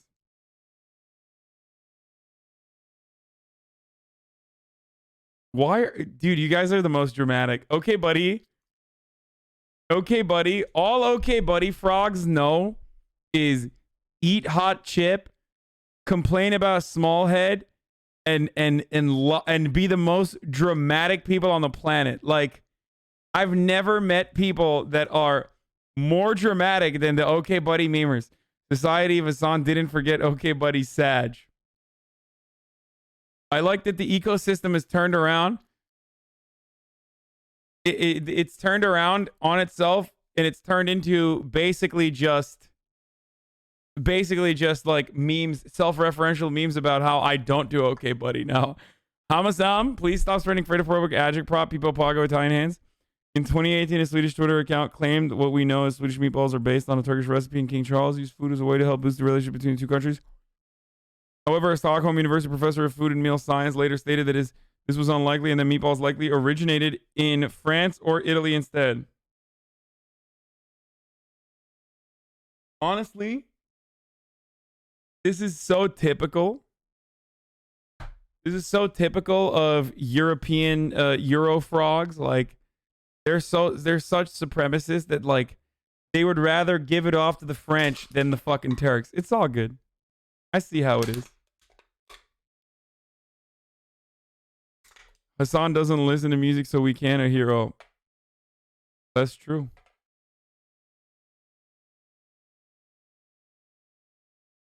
Please do top of the week. I will do it after this. Hasan/Simpson posting anyone? Hasan when negotiating next contract with Twitch. 1. Hasan needs to be louder, angrier, and have access to a time machine. 2. Whenever Hasan not on screen, chat should be asking, where's Hasan? Refresh. Did you lock the subreddit? Hasan sucks, freaks you. Hasan sublocked.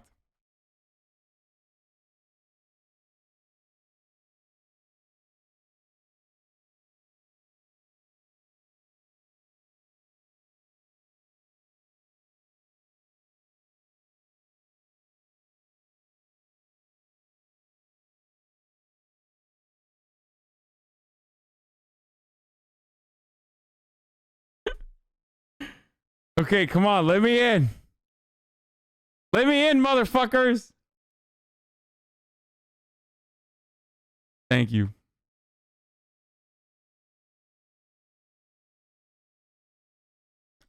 Mr. Show, how could you watch that Kami Hasan?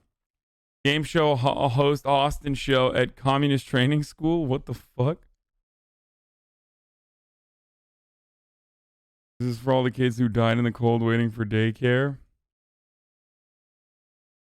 Oh, my Andes, dude. Oh, my God. Why I need reality TV when your life is so dramatic? When I don't look at the subreddit for 4 days. 4 days.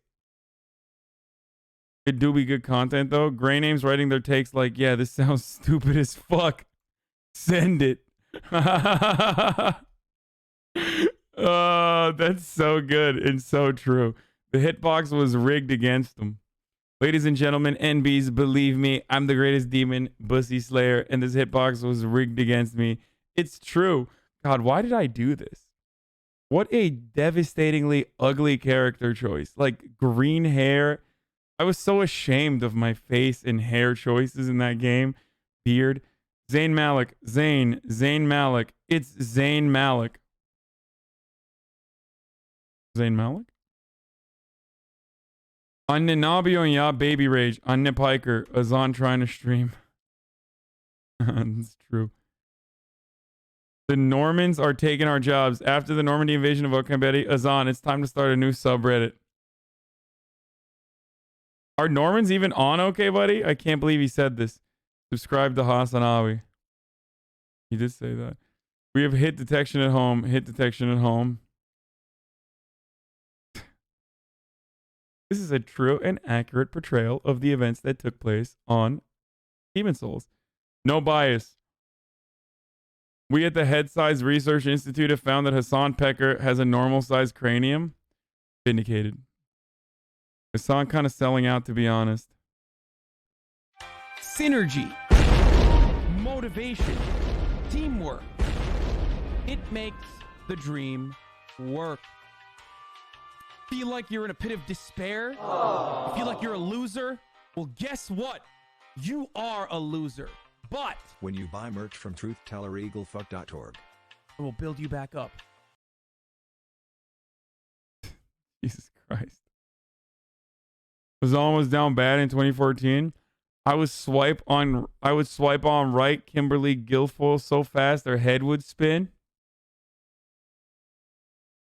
Hasan using his telescope. Hasan be like, where are the porn stars? Good one. I wish I were Hasan's mic. POV, you are Hasan's microphone.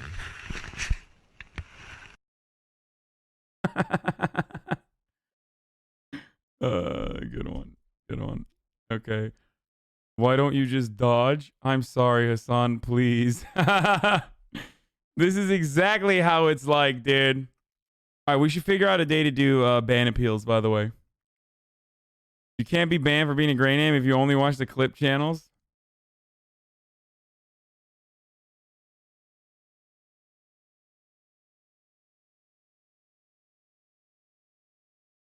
The real secret of how Hasan got sold. Doctors recommend doing a push-up every time you die in video games. HasanAbi after Demon Souls. Okay, dude. Hasan torturing himself every day. Hasan, I fucking hate this game. Rage quits. Plays it again the next day. Repeats the cycle. Yeah, for you, motherfuckers. For you. Dude, the E-Boy hair was like, that was a fucking meta, dude. That was good. I'm going to bring that shit back. It was good. What was I doing? What happened to my hair? That like it doesn't look that way anymore. I don't know what it is.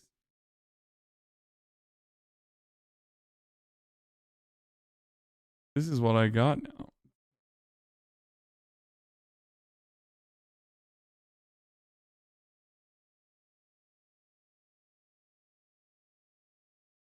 What happened? Why can't I do it anymore?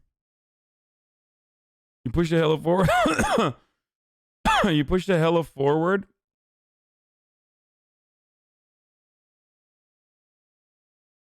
And then age brother? Man, what do you mean? It's like fucking the E-Boy hair was like 5 months ago. It's not like anything significant changed. Are you one of those guys who uses 3-in-1 body wash and conditioner? Yes. Nor Pog.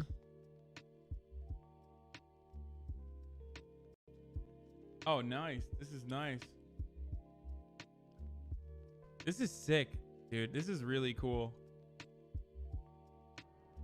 I love the system. I can now remove the... Kimbo takes an hour on a 10-minute video, lol. What do you mean? One day I'll find my Stacey Sag. They don't know I once made top 10 of the week on OK Buddy Hasan. One day, brother. You are destined. E-boy hair, literally Morrissey's haircut. What did he mean by this? Computer audio kind of quiet.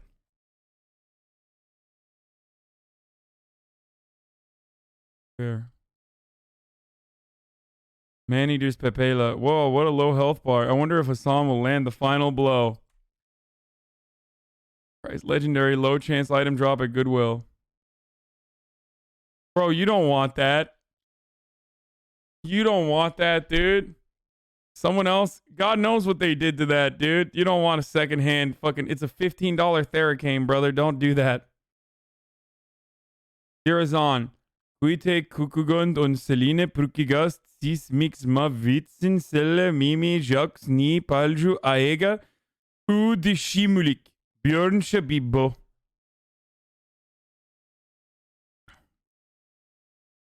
I don't know what I just said, but Norway! New Hasan, Pago. Old Hasan, Pro 911, wants to eat the ridge, watches horny Mormons, good at Sekiro, good hair, Alex Jones alerts. New Hasan, possibly anti 911, has capitalist emotes, watches guys from North Mexico, fall off Demon Souls, Cliff Mauled, C-Pick, advertiser friendly alerts. I didn't change it because it was supposed to be advertiser friendly alerts. My alert, I don't give a fuck about what my alerts look like, brother. I changed it because Mint Jugert and Miss Metafan wanted to make new alerts. Why would you? I don't understand. Man, y'all will complain about everything, dude. Fuck it. I'm just going to do whatever I want to do. Hasan trying to get banned live. Safe for work. Jackiest Mbows, Hasan. Yeah, that was a beautiful fucking sequence. Someone got carried in Demon Souls. Jackiest Hasan. That's true. I'm trying to get banned live, safe for work. The only girlfriend you have is chat. Don't cheat on us. This is true.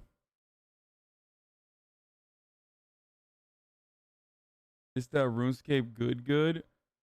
Bro, did you just link a fucking an NSFW RuneScape account on the chat? What are you doing? Let me just ban myself, dude. How about we just do that?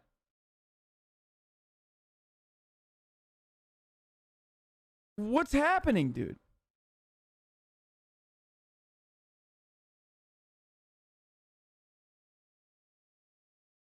All right, let's watch this porn.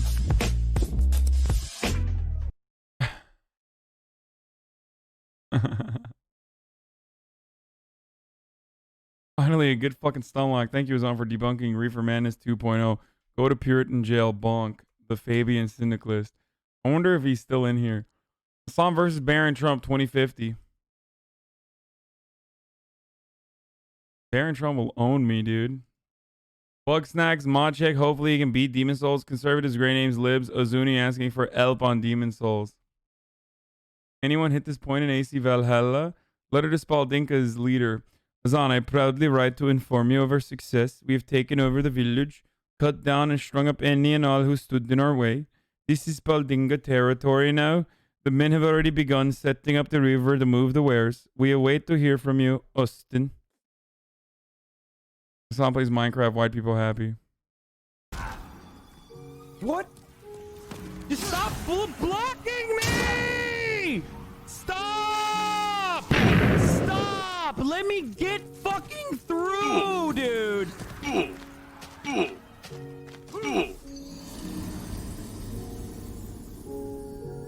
Stop! I'm done. Good one. It works. It works. Hasanin? So dumb, dude.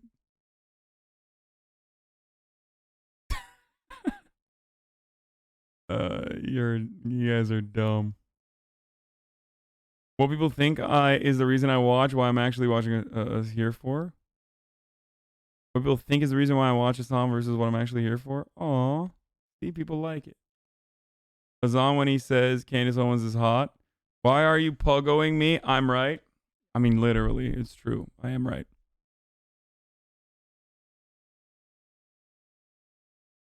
Armenia.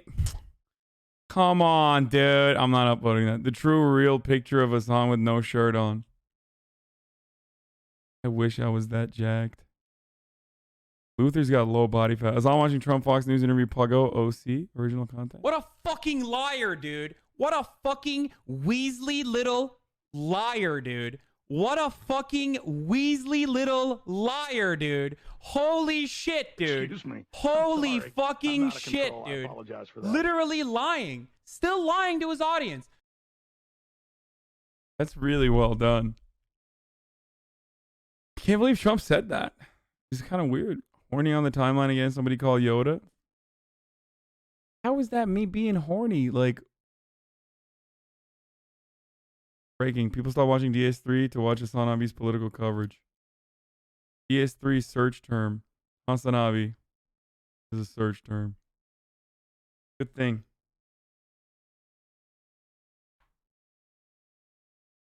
I see you like her pics every single day. Why do you care, motherfucker? Hey, how about you guys focus on your own business? On different cops until he plays Disco Elysium? Okay, that's not happening. What is this? Good Anthony Pepela. Not good. It's not. Claymore is not good for Demon Souls. It's not. I'm sorry. Sorry, Demon Souls lovers. It's just not. Hasan, if he was in a mecha anime, see, that's an old Okay Buddy meme right there. Human eyes according to Hasan. Human eyes, animal eyes. What? I don't even get what this is.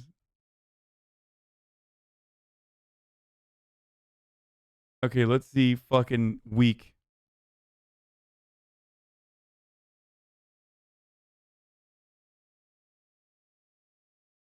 Top this week. Posting a picture of Norwegian Prime Minister every day until his son plays Skyrim on stream. Day 14, Oscar Terp. I don't know why it's so weirdly like refreshing to see Norwegian prime ministers. I said Swedish, but I mean Norwegian. Okay, I've already seen all the top posts.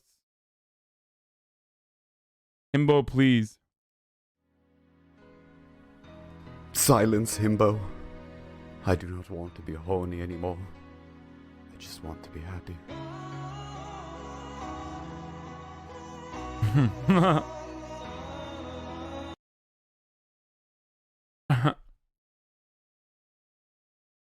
Second or third post is new? No, they're not. I've uploaded already. Damn, bitch, you stream like this?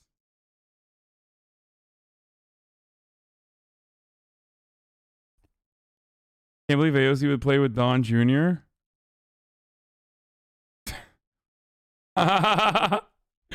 Bro, XQC, dude. Damn, he really do be looking like Don Jr. That's funny. I love that hair. Perhaps the dumbest.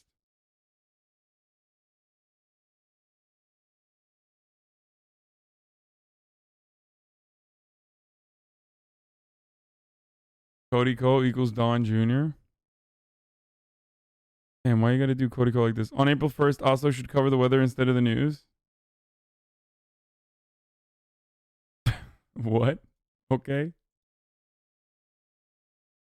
Hog as fuck Hasan digital portrait. Damn, bro. What? I wish I fucking looked like this. This is a incredible style, though. It's a really cool. Your drawing style is awesome.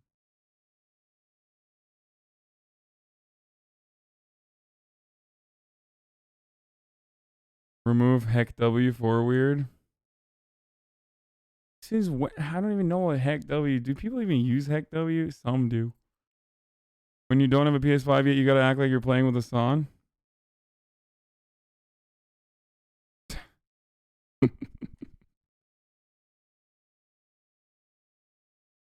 Quick find out a photo of Hasan's Insta while I was waiting for the stream. Damn. That's wonderful. Shit. Repost is on. Forged When Pogo. Last one. This is the last one. This is the kill test. What, dude? Why do you keep reposting the same meme over and over again? You have a podcast update? No, not right now. No podcast update as of now. All right, it's fucking blood burn time. It's blood burn time. Time for blood burn. Who's ready for blood burn time? Promises made, promises kept. Thanks for doing Okay Buddy. Man, I love Okay Buddy. Many people are saying that I don't love Okay Buddy. This is a lie. This is a gross lie.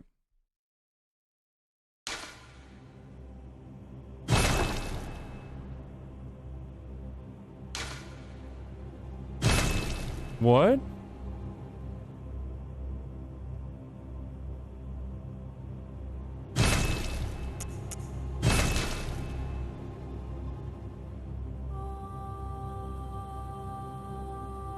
Am I banned? Are you logged in? I am. It's a glitch with the game. It happened to me too. You don't have Plus? Yes, I do, man. I do. I do have PS Plus. What do you think it is? If it doesn't work if it's not 100% downloaded. Hey, I want to fucking play with close the game and restart. You have to log in again from home menu. Go to your downloads right now.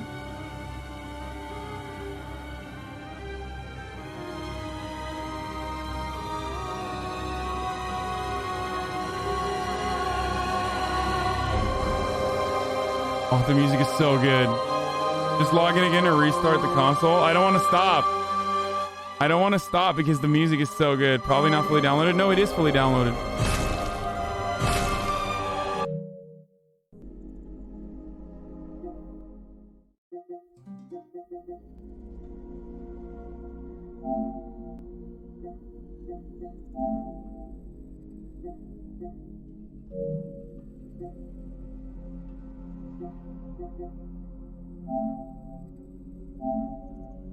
See?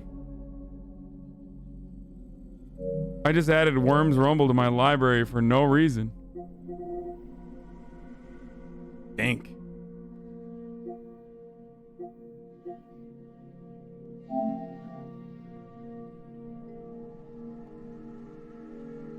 Your account might have gotten hacked? No. Check network settings? Let's do it. Hold on.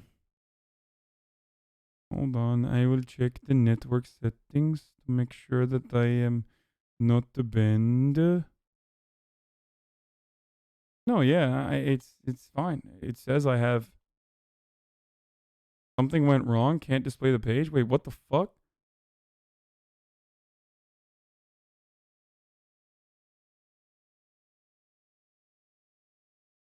Wait, no, never mind. It's actually... Wait, I can't even click on... Yeah, what? Is PS5 PSN down or something? Is PSN Classic PSN service status. Because all services are up and running. Okay, I'm restarting the PlayStation. We'll see what happens. You may experience somewhat slowed or delayed game downloads because we are working with ISPs to manage download traffic. We believe it's important to do our part to enter. I just downloaded a fucking game, so clearly PSN's not down. If it was, I wouldn't be able to download a game, right? Right?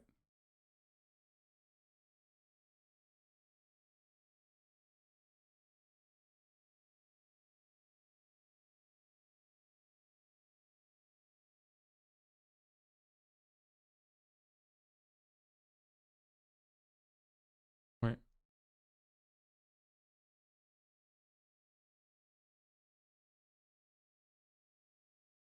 Try again.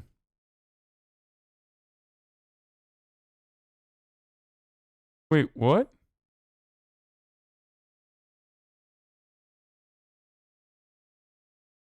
Wait, there is something wrong with my PSN.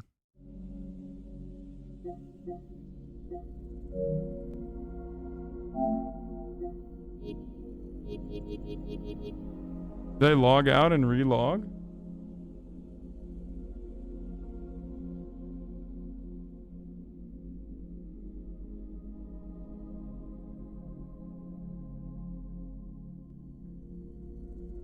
Town detector says PSN's down.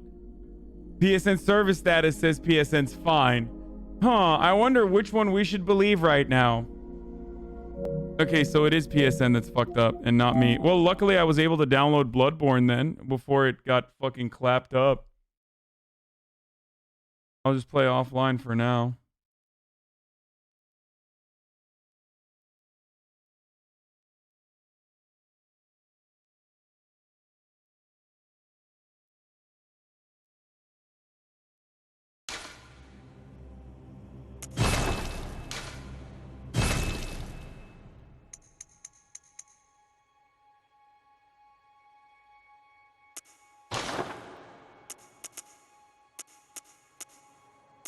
Should I do auto target switch? No. Oh, yeah. Pale blood. Pale blood. Well, you've come to the right place. I thought I had played Bloodborne before. I mean, I thought I finished Bloodborne before, but then I looked it up and I think I like literally left it on the last part. I don't remember anything There's though. an outsider like yourself to begin. I just started. Easy, with a bit of yarn and blood of your own. But first, you'll need a contract.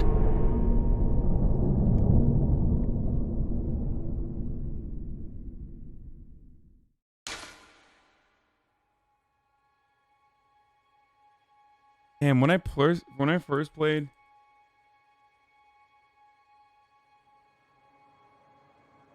Time to play Bloodborne. When I first played this game, I remember the fucking graphics being hoggers. Like, I remember the graphics. I remember playing this game thinking that, like,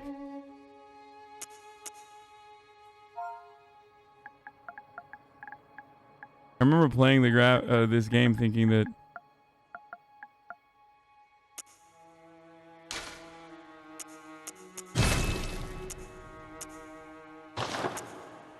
woke, by the way. Changing gender will reset certain changes. Is that okay? Yes. Gender has no bearing on ability. Ben Shapiro is malding.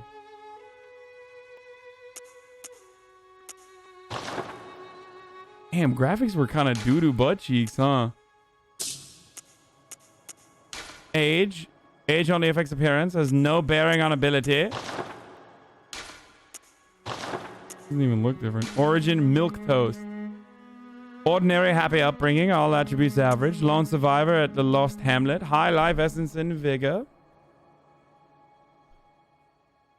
This is insane. Why are you doing this? Troubled childhood. Suffered misfortune. High resilient. Violent past. Rash but stronger for it. Blood Echoes is the MP, right? Waste of skin. You are nothing. Talentless. You shouldn't have been born. Face terrible issues, but now confident with your purpose. Noble scion. Scion to a respectable line. Experience in water. Soldier with strength and skill. Bone specialist fit for sleuthing or academia. I'm gonna do military veteran. Appearance.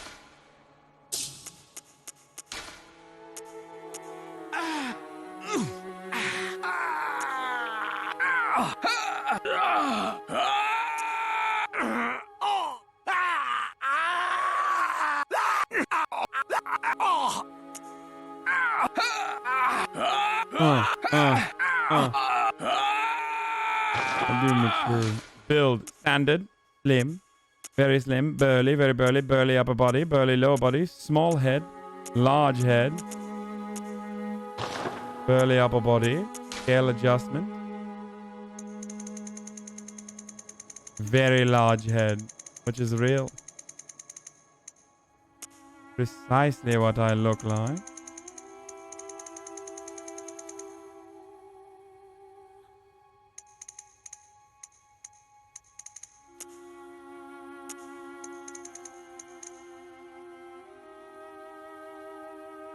His hair is so doo-doo.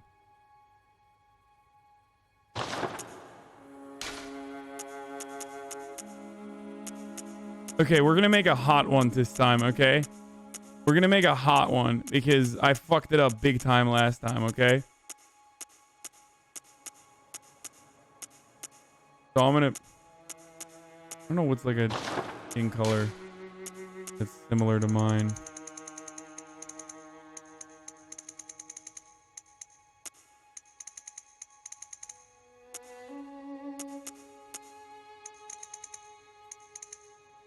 Rosy cheeks. Dark laugh lines. Light laugh lines. Face details. Face presets.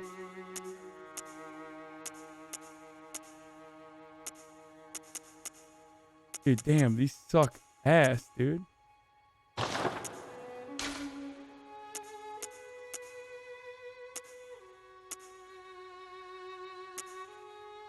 Looking like fucking Charlie Kirk.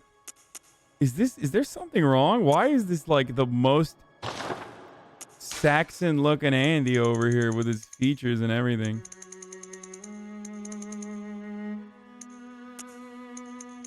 Masculine. Wait, what's the difference between feminine and man? Oh, wow. Okay.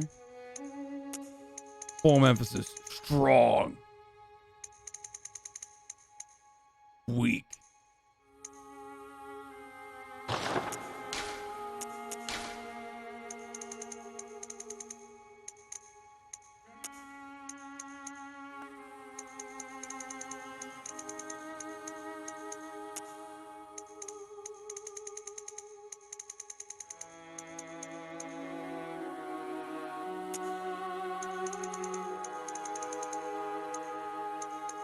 What? This literally looks like every British person. I have successfully made every British person. His hair is so bad, it's like frustrating me though.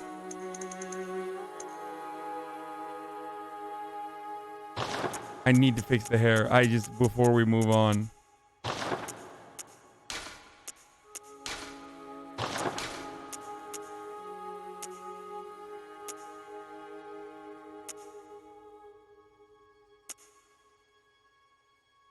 Why is it so British? Oh my god. E-boy hair. Sad boy hair. Ruffly hair. Emo face Hasan. Long hair looking like Legolas.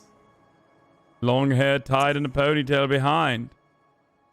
Turf bangs. This literally looks like... I have turned into... This is Turf Island right here. This is literally like... You fucking Myron, bruv. Okay, this too. Oh my god, this literally said like... This hairstyle just said, what if a trans woman tries to come into the female bathroom? He's fucking... Literally fucking turf, bruv. I think turf is a slur.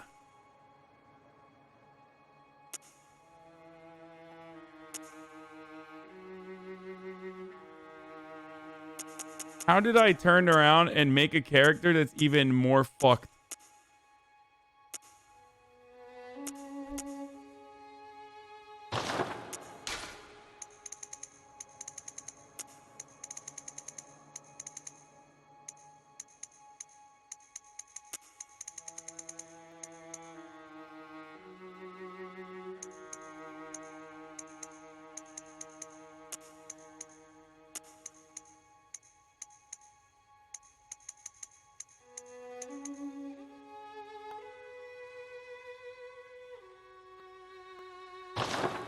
Am I fucking this up again?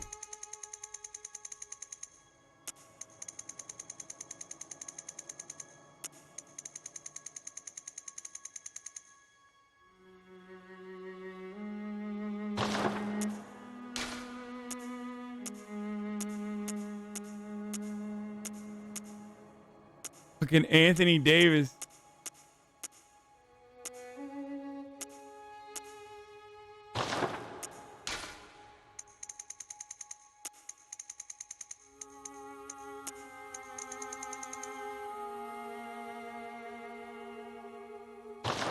George Washington Andy, dude.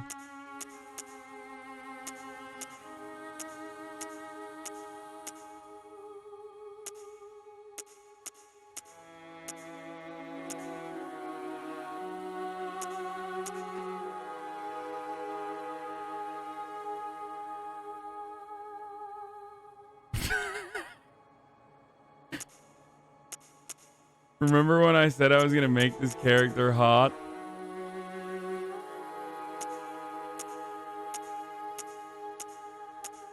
I remember.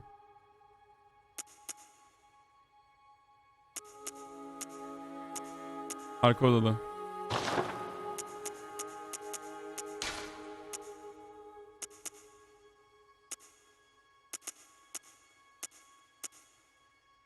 By long hair, it looks good. This hair actually doesn't look that bad. Please go back to making him hot.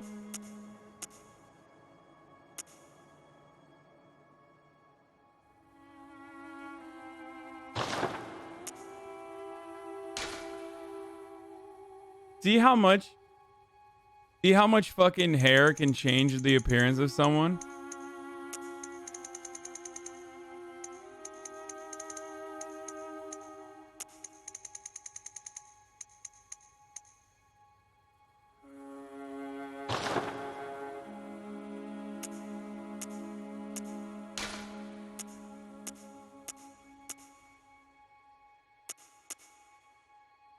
Dude, what are these choices?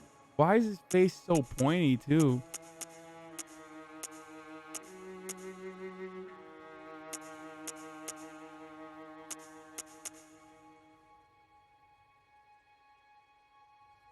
No, we gotta do the mutton, but...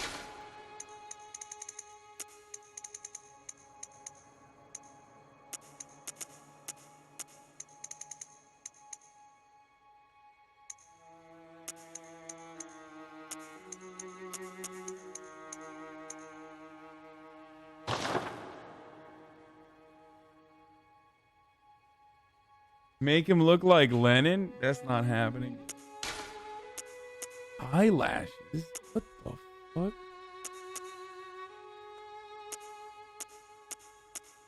What's up? This is the ugliest creature I've seen in a while, and I've witnessed John's souls. Okay, we're not doing more femboy shit because every character I keep making on accident, I keep making as a femboy. So...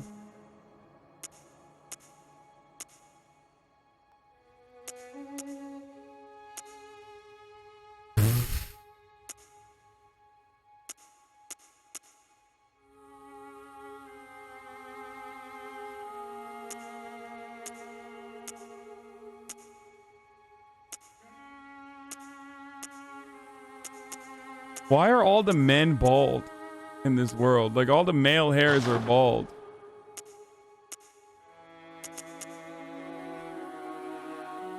Stop trying to make Uthred. I am Uthred, son of Uthred, son of Uthred. Wait, glasses?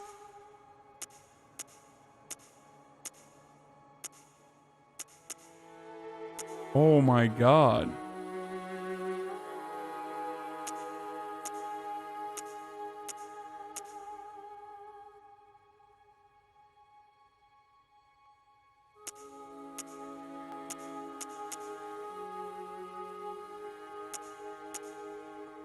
Is this me?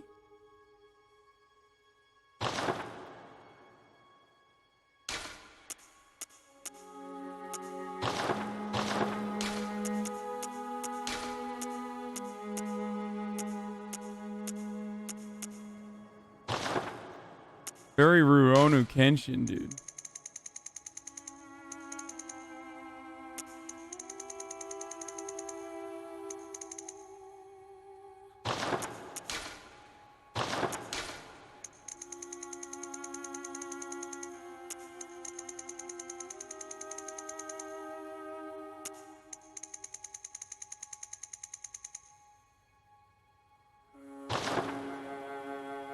Put it to 0 for black hair? No, I like white hair. You don't like the white hair?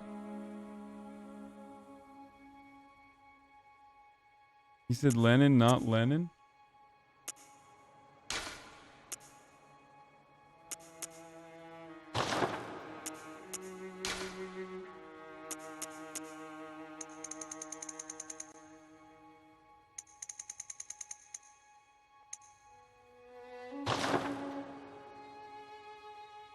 He looks like my chemistry professor. Okay, he's kind of hot.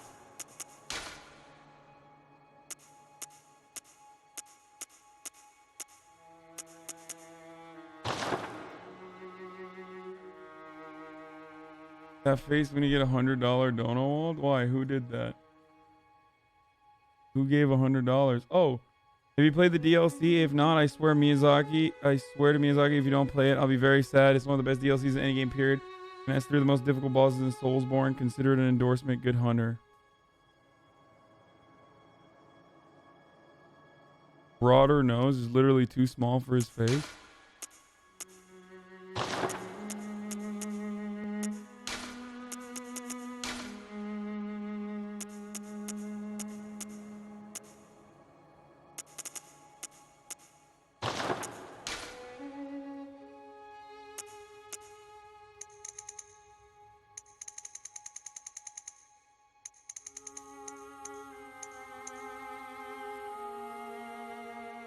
Is that better? I can't tell.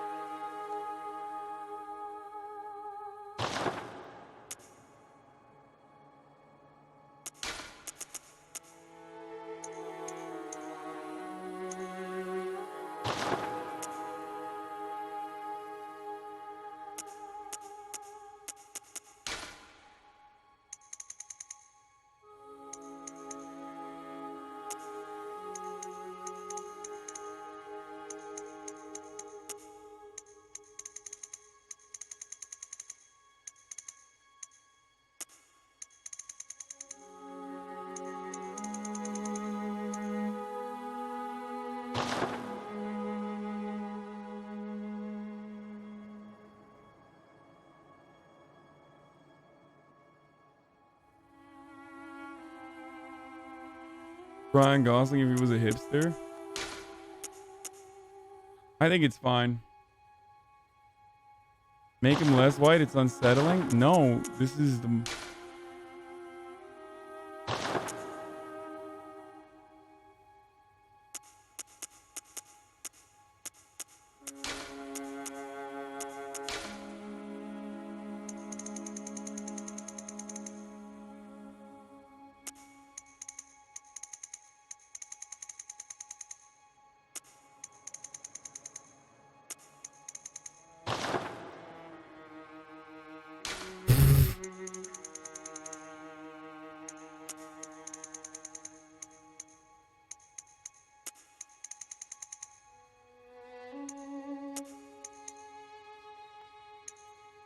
Oh, eyeliner. That's what I was looking for.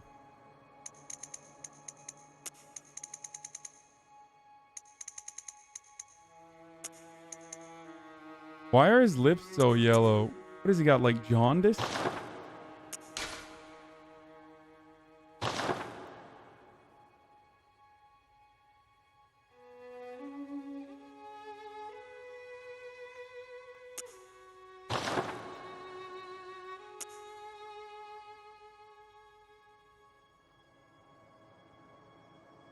Is it face mark tattoo? That's why?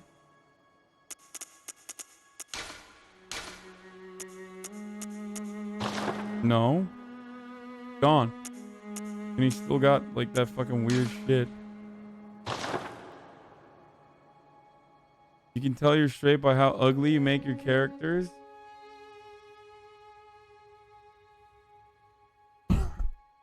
Okay, first of all, I take offense to that. Okay?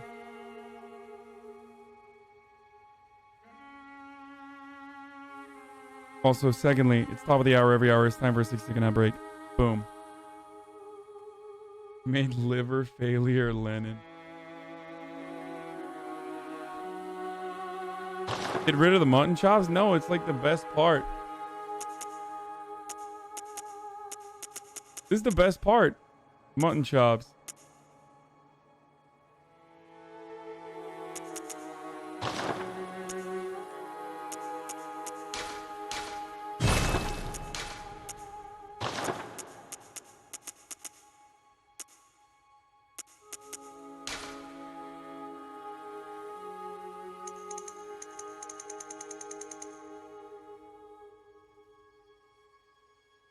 Gotta do it to him.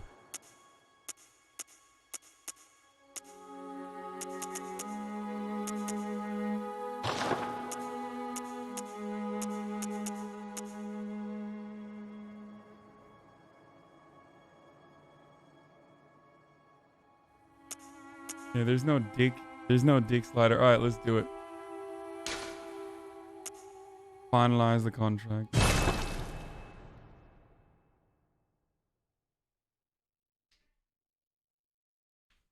Just got Cyberpunk early. Yeah, no cock slider. Hunter had one of the standard articles. This is when I first found out that like all signed and sealed. The entire game is the lore is described in fucking items. Oh, don't you worry. Whatever happens, you may think it all a mere bad dream.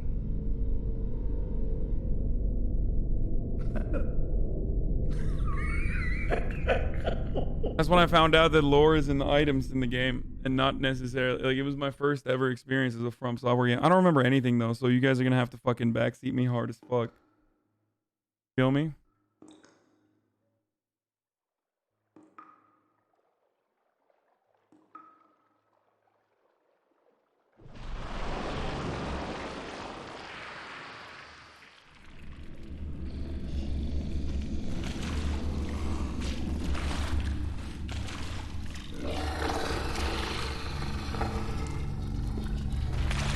Uh-oh. Pupperino, dude.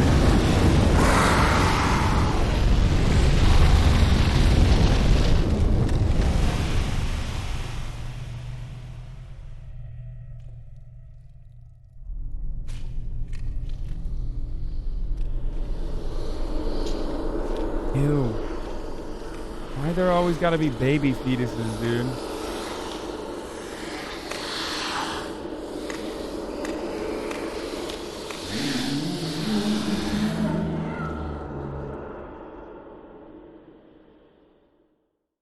Cranked out brightness to max. You Not found blown. yourself a hunter. It's not even remotely blown out. I'm looking at it right now and does not look blown out at all.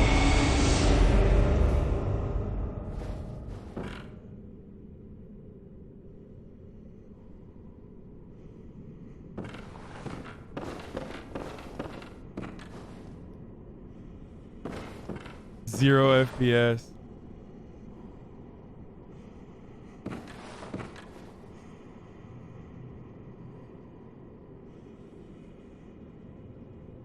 Did this game come out?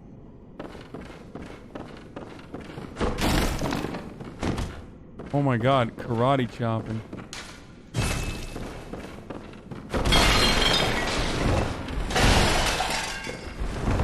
Yo, am I crazy?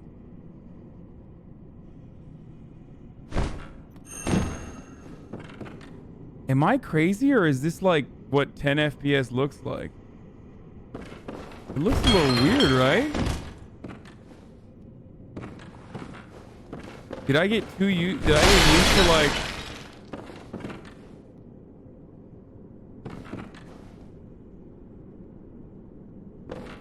Damn, I remember Bloodborne being like a lot cooler looking than this.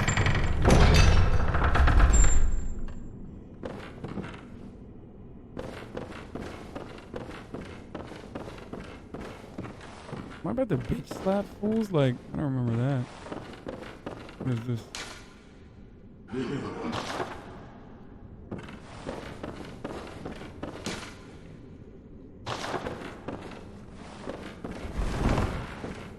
Forgot item?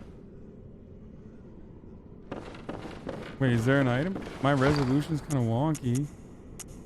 What do you mean my resolution is wonky?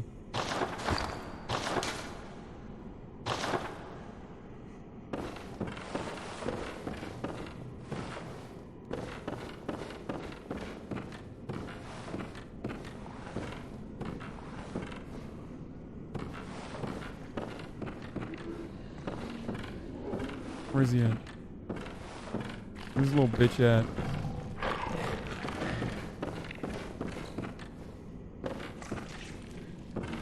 This is the best game to teach you never to use a soul. Yeah.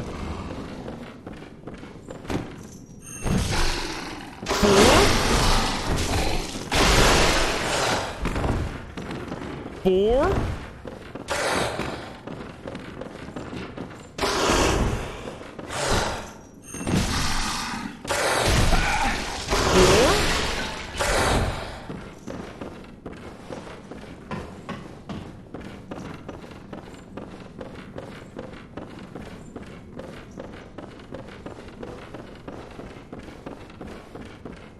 4? Wait, forgot notice spawn. What the fuck was the notice spawn?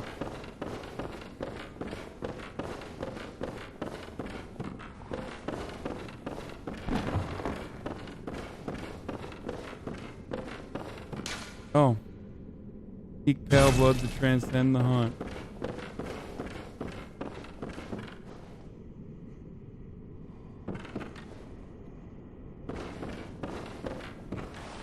I don't have the double health. I don't have the double health or double sound.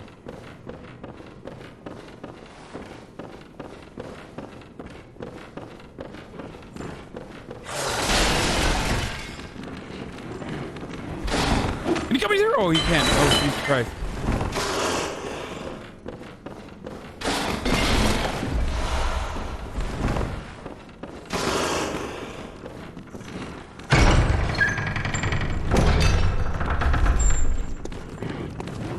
In order to backstab, I need to be able to stab with something yet first.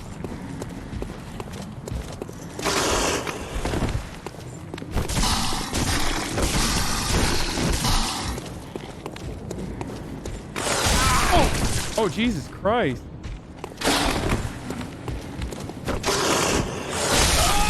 Oh, I died.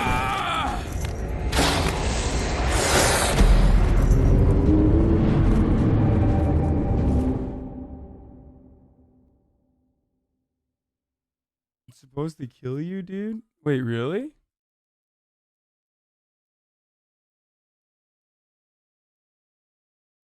God damn, SSD or not, this is a long ass Oh, I am supposed to die. Okay. Wait, what happens when I do kill him?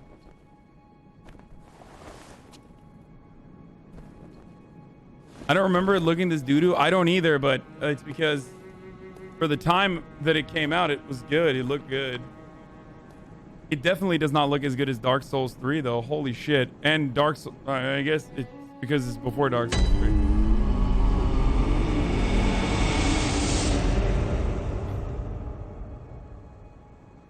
A hunter's dream.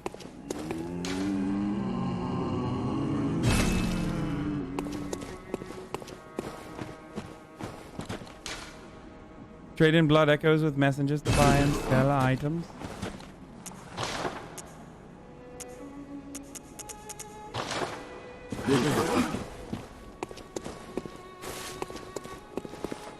Yharnam headstone.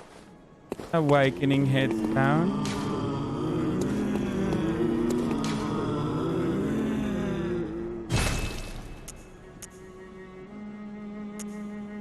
Ooh, pistol or blunderbuss?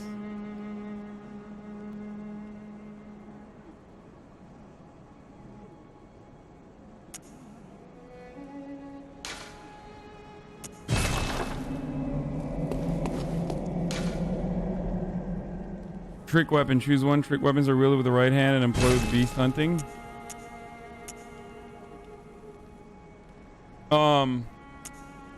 I think I used cleaver when I played this game, but yeah, I think I'm gonna keep using cleaver.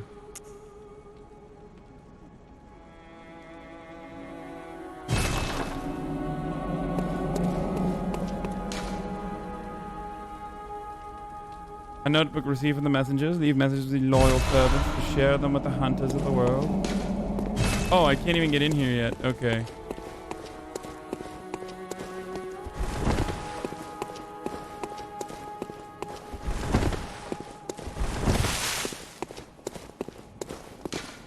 After taking damage from an enemy.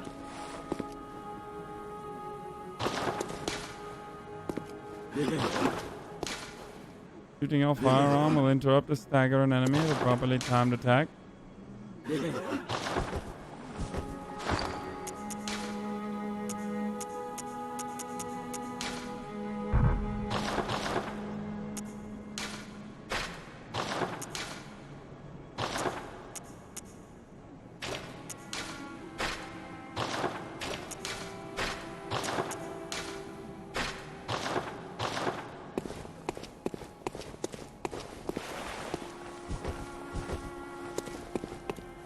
Nice.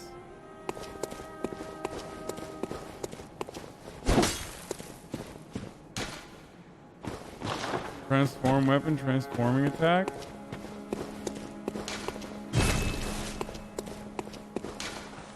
Emergency quicksilver bullet replenished. Use with caution.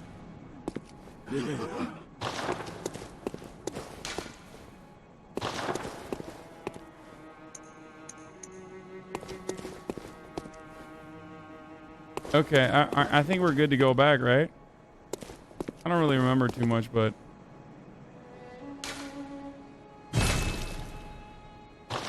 Time to fuck that dude up. Online is back up. Okay, I'll go back to online. RL L1 combo. RL into L1 spam OP with cleaver. I'll try it.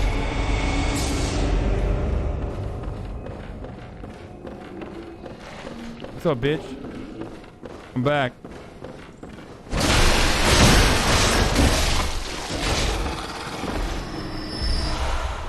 Damn, fucking one tapping Andy, dude. That's what they call me.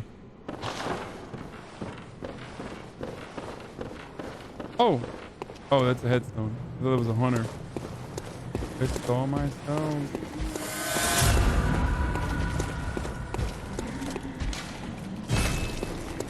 Those by divine. What is talking right? What is making sounds over here? Something is walking. Fold your cleaver? How do I fold it? Oh.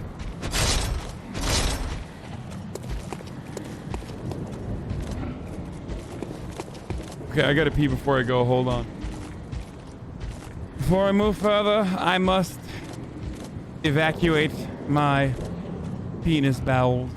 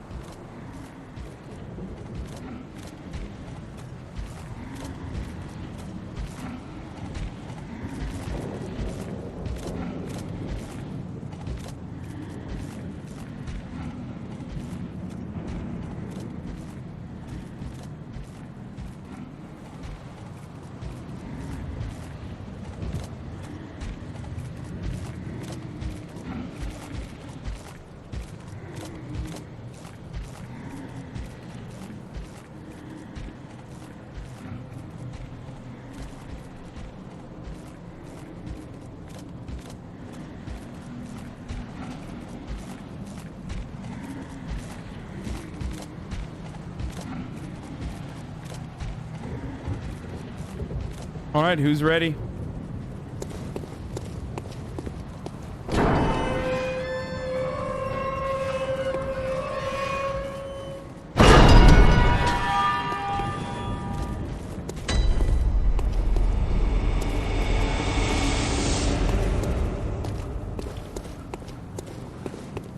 Can I pick this up?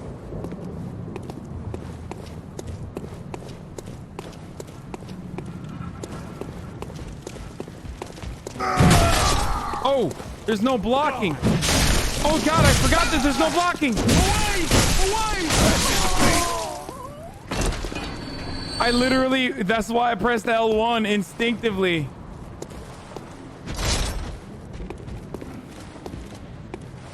I forgot there's no blocking in this game. Oh no. That's a drastically different kind of gameplay, dude. You can counter though? How do I counter?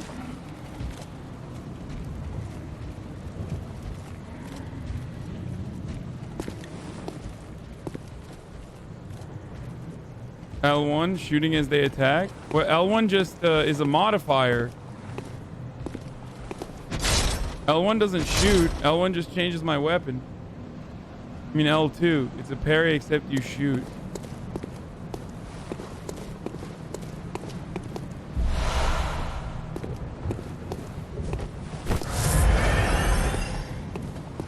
Let's try it.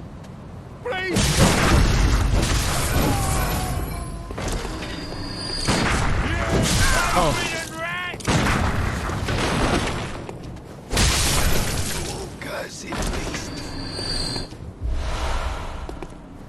Molotov cocktail.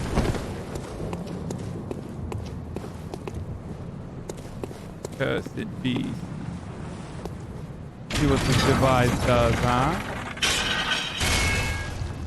Oh, my ears burning. You need to learn to time it. They're about to hit you and riposte, you pleb. You have to time it. Lay it down. Arm one in front of them to get a visceral attack. Got it. It's gonna take me a time. It's gonna take me a little bit, but whoa. What was that?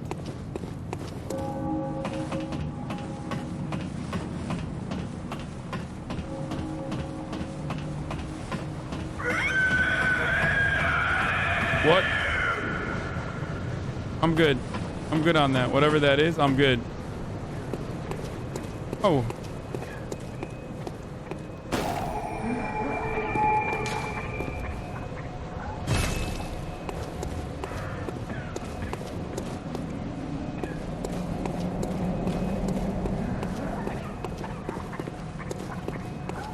Oh, you must be a hunter. And not one from around here either. I'm Gilbert, a fellow outsider. You must have had a fine time of it. Yarnum has a special way of treating guests. Well, I don't think I could stand if I wanted to, but I'm willing to help if there's anything that can be done. This town is cursed. Whatever your reasons might be, you should plan a swift exit. Whatever can be gained from this place, it will do more harm than good. Pale blood? Never heard of it. But if it's blood you're interested in, you should try the Healing Church.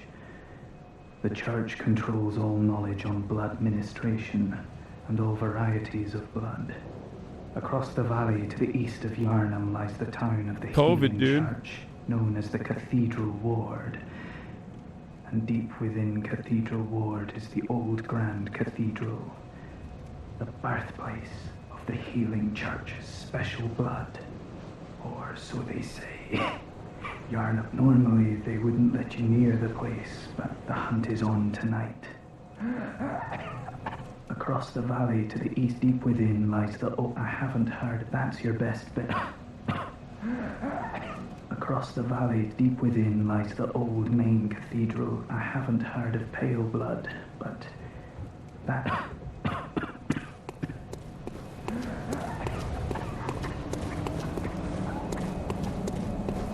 I don't know if I'm going the right way here. A pebble.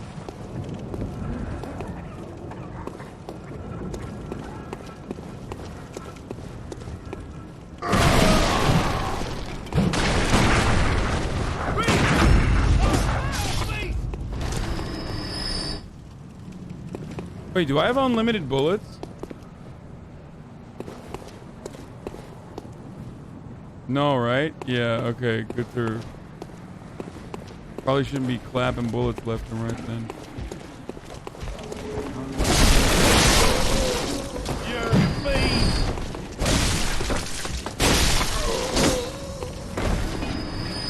You got the fucking sickle, don't you, bruv?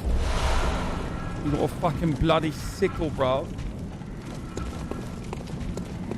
Is this on the PS5? Yeah, I'm playing on the PS5, but...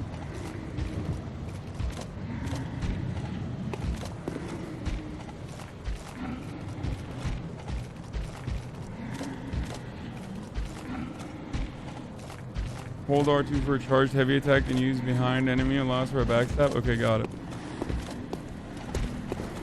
The crowd's going absolutely legend, bro. Oh my fucking god, what is that? There's a bunch of fucking anti-maskers over there, bruv. I don't believe I need to fight these fuckers right now, do I? I bet there's fucking dogs here too, innit? If I know anything about video games, I feel like this is going to be a fucking dog mission. There's going to be some fucking dogs here, bruv.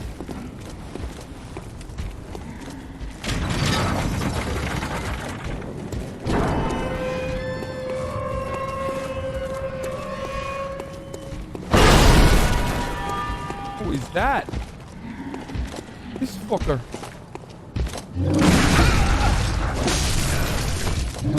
Oh shit! One tap. Never mind. I actually. Oh, thank you, Mom. Mom made kofta. Parry or die. I did have the parry. So what do I do? How do I repost for the parry? Hold R1 after the parry. Got it.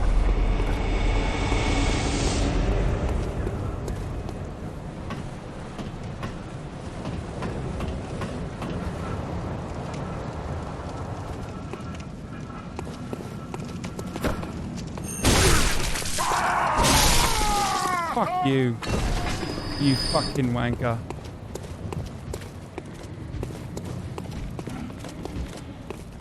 Oh shit. When they're staggered, on these, walk to get R1.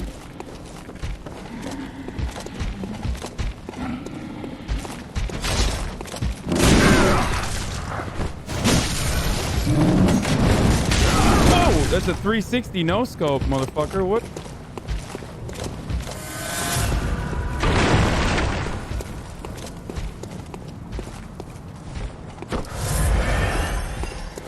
Isn't there another dude over here that I need to kill?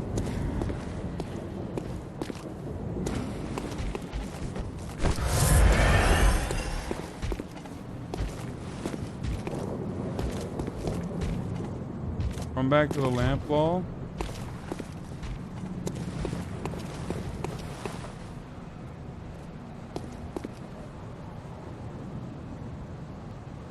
You heal very quickly, you can move. Don't fight this guy right now. Really?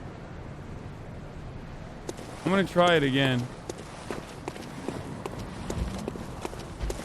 I kinda wanna try it. You don't think I can get him at all?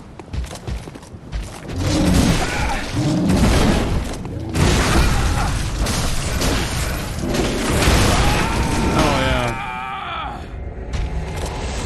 No, there's no way. That didn't work. I had it again and it didn't work.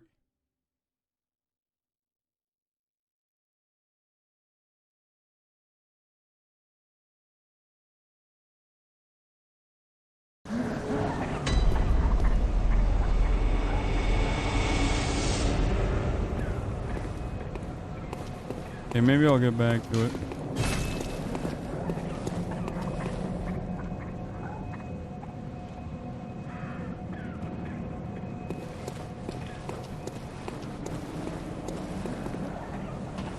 Oh shit, I gotta go grab my fucking souls though.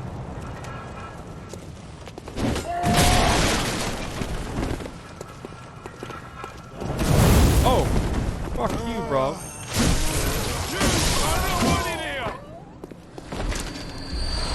You fucking sighting me, bro? You're good at timing the parry. You just need to remember to get in front of the repost. And then for the repost, I need to press R1. Okay, once I get near him. Well, I need to get my fucking souls and get out of here. Wait, why can't I get my souls from him?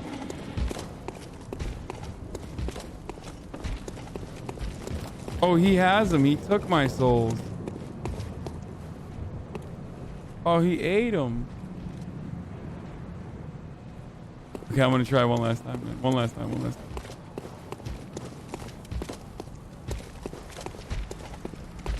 last time.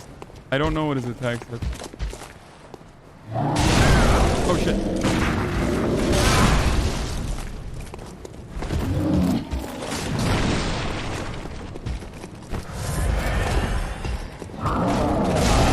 Oh, that didn't work at all. What the fuck?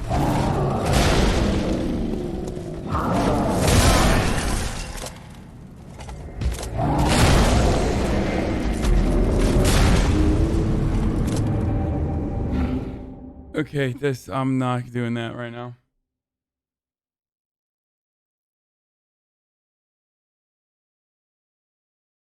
Wasting bullets, cheesing for a heavy attack from behind to stagger for back. I have one bullet left. Oh no. I'm so fucked. Okay, this sucks.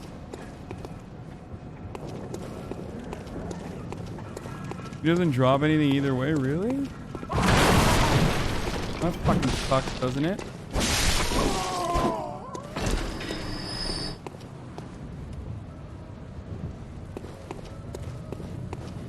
I feel like these maps are designed in a way that you can like...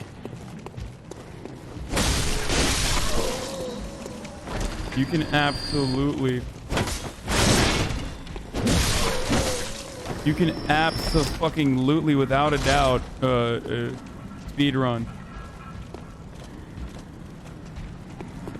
Like, there's like a lot of secret routes that you can just jump off. The best gun to parry is the blunderbuss. You can drop 4 blood vials if you know how to kill him. You can farm easy. Every enemy is as hard as that in low to mid game. Yeah, but I also have fucking guns and shit.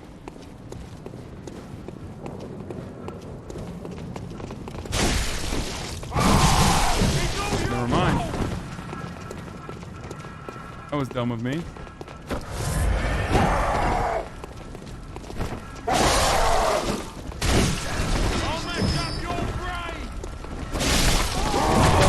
Oh, come on, dude.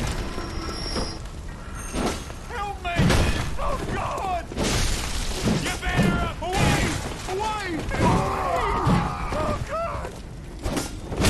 Oh, shit. God damn it, dude. Get up on ya!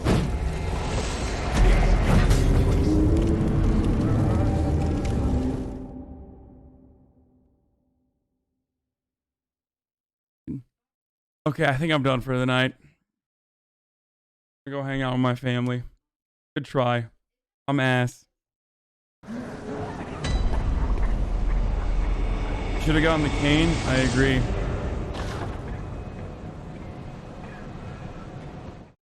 Okay. All right. I'm done. I'm done for the night. Don't go. No. It's just, listen, I've done 9 hours, dude. I want to hang out with my family a little.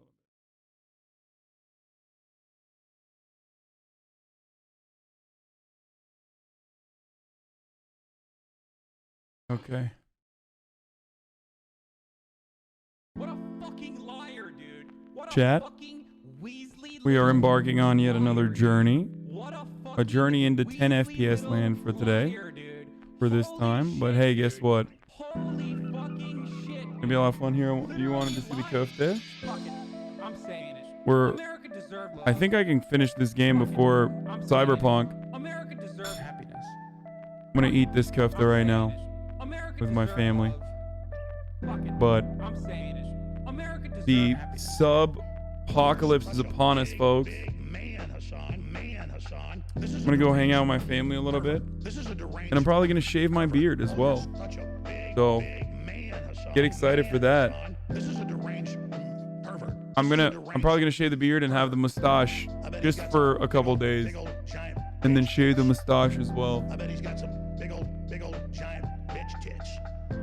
I bet he's got some big old giant. My beard has gotten too out of control. It's just like my beard has gotten to a point where it's like getting in my way of eating, and like cleaning it is like getting annoying.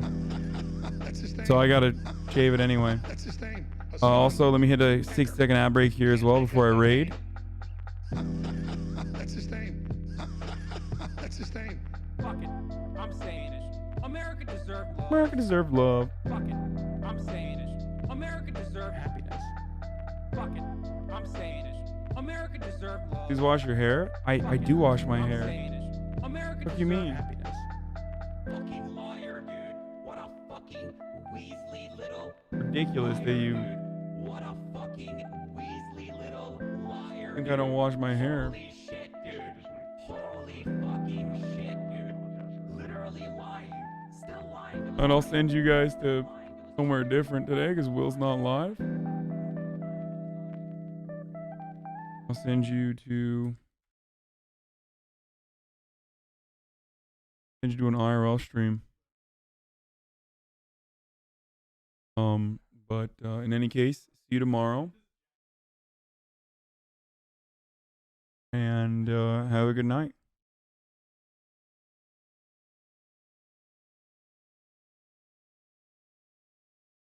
No, not Donkey. I should have rated the Dunk Man, but I'm rating Jake instead. Good night, everybody.